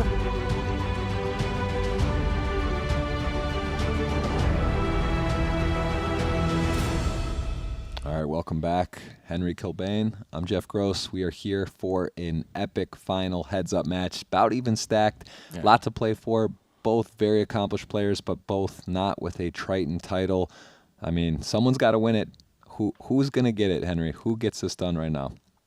Oh, man, I don't want to go against the boss. I don't want to go against fourth on the all-time money list, you know, one of the greatest players to ever play the game. I don't know, I feel like I'm going to be diplomatic with my answer and just tell you, whoever wins, I'm going to be happy to see them win because, yeah, they've both got quite impressive resumes. So. Well, I mean, listen, I don't want to play favorites at home. You can tell us who you're rooting for, who you think's going to win. Ultimately, I will say one of the co-founders of Triton and how much effort, time, and who loves poker more than this man, Paul Poix.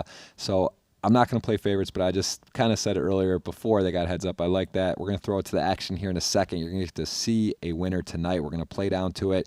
We'll take a look at the exact chip counts here in a second. I know it's close. Look at that, 9.7. Actual chip lead nudge to Paul. Eric with 8.8. So it's really anyone's game. But look at that, 39-35. It's up for the making. It's up for anyone. I think Paul knows his opponent. Very formidable, great player. A lot of respect for each other, I would say. So I don't know. We'll see. We're gonna get to see a winner, and there's a lot to play for there. About 27,000 round up if you like euros. That's a whole lot of euro. It's a great currency. Whole lot of strong buy-ins. currency. Strong, forceful. It looks nice. Little cool symbol there too.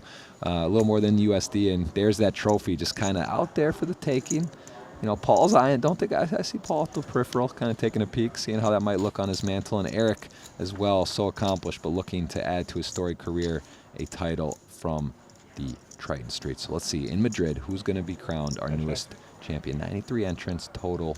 Not all uniques, but 93 total people. Great turnout. It's really strong nice. turnout for more than the number 20K. two. More than 20. It's a good sign. Oh, sorry. Yeah, very strong turnout here. Great start to the Triton Poker Series here in Madrid at the Gran Via. And not surprised after a 2-year hiatus at Cyprus. And now we are back. Live poker returning to our streams. Love that. We're back, boys and girls. Long may it continue. I know you guys and girls at home been enjoying this coverage over the last couple of days. 2,000 view on Twitch, 3,000 of you watching on YouTube. Jeff Gross, Henry Kilbane calling the action. Appreciate you guys keeping us company for a historic moment as well, Jeff. Yeah, this is going to be a part of Triton history as we will be crowning a new champion, regardless of who wins.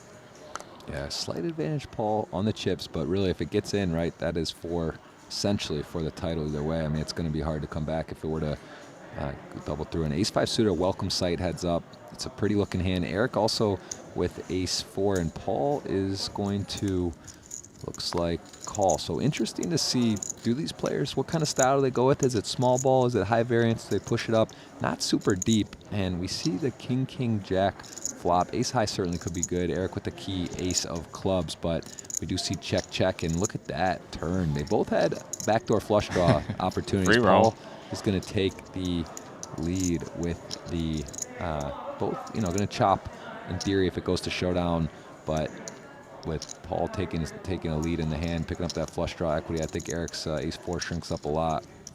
It is heads up, though. Hard to make a pair. Definitely could consider ace-high being the best hand, no doubt about it. Yeah, definitely. We saw that yesterday. It's hard to make a pair. He does let it go. Paul with the early advantage. Did find himself chip leader six-handed, found himself chip leader four-handed. Ill-timed aggression with the ace-10 against his heads-up opponent, Eric Seidel, who did make the correct call earlier on with ace-queen. So he did it the difficult way, Jeff, the long-winded way. Yeah, a for bit sure. of a yo-yo journey to get here from four-handed to heads-up, but he does have the chip lead, and it's just one more elimination away from winning his first title. Yeah, this is definitely a historic moment for Triton if the founder can finally, co-founder, gets it done. I mean, look at him. He's in there. He can taste it. 10.6, 7.2. He's got the slight lead now, but long way to go. And Eric Seidel has got to feel good off 2 blinds on the stone bubble. Right. Easily could have bubbled. Yeah. Is now heads up and locked up a lion's share of this prize pool at least, but I know he wants to win. He's not just content with that storyline from 2 blinds to second. He wants 2 blinds to the title. So let's see how this plays out. Yeah, that min cash, 56,000. I mean, he could have even gone home with nothing. Instead, finds himself with a minimum of 514,000 euros going straight back into his bank account. Yeah, so both players miss here. Jack 4 suited going to go ahead and take a gander at it. It's got an overcard and some backdoors. He is going to win that pot, and just like that, with a few pickups, there's a little separation. You start with a slight lead and winning a couple pots with the ante, and the blind so large that is a chip up, and now officially a little separation. You know, if they were to get it in, and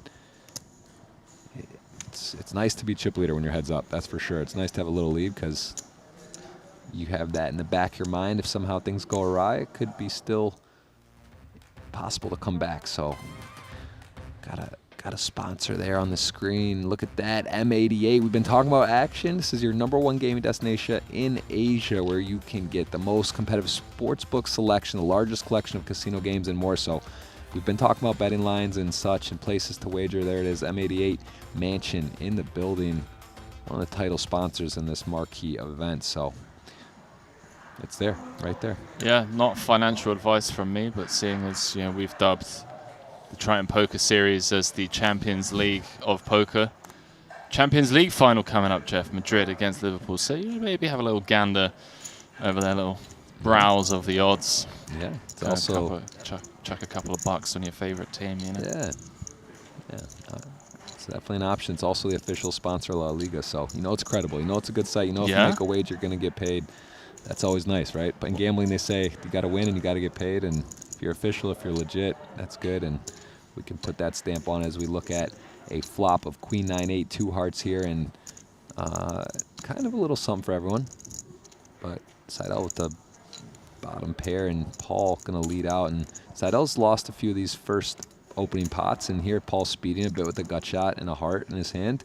And wow, if you were gonna pick a card that you could keep telling a story, the King of Hearts definitely is a welcome sight for Paul, realizing that he's got a very strong heart here now. And Eric, 8-5 off doesn't get any easier to continue when you have bottom pair, but you are in the lead. You can see actually a decent sized lead. Check to a river.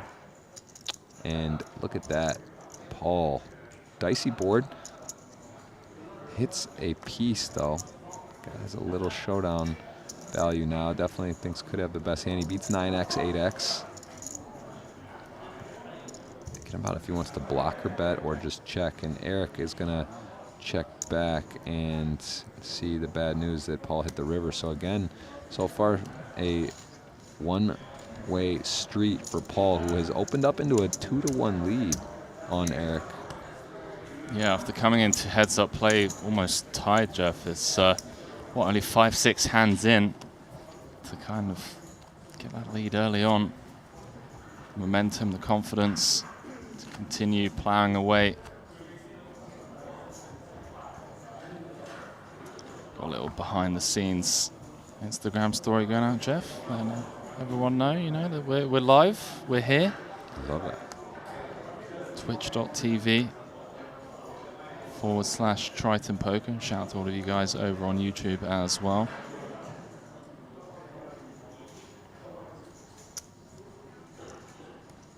Seidel, the 7 deuce, really not going well for him so far. It's heads up match.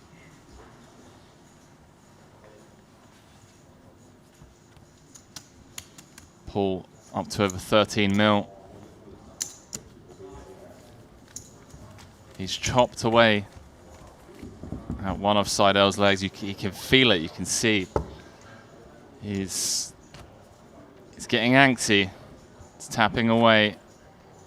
You can taste it. It's been here before. Yeah, this is, it's just heads up can be over in a jiffy, right? It's literally always one hand away. It's so intense.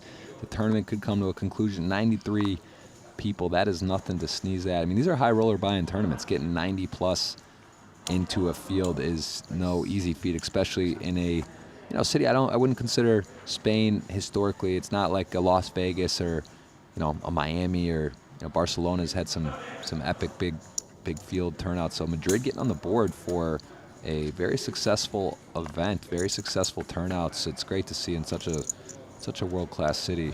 Hopefully more events to come in the future, but so far we're event number 2 of the series. This is the 30K No Limit Hold'em 7-handed event. Again, short deck and No Limit Hold'em events going to be spread throughout the week with the 100K main event, even a 150K event being put on here at the Gran Via Casino. And of course, there is one PLO event, Henry. Oh yeah, 25K, and hopefully more love for PLO in the future on some of these tours. But they are at least on the board, and at the moment, this could be Eric's first pot one. I mean, he's got a pretty strong hand here. He's got the queen.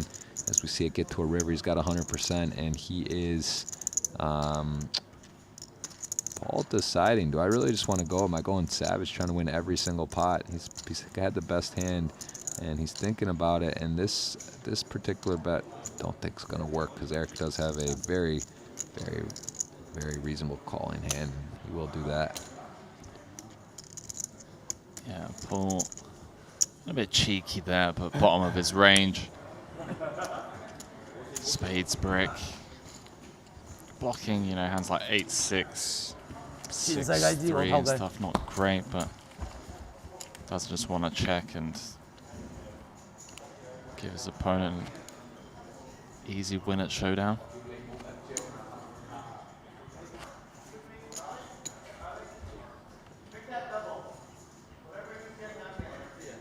So an important pot when it comes to momentum for Eric Seidel.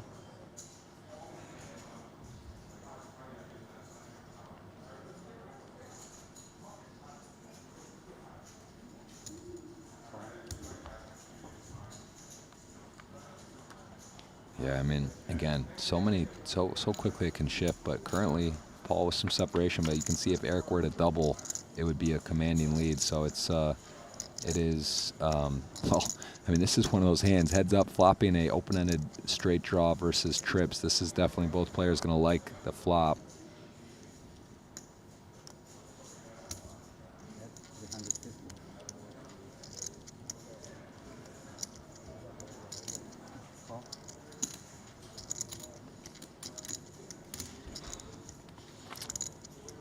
Well, Seidel boating up. Paul does not want to complete his straight on the river. 1.6 out there. Yeah, I mean, he's got such a great semi-bluff candidate, having really 4 high, one of the worst hands you can have, but also having equity. So, it's you just aren't going to blame Paul for continuing to tell a story here. And Eric, this gives you a little bit of Rounders vibes, doesn't it? Indeed. Johnny Chan versus Eric, where he slips over the nuts in here. I mean, he's got the literal nuts. Jack 6, almost. I mean, other than jacks, but he's got effectively the super nuts here. And Paul, he's just trying to think, what does he have? Does he have anything that I might want to get the action going? But really, I can't see any reason but just call, and he does that. And Paul is actually in for a really bad situation here. He's either going to improve and might get stacked, or he might have to bluff with his 4 high when Eric checks it over to him again. And, Paul may decide this is time to give up, but he also may decide, one of the lessons and learnings in poker, right, is when you have the worst possible hand in your range, oftentimes it's very tempting to bet. He just got caught bluffing, in a much different spot, in a much different pot size. And here he's just thinking how much. I think the wheels are spinning. I think he is going to go for it because you can't blame him. Yeah, one hand in the cookie jar. Oh my goodness! Wow. And he is going for a healthy bet, and that is going to get met with a raise, I'm sure, for the full lot that he's got left. Either way, it doesn't matter. He has 4 high, nothing else happening other than this pot going Eric's way. And unfortunate timing. But again, it could have been a lot worse because he could have made his hand a 7 or a deuce and would have been certainly doubling up Eric. And now he is... things were really going Paul's way. Raise always? Yeah. Gets check raised. Okay, something. New chip leader, Eric Seidel. Well executed hand, and I mean, again, can't fault Paul. He had an equity bluff. Yeah, Hand it. He on the river got there with the worst of it. He had the worst possible hand he could have, so he went for a big bet. And listen, part of poker is they say if you're not getting caught bluffing, you're not bluffing enough. And Paul's certainly making some bluffs throughout this tournament. You don't get heads up at a 93-person high roller without putting a few bluffs in. Yeah, for sure. Again, bottom of range. Applying a ton of pressure to, that 5x that keeps him honest for 2 streets. Going to get a lot of auto folds as well from, some like 7/8s and 7/9s and whatnot. So the chip lead had shifted, but luckily Paul had chipped up. So him losing a fairly sizable pot still keeps him just below. He's right in reach here, and he is dominating this particular hand. So 10-4 roger that. Going to a flop behind Eric in position with a better hand. So this has got the makings of potentially a problem for Paul, though missing big time on that flop. There were some scenarios where it could be very dicey for him, but 10 high flop could have been showers. Yeah.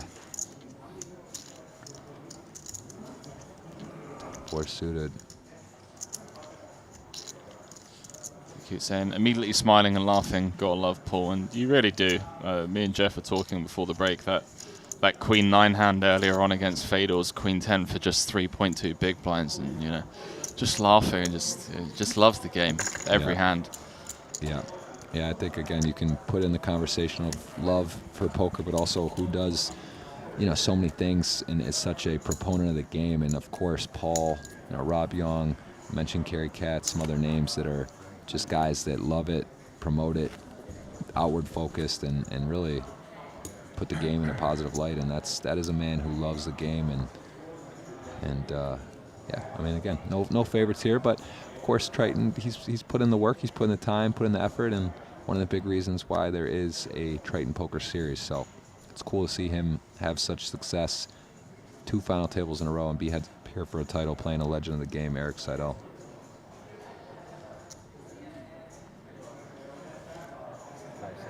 Paul continuing to play aggressive on the button.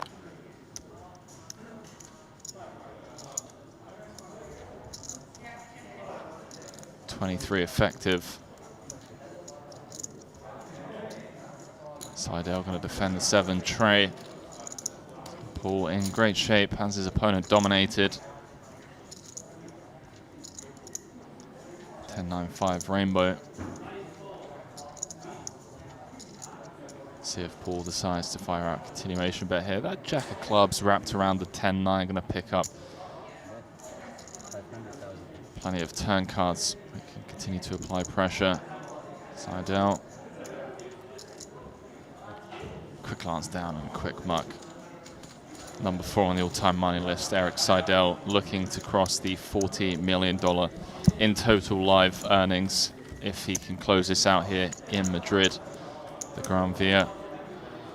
But that man there, record 18th cash, I believe.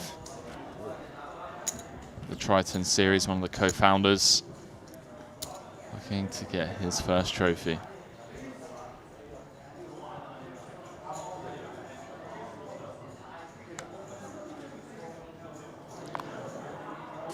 People in the chat saying they think Adamo is going to win this one. That wouldn't surprise me if he somehow does that, boys and girls.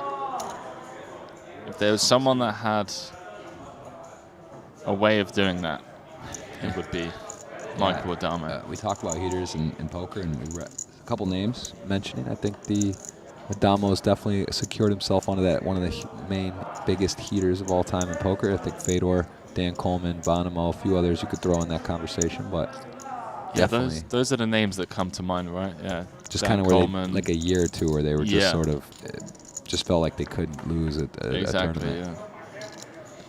And then they all retired and disappeared into the sunset together. Yeah. And inevitably came out of retirement. For the Triton Madrid, like Fedor. Yeah. Come out for the big, bright events, there for we sure. Go.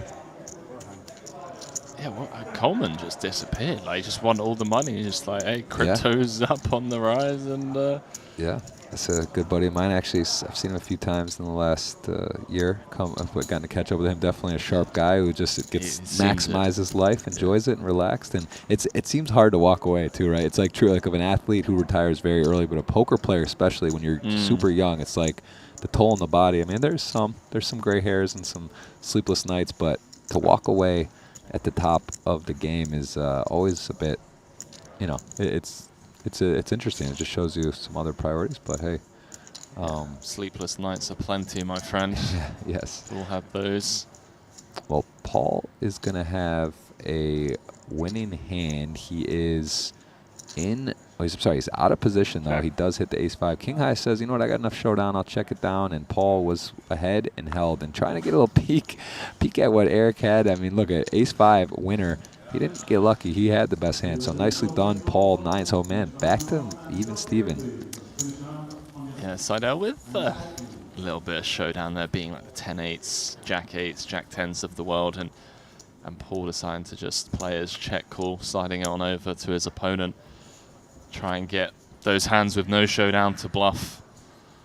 But King High, just enough for Eric to knuckle it back.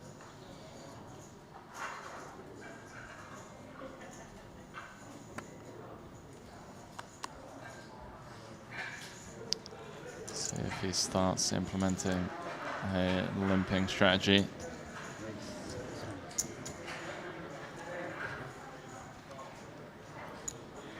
Does not. Raise things up. Seidel has his man in bad shape pre.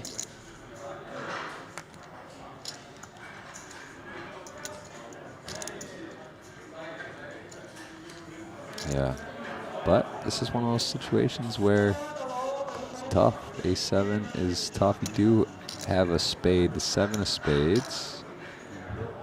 And, you know, they're not so deep. You know, it starts with the call, but then,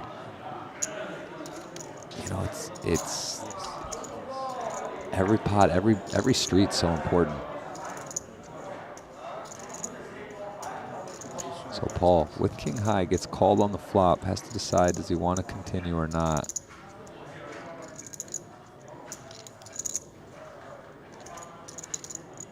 So just check back. So neither player improves, and ace high is the best hand. Yeah, paired board, always dicey one. Let's try and bluff. Seidel bluffing with the best of it. Very interesting here. He decides that, you know, he didn't necessarily want to check call.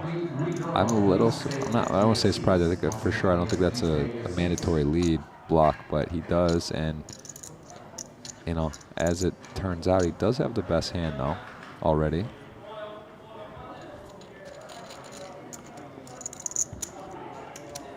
Kind of pricing the river too, right? Instead of checking and maybe having to call a bit more if he's behind, like a weekish behind, he's not going to have to call such a big bet. So, I mean, it makes a lot of sense, but definitely think you would see some players check call or just check the side. But yeah, instead of facing like a 1.1, 1.2 million chip bet on the river, potentially get value there with ace high as well, by the way. There'll be some curious king X that unblock, you know, the jack 9s, 10 9s. For sure, definitely. Anytime you can make a bet and it accomplishes multiple things, it's effective. Oh, hello. 25 bigs. Yeah, no, we're starting, we're getting into the stack depths where we're going to start seeing some potential limps on the button at some point, or some just aggressive all-ins as the blinds continue to move and go up. And there is wow, that executing. Really this is, I mean, if you're Eric and you get shot, this is a very unwelcoming sight, because you're kind of at the top of your, getting dealt king queen heads up is a big hand for the stack size, but you're also realizing that you're also not just like fist pump doing so well. He doesn't necessarily just have like king jack suited all the time or anything like that. So it's pairs, it's weak aces. Is it ace queen or ace king though? That's the thing. Would he just shove those hands? So maybe that's what's going through his mind, that there's a chance I'm ahead and I can't be in too bad a shape.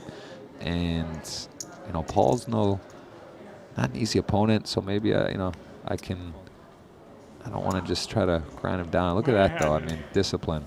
That could have easily been it. We could have easily seen 5 for that sure. Definitely could have been it. I'm not sure. Not sure about that for 23. I think I'm calling in game. Yeah, definitely wasn't available hand to be for the majority of the chips. And he's covering, right? If he were to lose, he'd still be in the game. So there's a lot of factors, man. Heads up, you can, a lot of different opinions, a lot of Monday morning quarterbacks. Ultimately, Monday morning quarterbacks. I've never had that one before. Decides to pass, and Paul going to get dealt a premium here on the puck in position. Pops it up. Ace queen, jack 8 off, and Eric playing. Heads up, got to play a lot of hands. Jack 8 certainly qualifies. We mentioned queen 7 is a computer hand, dead middle, so jack 8 a little below that. Going to jump into the lead. Ace queen is now behind. Eric starts with the check. Got the 2 overs to the board. Yeah, king queen's a call in theory.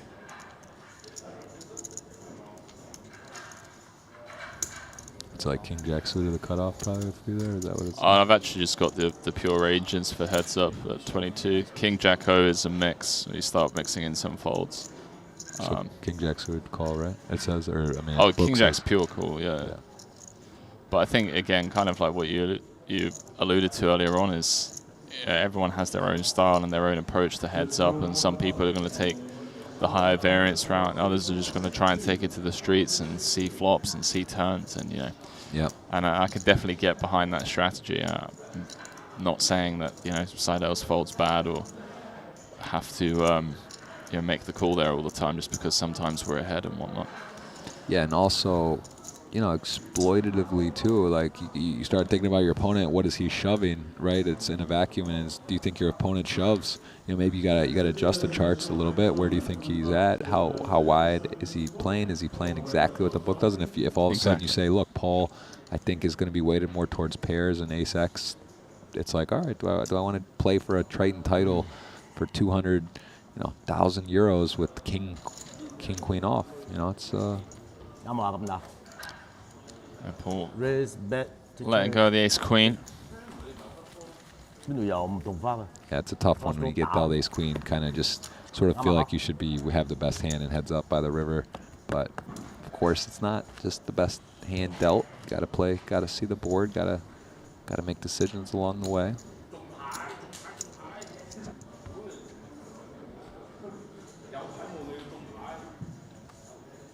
Some information for players in the Showdown tournament will also be a redraw for all players who reach 12 players, and we'll be playing 12 levels.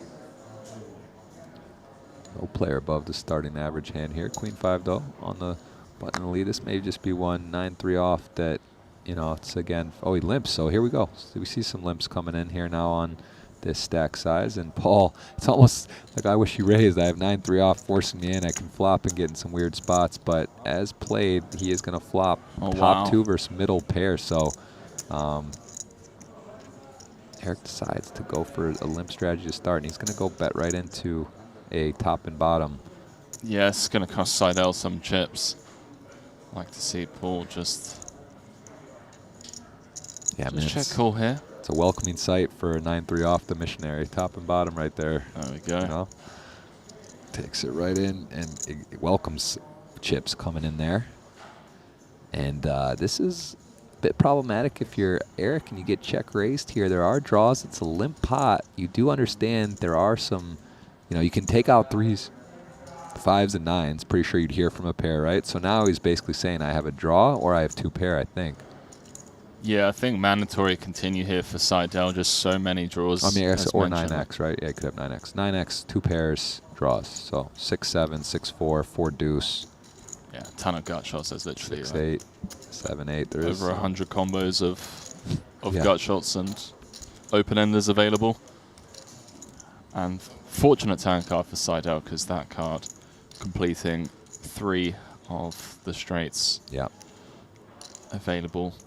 Yeah, that's actually one of the scarier cards if you're Eric and you continue that you were beating and now you're not beating the majority of those hands, almost all of them, right? 6, I mean, even, yeah, you could find any straight combination there and that improves it. 4 deuce, 6-4, 6-7, 7-8 makes the nuts. And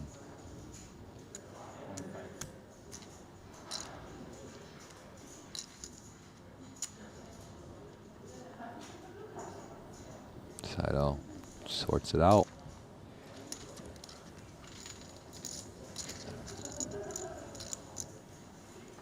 Poker is a puzzle. I'm sure Seidel's one of the better ones at figuring it out. He figures he's done a lot of sorting, a lot of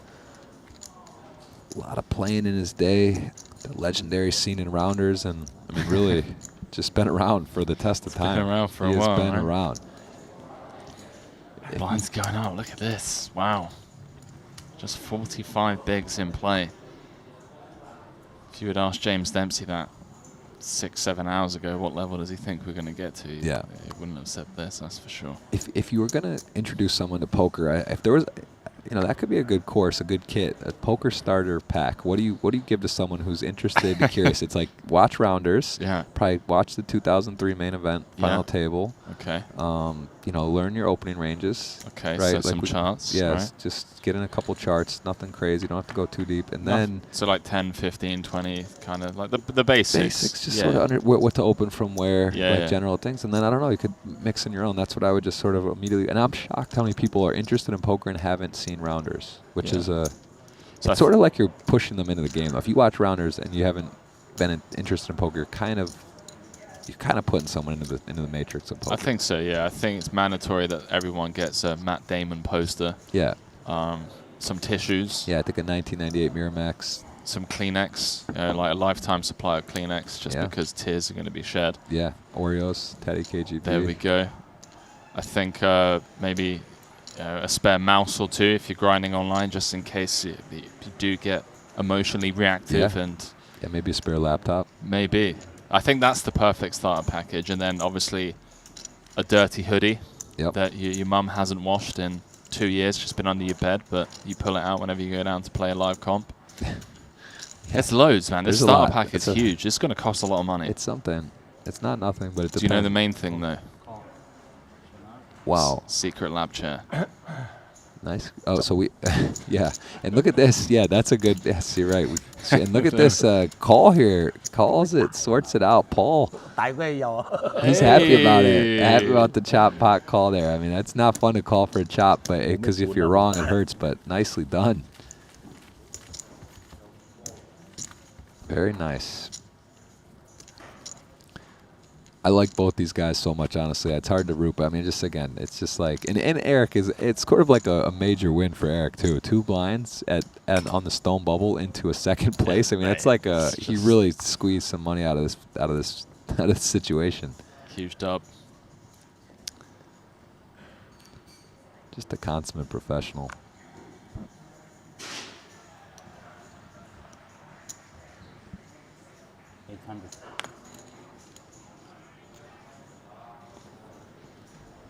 Seidel taking it upstairs. Not too often you get to heads up this level, this many blinds in play. Yeah, they've taken this. This is it's become what could have been a short day. Turns into this is a long final table. Yeah, it's pretty crazy, right? Given Paul doesn't jam that ace-10 there and just runs away with the chip lead with the 10 mil, this could have been over a while ago. But yeah, or spikes it. Yeah, or spikes it, then it really is GG. So Paul, no diamond, 2 overs, gives it up. Could get spicy there, but nice discipline just to get away. And Eric, nicely executed ace high, gets a protection bet out there. Not a great board for ace 2 suited, but heads up, could be the best hand. Ace high often is. They're at the Casino Gran Via in Madrid, Spain. We're here live. Let us know where you're watching from. YouTube, Twitch. Hit that thumbs up if you're having fun. If you're liking this, if you're seeing this as a big moment in poker, it is. Take it in. Be a part of history. Leave your thumbprint by the thumbs up button on this YouTube chat. You know? There we if you go. want to be a part of history here, it's historic. This is a Titan battle here. Oh, I need to. I'm browsing some of these poly market topics. I want to see. Can you post your own topic, or is it? Yeah, literally. There's like you can add your own like whatever. Look, so poker Triton Series Madrid 2022. So currently there's over $230 worth of volume. Okay. Okay. Choose a market. Will a straight flush be played on the live stream? Will any player win more than one event? Will Americans win 6 or more events? Wow. Will Shout out Tom to the Dwan US. place first in at least one event? Will Phil Ivey place first in at least one event? So there's a couple of bets there. I think the main one, the biggest one, should be under overs on Jeff Gross saying that Triton Series is the Champions League of poker. I just started that today, and You I'm did. going to get one in the stream. Just I as had a- the I same don't wanna- conversation with you know. Yeah, it's catchy. It's true. It really is. It's What was creme the de other one creme. from yesterday? Oh, just like that. Just like that. We haven't said Yeah. a lot of that today, but it is heads up, and it could be over just like that. We are one hand away potentially at all times. Fantastic stuff. Fantastic stuff. Guest in the chat saying went to the Gran Via today. Take a picture with Heath and Ivy. Nice guys. Yeah, you will see a lot of the players here wandering around down central Madrid. Had a very awkward experience. I had two guys ask to take a picture of me today. I think they thought I was someone that I wasn't when we were recording. Really? Why not? You've been on camera here. I don't in the know. Grand We Via. were It could just easily- making a promo video with 2 of the Triton team. Oh, you were. They were like a camera on you. Yeah, there's 2 cameras on me, and these guys were in the lobby, signing up. That's actually kind of a gangster move. Just have like a camera guy follow you around everywhere in random cities. I mean, it can't hurt your chances for all kinds of good things. But Talking of not hurting the chances, for Eric Seidel, heads up. We're over 500k playing for the better part of 225,000. So it's a big heads-up match. There's a lot at stake here. And I chunky. can promise you 7 guys, buy-ins. these guys are both financially sound, but this is one trophy that you want to get on your mantle. Both these guys want to have it. So they're not. No one's laying down. They're not flipping a coin for this. This is play it out, see who gets it done. This is not just flick it in and on to the next tournament and chop it up. This is play for the money, play for the trophy. Get your first Triton title up for grabs.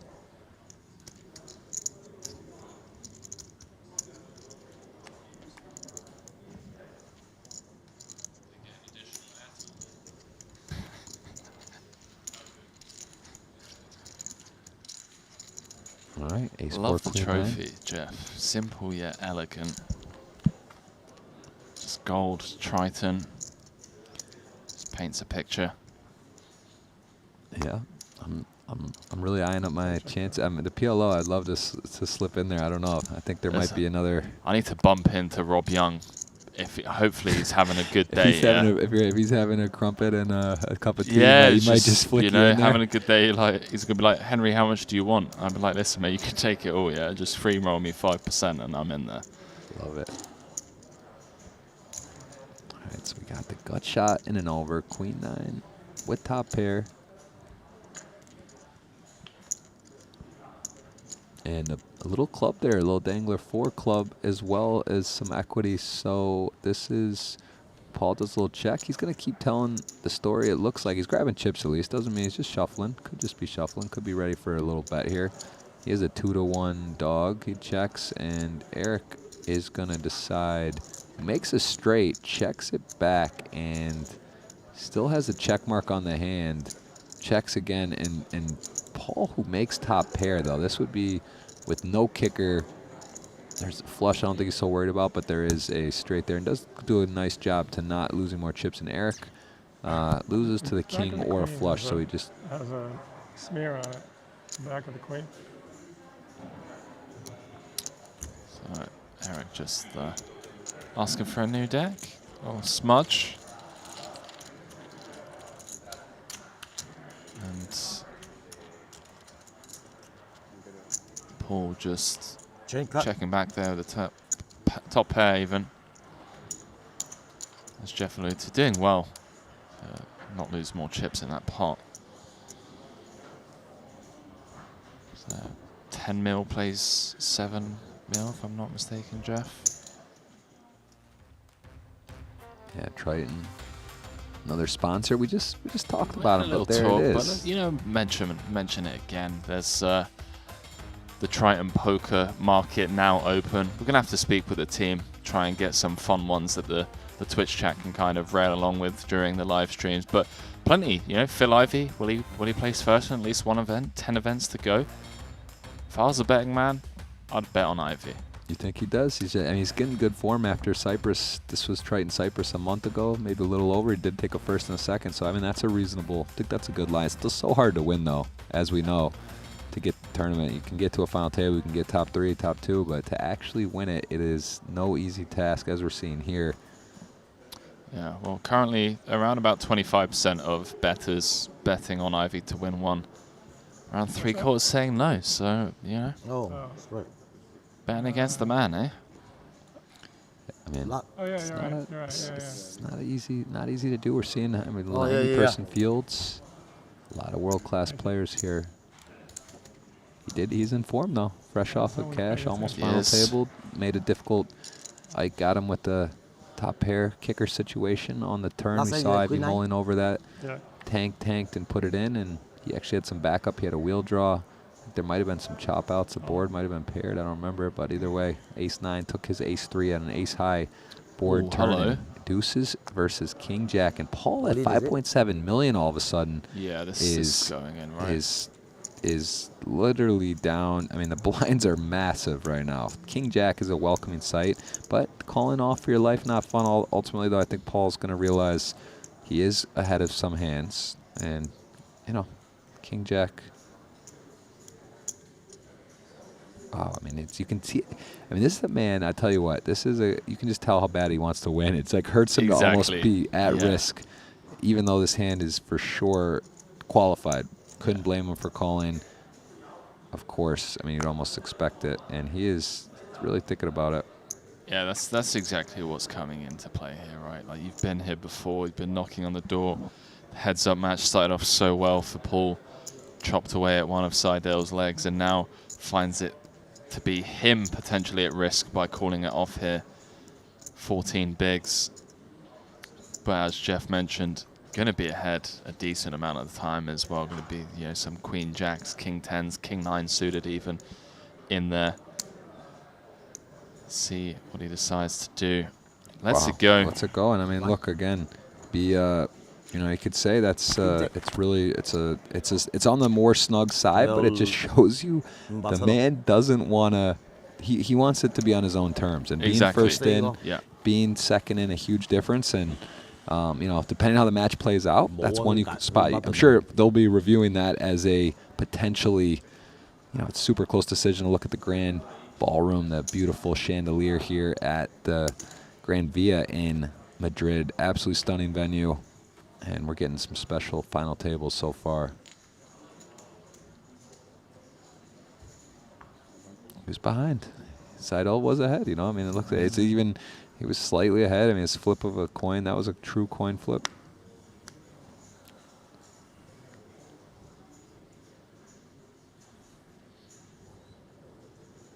Sweating the hand with Seidel. I'll take that. Let's play the hand like this. Why not? Sweat it out. Look at that wall. So it's one way to stack your chips, Jeff. Yeah, it does look intimidating. Got a mystery hand. Yeah, but you know, even when he flicks in the 3 chips, there's barely a dent. The 4 chips even in his stack. Yeah, uphill battle for Paul now. Finding himself the 2-to-1 dog a little more, actually. I think every pot's so important. Chance Corneth made a really great thread on Twitter about how to stack your chips accordingly at the poker table, depending on what you're trying to achieve. All right, so we see a C-bet here with the club and Jack-7, and we don't know what Eric had, but it is going into the bin. So important pot. Of course, every pot important, but after that King-Jack fold, getting a little short, picks it up back to 7 mil, right in striking distance.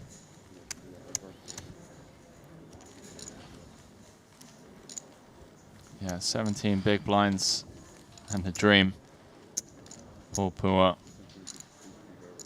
Check out all of the Triton series caches over on the Triton series app, boys and girls. All your favorite players have profiles over there. Do a bit of digging. May even come up with some trivia questions later on in the week. Do some giveaways and whatnot. But as promised, seeing as you guys did get the video likes up to over 500, 747 by the way. Appreciate the love being shown over on the Triton Poker YouTube channel. Jeff and I are going to be back tomorrow. We promise you, you know, more free poker, more high stakes. Just because you guys hit the like button. It's that easy. It doesn't go unnoticed. Those do help, and they are much appreciated. And again, we are here with you for the long haul. Going to play to a winner tonight. There will be a new champion of Triton Madrid. Both players have a very storied Triton career, but no trophy yet for either player. And here, Eric with a hammerlock on this hand, flopping trips. Yeah, I guess whilst this hand is inevitably going to go check, bet, fold. I want to ask you, Jeff, I know you've been pretty involved in the crypto world and crypto space. Have you checked out the Triton Pokerverse yet? Yeah, of course. I'm all over it. I love it. I've seen the seen the design. Been following along from day one, and I know they got big plans. So that is something I am for sure eyeing up, because I think, you know, ultimately the thing about poker is it's such a great game. There's always new variations, new versions, mystery bounties, and, you know, progressive this and that. But ultimately, being able to play on a device or playing something with amazing software, kind of gamifying it, is really what the ideal situation is. And I know that's something they're tackling well. And I've seen some of the prototypes, and very exciting stuff. Well, that's what I was going to ask you. Like, for the outside perspective of someone, for example, who doesn't know anything about crypto or the poker, or the metaverse yet, what kind of exciting things do you think these guys are going to come up with in terms of like playing online and the difference between just sitting at your laptop? Yeah, I mean, I've seen the best way I could answer that is to go to Twitter, check out it's a great follow. what they're showing, because they have given some sort of insight into that, into the plans and into how it's going to work. So if you do go onto Twitter and search Triton, Triton Pokerverse, Triton Pokerverse, it's a new site. It's a relatively new, but they do have some actual mock-ups and demos, and that is something that you can get a good feel for what they're doing and just how spectacular the UI UX is. And really think it's a good way to get started there and take a look at what they got up their sleeve. I feel really sorry for anyone that minced the James Dempsey or Henry Kilbane character. Are those on the? Is that on the roadmap? I don't know. Listen, I'm going to pull some strings, you know. Listen, anything's possible. Anything's possible. It's all up for grabs. And Paul with 3 deuce is going to wave the white flag, rightfully so. Would have been going into an absolute brick wall there with the 7-8 suit. I know Ras saw these emojis on the GG throughout Cyprus. He loved to say the Jason Kuhn 101 NFT wavy hair, which he just got a kick out of every single time the GG thing came up for a promo. And I don't know. Listen, in terms of NFTs and what's available, that's TBD. I'll say that, Henry. But yes, there's a lot of cool stuff going there for sure, worth going to check out, taking a look. And at the moment, though, Paul is taking a look at an uphill battle. He is in a chip deficit to the mighty Erik Seidel, who is kind of just building that wall. He's just sort of taking the wall, just extending the chips, taking his 2-blind spin up into a potential trophy, but not going to be easy. Paul folding the king-jack off, showing how much he wants this. He doesn't want to call off. Being too careful is not always a recipe for success, but it also gives you an extra to put it on your own terms. That's what we're seeing from Paul, and getting 7-deuce off. It does.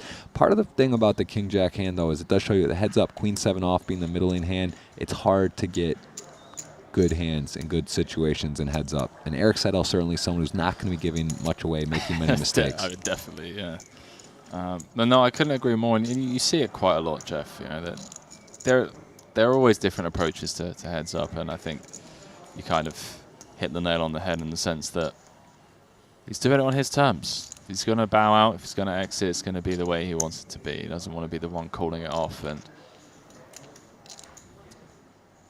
if you're going to bow out in second, at least do it in comfort. Those chairs, man, Dolce & Gabbana in the background. I mean, I feel like we're in a movie, you know. No, this is Champions League of Poker. This is just a good friend of mine likes to say. Top shelf all around. Top shelf. And Paul, man, I mean, look at that, man. Look at the intensity on this. This is a guy that is leaving it all here on the table. He's going to take this down to the wire, and Erik is also just knows what's. I mean, how many times do you think Erik's come back from 2 blinds in his career? Not many. I mean, people, you hear the chip in the chair, this sort of thing that this legendary thing that happens once in a blue moon, but not in these type of stages. Joe Cotta main event, I think 3 blinds, 3.5 blinds, or 2.5 blinds in the main event, but very rarely in a high-profile, televised, high-production event, big prize pool do you see this stuff happen, and we're witnessing a possibility for that. Either way, it's going to be a historic day in poker and in Triton poker history for sure. Yeah, both trying to unlock different achievements. Paul trying to win his first title and join the $25 million total live earnings club. I mean, Erik Seidel, absurd. Yeah, a few pips higher than that, looking to cross the 40 million in total live earnings mark. That famous left hand across the right shoulder. Wall of chips in front of him. Has his opponent down to 10 bigs. Doing it masterfully thus far. But Paul not out of this yet. Yeah, a big part of poker's confidence, belief, never giving up, and also Paul's shorter here, but like we see what Erik did on 2 blinds, 10 blinds, and then especially heads up, short stack, 10 blinds. Yeah. Now Erik's not like he's got 100 blinds, and this is also, he's short as well ish in terms of stack size. They're both playing relatively shallow. And Erik gonna win with the 4-deuce, has a wheel draw and picks it up, which is a huge pickup there. And I mean, again, just situationally, Paul's got no piece, no real draw. Can't blame him for folding, and nothing he can do. Just good timing there for Erik to be able to have a bit of a semi-bluff and pick it up with the 4-high. Yeah, Poker Bros in the chat saying how short was Adamo in the 20K when he came back to win it. That's a great point being made. 6 of 6. We've already had our fair share of spin-ups and comeback stories in this, so Paul, 10 bigs, that's more than enough. More than enough.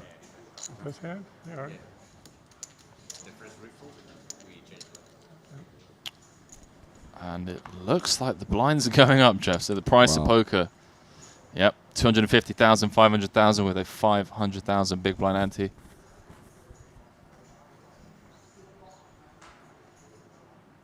Okay, 2 7s for Seidel and Jack 8 suited first in. Would imagine Paul rips this. I mean, what is he sub? Yeah, 5. It's 8 blinds, right? This is just going in, and Erik's gonna snap call. And we are gonna see a coin flip for the title. And if Erik wins, it will be a spin from 2 to a title. If Paul wins, we're gonna have a brand new match because it would be back to almost even here. Yes, 8.7 to 9.9. So look at this. Look at the support. Look at the rail here gathering. I mean, look at the energy in this room. Everyone looking on intently. It's Look Eric, at the rail. Eric versus the world. They're sort of shifting to the right there. A lot of jet. So tough start for Jack 8, 7-7 in the lead. Also that 3 below the 7 takes away the possibility of a counterfeit at least immediately. So let's see, Paul on the edge of his seat. Oh, wow. Jumps into the lead, the 8 on the turn, and just like that, 5%. We go to a 19-1 favorite to the river, and we're playing some more poker. Everyone buckle in. Got a new game. Ivan Liao looking on intently. Richard Young close by. Danny Tang. And Eric could taste it after the flop, but no, it wasn't meant to be, at least there. 8 on the turn. Let's play some poker, Henry. Yeah, needed to fade 6 outs twice, but when you have that many people rooting against you, it kind of feels like you are doomed to lose that flip, right? Yeah. Paul, I'm telling you. Nice answer. First in, you know, different than call off. Nice to put the pressure first in. Eric woke up with the real hand, just was a pure 2 overs, right? 7, so close, just one little better. If he had 9s, if he had 8s, it would have been curtains, but no, 7's fair fight. Jack 8 suited takes it on and takes it in a big way on a turn, and we are back to close to even. And look at Paul maybe adapting a little wall style there. No, he's going his own. You mentioned Chance says your chip stacks. There's a lot of different ways you can build a We need to get chip Chance stack. over here. We need to get him on a call, get him to explain it to us. Yeah. That did turn into quite a thread. That was a great thread. I thought it was fantastic. Shout out Chance Corneth, by the way. Someone who I'm hoping to see here at these Triton events. I mean, I feel like he has been on an absolute tear himself the last year and a half. Be amazing to get him out here. Chance, if you, what time is it in Vegas right now? It's 1 p.m. Yeah, about 1 p.m. I don't know. Maybe he's got the stream up. If not, maybe someone could clip it and send it to him. Chance, come on over, pal. Love to have him on our feature table, doing what he does best, putting people in the blender. Min raise on the button from Seidel of 20. Paul just can't defend here. The 9 deuce. May just feel like he's getting the right price. Giving that the heads up. Does flick in the call. 2.5 out there. SPR less than 3 in just a single raised pot. Unfortunately for Paul, doesn't flop any.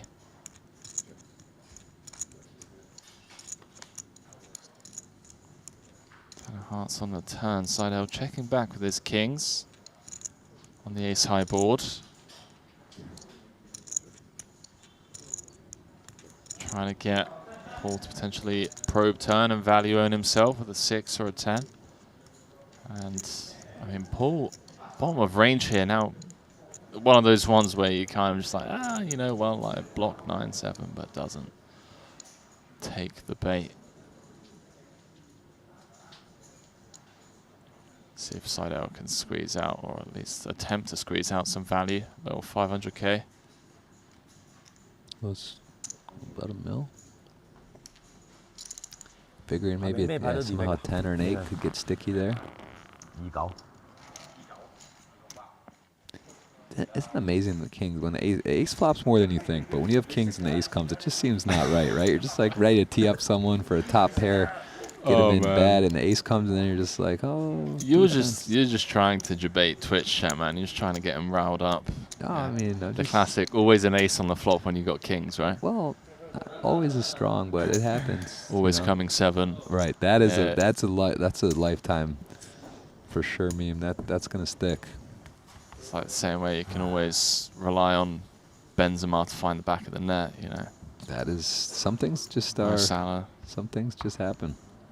That's gonna be quite a matchup. Dude, I'm looking forward to it. What is the actual? Do you know the odds on that? It's probably pretty close, no? I'd probably say Liverpool slight favourite if I had to. Yeah. If I had to guess. Yeah. But Madrid's performance, though. Yeah, it's hard. I mean, coming from Madrid, I mean, right now, I gotta feel there. I mean, the city will be absolutely ecstatic. Yeah. If they come in clutch there. When is that? That's next week, right? 28th. That's in right. Paris. Eric gonna go ahead and shove, and Paul with a 8-4 suited gonna give it up, and he's at 6 million. So again, 2-1 lead. Seidel, some timely premiums. Yeah, with the big blind ante as well, just like. You could see Paul limping that hand, some of those, maybe find some limps on his stack size. We saw Eric start exercising that a little bit.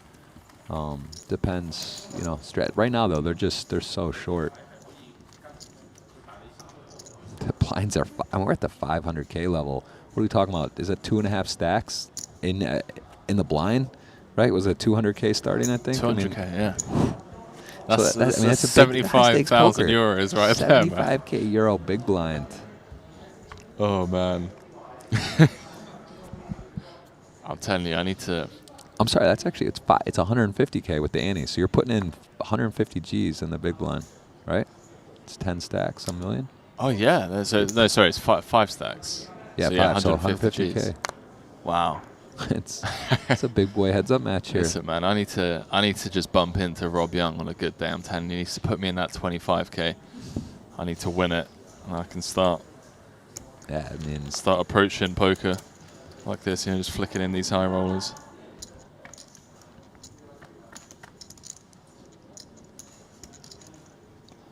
Okay, no player with anything. Paul is out of position. It's going to check. Would imagine that, you know, Eric can take one stab here on the Queen 10-10. His best path to winning, so he will go for a bet.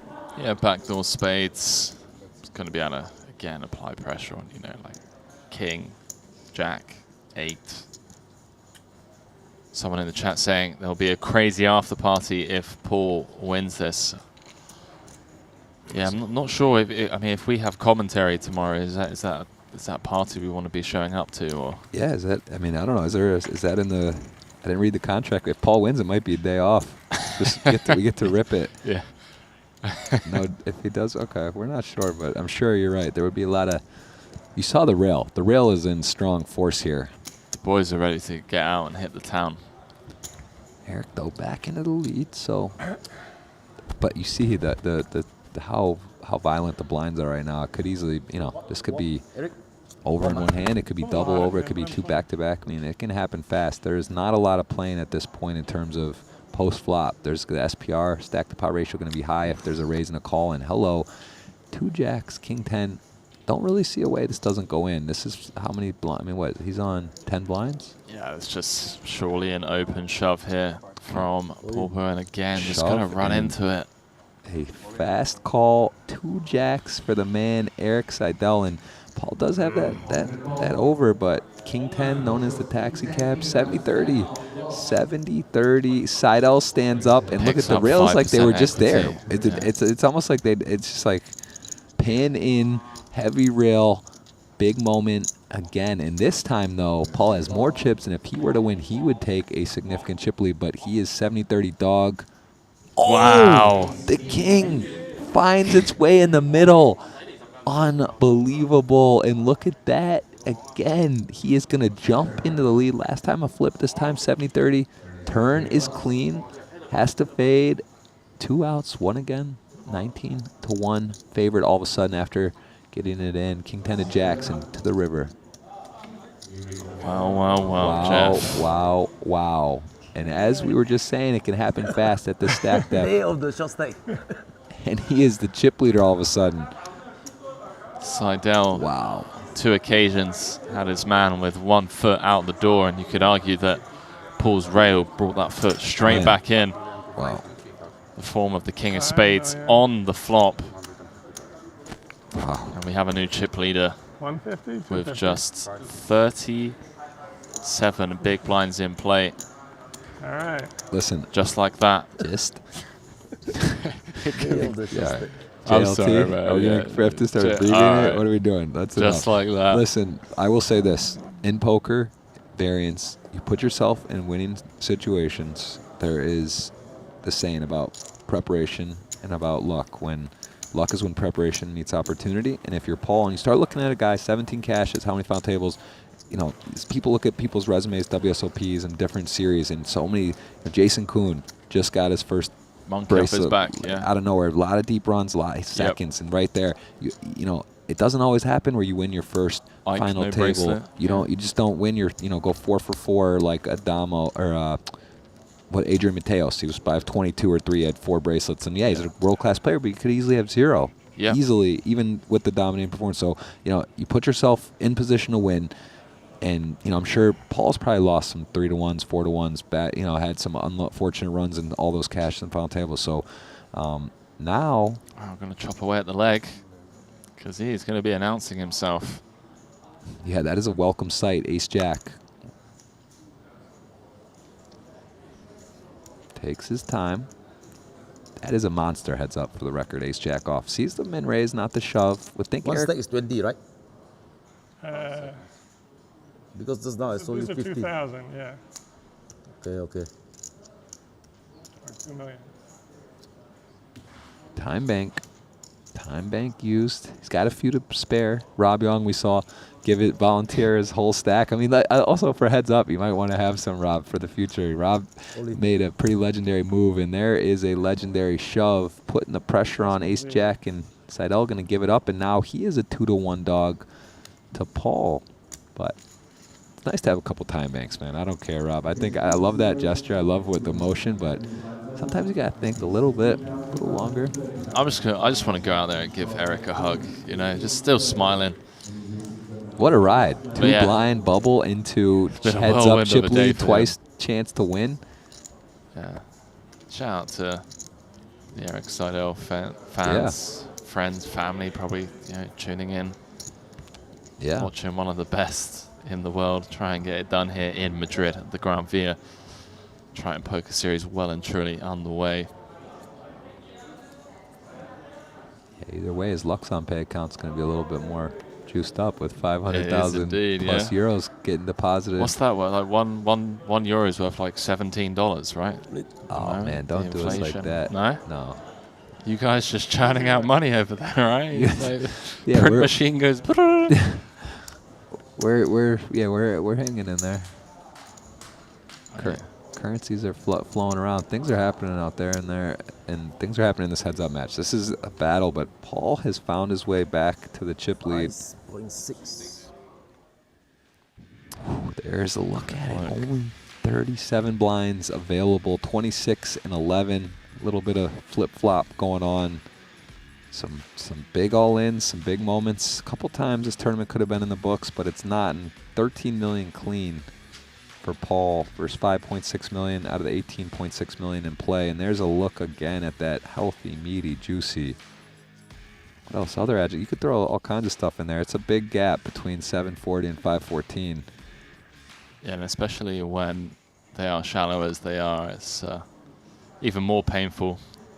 Eric, with Paul just 5 cards away from elimination on 2 occasions, and it's the way the cookie crumbles sometimes, Jeff.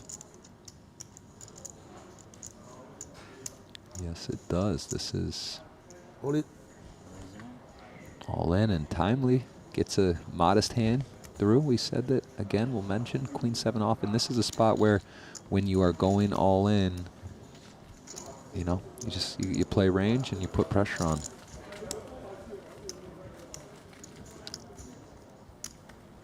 If Paul wins this, we need to come up with like a chant.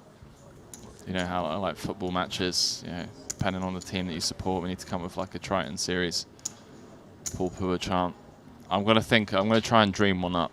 I don't want to try and come up with it on the spot, just in case I butcher it. But chat, you got any ideas? Just short and sweet, you know, a lot of rhyme to it. Let me know your suggestions in the chat. Also, let's not forget about the giveaway, boys and girls. There's a giveaway going on. !! giveaway over on Twitch. Some fresh merch. Some signed stuff up for grabs as well.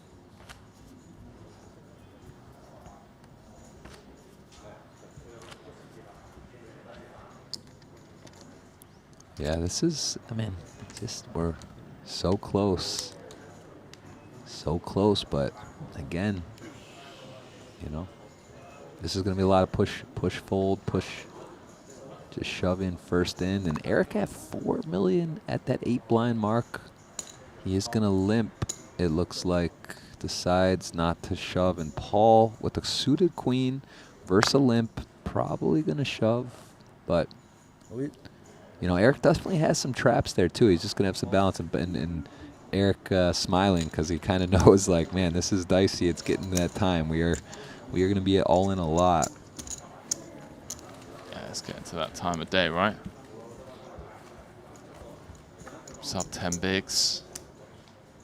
Sub 8 bigs at this point. Suited queen, yes please.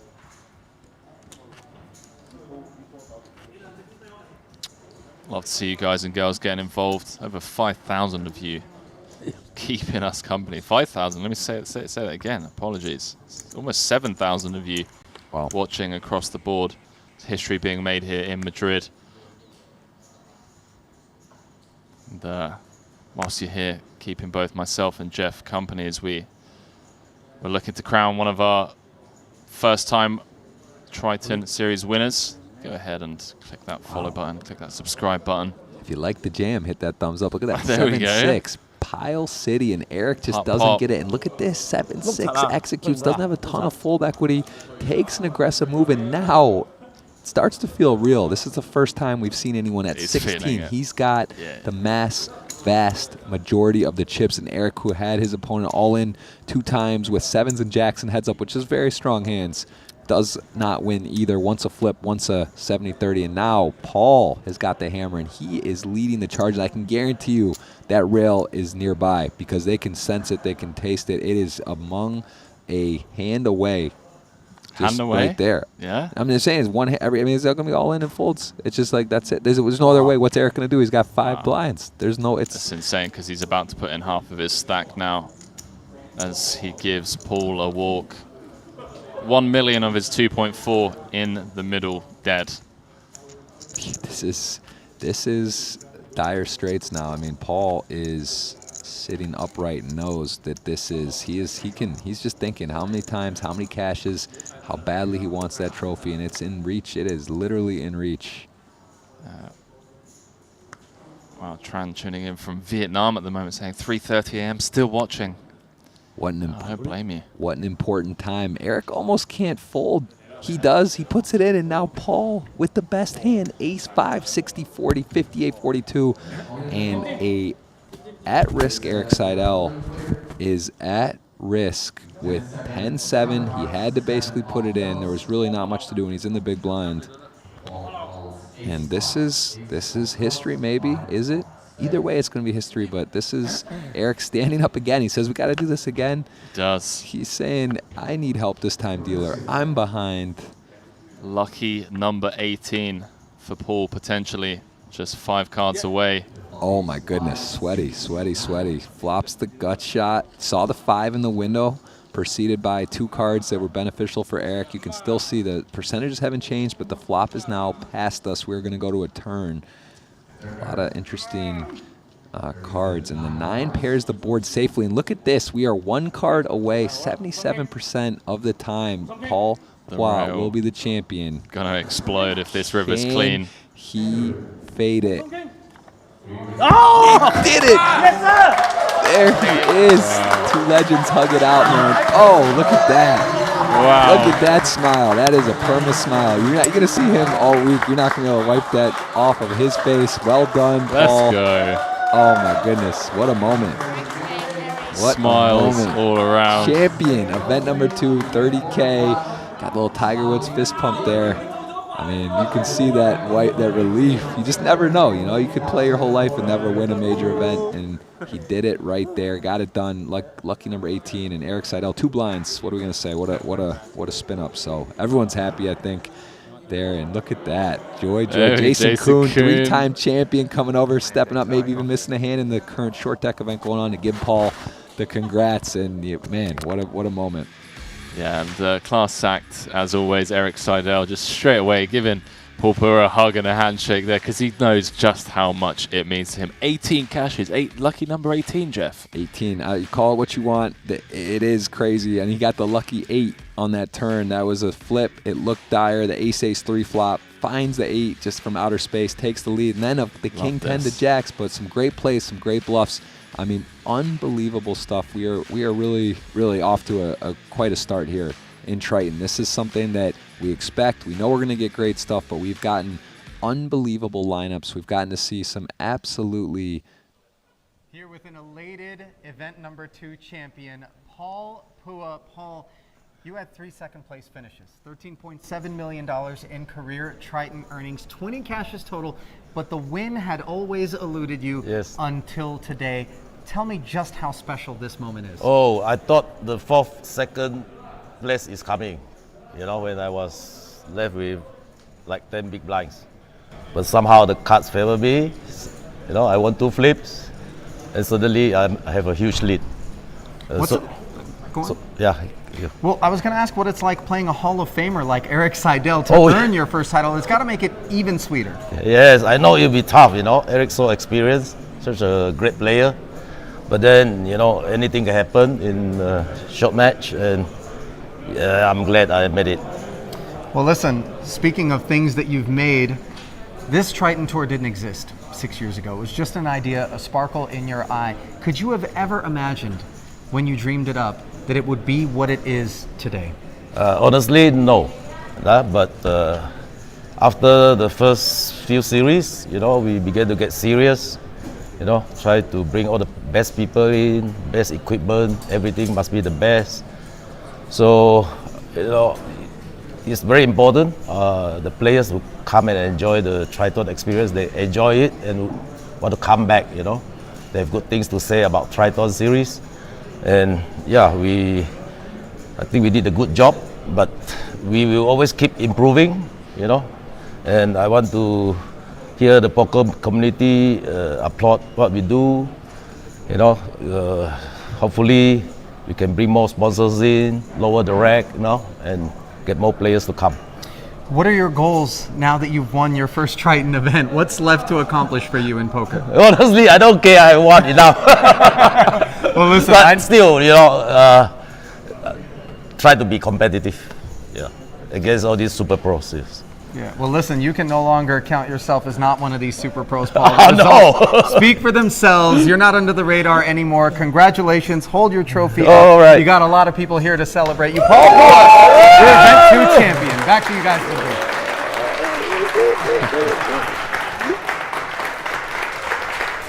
Thank you. Okay, thank you.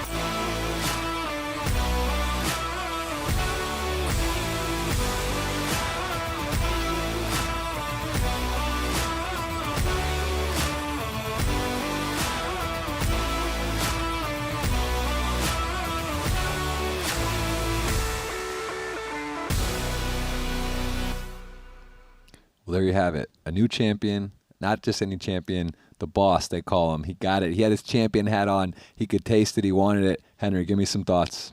Well, history being made here in Madrid, Jeff. Event number 2, and yeah, the boss man with the champion's hat getting it done.